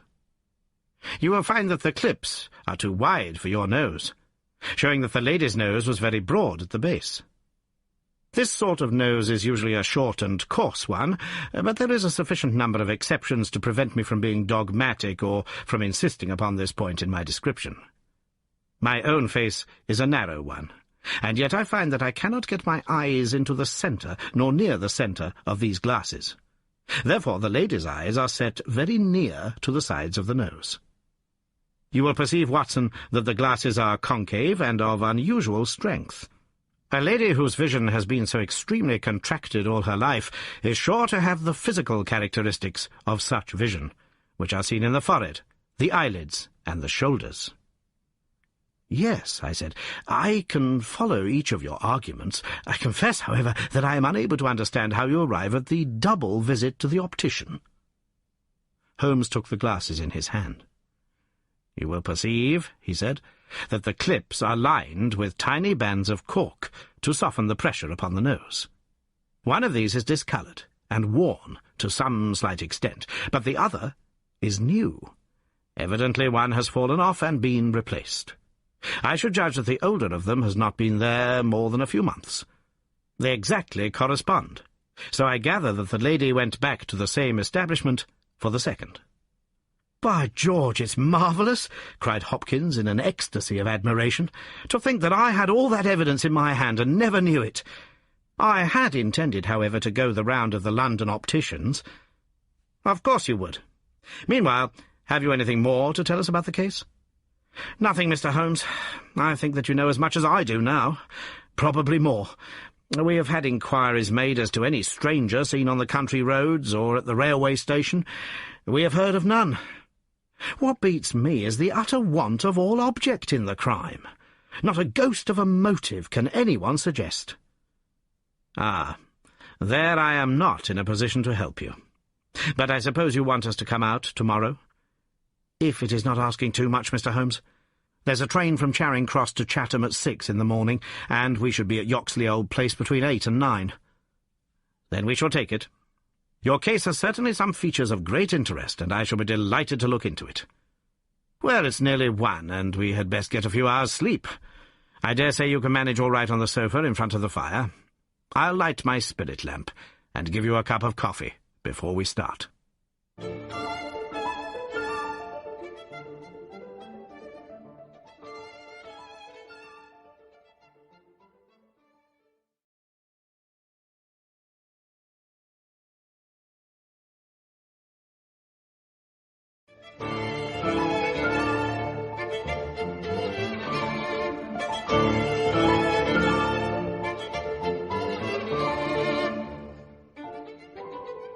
The gale had blown itself out next day, but it was a bitter morning when we started upon our journey.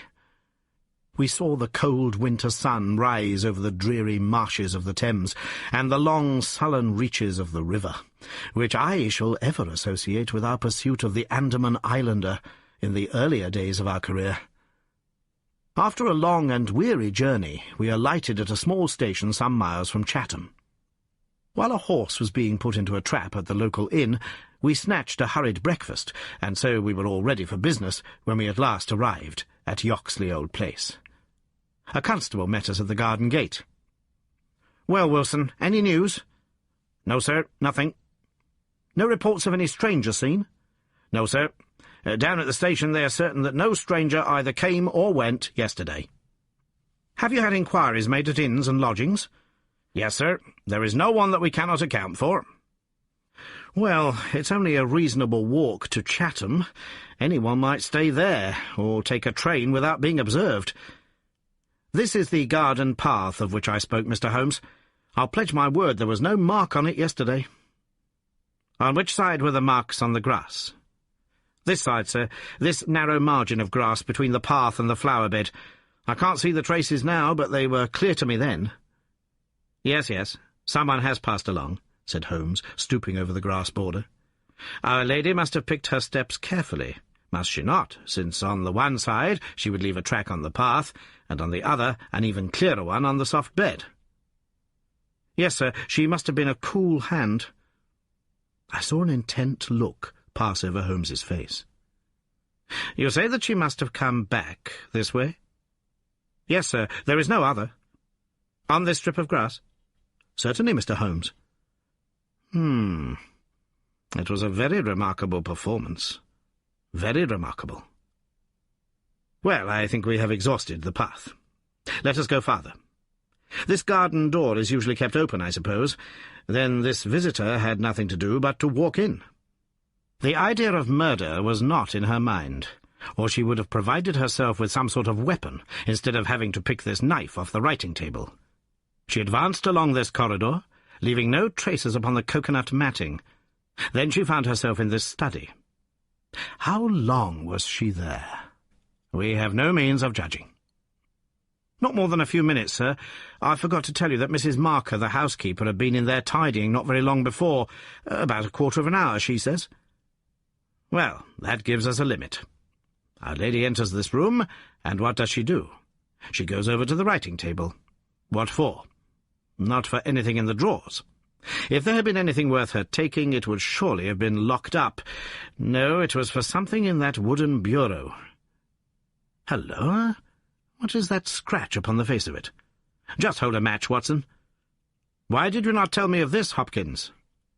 The mark which he was examining began upon the brasswork on the right-hand side of the keyhole, and extended for about 4 inches, where it had scratched the varnish from the surface. I noticed it, Mr. Holmes, but you'll always find scratches round a keyhole. This is recent. Quite recent. See how the brass shines where it is cut. An old scratch would be the same colour as the surface. Look at it through my lens. There's the varnish, too, like earth on each side of a furrow. Is Mrs. Marker there? A sad-faced elderly woman came into the room. Did you dust this bureau yesterday morning? Yes, sir. Did you notice this scratch? No, sir, I did not. I'm sure you did not, for a duster would have swept away these shreds of varnish. Who has the key of this bureau? The Professor keeps it on his watch chain. Is it a simple key? No, sir, it is a Chubb's key. Very good. Mrs. Marker, you can go. Now we are making a little progress. Our lady enters the room, advances to the bureau, and either opens it or tries to do so. While she is thus engaged, young Willoughby Smith enters the room. In her hurry to withdraw the key, she makes this scratch upon the door. He seizes her, and she, snatching up the nearest object, which happens to be this knife, strikes at him in order to make him let go his hold. The blow is a fatal one. He falls, and she escapes, either with or without the object for which he has come. Is Susan, the maid, there? Could anyone have got away through that door after the time that you heard the cry, Susan? No, sir, it is impossible. Before I got down the stair, I'd have seen anyone in the passage. Besides, the door never opened, or I would have heard it. That settles this exit. Then no doubt the lady went out the way she came. I understand that this other passage leads only to the Professor's room. There is no exit that way? No, sir. We shall go down it, and make the acquaintance of the Professor. Hello, Hopkins. This is very important indeed. The Professor's corridor is also lined with coconut matting. Well, sir, what of that? Don't you see any bearing upon the case? Well, well, I don't insist upon it. No doubt I am wrong, and yet it seems to me to be suggestive. Come with me, and introduce me. We passed down the passage, which was of the same length as that which led to the garden. At the end was a short flight of steps ending in a door. Our guide knocked, and then ushered us into the professor's bedroom. It was a very large chamber, lined with innumerable volumes, which had overflowed from the shelves and lay in piles in the corners, or were stacked all round at the base of the cases. The bed was in the centre of the room, and in it, propped up with pillows, was the owner of the house. I have seldom seen a more remarkable-looking person. It was a gaunt, aquiline face which was turned towards us, with piercing dark eyes which lurked in deep hollows under overhung and tufted brows. His hair and beard were white, save that the latter was curiously stained with yellow around his mouth. A cigarette glowed amid the tangle of white hair, and the air of the room was fetid with stale tobacco smoke. As he held out his hand to Holmes, I perceived that it was also stained with yellow nicotine. "A smoker, Mr. Holmes?" said he, speaking in well-chosen English, with a curious little mincing accent. "Pray take a cigarette. And you, sir? I can recommend them, for I have them especially prepared by Ionides of Alexandria. He sends me 1,000 at a time, and I grieve to say that I have to arrange for a fresh supply every fortnight. Bad, sir, very bad, but an old man has few pleasures. Tobacco and my work, that is all that is left to me." Holmes had lit a cigarette, and was shooting little darting glances all over the room. "Tobacco and my work, but now only tobacco," the old man exclaimed. "Alas, what a fatal interruption! Who could have foreseen such a terrible catastrophe? So estimable a young man. I assure you that after a few months' training he was an admirable assistant. What do you think of the matter, Mr. Holmes?" "I have not yet made up my mind." "I shall indeed be indebted to you if you can throw a light where all is so dark to us. To a poor bookworm and invalid like myself, such a blow is paralyzing. I seem to have lost the faculty of thought. But you are a man of action. You are a man of affairs. It is part of the everyday routine of your life. You can preserve your balance in every emergency. We are fortunate indeed in having you at our side." Holmes was pacing up and down one side of the room whilst the old professor was talking. I observed that he was smoking with extraordinary rapidity. It was evident that he shared our host's liking for the fresh Alexandrian cigarettes. "Yes, sir, it is a crushing blow," said the old man. "That is my magnum opus, the pile of papers on the side table yonder. It is my analysis of the documents found in the Coptic monasteries of Syria and Egypt, a work which will cut deep at the very foundation of revealed religion. With my enfeebled health, I do not know whether I shall ever be able to complete it, now that my assistant has been taken from me. Dear me, Mr. Holmes, why, you are even a quicker smoker than I am myself." Holmes smiled. "I am a connoisseur," said he, taking another cigarette from the box, his fourth, and lighting it from the stub of that which he had finished. "I will not trouble you with any lengthy cross-examination, Professor Coram, since I gather that you were in bed at the time of the crime, and could know nothing about it. I would only ask this. What do you imagine that this poor fellow meant by his last words? The Professor, it was she." The Professor shook his head. "Susan is a country girl," said he, "and you know the incredible stupidity of that class. I fancy that the poor fellow murmured some incoherent, delirious words, and that she twisted them into this meaningless message." "I see. You have no explanation yourself of the tragedy?" "Possibly an accident. Possibly. I only breathe it among ourselves. A suicide. Young men have their hidden troubles, some affair of the heart, perhaps, which we have never known. It is a more probable supposition than murder." "But the eyeglasses?"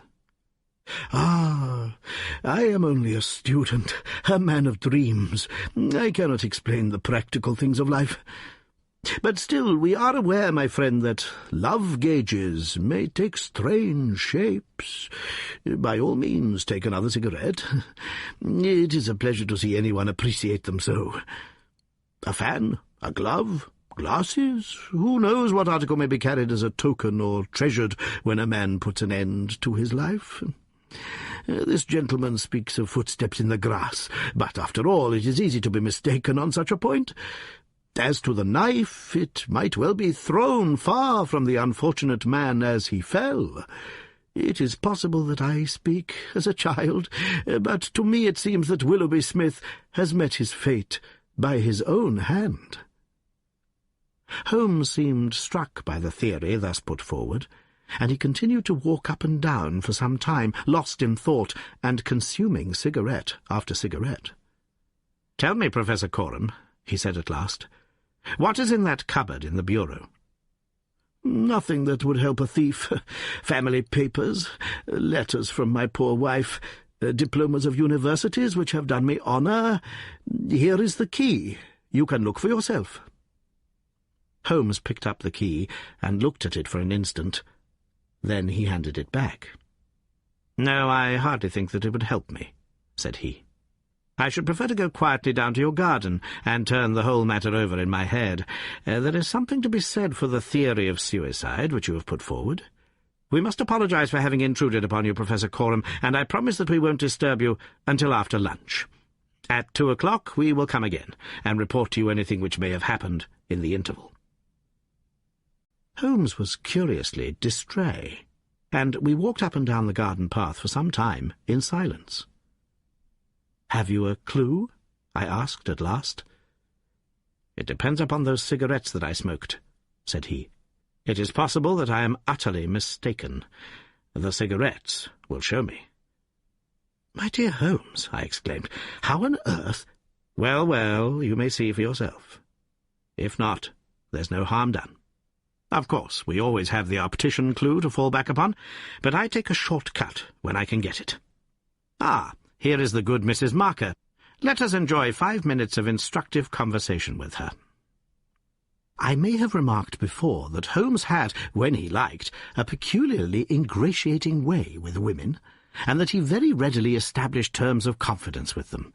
In half the time which he had named, he had captured the housekeeper's goodwill, and was chatting with her as if he had known her for years. "Yes, Mr. Holmes, it is as you say, sir. He does smoke something terrible. All day and sometimes all night, sir. I've seen that room of a morning. Well, sir, you'd have thought it was a London fog. Poor young Mr. Smith, he was a smoker also, but not as bad as the Professor. His health, well, I don't know that it's better nor worse for the smoking." "Ah," said Holmes, "but it kills the appetite." "Well, I don't know about that, sir." "I suppose the Professor eats hardly anything." "Well, he is variable, I'll say that for him." "I'll wager he took no breakfast this morning, and won't face his lunch after all the cigarettes I saw him consume." "Well, you're out there, sir, as it happens, for he ate a remarkable big breakfast this morning. I don't know when I've known him make a better one, and he's ordered a good dish of cutlets for his lunch. I'm surprised myself, for since I came into that room yesterday and saw young Mr. Smith lying there on the floor, I couldn't bear to look at food. Well, it takes all sorts to make a world, and the Professor hasn't let it take his appetite away." We loitered the morning away in the garden. Stanley Hopkins had gone down to the village to look into some rumours of a strange woman who had been seen by some children on the Chatham Road the previous morning. As to my friend, all his usual energy seemed to have deserted him. I had never known him handle a case in such a half-hearted fashion. Even the news brought back by Hopkins that he had found the children, and that they had undoubtedly seen a woman exactly corresponding with Holmes's description, and wearing either spectacles or eyeglasses, failed to rouse any sign of keen interest. He was more attentive when Susan, who waited upon us at lunch, volunteered the information that she believed Mr. Smith had been out for a walk yesterday morning, and that he had only returned half an hour before the tragedy occurred. I could not myself see the bearing of this incident, but I clearly perceived that Holmes was weaving it into the general scheme which he had formed in his brain. Suddenly he sprang from his chair and glanced at his watch. 2 o'clock, gentlemen, said he. "We must go up and have it out with our friend, the Professor."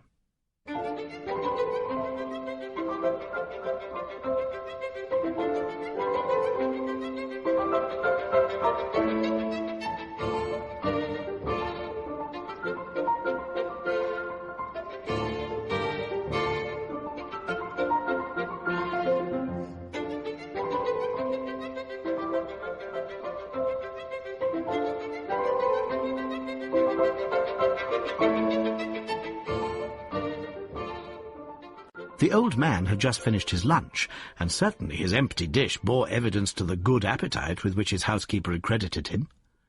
He was indeed a weird figure as he turned his white mane and his glowing eyes towards us. The eternal cigarette smouldered in his mouth. He had been dressed, and was seated in an armchair by the fire. "Well, Mr. Holmes, have you solved this mystery yet?" He shoved the large tin of cigarettes, which stood on a table beside him, towards my companion. Holmes stretched out his hand at the same moment, and between them they tipped the box over the edge. For a minute or two we were all on our knees retrieving stray cigarettes from impossible places. When we rose again, I observed Holmes's eyes were shining, and his cheeks tinged with colour. Only at a crisis have I seen those battle signals flying. "Yes," said he, "I have solved it." Stanley Hopkins and I stared in amazement. Something like a sneer quivered over the gaunt features of the old professor. "Indeed? In the garden?" "No, here." "Here? When?" "This instant." "You are surely joking, Mr. Sherlock Holmes. You compel me to tell you that this is too serious a matter to be treated in such a fashion." "I have forged and tested every link of my chain, Professor Coram, and I am sure that it is sound. What your motives are, or what exact part you play in this strange business, I am not yet able to say. In a few minutes I shall probably hear it from your own lips. Meanwhile I will reconstruct what is past, for your benefit, so that you may know the information which I still require. A lady yesterday entered your study. She came with the intention of possessing herself of certain documents which were in your bureau. She had a key of her own.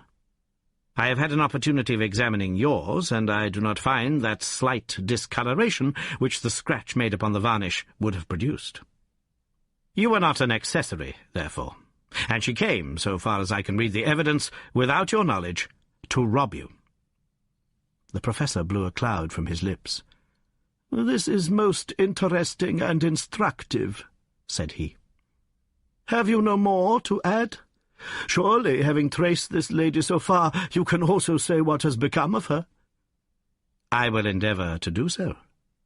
In the first place, she was seized by your secretary, and stabbed him in order to escape. This catastrophe I am inclined to regard as an unhappy accident, for I am convinced that the lady had no intention of inflicting so grievous an injury. An assassin does not come unarmed. Horrified by what she had done, she rushed wildly away from the scene of the tragedy. Unfortunately for her, she had lost her glasses in the scuffle, and as she was extremely short-sighted, she was really helpless without them. She ran down a corridor, which she imagined to be that by which she had come. Both were lined with coconut matting, and it was only when it was too late that she understood that she had taken the wrong passage, and that her retreat was cut off behind her. What was she to do? She could not go back. She could not remain where she was. She must go on. She went on. She mounted a stair, pushed open a door, and found herself in your room." The old man sat with his mouth open, staring wildly at Holmes. Amazement and fear were stamped upon his expressive features. Now, with an effort, he shrugged his shoulders and burst into insincere laughter. "All very fine, Mr. Holmes," said he, "but there is one little flaw in your splendid theory. I was myself in my room, and I never left it during the day." "I am aware of that, Professor Coram." "And you mean to say that I could lie upon that bed and not be aware that a woman had entered my room?" "I never said so. You were aware of it. You spoke with her. You recognized her. You aided her to escape." Again the professor burst into high-keyed laughter. He had risen to his feet, and his eyes glowed like embers. "You are mad!" he cried. "You are talking insanely. I helped her to escape. Where is she now?"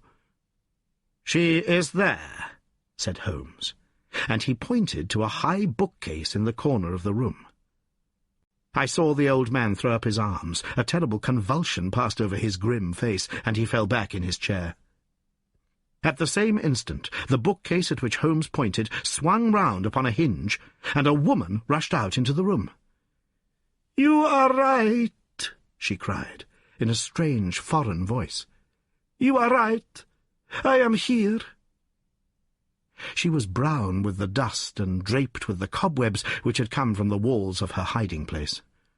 Her face, too, was streaked with grime, and at the best she could never have been handsome, for she had the exact physical characteristics which Holmes had divined, with, in addition, a long and obstinate chin. What with her natural blindness, and what with the change from dark to light, she stood as one dazed, blinking about her to see where and who we were. And yet, in spite of all these disadvantages, there was a certain nobility in the woman's bearing, a gallantry in the defiant chin and in the upraised head, which compelled something of respect and admiration. Stanley Hopkins had laid his hand upon her arm and claimed her as his prisoner, but she waved him aside gently and yet with an overmastering dignity which compelled obedience. The old man lay back in his chair with a twitching face and stared at her with brooding eyes. "Yes, sir, I am your prisoner," she said. "From where I stood I could hear everything, and I know that you have learned the truth. I confess it all. It was I who killed the young man. But you are right, you who say it was an accident. I did not even know that it was a knife which I held in my hand, for in my despair I snatched anything from the table and struck at him to make him let me go. It is the truth I tell." "Madam," said Holmes, "I am sure that it is the truth. I fear that you are far from well." She had turned a dreadful colour, the more ghastly under the dark dust streaks upon her face. She seated herself on the side of the bed. Then she resumed. "I have only a little time here," she said, "but I would have you to know the whole truth. I am this man's wife. He is not an Englishman. He is a Russian. His name I will not tell." For the first time the old man stirred. "God bless you, Anna," he cried. "God bless you." She cast a look of the deepest disdain in his direction. "Why should you cling so hard to that wretched life of yours, Sergius?" said she. "It has done harm to many, and good to none, not even to yourself. However, it is not for me to cause the frail thread to be snapped before God's time. I have enough already upon my soul since I crossed the threshold of this cursed house. But I must speak, or I shall be too late. I have said, gentlemen, that I am this man's wife. He was 50, and I a foolish girl of 20 when we married. It was in a city of Russia, a university. I will not name the place." "God bless you, Anna," murmured the old man again. "We were reformers, revolutionists, nihilists, you understand? He and I and many more. Then there came a time of trouble. A police officer was killed. Many were arrested. Evidence was wanted, and in order to save his own life and to earn a great reward, my husband betrayed his own wife and his companions. Yes, we were all arrested upon his confession. Some of us found our way to the gallows and some to Siberia. I was among these last, but my term was not for life. My husband came to England with his ill-gotten gains and has lived in quiet ever since, knowing well that if the Brotherhood knew where he was, not a week would pass before justice would be done." The old man reached out a trembling hand and helped himself to a cigarette. "I am in your hands, Anna," said he. "You are always good to me." "I have not yet told you the height of his villainy," said she. "Among our comrades of the Order there was one who was the friend of my heart. He was noble, unselfish, loving, all that my husband was not. He hated violence. We were all guilty, if that is guilt, but he was not. He wrote forever dissuading us from such a course.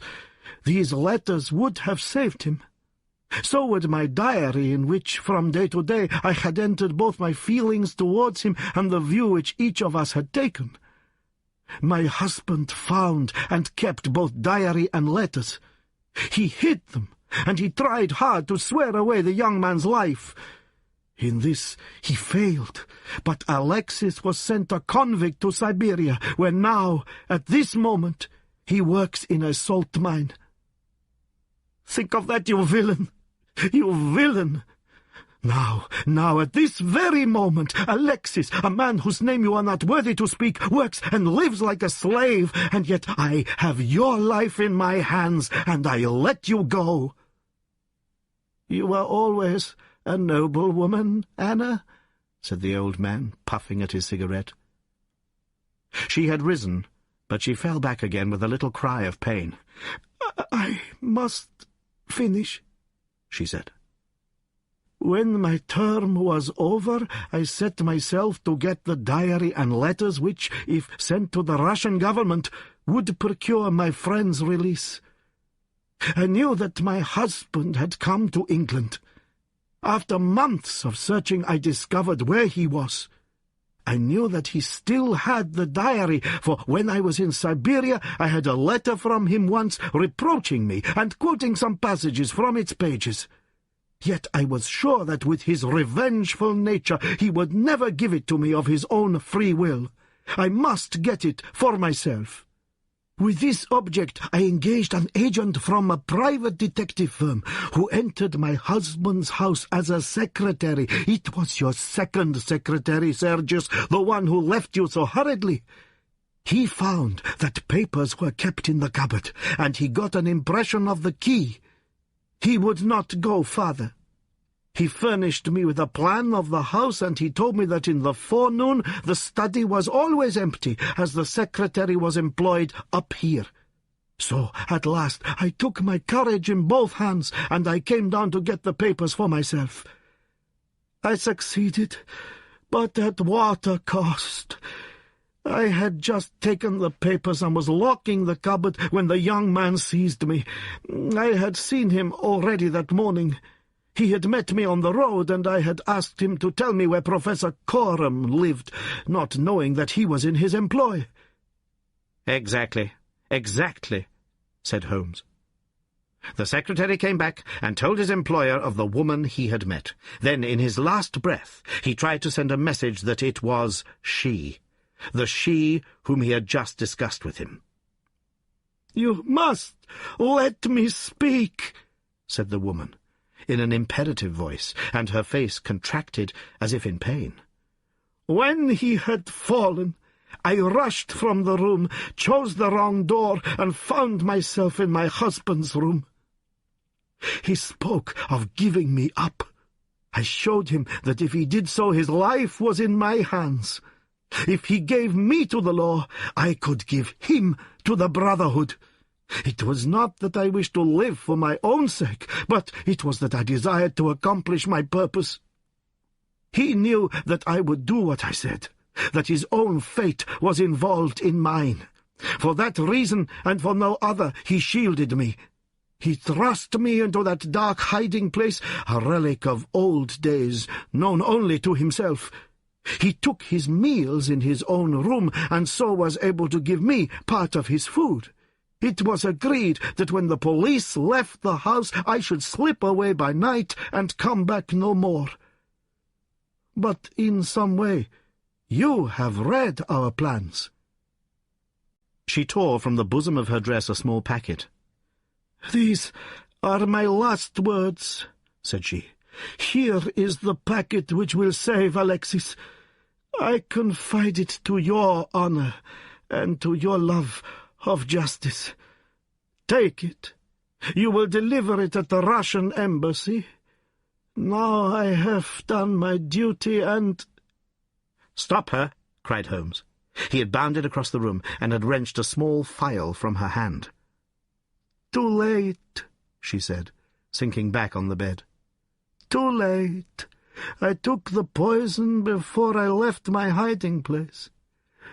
My head swims. I am going. I charge you, sir, to remember the packet."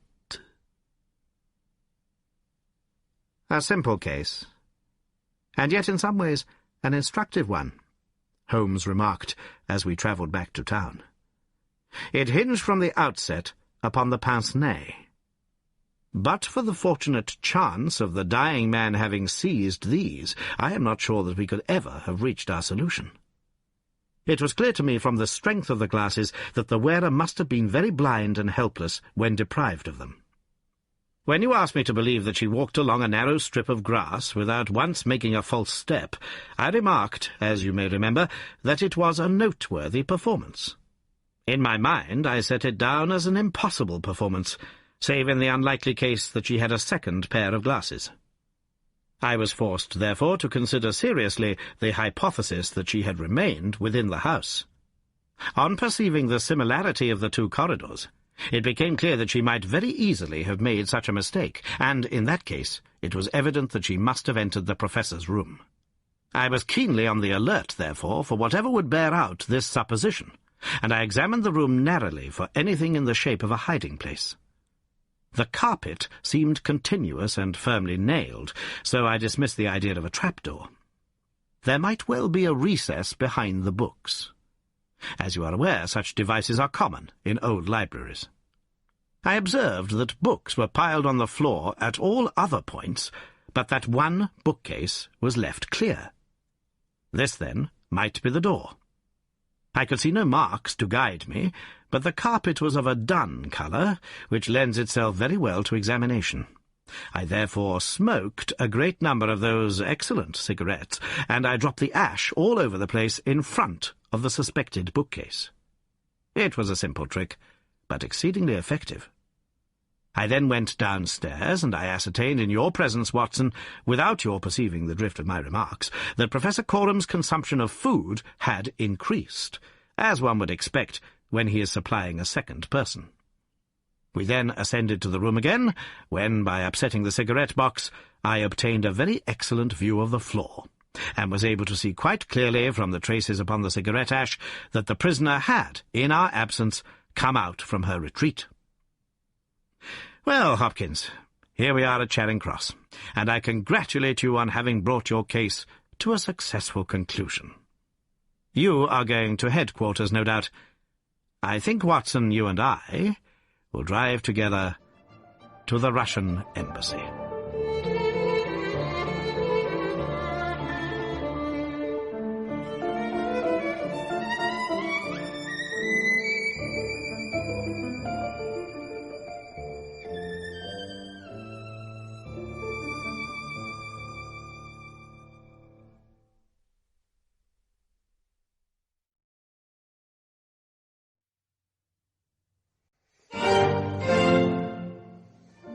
The Adventure of the Missing Three-Quarter.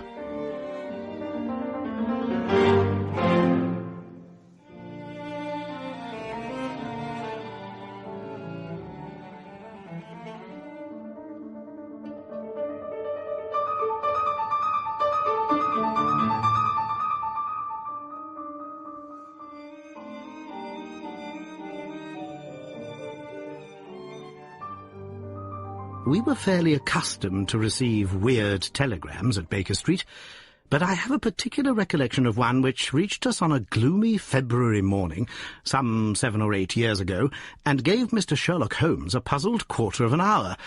It was addressed to him and ran thus: "Please await me.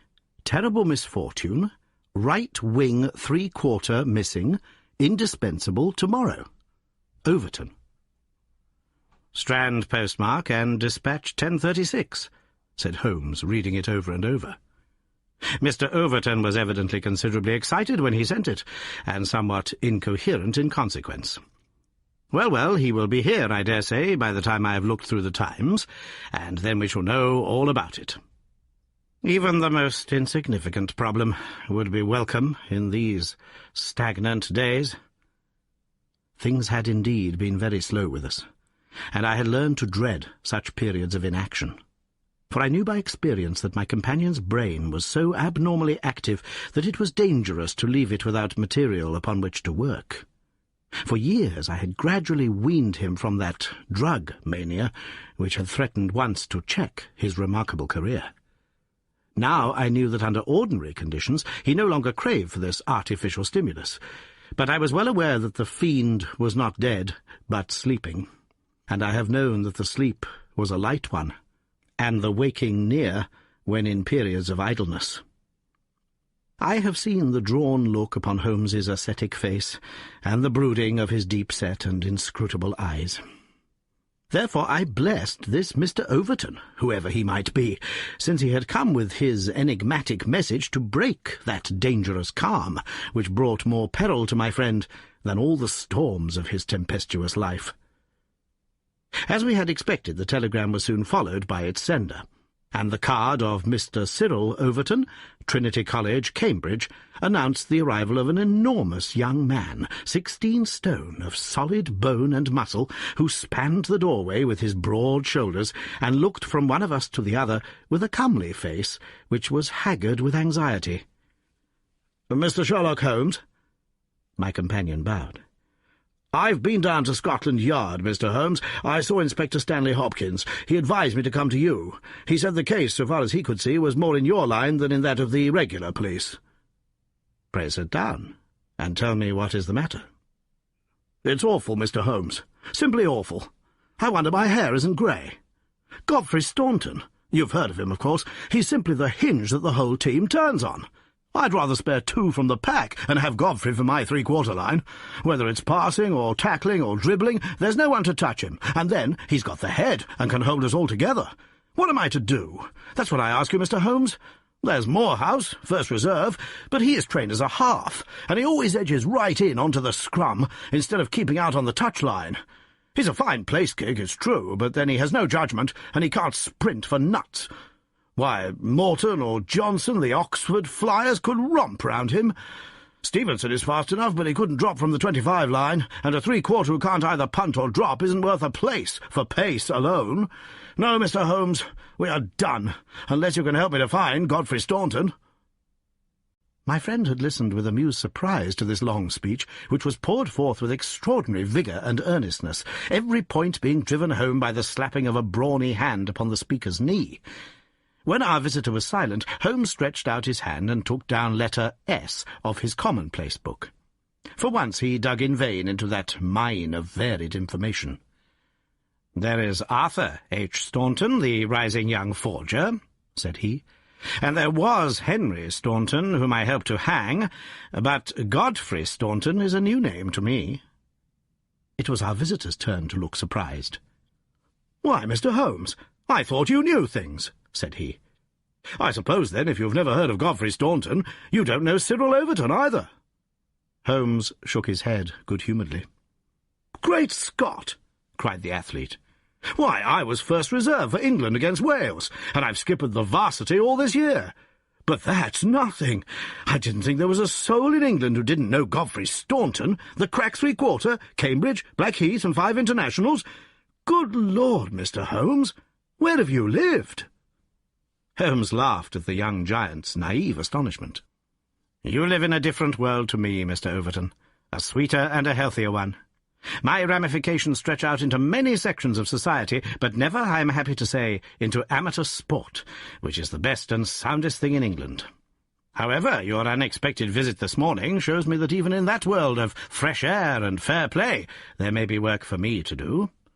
So now, my good sir, I beg you to sit down and to tell me slowly and quietly exactly what it is that has occurred, and how you desire that I should help you." Young Overton's face assumed the bothered look of the man who is more accustomed to using his muscles than his wits. But by degrees, with many repetitions and obscurities, which I may omit from his narrative, he laid his strange story before us. "It's this way, Mr. Holmes. As I have said, I am the skipper of the rugger team of Cambridge Varsity, and Godfrey Staunton is my best man. Tomorrow we play Oxford. Yesterday we all came up and we settled at Bentley's private hotel. At 10 o'clock I went round and saw that all the fellows had gone to roost, for I believe in strict training and plenty of sleep to keep a team fit. I had a word or two with Godfrey before he turned in. He seemed to me to be pale and bothered. I asked him what was the matter. He said he was all right, just a touch of headache. I bade him good night and left him. Half an hour later the porter tells me that a rough-looking man with a beard called with a note for Godfrey. He had not gone to bed, and the note was taken to his room. Godfrey read it, and fell back in a chair as if he had been poleaxed. The porter was so scared that he was going to fetch me, but Godfrey stopped him, had a drink of water, and pulled himself together. Then he went downstairs, said a few words to the man who was waiting in the hall, and the two of them went off together. The last that the porter saw of them, they were almost running down the street in the direction of the Strand. This morning Godfrey's room was empty. His bed had never been slept in, and his things were all just as I had seen them the night before. He had gone off at a moment's notice with this stranger, and no word has come from him since. I don't believe he will ever come back. He was a sportsman, was Godfrey, down to his marrow, and he wouldn't have stopped his training and let in his skipper if it were not for some cause that was too strong for him. No, I feel as if he were gone for good, and we should never see him again." Sherlock Holmes listened with the deepest attention to this singular narrative. "What did you do?" he asked. "I wired to Cambridge to learn if anything had been heard of him there. I've had an answer. No one has seen him." "Could he have got back to Cambridge?" "Yes, there is a late train, 11:15. "But so far as you can ascertain, he did not take it?" "No, he has not been seen." "What did you do next?" "I wired to Lord Mount James." "Why to Lord Mount James?" "Godfrey is an orphan, and Lord Mount James is his nearest relative, his uncle, I believe." "Indeed. This throws new light upon the matter. Lord Mount James is one of the richest men in England." "So I've heard Godfrey say." "And your friend was closely related?" "Yes, he was his heir, and the old boy is nearly 80, cram full of gout, too. They say he could chalk his billiard cue with his knuckles. He never allowed Godfrey a shilling in his life, for he is an absolute miser, but it will all come to him right enough." "Have you heard from Lord Mount James?" "No." "What motive could your friend have in going to Lord Mount James?" "Well, something was worrying him the night before, and if it was to do with money, it is possible that he would make for his nearest relative, who had so much of it, though from all I have heard he would not have much chance of getting it. Godfrey was not fond of the old man. He would not go if he could help it." "Well, we can soon determine that. If your friend was going to his relative, Lord Mount James, you have then to explain the visit of this rough-looking fellow at so late an hour, and the agitation that was caused by his coming." Cyril Overton pressed his hands to his head. "I can make nothing of it," said he. "Well, well, I have a clear day, and I shall be happy to look into the matter," said Holmes. "I should strongly recommend you to make your preparations for your match without reference to this young gentleman. It must, as you say, have been an overpowering necessity which tore him away in such a fashion, and the same necessity is likely to hold him away. Let us step round together to the hotel, and see if the porter can throw any fresh light upon the matter." Sherlock Holmes was a past master in the art of putting a humble witness at his ease, and very soon, in the privacy of Godfrey Staunton's abandoned room, he had extracted all that the porter had to tell. The visitor of the night before was not a gentleman, neither was he a working man. He was simply what the porter described as a medium-looking chap, a man of 50, beard grizzled, pale face, quietly dressed. He seemed himself to be agitated. The porter had observed his hand trembling when he had held out the note. Godfrey Staunton had crammed the note into his pocket. Staunton had not shaken hands with the man in the hall. They had exchanged a few sentences, of which the porter had only distinguished the one word, time. Then they had hurried off in the manner described. It was just 10:30 by the hall clock. "Let me see," said Holmes, seating himself on Staunton's bed. "You are the day porter, are you not?" "Yes, sir. I go off duty at 11. "The night porter saw nothing, I suppose?" "No, sir. One theatre party came in late. No one else." "Were you on duty all day yesterday?" "Yes, sir." "Did you take any messages to Mr. Staunton?" "Yes, sir. One telegram." "Ah, that's interesting. What o'clock was this?" "About 6. "Where was Mr. Staunton when he received it?" "Here, in his room." "Were you present when he opened it?"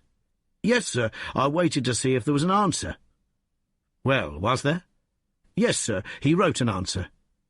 "Did you take it?" "No, he took it himself."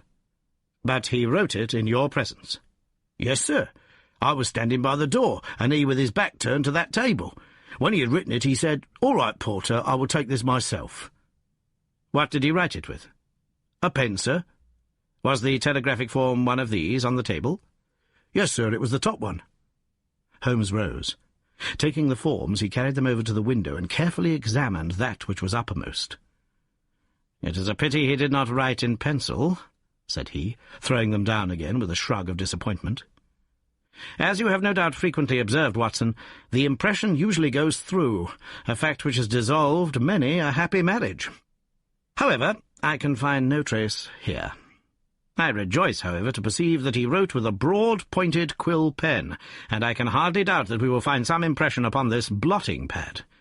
Ah, yes, surely this is the very thing." He tore off a strip of the blotting paper and turned towards us, the hieroglyphic. Cyril Overton was much excited. "Hold it to the glass," he cried. "That is unnecessary," said Holmes. "The paper is thin, and the reverse will give the message. Here it is." He turned it over, and we read, "Stand by us, for God's sake." So that is the tail end of the telegram which Godfrey Staunton dispatched within a few hours of his disappearance. There are at least 6 words of the message which have escaped us, but what remains, "Stand by us, for God's sake," proves that this young man saw a formidable danger which approached him, and from which someone else could protect him. Us, mark you. Another person was involved. Who should it be but the pale-faced, bearded man who seemed himself in so nervous a state? What, then, is the connection between Godfrey Staunton and the bearded man? And what is the third source from which each of them sought for help against pressing danger? Our inquiry has already narrowed down to that. "We have only to find to whom that telegram is addressed," I suggested. "Exactly, my dear Watson. Your reflection, though profound, had already crossed my mind. But I dare say it may have come to your notice that if you walk into a post-office and demand to see the counterfoil of another man's message, there may be some disinclination on the part of the officials to oblige you. There is so much red tape in these matters. However, I have no doubt that with a little delicacy and finesse, the end may be attained. Meanwhile, I should like, in your presence, Mr. Overton, to go through these papers which have been left upon the table." There were a number of letters, bills, and notebooks which Holmes turned over and examined with quick, nervous fingers and darting, penetrating eyes. "Nothing here," he said at last. "By the way, I suppose your friend was a healthy young fellow, nothing amiss with him?" "Sound as a bell." "Have you ever known him ill?" "Not a day. He has been laid up with a hack, and once he slipped his kneecap, but that was nothing." "Perhaps he was not so strong as you suppose. I should think he may have had some secret trouble. With your assent, I will put 1 or 2 of these papers in my pocket in case they should bear upon our future inquiry." One moment, cried a querulous voice, and we looked up to find a queer little old man jerking and twitching in the doorway. He was dressed in rusty black, with a very broad-brimmed top hat and a loose white necktie, the whole effect being that of a very rustic parson, or of an undertaker's mute. Yet, in spite of his shabby and even absurd appearance, his voice had a sharp crackle, and his manner a quick intensity which commanded attention. "Who are you, sir? And by what right do you touch this gentleman's papers?" he asked. "I am a private detective, and I am endeavouring to explain his disappearance." "Oh, you are you? And who instructed you, eh?" "This gentleman, Mr. Staunton's friend, was referred to me by Scotland Yard." "Who are you, sir?" "I am Cyril Overton." "Then it is you who sent me a telegram. My name is Lord Mount James. I came round as quickly as the Bayswater bus would bring me. So, you have instructed a detective?" "Yes, sir." "And are you prepared to meet the cost?" "I have no doubt, sir, that my friend Godfrey, when we find him, will be prepared to do that." "But if he is never found, eh? Answer me that." "In that case, no doubt his family—" "Nothing of the sort, sir," screamed the little man. "Don't look to me for a penny, not a penny. You understand that, Mr. Detective? I am all the family that this young man has got, and I tell you that I am not responsible. If he has any expectations, it is due to the fact that I have never wasted money, and I do not propose to begin to do so now. As to those papers with which you are making so free, I may tell you that in case there should be anything of any value among them, you will be held strictly to account for what you do with them." "Very good, sir," said Sherlock Holmes. "May I ask, in the meanwhile, whether you have yourself any theory to account for this young man's disappearance?" "No, sir, I have not. He is big enough and old enough to look after himself, and if he is so foolish as to lose himself, I entirely refuse to accept the responsibility of hunting for him." "I quite understand your position," said Holmes, with a mischievous twinkle in his eyes. "Perhaps you don't quite understand mine. Godfrey Staunton appears to have been a poor man. If he has been kidnapped, it could not have been for anything which he himself possesses. The fame of your wealth has gone abroad, Lord Mount James, and it is entirely possible that a gang of thieves have secured your nephew in order to gain from him some information as to your house, your habits, and your treasure."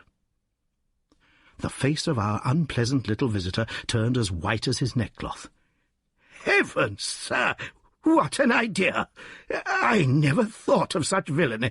What inhuman rogues there are in the world! But Godfrey is a fine lad, a staunch lad. Nothing would induce him to give his old uncle away. I'll have the plate moved over to the bank this evening. In the meantime, spare no pains, Mr. Detective. I beg you to leave no stone unturned to bring him safely back. As to money, well, so far as a fiver or even a tenner goes, you can always look to me." Even in his chastened frame of mind, the noble miser could give us no information which could help us, for he knew little of the private life of his nephew. Our only clue lay in the truncated telegram, and with a copy of this in his hand, Holmes set forth to find a second link for his chain. We had shaken off Lord Mount James, and Overton had gone to consult with the other members of his team over the misfortune which had befallen them. There was a telegraph office at a short distance from the hotel. We halted outside it. "It's worth trying, Watson," said Holmes. "Of course, with a warrant, we could demand to see the counterfoils, but we have not reached that stage yet. I don't suppose they remember faces in so busy a place. Let us venture it." "I am sorry to trouble you," said he in his blandest manner to the young woman behind the grating. "There is some small mistake about a telegram I sent yesterday. I have had no answer, and I very much fear that I must have omitted to put my name at the end. Could you tell me if this was so?" The young woman turned over a sheaf of counterfoils. "What o'clock was it?" she asked. "A little after 6. Whom was it to?" Holmes put his finger to his lips and glanced at me. "The last words in it were, 'For God's sake,'" he whispered confidentially. "I am very anxious at getting no answer." The young woman separated one of the forms. "This is it. There is no name," said she, smoothing it out upon the counter. "Then that, of course, accounts for my getting no answer," said Holmes. "Dear me, how very stupid of me, to be sure. "Good morning, miss, and many thanks for having relieved my mind." He chuckled and rubbed his hands when we found ourselves in the street once more. "Well?" I asked. "We progress, my dear Watson, we progress. I had 7 different schemes for getting a glimpse of that telegram, but I could hardly hope to succeed the very first time." "And what have you gained?" "A starting point for our investigation." He hailed a cab.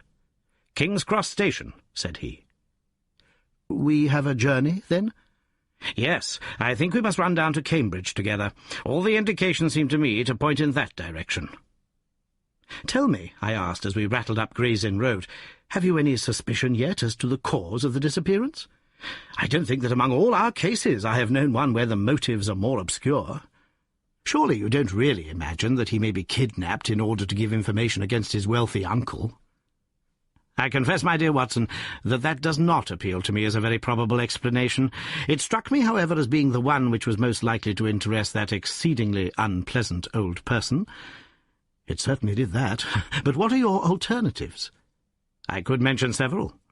You must admit that it is curious and suggestive that this incident should occur on the eve of this important match, and should involve the only man whose presence seems essential to the success of the side. It may, of course, be a coincidence, but it is interesting. Amateur sport is free from betting, but a good deal of outside betting goes on among the public, and it is possible that it might be worth someone's while to get at a player, as the ruffians of the turf get at a racehorse. There is one explanation. A second, very obvious one, is that this young man really is the heir of a great property, however modest his means may at present be, and it is not impossible that a plot to hold him for ransom might be concocted." "These theories take no account of the telegram." "Quite true, Watson. The telegram still remains the only solid thing with which we have to deal, and we must not permit our attention to wander away from it. It is to gain light upon the purpose of this telegram that we are now upon our way to Cambridge. The path of our investigation is at present obscure, but I shall be very much surprised if before evening we have not cleared it up or made a considerable advance along it."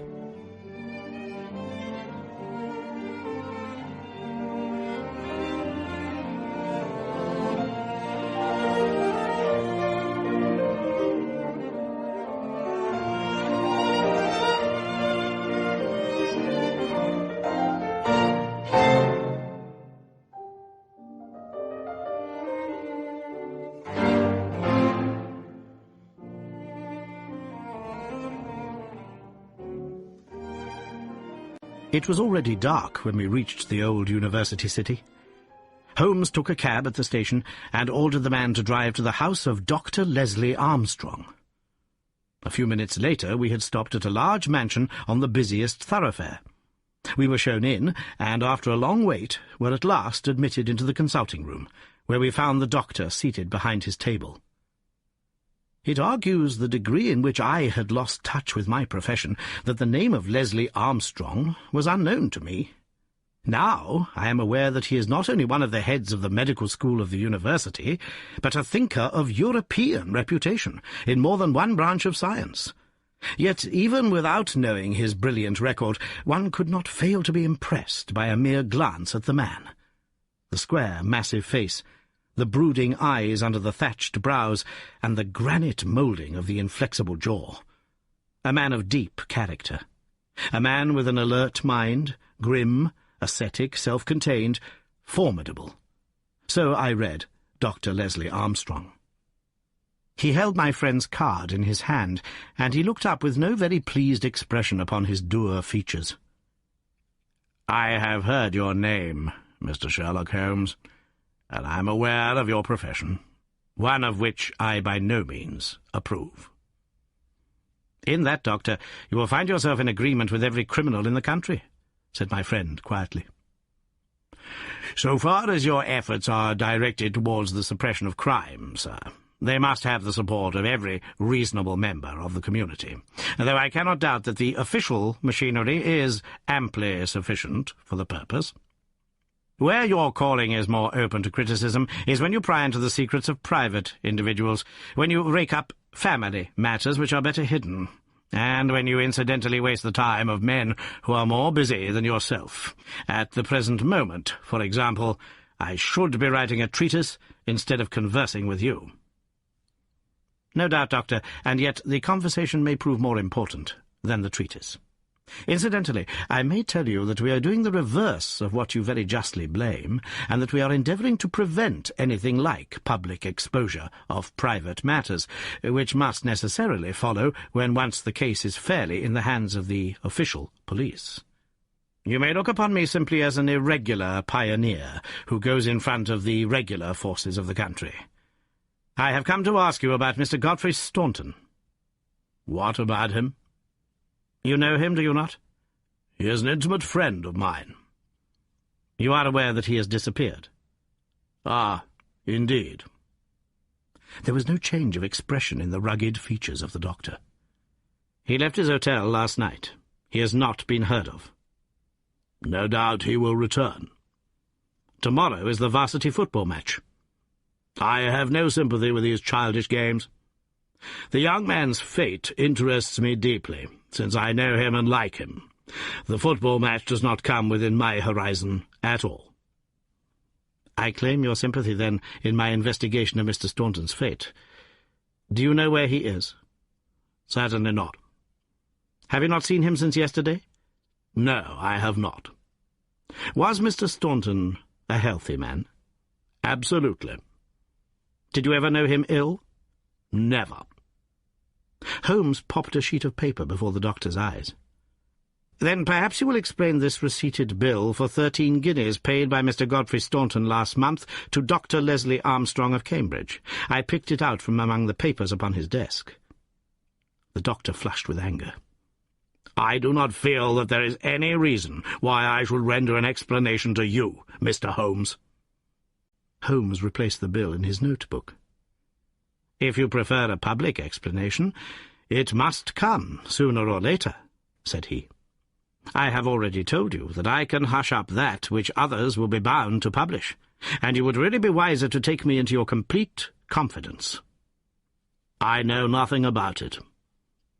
Did you hear from Mr. Staunton in London? Certainly not. Dear me, the post office again. Holmes sighed wearily. A most urgent telegram was dispatched to you from London by Godfrey Staunton at 6:15 yesterday evening, a telegram which is undoubtedly associated with his disappearance. And yet you have not had it. It is most culpable. I shall certainly go down to the office here and register a complaint. Dr. Leslie Armstrong sprang up from behind his desk, and his dark face was crimson with fury. "I'll trouble you to walk out of my house, sir," said he. "You can tell your employer, Lord Mount James, that I do not wish to have anything to do either with him or with his agents. No, sir, not another word." He rang the bell furiously. "John, show these gentlemen out." A pompous butler ushered us severely to the door, and we found ourselves in the street. Holmes burst out laughing. "Dr. Leslie Armstrong is certainly a man of energy and character," said he. "I have not seen a man who, if he turns his talents that way, was more calculated to fill the gap left by the illustrious Moriarty. And now, my poor Watson, here we are, stranded and friendless in this inhospitable town, which we cannot leave without abandoning our case. This little inn just opposite Armstrong's house is singularly adapted to our needs. If you would engage a front room and purchase the necessaries for the night, I may have time to make a few inquiries." These few inquiries proved, however, to be a more lengthy proceeding than Holmes had imagined, for he did not return to the inn until nearly 9 o'clock. He was pale and dejected, stained with dust and exhausted with hunger and fatigue. A cold supper was ready upon the table, and when his needs were satisfied and his pipe alight, he was ready to take that half-comic and wholly philosophic view which was natural to him when his affairs were going awry. The sound of carriage wheels caused him to rise and glance out of the window. A brougham and pair of greys, under the glare of a gas lamp, stood before the doctor's door. "It's been out 3 hours," said Holmes. "Started at 6:30, and here it is back again. That gives a radius of 10 or 12 miles, and he does it once or sometimes twice a day." No unusual thing for a doctor in practice. But Armstrong is not really a doctor in practice. He is a lecturer and a consultant, but he does not care for general practice, which distracts him from his literary work. Why then does he make these long journeys, which must be exceedingly irksome to him, and who is it that he visits? His coachman. My dear Watson, can you doubt that it was to him that I first applied? I do not know whether it came from his own innate depravity or from the promptings of his master, but he was rude enough to set a dog at me. Neither dog nor man liked the look of my stick, however, and the matter fell through.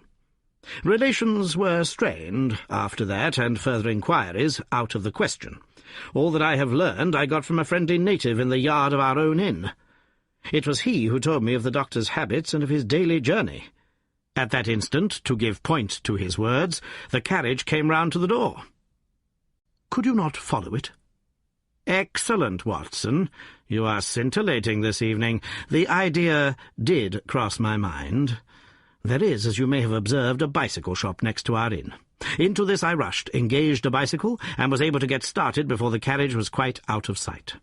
I rapidly overtook it, and then, keeping at a discreet distance of 100 yards or so, I followed its lights until we were clear of the town. We had got well out on the country road when a somewhat mortifying incident occurred. The carriage stopped. The doctor alighted, walked swiftly back to where I had also halted, and told me in an excellent sardonic fashion that he feared the road was narrow, and that he hoped his carriage did not impede the passage of my bicycle. Nothing could have been more admirable than his way of putting it. I at once rode past the carriage, and, keeping to the main road, I went on for a few miles, and then halted in a convenient place to see if the carriage passed. There was no sign of it, however, and so it became evident that it had turned down one of the several side roads which I had observed.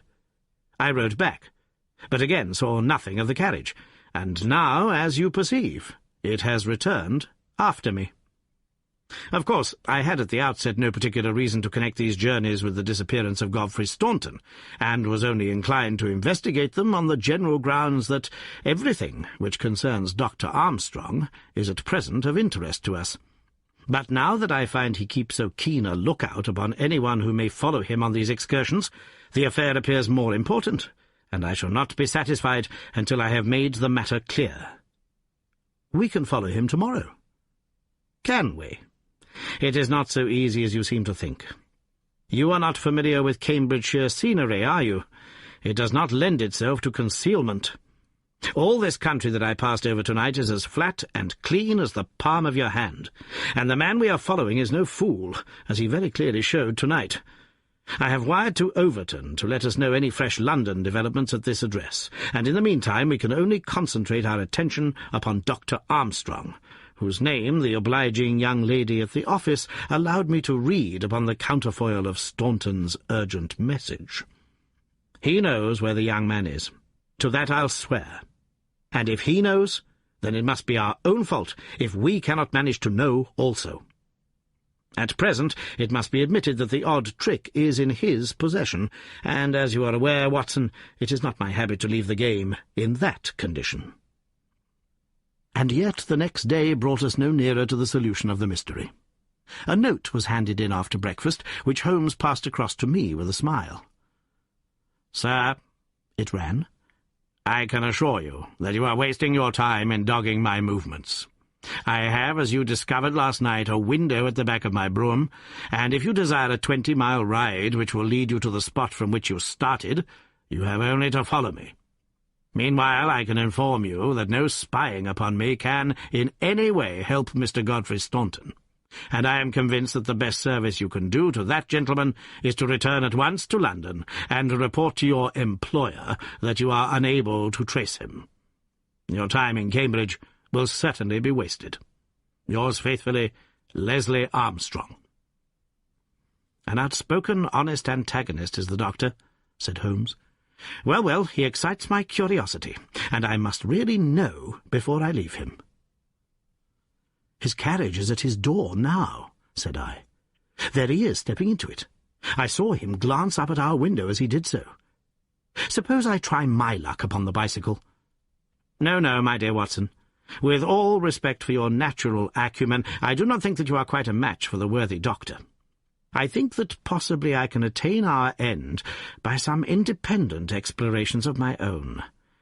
I am afraid that I must leave you to your own devices, as the appearance of two inquiring strangers upon a sleepy countryside might excite more gossip than I care for. No doubt you will find some sights to amuse you in this venerable city, and I hope to bring back a more favourable report to you before evening." Once more, however, my friend was destined to be disappointed. He came back at night, weary and unsuccessful. "I've had a blank day, Watson. Having got the doctor's general direction, I spent the day in visiting all the villages upon that side of Cambridge, and comparing notes with publicans and other local news agencies. I have covered some ground. Chesterton, Histon, Waterbeach, and Oakington have each been explored, and have each proved disappointing. The daily appearance of a brougham and pair could hardly have been overlooked in such sleepy hollows. The doctor has scored once more. Is there a telegram for me?" "Yes, I opened it. Here it is. Ask for Pompey from Jeremy Dixon, Trinity College. I don't understand it." "Oh, it is clear enough. It is from our friend Overton, and is in answer to a question from me. I'll just send round a note to Mr. Jeremy Dixon, and then I have no doubt that our luck will turn. By the way, is there any news of the match?" "Yes, the local evening paper has an excellent account in its last edition. Oxford won by a goal and 2 tries. The last sentences of the description say, 'The defeat of the Light Blues may be entirely attributed to the unfortunate absence of the crack international Godfrey Staunton, whose want was felt at every instant of the game. The lack of combination in the three-quarter line, and their weakness both in attack and defence, more than neutralise the efforts of a heavy and hard-working pack.'" "Then our friend Overton's forebodings have been justified," said Holmes. "Personally, I am in agreement with Dr. Armstrong, and football does not come within my horizon. Early to bed tonight, Watson, for I foresee that tomorrow may be an eventful day."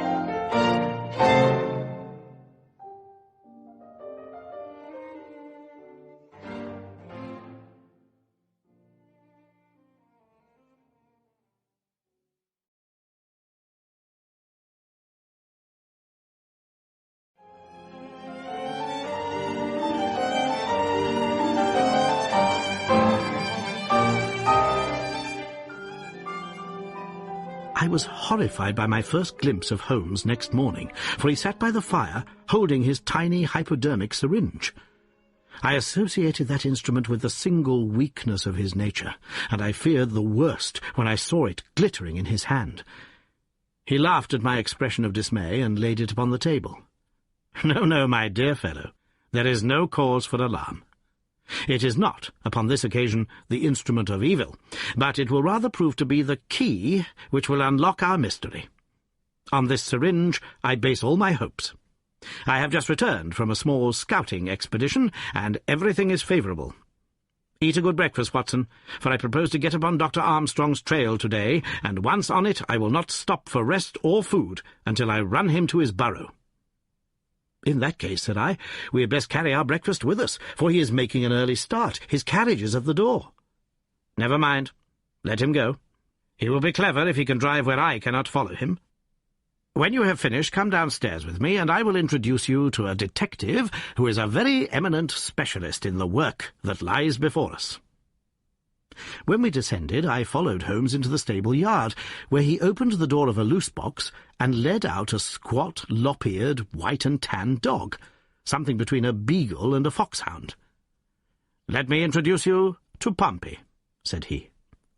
"Pompey is the pride of the local draghounds. No very great flyer, as his build will show, but a staunch hound on a scent. Well, Pompey, you may not be fast, but I expect you will be too fast for a couple of middle-aged London gentlemen, so I will take the liberty of fastening this leather leash to your collar. Now, boy, come along, and show what you can do." He led him across to the doctor's door. The dog sniffed round for an instant, and then, with a shrill whine of excitement, started off down the street, tugging at his leash in his efforts to go faster. In half an hour we were clear of the town, and hastening down a country road. "What have you done, Holmes?" I asked. "A threadbare and venerable device, but useful upon occasion. I walked into the doctor's yard this morning and shot my syringe full of aniseed over the hind wheel. A drag-hound will follow aniseed from here to John O'Groats, and our friend Armstrong would have to drive through the Cam before he would shake Pompey off his trail. Oh, the cunning rascal! This is how he gave me the slip the other night." The dog had suddenly turned out of the main road into a grass-grown lane. Half a mile farther this opened into another broad road, and the trail turned hard to the right in the direction of the town which we had just quitted. The road took a sweep to the south of the town and continued in the opposite direction to that in which we started. "This detour has been entirely for our benefit, then," said Holmes. "No wonder that my inquiries among those villagers led to nothing. The doctor has certainly played the game for all it is worth, and one would like to know the reason for such elaborate deception. This should be the village of Trumpington to the right of us. And, by Jove, here is the brougham coming round the corner. Quick, Watson, quick, or we are done." He sprang through a gate into a field, dragging the reluctant Pompey after him. We had hardly got under the shelter of the hedge when the carriage rattled past. I caught a glimpse of Dr. Armstrong within, his shoulders bowed, his head sunk on his hands, the very image of distress. I could tell by my companion's graver face that he also had seen. "I fear there is some dark ending to our quest," said he. "It cannot be long before we know it. Come, Pompey." Ah, it is the cottage in the field. There could be no doubt that we had reached the end of our journey. Pompey ran about and whined eagerly outside the gate, where the marks of the brougham's wheels were still to be seen. A footpath led across to the lonely cottage. Holmes tied the dog to the hedge, and we hastened onward. My friend knocked at the little rustic door, and knocked again without response. And yet the cottage was not deserted, for a low sound came to our ears, a kind of drone of misery and despair, which was indescribably melancholy. Holmes paused irresolute, and then he glanced back at the road which he had just traversed. A brougham was coming down it, and there would be no mistaking those grey horses. "By Jove, the doctor is coming back," cried Holmes. "That settles it. We are bound to see what it means before he comes." He opened the door, and we stepped into the hall. The droning sound swelled louder upon our ears, until it became one long, deep wail of distress. It came from upstairs. Holmes darted up, and I followed him. He pushed open a half-closed door, and we both stood appalled at the sight before us. A woman, young and beautiful, was lying dead upon the bed. Her calm, pale face, with dim, wide-opened blue eyes, looked upward from amid a great tangle of golden hair. At the foot of the bed, half sitting, half kneeling, his face buried in the clothes, was a young man whose frame was racked by his sobs. So absorbed was he by his bitter grief that he never looked up until Holmes's hand was on his shoulder. "Are you Mr. Godfrey Staunton?" Yes, I am, but you are too late. She is dead." The man was so dazed that he could not be made to understand that we were anything but doctors who had been sent to his assistance. Holmes was endeavouring to utter a few words of consolation and to explain the alarm which had been caused to his friends by his sudden disappearance, when there was a step upon the stairs, and there was the heavy, stern, questioning face of Dr. Armstrong at the door. "So, gentlemen," said he, "you have attained your end, and have certainly chosen a particularly delicate moment for your intrusion. I would not brawl in the presence of death, but I can assure you that if I were a younger man, your monstrous conduct would not pass with impunity." "Excuse me, Dr. Armstrong, I think we are a little at cross purposes," said my friend with dignity. "If you could step downstairs with us, we may each be able to give some light to the other upon this miserable affair." A minute later the grim doctor and ourselves were in the sitting-room below. "Well, sir," said he. I wish you to understand in the first place that I am not employed by Lord Mount James, and that my sympathies in this matter are entirely against that nobleman. When a man is lost, it is my duty to ascertain his fate. But having done so, the matter ends, so far as I am concerned, and so long as there is nothing criminal, I am much more anxious to hush up private scandals than to give them publicity. If, as I imagine, there is no breach of the law in this matter, you can absolutely depend upon my discretion and my cooperation in keeping the facts out of the papers." Dr. Armstrong took a quick step forward and wrung Holmes by the hand. "You are a good fellow," said he.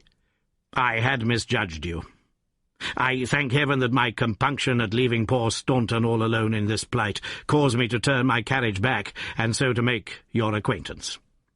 Knowing as much as you do, the situation is very easily explained. A year ago, Godfrey Staunton lodged in London for a time and became passionately attached to his landlady's daughter, whom he married. She was as good as she was beautiful, and as intelligent as she was good. No man need be ashamed of such a wife. But Godfrey was the heir to this crabbed old nobleman, and it was quite certain that the news of his marriage would have been the end of his inheritance. I knew the lad well, and I loved him for his many excellent qualities. I did all I could to help him keep things straight. We did our very best to keep the thing from everyone, for when once such a whisper gets about, it is not long before everyone has heard it. Thanks to this lonely cottage and his own discretion, Godfrey has up to now succeeded. Their secret was known to no one, save to me and to one excellent servant, who has at present gone for assistance to Trumpington. But at last there came a terrible blow, in the shape of dangerous illness to his wife. It was consumption, of the most virulent kind.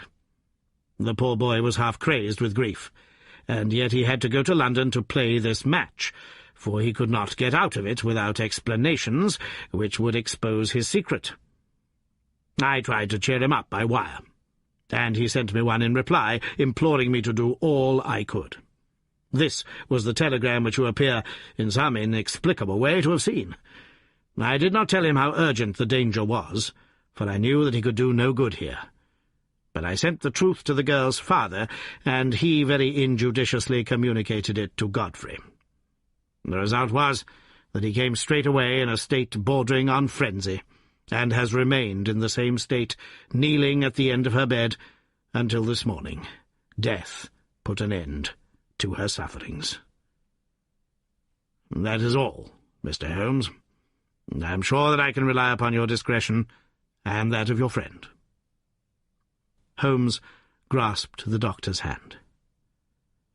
"Come, Watson," said he, and we passed from that house of grief into the pale sunlight of the winter day.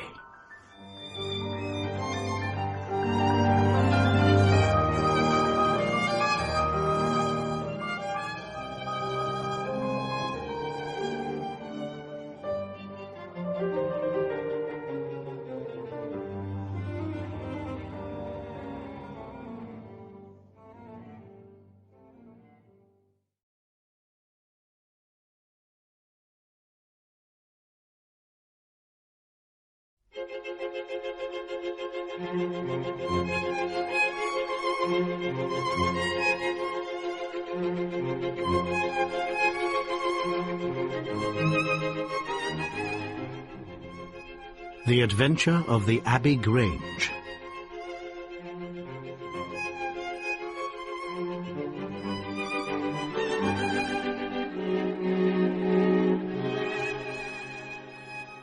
It was on a bitterly cold night and frosty morning, towards the end of the winter of '97, that I was awakened by a tugging at my shoulder. It was Holmes. The candle in his hand shone upon his eager, stooping face, and told me at a glance that something was amiss. "Come, Watson, come," he cried. "The game is afoot. Not a word. Into your clothes and come."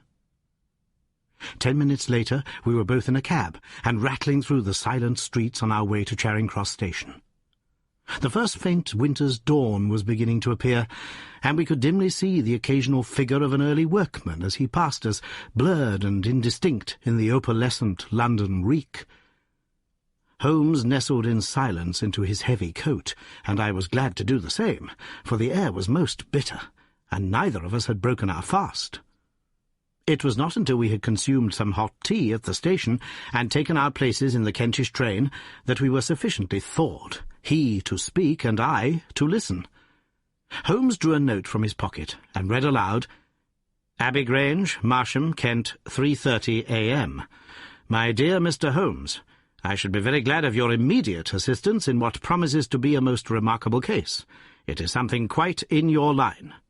Except for releasing the lady, I will see that everything is kept exactly as I have found it. But I beg you not to lose an instant, as it is difficult to leave Sir Eustace there. Yours faithfully, Stanley Hopkins." "Hopkins has called me in 7 times, and on each occasion his summons has been entirely justified," said Holmes. "I fancy that every one of his cases has found its way into your collection, and I must admit, Watson, that you have some power of selection, which atones for much which I deplore in your narratives. Your fatal habit of looking at everything from the point of view of a story, instead of as a scientific exercise, has ruined what might have been an instructive and even classical series of demonstrations. You slur over work of the utmost finesse and delicacy in order to dwell upon sensational details, which may excite, but cannot possibly instruct the reader." "Why do you not write them yourself?" I said, with some bitterness. "I will, my dear Watson, I will. At present I am, as you know, fairly busy, but I propose to devote my declining years to the composition of a textbook which will focus the whole art of detection into one volume. Our present research appears to be a case of murder. You think this Sir Eustace is dead, then?" "I should say so. Hopkins's writing shows considerable agitation, and he is not an emotional man. Yes, I gather there has been violence, and that the body is left for our inspection. A mere suicide would not have caused him to send for me. As to the release of the lady, it would appear that she has been locked in her room during the tragedy. We are moving in high life, Watson. Crackling paper, E.B. monogram, coat of arms, picturesque address. I think that friend Hopkins will live up to his reputation, and that we shall have an interesting morning. The crime was committed before 12 last night." "How can you possibly tell?" "By an inspection of the trains, and by reckoning the time. The local police had to be called in. They had to communicate with Scotland Yard, Hopkins had to go out, and he in turn had to send for me. All that makes a fair night's work. Well, here we are at Chislehurst Station, and we shall soon set our doubts at rest." A drive of a couple of miles through narrow country lanes brought us to a park gate, which was opened for us by an old lodge-keeper, whose haggard face bore the reflection of some great disaster. The avenue ran through a noble park, between lines of ancient elms, and ended in a low, widespread house, pillared in front after the fashion of Palladio. The central part was evidently of a great age, and shrouded in ivy, but the large windows showed that modern changes had been carried out, and one wing of the house appeared to be entirely new. The youthful figure and alert, eager face of Inspector Stanley Hopkins confronted us in the open doorway. "I'm very glad you have come, Mr. Holmes, and you too, Dr. Watson. But indeed, if I had my time over again, I should not have troubled you, for since the lady has come to herself, she has given so clear an account of the affair that there is not much left for us to do. You remember that Lewisham gang of burglars?" "What, the 3 Randalls?" "Exactly, the father and 2 sons. It's their work. I have not a doubt of it. They did a job at Sydenham a fortnight ago and were seen and described. Rather cool to do another so soon and so near, but it is they, beyond all doubt. It's a hanging matter this time." "Sir Eustace is dead, then?" "Yes, his head was knocked in with his own poker." "Sir Eustace Brackenstall, the driver tells me." "Exactly, one of the richest men in Kent. Lady Brackenstall is in the morning-room. Poor lady, she's had a most dreadful experience. She seemed half dead when I saw her first. I think you had best see her and hear her account of the facts. Then we will examine the dining-room together." Lady Brackenstall was no ordinary person. Seldom have I seen so graceful a figure, so womanly a presence, and so beautiful a face. She was a blonde, golden-haired, blue-eyed, and would no doubt have had the perfect complexion which goes with such colouring had not her recent experience left her drawn and haggard. Her sufferings were physical as well as mental, for over one eye rose a hideous plum-coloured swelling, which her maid, a tall, austere woman, was bathing assiduously with vinegar and water. The lady lay back exhausted upon a couch, but her quick, observant gaze as we entered the room, and the alert expression of her beautiful features, showed that neither her wits nor her courage had been shaken by her terrible experience. She was enveloped in a loose dressing-gown of blue and silver, but a black sequin-covered dinner dress lay upon the couch beside her. "I have told you all that happened, Mr. Hopkins," she said wearily. "Could you not repeat it for me?" "Well, if you think it necessary, I will tell these gentlemen what occurred. Have they been in the dining-room yet?" "I thought they had better hear your ladyship's story first." "I shall be glad when you can arrange matters. It is horrible to me to think of him still lying there." She shuddered and buried her face in her hands. As she did so, the loose gown fell back from her forearms. Holmes uttered an exclamation. "You have other injuries, madam. What is this?" 2 vivid red spots stood out on one of the white, round limbs. She hastily covered it. "It is nothing. It has no connection with this hideous business tonight. If you and your friend will sit down, I will tell you all I can. I am the wife of Sir Eustace Brackenstall. I have been married about a year. I suppose that it is no use my attempting to conceal that our marriage has not been a happy one. I fear that all our neighbours would tell you that, even if I were to attempt to deny it. Perhaps the fault may be partly mine. I was brought up in the freer, less conventional atmosphere of South Australia, and this English life, with its proprieties and its primness, is not congenial to me. But the main reason lies in the one fact, which is notorious to everyone, and that is that Sir Eustace was a confirmed drunkard. To be with such a man for an hour is unpleasant. Can you imagine what it means for a sensitive and high-spirited woman to be tied to him for day and night? It is a sacrilege, a crime, a villainy to hold that such a marriage is binding. I say that these monstrous laws of yours will bring a curse upon the land. God will not let such wickedness endure." For an instant she sat up, her cheeks flushed, and her eyes blazing from under the terrible mark upon her brow. Then the strong, soothing hand of the austere maid drew her head down onto the cushion, and the wild anger died away into passionate sobbing. At last she continued. "I will tell you about last night. You are aware, perhaps, that in this house all the servants sleep in the modern wing. This central block is made up of the dwelling rooms, with the kitchen behind and our bedroom above. My maid Teresa sleeps above my room. There is no one else, and no sound could alarm those who were in the farther wing. This must have been well known to the robbers, or they would not have acted as they did. Sir Eustace retired about 10:30. The servants had already gone to their quarters. Only my maid was up, and she had remained in her room at the top of the house until I needed her services. I sat until after 11 in this room, absorbed in a book. Then I walked round to see that all was right before I went upstairs. It was my custom to do this myself, for, as I have explained, Sir Eustace was not always to be trusted. I went into the kitchen, the butler's pantry, the gun-room, the billiard-room, the drawing-room, and finally the dining-room. As I approached the window, which is covered with thick curtains, I suddenly felt the wind blow upon my face and realized that it was open. I flung the curtain aside and found myself face to face with a broad-shouldered elderly man who had just stepped into the room. The window is a long French one, which really forms a door leading to the lawn. I held my bedroom candle lit in my hand, and by its light, behind the first man, I saw 2 others who were in the act of entering. I stepped back, but the fellow was on me in an instant. He caught me first by the wrist and then by the throat. I opened my mouth to scream, but he struck me a savage blow with his fist over the eye and felled me to the ground.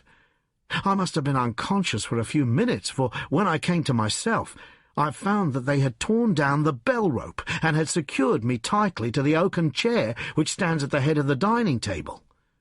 I was so firmly bound that I could not move, and a handkerchief round my mouth prevented me from uttering a sound. It was at this instant that my unfortunate husband entered the room. He had evidently heard some suspicious sounds, and he came prepared for such a scene as he found. He was dressed in nightshirt and trousers, with his favourite blackthorn cudgel in his hand. He rushed at the burglars, but another, it was an elderly man, stooped, picked up the poker out of the grate, and struck him a horrible blow as he passed. He fell with a groan, and never moved again. I fainted once more, but again it could only have been for a very few minutes, during which I was insensible. When I opened my eyes, I found that they had collected the silver from the sideboard, and they had drawn a bottle of wine which stood there. Each of them had a glass in his hand. I've already told you, have I not, that one was elderly with a beard, and the others young, hairless lads. They might have been a father with his two sons. They talked together in whispers. Then they came over and made sure I was securely bound. Finally they withdrew, closing the window after them. It was quite a quarter of an hour before I got my mouth free. When I did so, my screams brought the maid to my assistance. The other servants were soon alarmed, and we sent for the local police, who instantly communicated with London. That is really all that I can tell you, gentlemen, and I trust that it will not be necessary for me to go over so painful a story again." "Any questions, Mr. Holmes?" asked Hopkins. "I will not impose any further tax upon Lady Brackenstall's patience and time," said Holmes. "Before I go into the dining-room, I should like to hear your experience." He looked at the maid. "I saw the men before ever they came into the house," said she. "As I sat by my bedroom window, I saw 3 men in the moonlight down by the lodge gate yonder, but I thought nothing of it at the time. It was more than an hour after that I heard my mistress scream, and down I ran, to find her, poor lamb, just as she says, and him on the floor, with his blood and brains over the room. It was enough to drive a woman out of her wits, tied there, and her very dress spotted with him. But she never wanted courage, did Miss Mary Fraser of Adelaide, and Lady Brackenstall of Abbey Grange hasn't learned new ways. You've questioned her long enough, you gentlemen, and now she's coming to her own room just with her old Teresa to get the rest she badly needs." With a motherly tenderness, the gaunt woman put her arm round her mistress and led her from the room. "She has been with her all her life," said Hopkins. "Nursed her as a baby and came with her to England when they first left Australia 18 months ago. Teresa Wright is her name, and the kind of maid you don't pick up nowadays. This way, Mr. Holmes, if you please." The keen interest had passed out of Holmes's expressive face, and I knew that with the mystery all the charm of the case had departed. There still remained an arrest to be effected, but what were these commonplace rogues that he should soil his hands with them? An abstruse and learned specialist who finds that he has been called in for a case of measles would experience something of the annoyance which I read in my friend's eyes.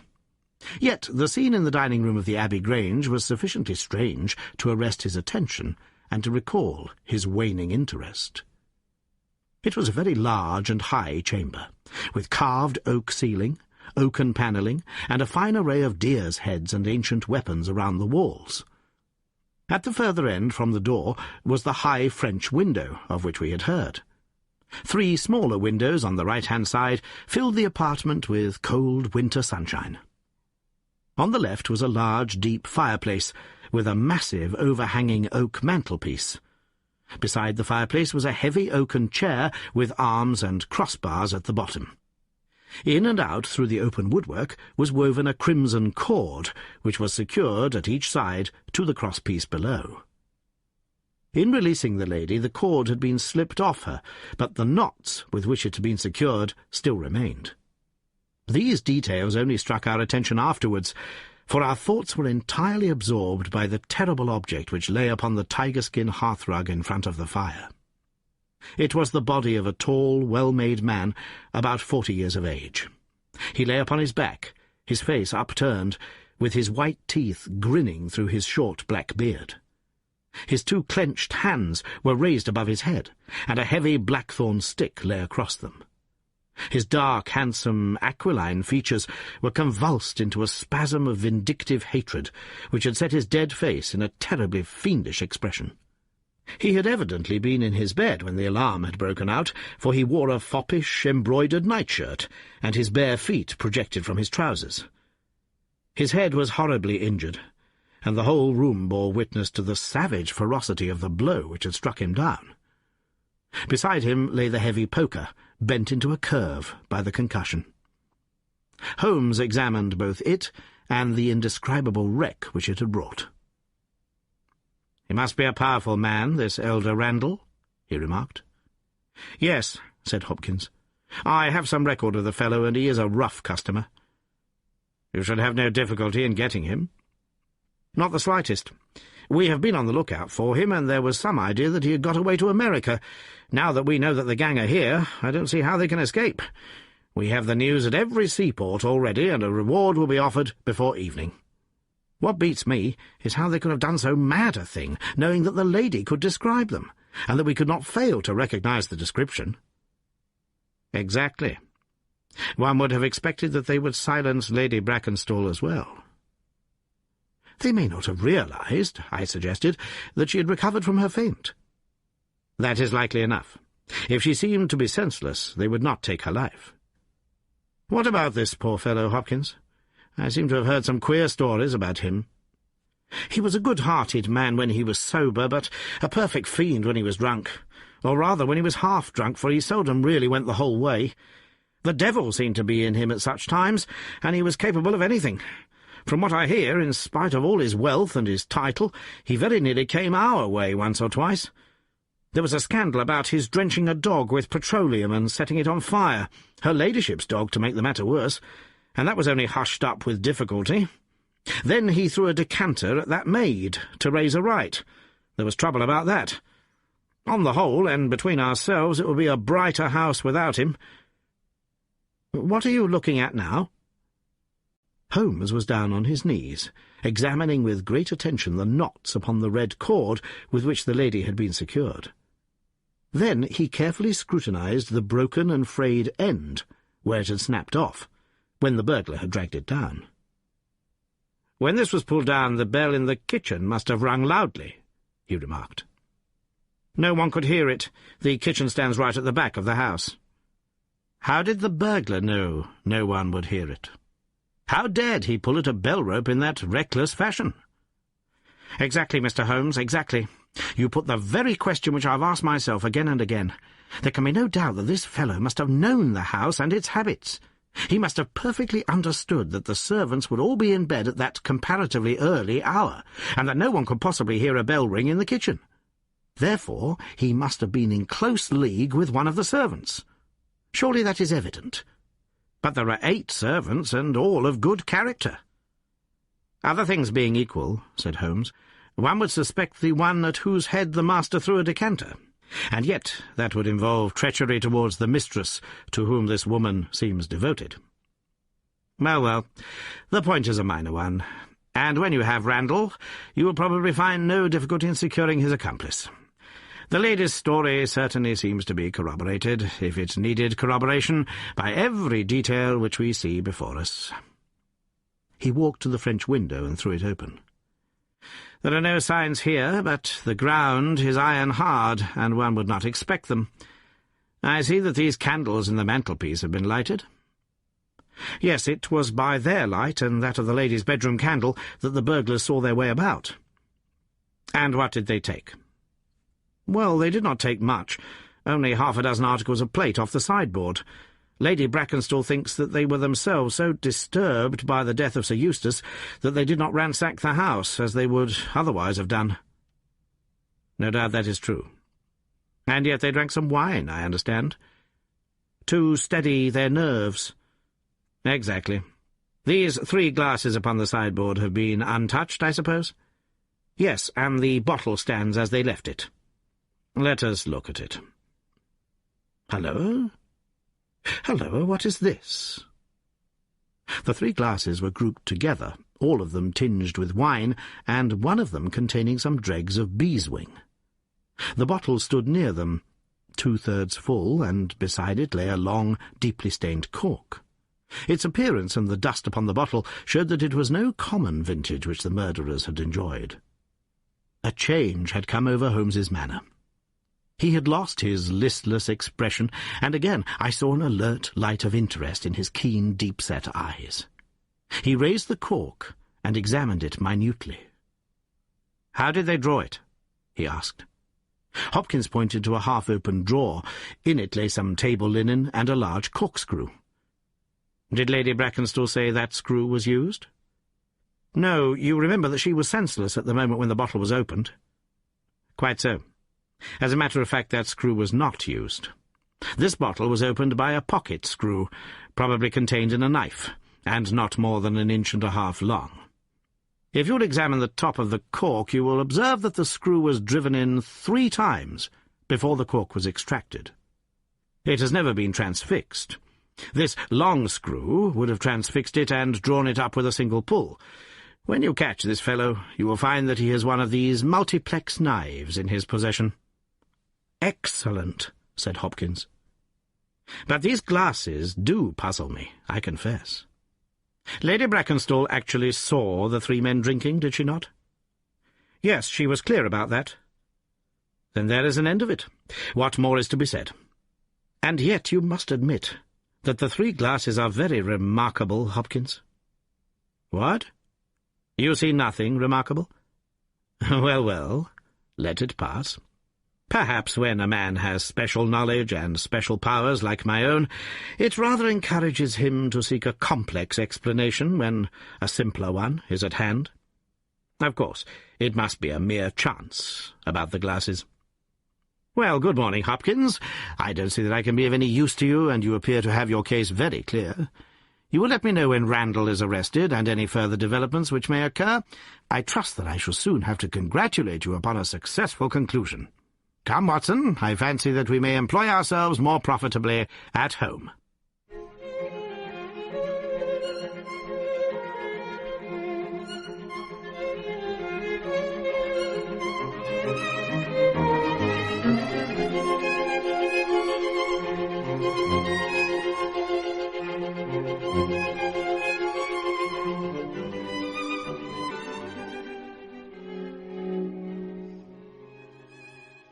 During our return journey, I could see by Holmes's face that he was much puzzled by something which he had observed.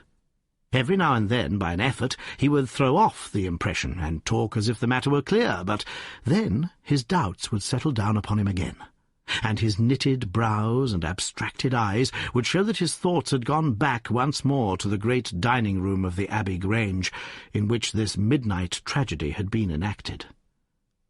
At last, by a sudden impulse, just as our train was crawling out of a suburban station, he sprang onto the platform and pulled me out after him. "Excuse me, my dear fellow," said he, as we watched the rear carriages of our train disappearing round a curve. "I am sorry to make you the victim of what may seem a mere whim, but on my life, Watson, I simply can't leave that case in this condition. Every instinct that I possess cries out against it. It's wrong. It's all wrong. I'll swear that it's wrong." And yet the lady's story was complete. The maid's corroboration was sufficient. The detail was fairly exact. What have I to put up against that? 3 wine-glasses. That is all. But if I had not taken things for granted, if I had examined everything with care, which I should have shown had we approached the case de novo, and had no cut-and-dried story to warp my mind, should I not then have found something more definite to go upon? Of course I should.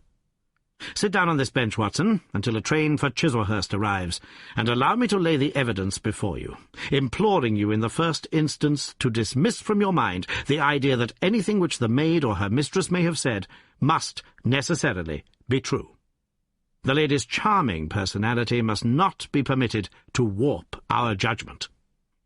Surely there are details in her story which, if we looked at it in cold blood, would excite our suspicion.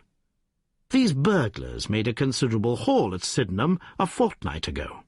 Some account of them and of their appearance was in the papers, and would naturally occur to anyone who wish to invent a story in which imaginary robbers should play a part. As a matter of fact, burglars who have done a good stroke of business are, as a rule, only too glad to enjoy the proceeds in peace and quiet, without embarking on another perilous undertaking. Again, it is unusual for burglars to operate at so early an hour. It is unusual for burglars to strike a lady to prevent her screaming, since one would imagine that was the sure way to make her scream. It is unusual for them to commit murder when their numbers are sufficient to overpower one man. It is unusual for them to be content with a limited plunder when there was much more within their reach. And finally, I should say that it was very unusual for such men to leave a bottle half empty. How do all these unusuals strike you, Watson? Their cumulative effect is certainly considerable, and yet each of them is quite possible in itself. The most unusual thing of all, as it seems to me, is that the lady should be tied to the chair. Well, I am not so clear about that, Watson, for it is evident that they must either kill her, or else secure her in such a way that she could not give immediate notice of their escape. But, at any rate, I have shown, have I not, that there is a certain element of improbability about the lady's story. And now, on the top of this, comes the incident of the wine-glasses. What about the wine-glasses? Can you see them in your mind's eye? I see them clearly. We are told that 3 men drank from them. Does that strike you as likely? Why not? There was wine in each glass. Exactly. But there was beeswing only in 1 glass. You must have noticed that fact. What does that suggest to your mind? The last glass filled would be most likely to contain beeswing. Not at all. The bottle was full of it, and it is inconceivable that the first 2 glasses were clear and the third heavily charged with it. There are 2 possible explanations, and only 2. One is that after the 2nd glass was filled, the bottle was violently agitated, and so the 3rd glass received the beeswing. That does not appear probable. No, I am sure that I am right. What then do you suppose? That only 2 glasses were used, and that the dregs of both were poured into a 3rd glass so as to give the false impression that 3 people had been here. In that way all the beeswing would be in the last glass, would it not? Yes, I am convinced that this is so. But if I have hit upon the true explanation of this one small phenomenon, then in an instant the case rises from the commonplace to the exceedingly remarkable, for it can only mean that Lady Brackenstall and her maid have deliberately lied to us, that not one word of their story is to be believed, that they have some very strong reason for covering the real criminal, and that we must construct our case for ourselves without any help from them. That is the mission which now lies before us, and here, Watson, is the Sydenham train. The household at the Abbey Grange were much surprised at our return, but Sherlock Holmes, finding that Stanley Hopkins had gone off to report to headquarters, took possession of the dining-room, locked the door upon the inside, and devoted himself for 2 hours to one of those minute and laborious investigations which form the solid basis on which his brilliant edifices of deduction were reared. Seated in a corner like an interested student who observes the demonstration of his professor, I followed every step of that remarkable research. The window, the curtains, the carpet, the chair, the rope, each in turn was minutely examined and duly pondered. The body of the unfortunate baronet had been removed, and all else remained as we had seen it in the morning. Finally, to my astonishment, Holmes climbed up onto the massive mantelpiece. Far above his head hung the few inches of red cord which were still attached to the wire. For a long time he gazed upward at it, and then, in an attempt to get nearer to it, he rested his knee upon a wooden bracket on the wall. This brought his hand within a few inches of the broken end of the rope, but it was not this so much as the bracket itself which seemed to engage his attention. Finally he sprang down with an ejaculation of satisfaction. "It's all right, Watson," said he. "We have got our case, one of the most remarkable in our collection. But, dear me, how slow-witted I have been, and how nearly I have committed the blunder of my lifetime. Now, I think that with a few missing links, my chain is almost complete." "You have got your men?" Man, Watson, man. Only one, but a very formidable person. Strong as a lion, witness the blow that bent that poker.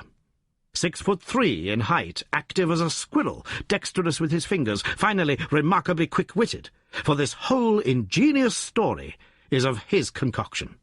Yes, Watson, we have come upon the handiwork of a very remarkable individual. And yet, in that bell-rope, he has given us a clue which should not have left us a doubt. Where was the clue? Well, if you were to pull down a bell-rope, Watson, where would you expect it to break? Surely it's the spot where it is attached to the wire. Why should it break 3 inches from the top, as this one has done? Because it is frayed there. Exactly. This end, which we can examine, is frayed. He was cunning enough to do that with his knife, but the other end is not frayed. You could not observe that from here, but if you were on the mantelpiece, you would see that it is cut clean off, without any mark of fraying whatever. You can reconstruct what occurred. The man needed the rope. He would not tear it down for fear of giving the alarm by ringing the bell. What did he do?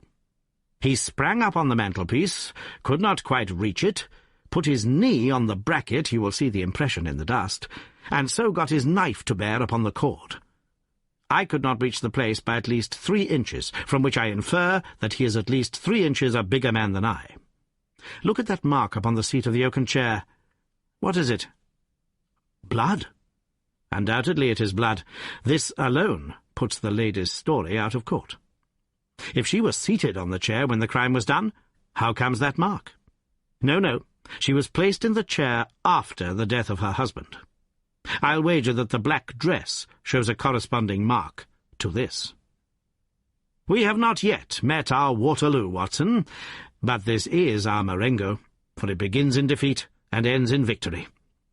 I should like now to have a few words with the nurse, Teresa. We must be wary for a while if we are to get the information which we want. She was an interesting person, this stern Australian nurse, taciturn, suspicious, ungracious. It took some time before Holmes's pleasant manner and frank acceptance of all that she said thawed her into a corresponding amiability. She did not attempt to conceal her hatred for her late employer. Yes, sir, it is true that he threw the decanter at me. I heard him call my mistress a name, and I told him that he would not dare to speak so if her brother had been there. Then it was that he threw it at me. He might have thrown a dozen if he had but left my bonny bird alone. He was forever ill-treating her, and she too proud to complain. She will not even tell me all that he has done to her. She never told me of those marks on her arm that you saw this morning, but I know very well that they come from a stab with a hat-pin. The sly devil! God forgive me that I should speak of him so now that he is dead. But a devil he was, if ever one walked the earth. He was all honey when we first met him, only 18 months ago, and we both feel as if it were 18 years. She had only just arrived in London. Yes, it was her first voyage. She'd never been from home before. He won her with his title and his money and his false London ways. If she made a mistake, she has paid for it if ever a woman did. What month did we meet him? Well, I tell you, it was just after we arrived. We arrived in June and it was July. They were married in January of last year. Yes, she is down in the morning room again, and I have no doubt she will see you, but you must not ask too much of her, for she has gone through all the flesh and blood will stand. Lady Brackenstall was reclining on the same couch, but looked brighter than before. The maid had entered with us, and began once more to ferment the bruise upon her mistress's brow. "I hope," said the lady, "that you have not come to cross-examine me again." "No," Holmes answered in his gentlest voice. "I will not cause you any unnecessary trouble, Lady Brackenstall, and my whole desire is to make things easy for you, for I am convinced that you are a much-tried woman. If you will treat me as a friend, and trust me, you may find that I will justify your trust." "What do you want me to do?" "To tell me the truth." "Mr. Holmes, No, no, Lady Brackenstall. It is no use. You may have heard of any little reputation which I possess. I will stake it all on the fact that your story is an absolute fabrication." Mistress and maid were both staring at Holmes with pale faces and frightened eyes. "You are an impudent fellow," cried Teresa. "Do you mean to say that my mistress has told a lie?" Holmes rose from his chair. "Have you nothing to tell me?" "I have told you everything." "Think once more, Lady Brackenstall. Would it not be better to be frank?" For an instant there was hesitation in her beautiful face. Then some new, strong thought caused it to set like a mask.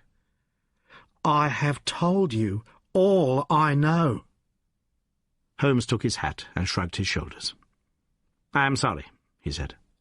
And without another word we left the room and the house. There was a pond in the park, and to this my friend led the way. It was frozen over, but a single hole was left for the convenience of a solitary swan. Holmes gazed at it, and then passed on to the lodge gate. There he scribbled a short note for Stanley Hopkins, and left it with the lodge-keeper. "It may be a hit, or it may be a miss, but we are bound to do something for friend Hopkins just to justify this second visit," said he.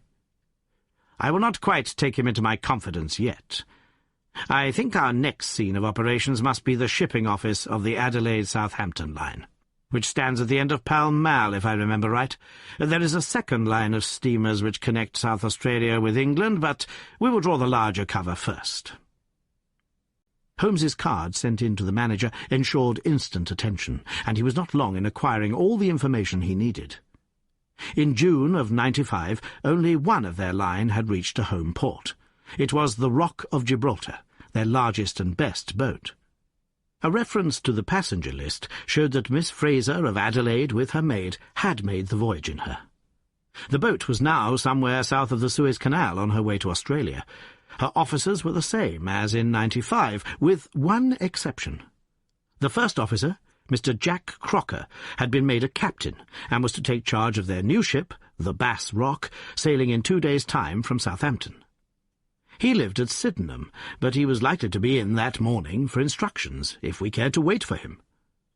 No, Mr. Holmes had no desire to see him, but would be glad to know more about his record and character. His record was magnificent. There was not an officer in the fleet to touch him. As to his character, he was reliable on duty, but a wild, desperate fellow off the deck of his ship. Hot-headed, excitable, but loyal, honest, and kind-hearted. That was the pith of the information with which Holmes left the office of the Adelaide-Southampton Company.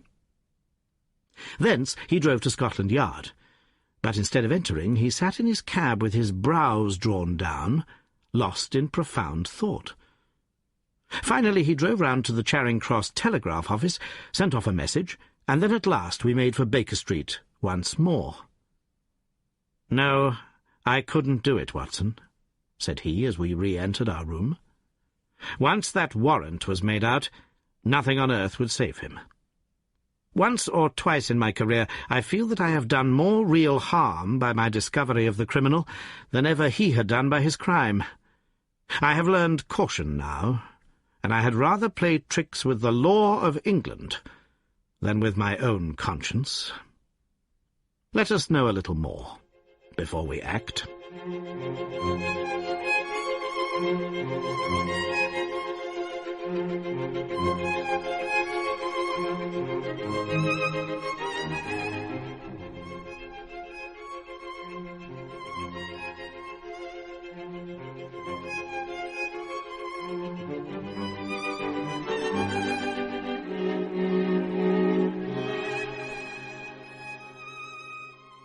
Before evening we had a visit from Inspector Stanley Hopkins. Things were not going very well with him. "I believe that you are a wizard, Mr. Holmes. I really do sometimes think that you have powers that are not human. Now, how on earth could you know that the stolen silver was at the bottom of that pond?" "I didn't know it." "But you told me to examine it." "You got it, then?" "Yes, I got it." "I'm very glad if I have helped you." "But you haven't helped me. You have made the affair far more difficult. What sort of burglars are they who steal silver and then throw it into the nearest pond?" It was certainly rather eccentric behaviour. I was merely going on the idea that if the silver had been taken by persons who did not want it, who merely took it for a blind, as it were, then they would naturally be anxious to get rid of it. But why should such an idea cross your mind? Well, I thought it was possible. When they came out through the French window, there was the pond, with one tempting little hole in the ice right in front of their noses. Could there be a better hiding place? Ah, a hiding place, that is better, cried Stanley Hopkins. Yes, I see it all now. It was early. There were folk upon the roads. They were afraid of being seen with the silver, so they sank it in the pond, intending to return for it when the coast was clear. Excellent, Mr. Holmes. That is better than your idea of a blind. Quite so. You have got an admirable theory. I have no doubt that my own ideas were quite wild, but you must admit that they have ended in discovering the silver. Yes, sir, yes. It was all your doing. But I have had a bad setback. A setback? Yes, Mr. Holmes. The Randall gang were arrested in New York this morning. Dear me, Hopkins, that is certainly rather against your theory that they committed a murder in Kent last night. It is fatal, Mr. Holmes, absolutely fatal. Still, there are other gangs of 3 besides the Randalls, or it may be some new gang of which the police have never heard. Quite so. It is perfectly possible. What, are you off? Yes, Mr. Holmes, there is no rest for me until I have got to the bottom of the business. I suppose you have no hint to give me? I have given you one. Which? Well, I suggested a blind. But why, Mr. Holmes, why? Ah, that's the question, of course. But I commend the idea to your mind. You might possibly find that there was something in it. You won't stop for dinner? Well, goodbye, and let us know how you get on. Dinner was over, and the table cleared before Holmes alluded to the matter again. He had lit his pipe, and held his slippered feet to the cheerful blaze of the fire. Suddenly he looked at his watch. I expect developments, Watson. When? Now, within a few minutes. I dare say you thought I acted rather badly to Stanley Hopkins just now. I trust your judgment. A very sensible reply, Watson. You must look at it this way. What I know is unofficial. What he knows is official. I have the right to private judgment, but he has none. He must disclose all, or he is a traitor to his service. In a doubtful case, I would not put him in so painful a position, and so I reserve my information until my own mind is clear upon the matter. But when will that be? The time has come. You will now be present at the last scene of a remarkable little drama. There was a sound upon the stairs, and our door was opened to admit as fine a specimen of manhood as ever passed through it. He was a very tall young man, golden-moustached, blue-eyed, with a skin which had been burned by tropical suns, and a springy step which showed that the huge frame was as active as it was strong. He closed the door behind him, and then he stood with clenched hands and heaving breast, choking down some overmastering emotion. "Sit down, Captain Crocker. You got my telegram?" Our visitor sank into an armchair and looked from one to the other of us with questioning eyes. "I got your telegram, and I came at the hour you said. I heard that you had been down to the office. There was no getting away from you. Let's hear the worst. What are you going to do with me? Arrest me? Speak out, man. You can't sit there and play with me like a cat with a mouse." "Give him a cigar," said Holmes. "Bite on that, Captain Crocker, and don't let your nerves run away with you. I should not sit here smoking with you if I thought that you were a common criminal. You may be sure of that. Be frank with me, and we may do some good. Play tricks with me, and I'll crush you." "What do you wish me to do?" "To give me a true account of all that happened at the Abbey Grange last night.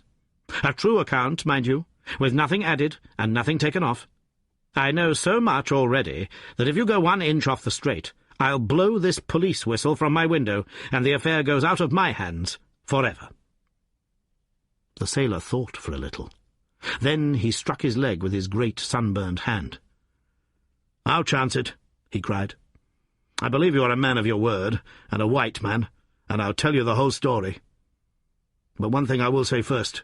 So far as I am concerned, I regret nothing, and I fear nothing, and I would do it all again and be proud of the job. Damn the beast! If he had as many lives as a cat, he would owe them all to me. But it's the lady, Mary Fraser, for never will I call her by that accursed name. When I think of getting her into trouble, I who would give my life just to bring one smile to her dear face, it's that turns my soul into water. And yet, what less could I do? I'll tell you my story, gentlemen, and then I'll ask you, as man to man, what less could I do? I must go back a bit. You seem to know everything, so I expect that you know that I met her when she was a passenger and I was first officer of the Rock of Gibraltar. From the first day I met her, she was the only woman to me. Every day of that voyage I loved her more, and many a time since have I kneeled down in the darkness of the night watch and kissed the deck of that ship, because I knew her dear feet had trod it. She was never engaged to me. She treated me as fairly as ever a woman treated a man. I have no complaint to make. It was all love on my side, and all good comradeship and friendship on hers. When we parted, she was a free woman, but I could never again be a free man. Next time I came back from sea, I heard of her marriage. Well, why shouldn't she marry whom she liked? Title and money, who could carry them better than she? She was born for all that is beautiful and dainty. I didn't grieve over her marriage. I was not such a selfish hound as that. I just rejoiced that good luck had come her way and that she had not thrown herself away on a penniless sailor. That's how I loved Mary Fraser. Well, I never thought to see her again. But last voyage I was promoted, and the new boat was not yet launched, so I had to wait for a couple of months with my people at Sydenham. One day, out in a country lane, I met Teresa Wright, her old maid. She told me all about her, about him, about everything. I tell you, gentlemen, it nearly drove me mad. This drunken hound, that he should dare to raise his hand to her, whose boots he was not worthy to lick. I met Teresa again. Then I met Mary herself, and met her again. Then she would meet me no more. But the other day I had a notice that I was to start on my voyage within a week, and I determined that I would see her once before I left. Teresa was always my friend, for she loved Mary and hated this villain almost as much as I did. From her I learned the ways of the house. Mary used to sit up reading in her own little room downstairs. I crept round there last night and scratched at the window. At first she would not open to me, but in her heart I know that now she loves me, and she could not leave me in the frosty night. She whispered to me to come round to the big front window, and I found it open before me, so as to let me into the dining room. Again I heard from her own lips things that made my blood boil, and again I cursed this brute who mishandled the woman I loved. Well, gentlemen, I was standing with her just inside the window in all innocence, as God is my judge, when he rushed in like a madman into the room, called her the vilest name that a man could use to a woman, and welted her across the face with the stick he had in his hand. I had sprung for the poker, and it was a fair fight between us. See here on my arm where his first blow fell. Then it was my turn, and I went through him as if he had been a rotten pumpkin. Do you think I was sorry? Not I. It was his life or mine. But far more than that, it was his life or hers. For how could I leave her in the power of this madman? That was how I killed him. Was I wrong? Well then, what would either of you gentlemen have done if you had been in my position? She had screamed when he struck her, and that brought old Teresa down from the room above. There was a bottle of wine on the sideboard, and I opened it and poured a little between Mary's lips, for she was half dead with shock. Then I took a drop myself. Teresa was as cool as ice, and it was her plot as much as mine. We must make it appear that burglars had done the thing. Teresa kept on repeating our story to her mistress, while I swarmed up and cut the rope of the bell. Then I lashed her in her chair and frayed out the end of the rope to make it look natural, else they would wonder how in the world a burglar could have got up there to cut it. Then I gathered up a few plates and pots of silver to carry out the idea of the robbery, and there I left them, with orders to give the alarm when I had a quarter of an hour's start. I dropped the silver into the pond and made off for Sydenham, feeling that for once in my life I had done a real good night's work. And that's the truth, and the whole truth, Mr. Holmes, if it costs me my neck." Holmes smoked for some time in silence. Then he crossed the room and shook our visitor by the hand. "That's what I think," said he. "I know that every word is true, for you have hardly said a word which I did not know. No one but an acrobat or a sailor could have got up to that bell-rope from the bracket, and no one but a sailor could have made the knots with which the cord was fastened to the chair. Only once had this lady been brought into contact with sailors, and that was on her voyage. And it was someone of her own class of life, since she was trying hard to shield him, and so showing that she loved him. You see how easy it was for me to lay my hands upon you when once I had started upon the right trail? I thought the police never would have seen through our dodge. And the police haven't, nor will they, to the best of my belief. Now look here, Captain Crocker. This is a very serious matter, though I am willing to admit that you acted under the most extreme provocation to which any man could be subjected. I am not sure that in defence of your own life your action will not be pronounced legitimate. However, that is for a British jury to decide.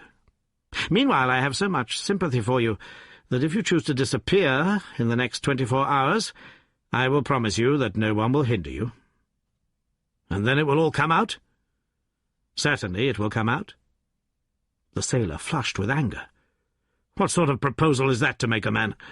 I know enough of law to understand that Mary would be held as accomplice. Do you think I would leave her alone to face the music while I slunk away? No, sir. Let them do their worst upon me. But for heaven's sake, Mr. Holmes, find some way of keeping my poor Mary out of the courts." Holmes for a second time held out his hand to the sailor. "I was only testing you, and you ring true every time. Well, it is a great responsibility that I take upon myself, but I have given Hopkins an excellent hint, and if he can't avail himself of it, I can do no more. See here, Captain Crocker, we'll do this in due form of law. You are the prisoner. Watson, you are the British jury, and I never met a man who was more eminently fitted to represent one. I am the judge. Now, gentlemen of the jury, you have heard the evidence. Do you find the prisoner guilty or not guilty?" "Not guilty, my lord," said I. "Vox populi, vox Dei. You are acquitted, Captain Crocker. So long as the law does not find some other victim, you are safe from me. Come back to this lady in a year, and may her future and yours justify us in the judgment which we have pronounced this night."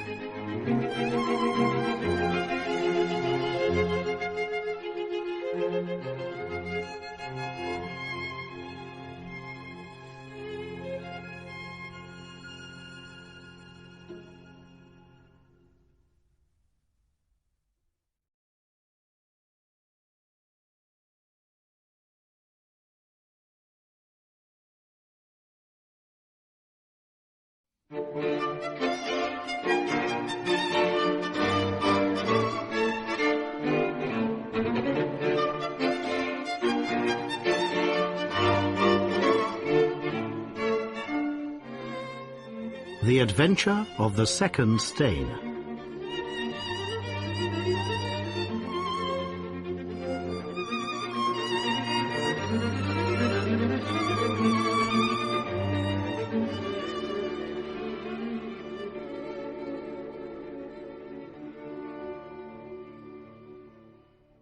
I had intended the adventure of the Abbey Grange to be the last of those exploits of my friend Mr. Sherlock Holmes which I should ever communicate to the public.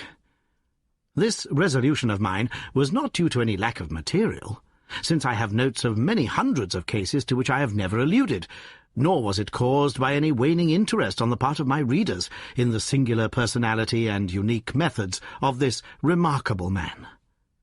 The real reason lay in the reluctance which Mr. Holmes has shown to the continued publication of his experiences. So long as he was in actual professional practice, the records of his successes were of some practical value to him. But since he has definitely retired from London and betaken himself to study and bee-farming on the Sussex Downs, notoriety has become hateful to him, and he has peremptorily requested that his wishes in this matter should be strictly observed. It was only upon my representing to him that I had given a promise that The Adventure of the Second Stain should be published when the times were ripe, and pointing out to him that it is only appropriate that this long series of episodes should culminate in the most important international case which he has ever been called upon to handle, that I at last succeeded in obtaining his consent, that a carefully guarded account of the incident should at last be laid before the public. If in telling the story I seem to be somewhat vague in certain details, the public will readily understand that there is an excellent reason for my reticence.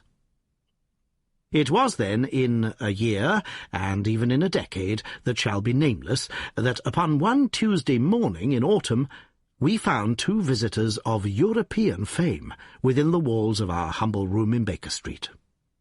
The one, austere, high-nosed, eagle-eyed, and dominant, was none other than the illustrious Lord Bellinger, twice Premier of Britain.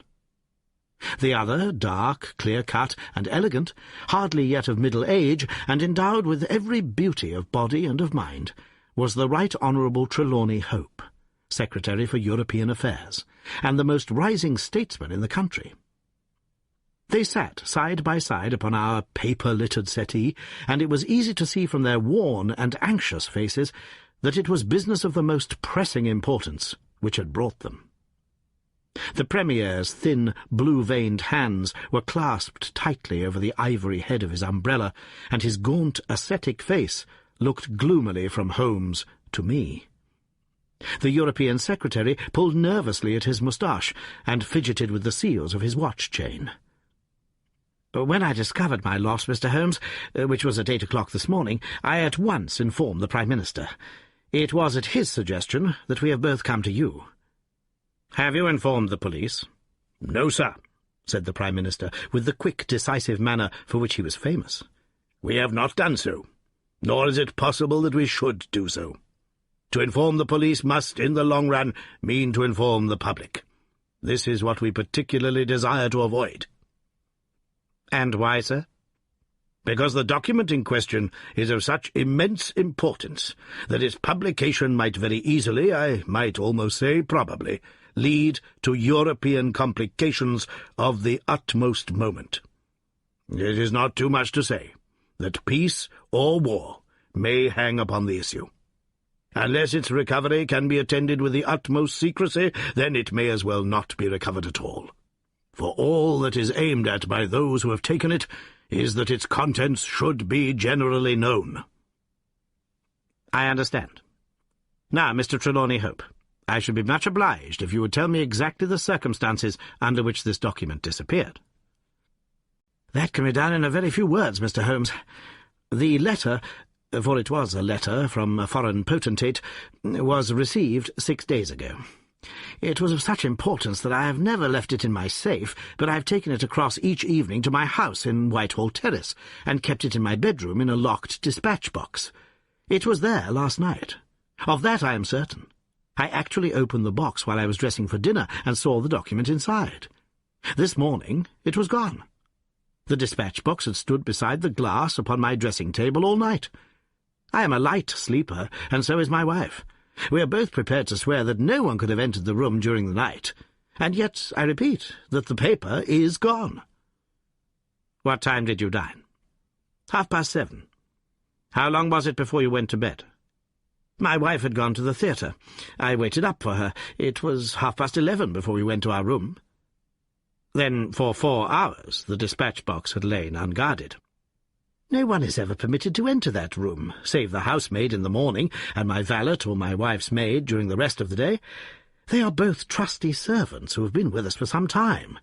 Besides, neither of them could possibly have known that there was anything more valuable than the ordinary departmental papers in my dispatch-box. Who did know of the existence of that letter? No one in the house. Surely your wife knew? No, sir. I had said nothing to my wife until I missed the paper this morning.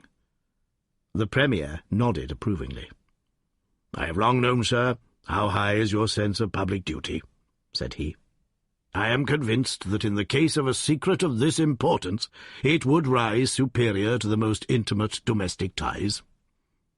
The European Secretary bowed. You do me more than justice, sir. Until this morning I have never breathed one word to my wife upon this matter. Could she have guessed? No, Mr. Holmes. She could not have guessed, nor could anyone have guessed. Have you lost any documents before? No, sir. Who is there in England who did know of the existence of this letter? Each member of the Cabinet was informed of it yesterday, but the pledge of secrecy which attends every Cabinet meeting was increased by the solemn warning which was given by the Prime Minister. Good heavens! To think that within a few hours I should myself have lost it! His handsome face was distorted with a spasm of despair, and his hands tore at his hair. For a moment we caught a glimpse of the natural man, impulsive, ardent, keenly sensitive. The next, the aristocratic mask was replaced, and the gentle voice had returned. Besides the member of the Cabinet, there are 2 or possibly 3 departmental officials who know of the letter. No one else in England, Mr. Holmes, I assure you. But abroad? I believe that no one abroad has seen it, save the man who wrote it. I am well convinced that his ministers, that the usual official channels have not been employed. Holmes considered for some little time. Now, sir, I must ask you more particularly what this document is, and why its disappearance should have such momentous consequences. The 2 statesmen exchanged a quick glance, and the Premier's shaggy eyebrows gathered in a frown. Mr. Holmes, the envelope is a long, thin one of pale blue colour. There is a seal of red wax stamped with a crouching lion. It is addressed in large, bold handwriting to— I fear, sir, said Holmes, that interesting and indeed essential as these details are, my inquiries must go more to the root of things. What was the letter? That is a state secret of the utmost importance, and I fear that I cannot tell you, nor do I see that it is necessary. If, by the aid of the powers which you are said to possess, you can find such an envelope as I describe, with its enclosure, you will have deserved well of your country, and earned any reward which it lies in our power to bestow. Sherlock Holmes rose with a smile. You are 2 of the most busy men in the country, said he, and in my own small way I have also a good many calls upon me. I regret exceedingly that I cannot help you in this matter, and any continuation of this interview would be a waste of time. The Premier sprang to his feet, with that quick, fierce gleam of his deep-set eyes before which a cabinet has cowered. "I am not accustomed, sir," he began, but mastered his anger and resumed his seat. For a minute or more we all sat in silence. Then the old statesman shrugged his shoulders. "We must accept your terms, Mr. Holmes. No doubt you are right, and it is unreasonable for us to expect you to act unless we give you our entire confidence." "I agree with you," said the younger statesman. "Then I will tell you, relying entirely upon your honour and that of your colleague, Dr. Watson. I may appeal to your patriotism also, for I could not imagine a greater misfortune for the country than that this affair should come out." "You may safely trust us." "The letter, then, is from a certain foreign potentate who has been ruffled by some recent colonial developments of this country. It has been written hurriedly, and upon his own responsibility entirely. Inquiries have shown that his ministers know nothing of the matter.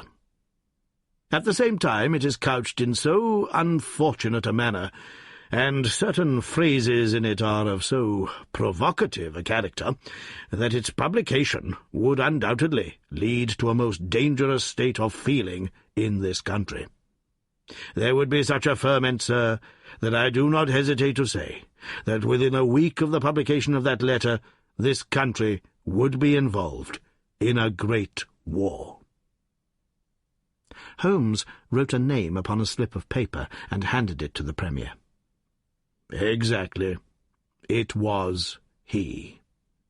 And it is this letter which may well mean the expenditure of 1,000 millions and the lives of 100,000 men, which has become lost in this unaccountable fashion."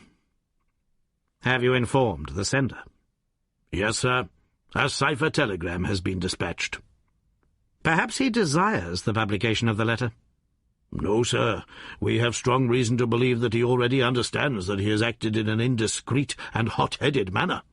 It would be a greater blow to him and to his country than to us if this letter were to come out."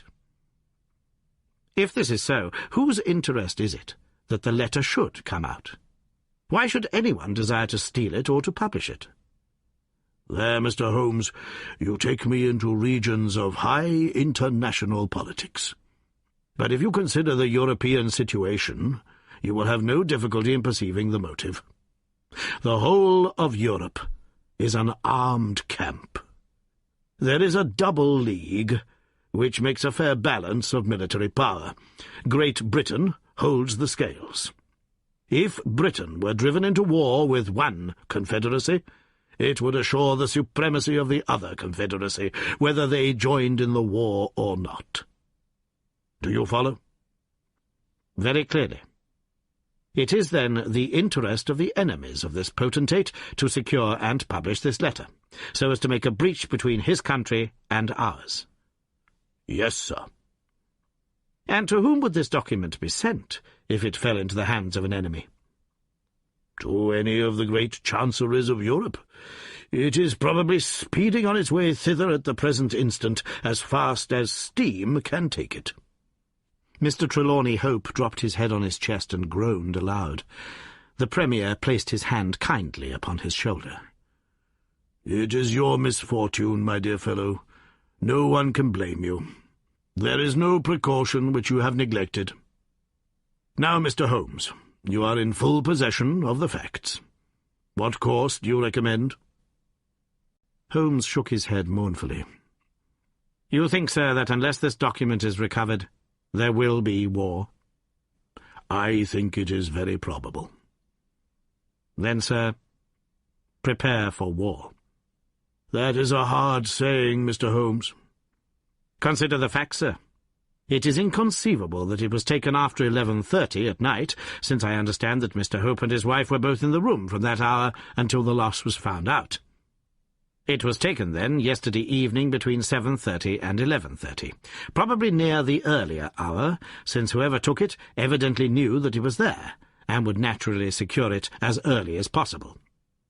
Now, sir, if a document of this importance were taken at that hour, where can it be now? No one has any reason to retain it. It has been passed rapidly on to those who need it. What chance have we now to overtake or even to trace it? It is beyond our reach." The Prime Minister rose from the settee. "What you say is perfectly logical, Mr. Holmes. I feel that the matter is indeed out of our hands." Let us presume, for argument's sake, that the document was taken by the maid or by the valet. They are both old and tried servants. I understand you to say that your room is on the second floor, that there is no entrance from without, and that from within no one could go up unobserved. It must then be somebody in the house who has taken it. To whom would the thief take it? To one of several international spies and secret agents, whose names are tolerably familiar to me. There are 3 who may be said to be the heads of their profession. I will begin my research by going round and finding if each of them is at his post. If one is missing, especially if he has disappeared since last night, we will have some indication as to where the document has gone." "Why should he be missing?" asked the European Secretary. "He would take the letter to an embassy in London, as likely as not." "I fancy not. These agents work independently, and their relations with the embassies are often strained." The Prime Minister nodded his acquiescence. "I believe you are right, Mr. Holmes. He would take so valuable a prize to headquarters with his own hands. I think that your course of action is an excellent one. Meanwhile, Hope, we cannot neglect all our other duties on account of this one misfortune.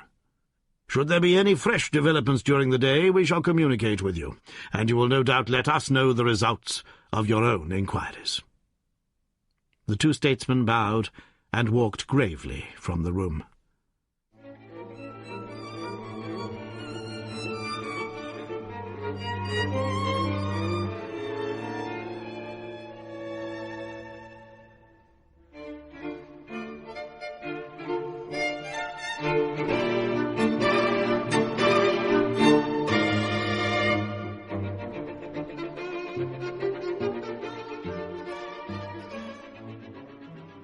When our illustrious visitors had departed, Holmes lit his pipe in silence, and sat for some time lost in the deepest thought.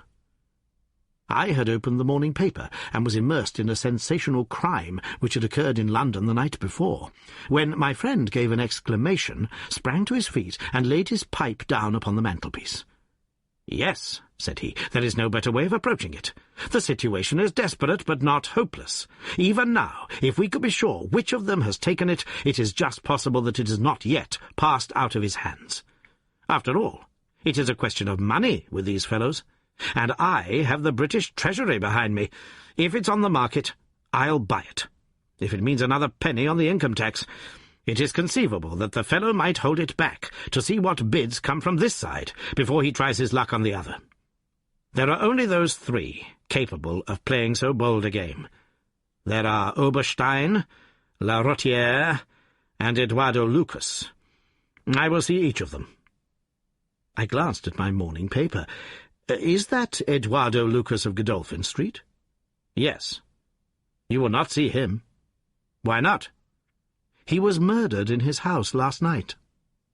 My friend has so often astonished me in the course of our adventures that it was with a sense of exultation that I realized how completely I had astonished him. He stared in amazement, and then snatched the paper from my hands. This was the paragraph which I had been engaged in reading when he rose from his chair. "Murder in Westminster. A crime of mysterious character was committed last night at 16 Godolphin Street, one of the old-fashioned and secluded rows of 18th-century houses which lie between the river and the Abbey, almost in the shadow of the great tower of the Houses of Parliament.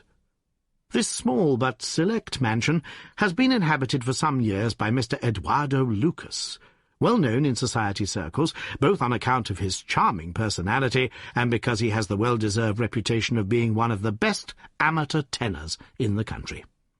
Mr. Lucas is an unmarried man, 34 years of age, and his establishment consists of Mrs. Pringle, an elderly housekeeper, and of Mitten, his valet. The former retires early and sleeps at the top of the house. The valet was out for the evening visiting a friend at Hammersmith. From 10 o'clock onward, Mr. Lucas had the house to himself. What occurred during that time has not yet transpired, but at 11:45, Police Constable Barrett, passing along Godolphin Street, observed that the door of number 16 was ajar. He knocked, but received no answer. Perceiving a light in the front room, he advanced into the passage and again knocked, but without reply. He then pushed open the door and entered. The room was in a state of wild disorder, the furniture being all swept to one side, and one chair lying on its back in the centre. Beside this chair, and still grasping one of its legs, lay the unfortunate tenant of the house. He had been stabbed to the heart, and must have died instantly. The knife with which the crime had been committed was a curved Indian dagger, plucked down from a trophy of Oriental arms which adorned one of the walls. Robbery does not appear to have been the motive of the crime, for there had been no attempt to remove the valuable contents of the room.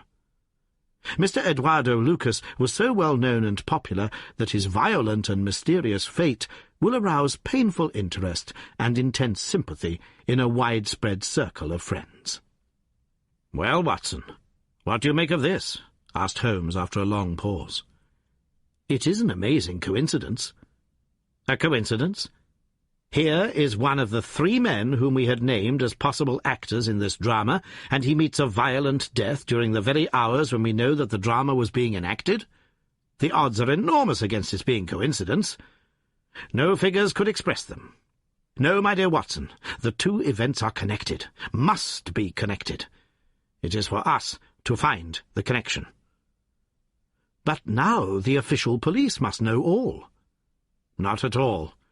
They know all they see at Godolphin Street. They know, and shall know, nothing of Whitehall Terrace. Only we know of both events, and can trace the relation between them.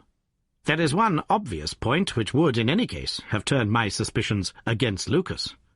Godolphin Street, Westminster, is only a few minutes' walk from Whitehall Terrace. The other secret agents whom I have named live in the extreme West End. It was easier, therefore, for Lucas than for the others to establish a connection or receive a message from the European Secretary's household. A small thing, and yet where events are compressed into a few hours, it may prove essential. Halloa! What have we here?" Mrs. Hudson had appeared with a lady's card upon her salver. Holmes glanced at it, raised his eyebrows, and handed it over to me. "Ask Lady Hilda Trelawney Hope if she will be kind enough to step up," said he. A moment later, our modest apartment, already so distinguished that morning, was further honoured by the entrance of the most lovely woman in London. I had often heard of the beauty of the youngest daughter of the Duke of Belminster, but no description of it and no contemplation of colourless photographs had prepared me for the subtle, delicate charm and the beautiful colouring of that exquisite head. And yet, as we saw it that autumn morning, it was not its beauty which would be the first thing to impress the observer. The cheek was lovely, but it was paled with emotion. The eyes were bright, but it was the brightness of fever. The sensitive mouth was tight and drawn in an effort after self-command. Terror, not beauty, was what sprang first to the eye as our fair visitor stood framed for an instant in the open door. "Has my husband been here, Mr. Holmes?" "Yes, madam, he has been here." "Mr. Holmes, I implore you not to tell him that I came here." Holmes bowed coldly and motioned the lady to a chair. "Your ladyship places me in a very delicate position. I beg that you will sit down and tell me what you desire, but I fear that I cannot make any unconditional promise." She swept across the room and seated herself with her back to the window.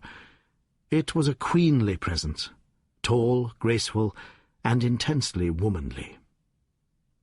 "Mr. Holmes," she said, and her white-gloved hands clasped and unclasped as she spoke, "I will speak frankly to you, in the hopes that it may induce you to speak frankly in return. There is complete confidence between my husband and me on all matters, save one. That one is politics. On this his lips are sealed. He tells me nothing. Now, I am aware that there was a most deplorable occurrence in our house last night. I know that a paper has disappeared. But because the matter is political, my husband refuses to take me into his complete confidence. Now, it is essential, I say, that I should thoroughly understand it. You are the only other person, save only these politicians, who knows the true facts. I beg you, then, Mr. Holmes, to tell me exactly what has happened and what it will lead to. Tell me all, Mr. Holmes. Let no regard for your client's interests keep you silent, for I assure you that his interests, if he would only see it, would be best served by taking me into his complete confidence. What was this paper which was stolen?" "Madam, what you ask me is really impossible." She groaned and sank her face in her hands. "You must see that this is so, madam. If your husband thinks fit to keep you in the dark over this matter, is it for me, who has only learned the true facts under the pledge of professional secrecy, to tell what he has withheld? It is not fair to ask it. It is him whom you must ask. I have asked him. I come to you as a last resource. But without your telling me anything definite, Mr. Holmes, you may do a great service if you would enlighten me on one point. What is it, madam? Is my husband's political career likely to suffer through this incident? Well, madam, unless it is set right, it may certainly have a very unfortunate effect. She drew in her breath sharply, as one whose doubts are resolved. One more question, Mr. Holmes. From an expression which my husband dropped in the first shock of this disaster, I understood that terrible public consequences might arise from the loss of this document.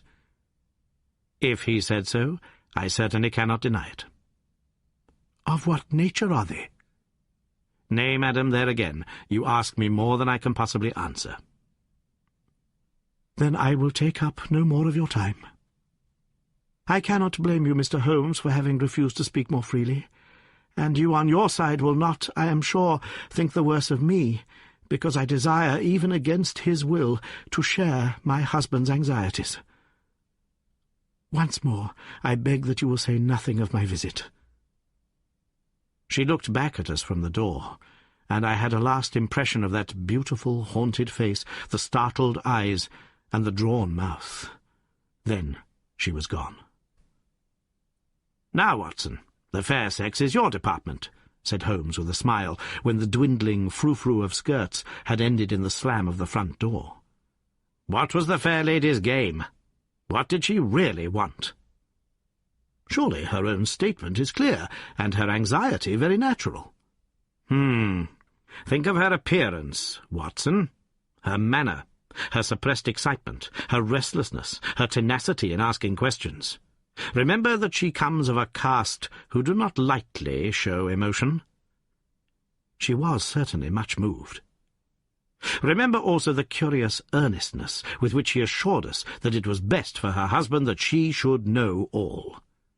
What did she mean by that?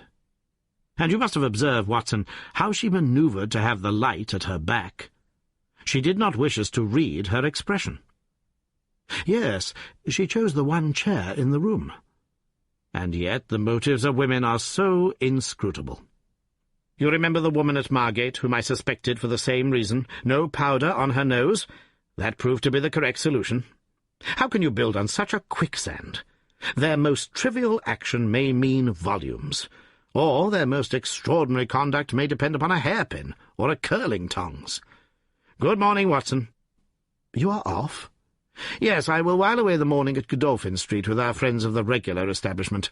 With Eduardo Lucas lies the solution of our problem, though I must admit that I have not an inkling as to what form it may take. It is a capital mistake to theorize in advance of the facts. Do you stay on guard, my good Watson, and receive any fresh visitors. I'll join you at lunch, if I am able.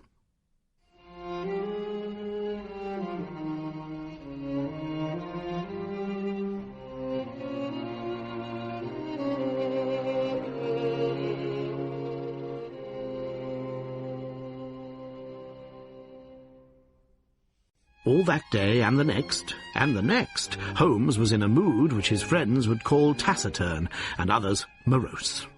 He ran out and ran in, smoked incessantly, played snatches on his violin, sank into reveries, devoured sandwiches at irregular hours, and hardly answered the casual questions which I put to him. It was evident to me that things were not going well with him or his quest. He would say nothing of the case, and it was from the papers that I learned the particulars of the inquest and the arrest, with the subsequent release, of John Mitten, the valet of the deceased. The coroner's jury brought in the obvious wilful murder, but the parties remained as unknown as ever. No motive was suggested. The room was full of articles of value, but none had been taken. The dead man's papers had not been tampered with. They were carefully examined and showed that he was a keen student of international politics, an indefatigable gossip, a remarkable linguist, and an untiring letter-writer. He had been on intimate terms with the leading politicians of several countries, but nothing sensational was discovered among the documents which filled his drawers. As to his relations with women, they appeared to have been promiscuous, but superficial. He had many acquaintances among them, but few friends, and no one whom he loved. His habits were regular, his conduct inoffensive. His death was an absolute mystery, and likely to remain so. As to the arrest of John Mitten, the valet, it was a counsel of despair as an alternative to absolute inaction. But no case could be sustained against him. He had visited friends in Hammersmith that night. The alibi was complete. It is true that he started home at an hour which should have brought him to Westminster before the time when the crime was discovered, but his own explanation that he had walked part of the way seemed probable enough in view of the fineness of the night. He had actually arrived at 12 o'clock, and appeared to be overwhelmed by the unexpected tragedy. He had always been on good terms with his master. Several of the dead man's possessions, notably a small case of razors, had been found in the valet's boxes, but he explained that they had been presents from the deceased, and the housekeeper was able to corroborate the story. Mitten had been in Lucas's employment for 3 years. It was noticeable that Lucas did not take Mitten on the continent with him.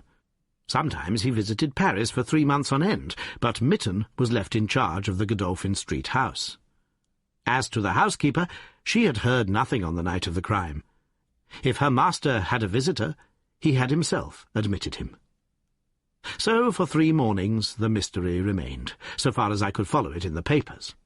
If Holmes knew more, he kept his own counsel. But as he told me that Inspector Lestrade had taken him into his confidence in the case, I knew that he was in close touch with every development.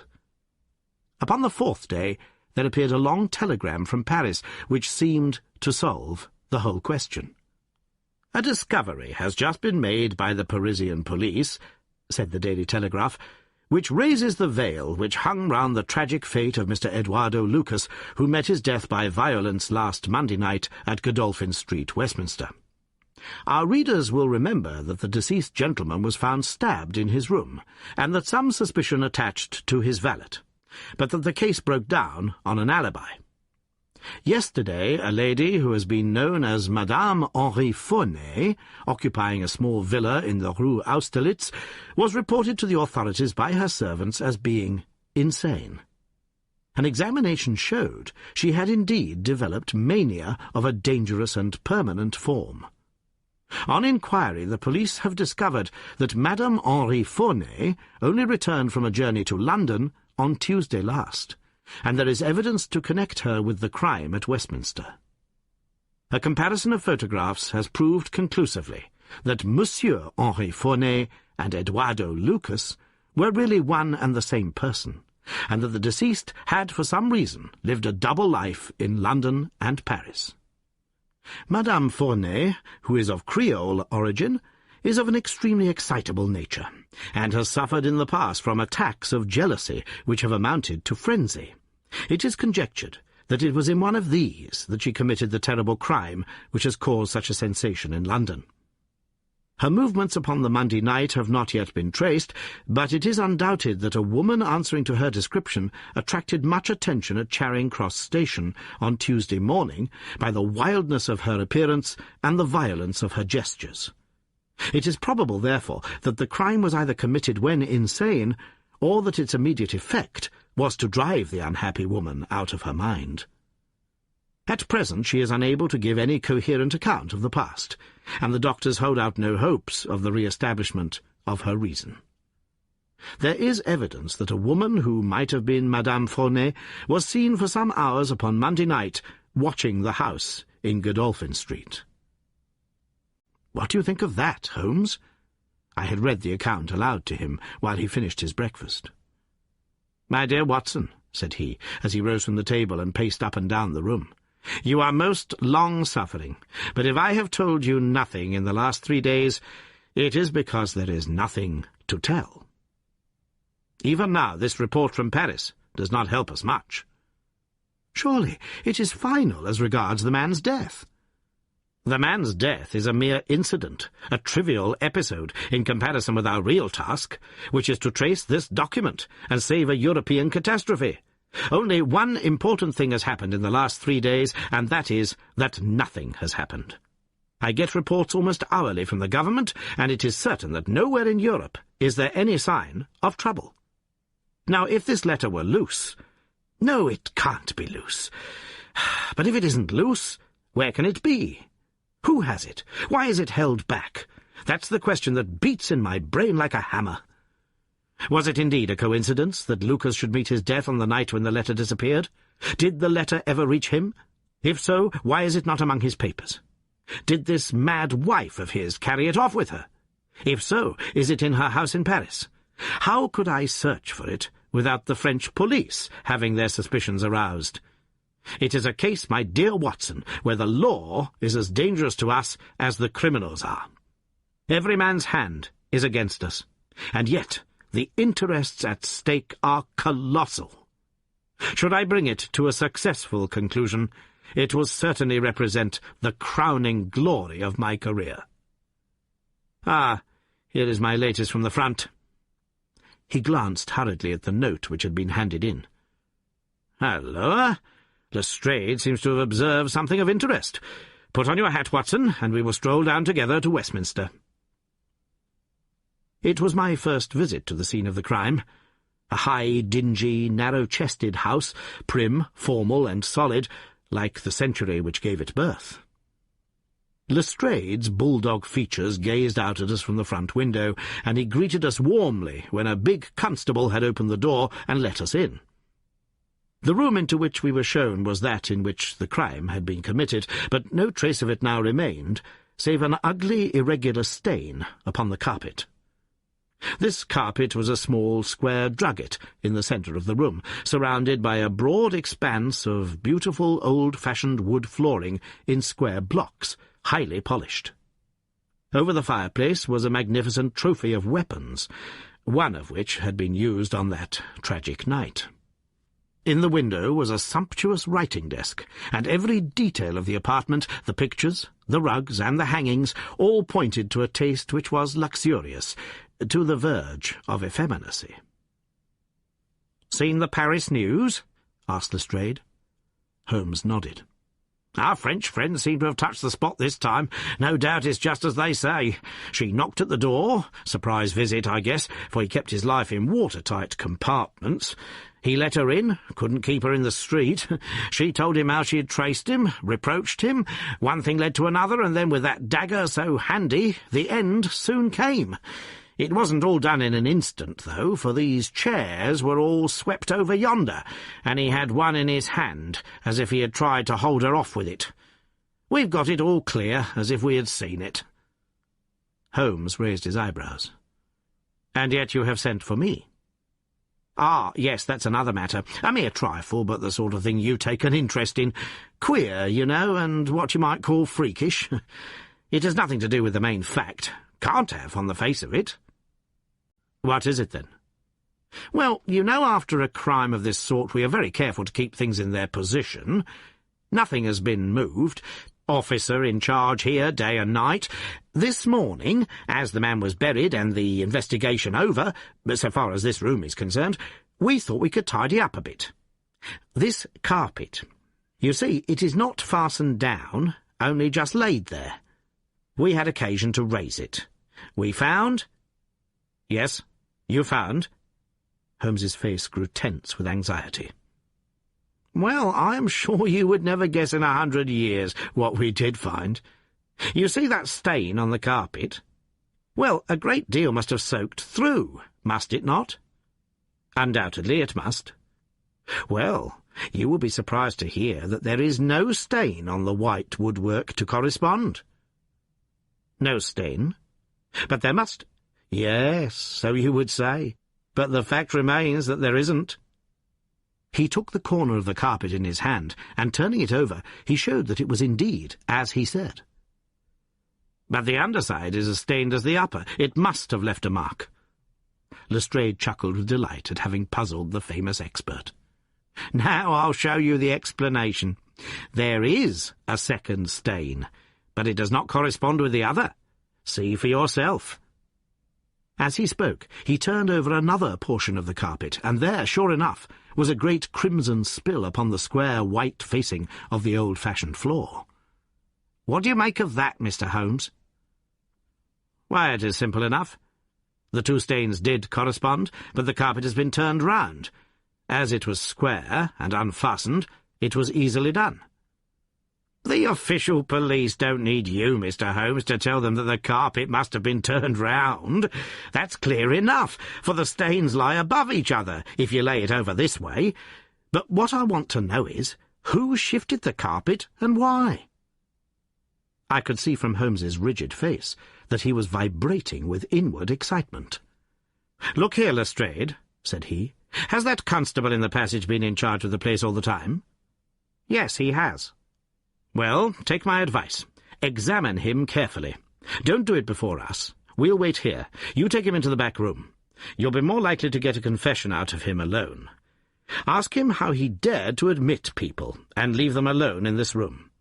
Don't ask him if he has done it. Take it for granted. Tell him you know someone has been here. Press him. Tell him that a full confession is his only chance of forgiveness. Do exactly what I tell you."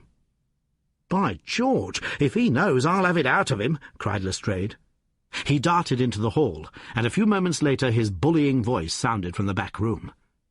"Now, Watson, now!" cried Holmes with frenzied eagerness. All the demoniacal force of the man, masked behind that listless manner, burst out in a paroxysm of energy. He tore the drugget from the floor, and in an instant was down on his hands and knees, clawing at each of the squares of wood beneath it. One turned sideways as he dug his nails into the edge of it. It hinged back like the lid of a box. A small black cavity opened beneath it. Holmes plunged his eager hand into it and drew it out with a bitter snarl of anger and disappointment. It was empty. "Quick, Watson, quick! Get it back again." The wooden lid was replaced, and the drugget had only just been drawn straight when Lestrade's voice was heard in the passage. He found Holmes leaning languidly against the mantelpiece, resigned and patient, endeavouring to conceal his irrepressible yawns. "Sorry to keep you waiting, Mr. Holmes. I can see that you are bored to death with the whole affair. Well, he has confessed all right. Come in here, Macpherson. Let these gentlemen hear of your most inexcusable conduct." The big constable, very hot and penitent, sidled into the room. "I meant no harm, sir, I'm sure. The young woman came to the door last evening. Mistook the house, she did. And then we got talking. It's lonesome when you're on duty here all day." "Well, what happened then?" "She wanted to see where the crime was done. I'd read about it in the papers, she said. She was a very respectable, well-spoken young woman, sir, and I saw no harm in letting her have a peep. When she saw that mark on the carpet, down she dropped on the floor, and lay as if she were dead. I ran to the back and got some water, but I could not bring her to. Then I went round the corner to the ivy plant for some brandy, and by the time I had brought it back the young woman had recovered, and was off, ashamed of herself, I dare say, and dared not face me." "How about moving that drugget?" "Well, sir, it was a bit rumpled, certainly, when I came back. You see, she fell on it, and it lies on a polished floor, with nothing to keep it in place. I straightened it out afterwards." "It's a lesson to you that you can't deceive me, Constable Macpherson," said Lestrade with dignity. "No doubt you thought that your breach of duty could never be discovered, and yet a mere glance at that drugget was enough to convince me that someone had been admitted to the room. It's lucky for you, my man, that nothing is missing, or you would find yourself in Queer Street. I'm sorry to have called you down over such a petty business, Mr. Holmes, but I thought the point of the second stain not corresponding with the first would interest you." "Certainly it was, most interesting. Has this woman only been here once, Constable?" "Yes, sir, only once." "Who was she?" "Don't know the name, sir. Was answering an advertisement about typewriting and came to the wrong number. Very pleasant, genteel young woman, sir." "Tall? Handsome?" "Yes, sir, she was a well-grown young woman. I suppose you might say she was handsome. Perhaps you would say she was very handsome. 'Oh, officer, do let me have a peep,' says she. She had pretty coaxing ways, as you might say, and I thought there was no harm in letting her just put her head through the door. How was she dressed? Quiet, sir. A long mantle down to her feet. What time was it? It was just growing dusk at the time. They were lighting the lamps as I came back with the brandy. Very good, said Holmes. Come, Watson, I think that we have more important work elsewhere. As we left the house, Lestrade remained in the front room, while the repentant constable opened the door to let us out. Holmes turned on the step, and held up something in his hand. The constable stared intently. "Good Lord, sir!" he cried, with amazement on his face. Holmes put his finger on his lips, replaced his hand in his breast pocket, and burst out laughing as we turned down the street. "Excellent," said he. "Come, friend Watson, the curtain rings up for the last act. You will be relieved to hear that there will be no war, that the Right Honourable Trelawney Hope will suffer no setback in his brilliant career, that the indiscreet sovereign will receive no punishment for his indiscretion, that the Prime Minister will have no European complication to deal with, and that with a little tact and management upon our part, nobody will be a penny the worse for what might have been a very ugly incident." My mind filled with admiration for this extraordinary man. "You have solved it?" I cried. "Hardly that, Watson. There are some points which are as dark as ever, but we have so much that it will be our own fault if we cannot get the rest. We will go straight to Whitehall Terrace and bring the matter to a head."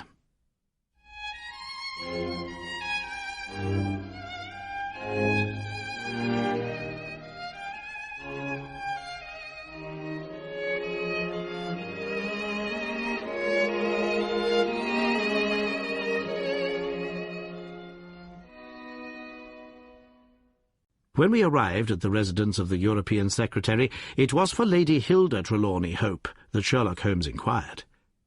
We were shown into the morning-room. "Mr. Holmes," said the lady, and her face was pink with her indignation, "this is surely most unfair and ungenerous upon your part. I desired, as I have explained, to keep my visit to you a secret, lest my husband should think that I was intruding into his affairs. And yet you compromise me by coming here, and so showing that there are business relations between us." "Unfortunately, madam, I had no possible alternative. I have been commissioned to recover this immensely important paper. I must therefore ask you, madam, to be kind enough to place it in my hands." The lady sprang to her feet, with the colour all dashed in an instant from her beautiful face. Her eyes glazed, she tottered. I thought that she would faint. Then, with a grand effort, she rallied from the shock, and a supreme astonishment and indignation chased every other expression from her features. You insult me, Mr. Holmes." "Come, madam. It is useless. Give up the letter." She darted to the bell. "The butler shall show you out." "Do not ring, Lady Hilda. If you do, then all my earnest efforts to avoid a scandal will be frustrated. Give up the letter, and all will be set right. If you will work with me, I can arrange everything.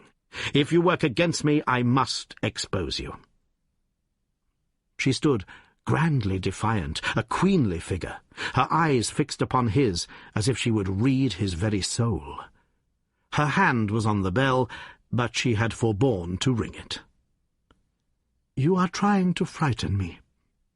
It is not a very manly thing, Mr. Holmes, to come here and browbeat a woman. You say that you know something. What is it that you know?" "Pray sit down, madam. You will hurt yourself there if you fall. I will not speak until you sit down." "Thank you."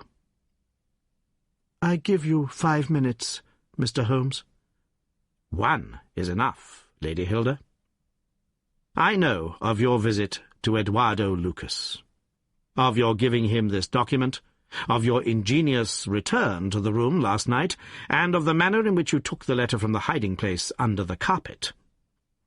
She stared at him with an ashen face, and gulped twice before she could speak. "You are mad, Mr. Holmes. "You are mad!" she cried at last. He drew a small piece of cardboard from his pocket. It was the face of a woman cut out of a portrait. "I have carried this because I thought it might be useful," said he. "The policeman has recognized it." She gave a gasp, and her head dropped back in the chair. "Come, Lady Hilda. You have the letter. The matter may still be adjusted. I have no desire to bring trouble to you. My duty ends when I have returned the lost letter to your husband. Take my advice and be frank with me. It is your only chance." Her courage was admirable. Even now she would not own defeat. "I tell you again, Mr. Holmes, that you are under some absurd illusion." Holmes rose from his chair. "I am sorry for you, Lady Hilda. I have done my best for you. I can see that it is all in vain."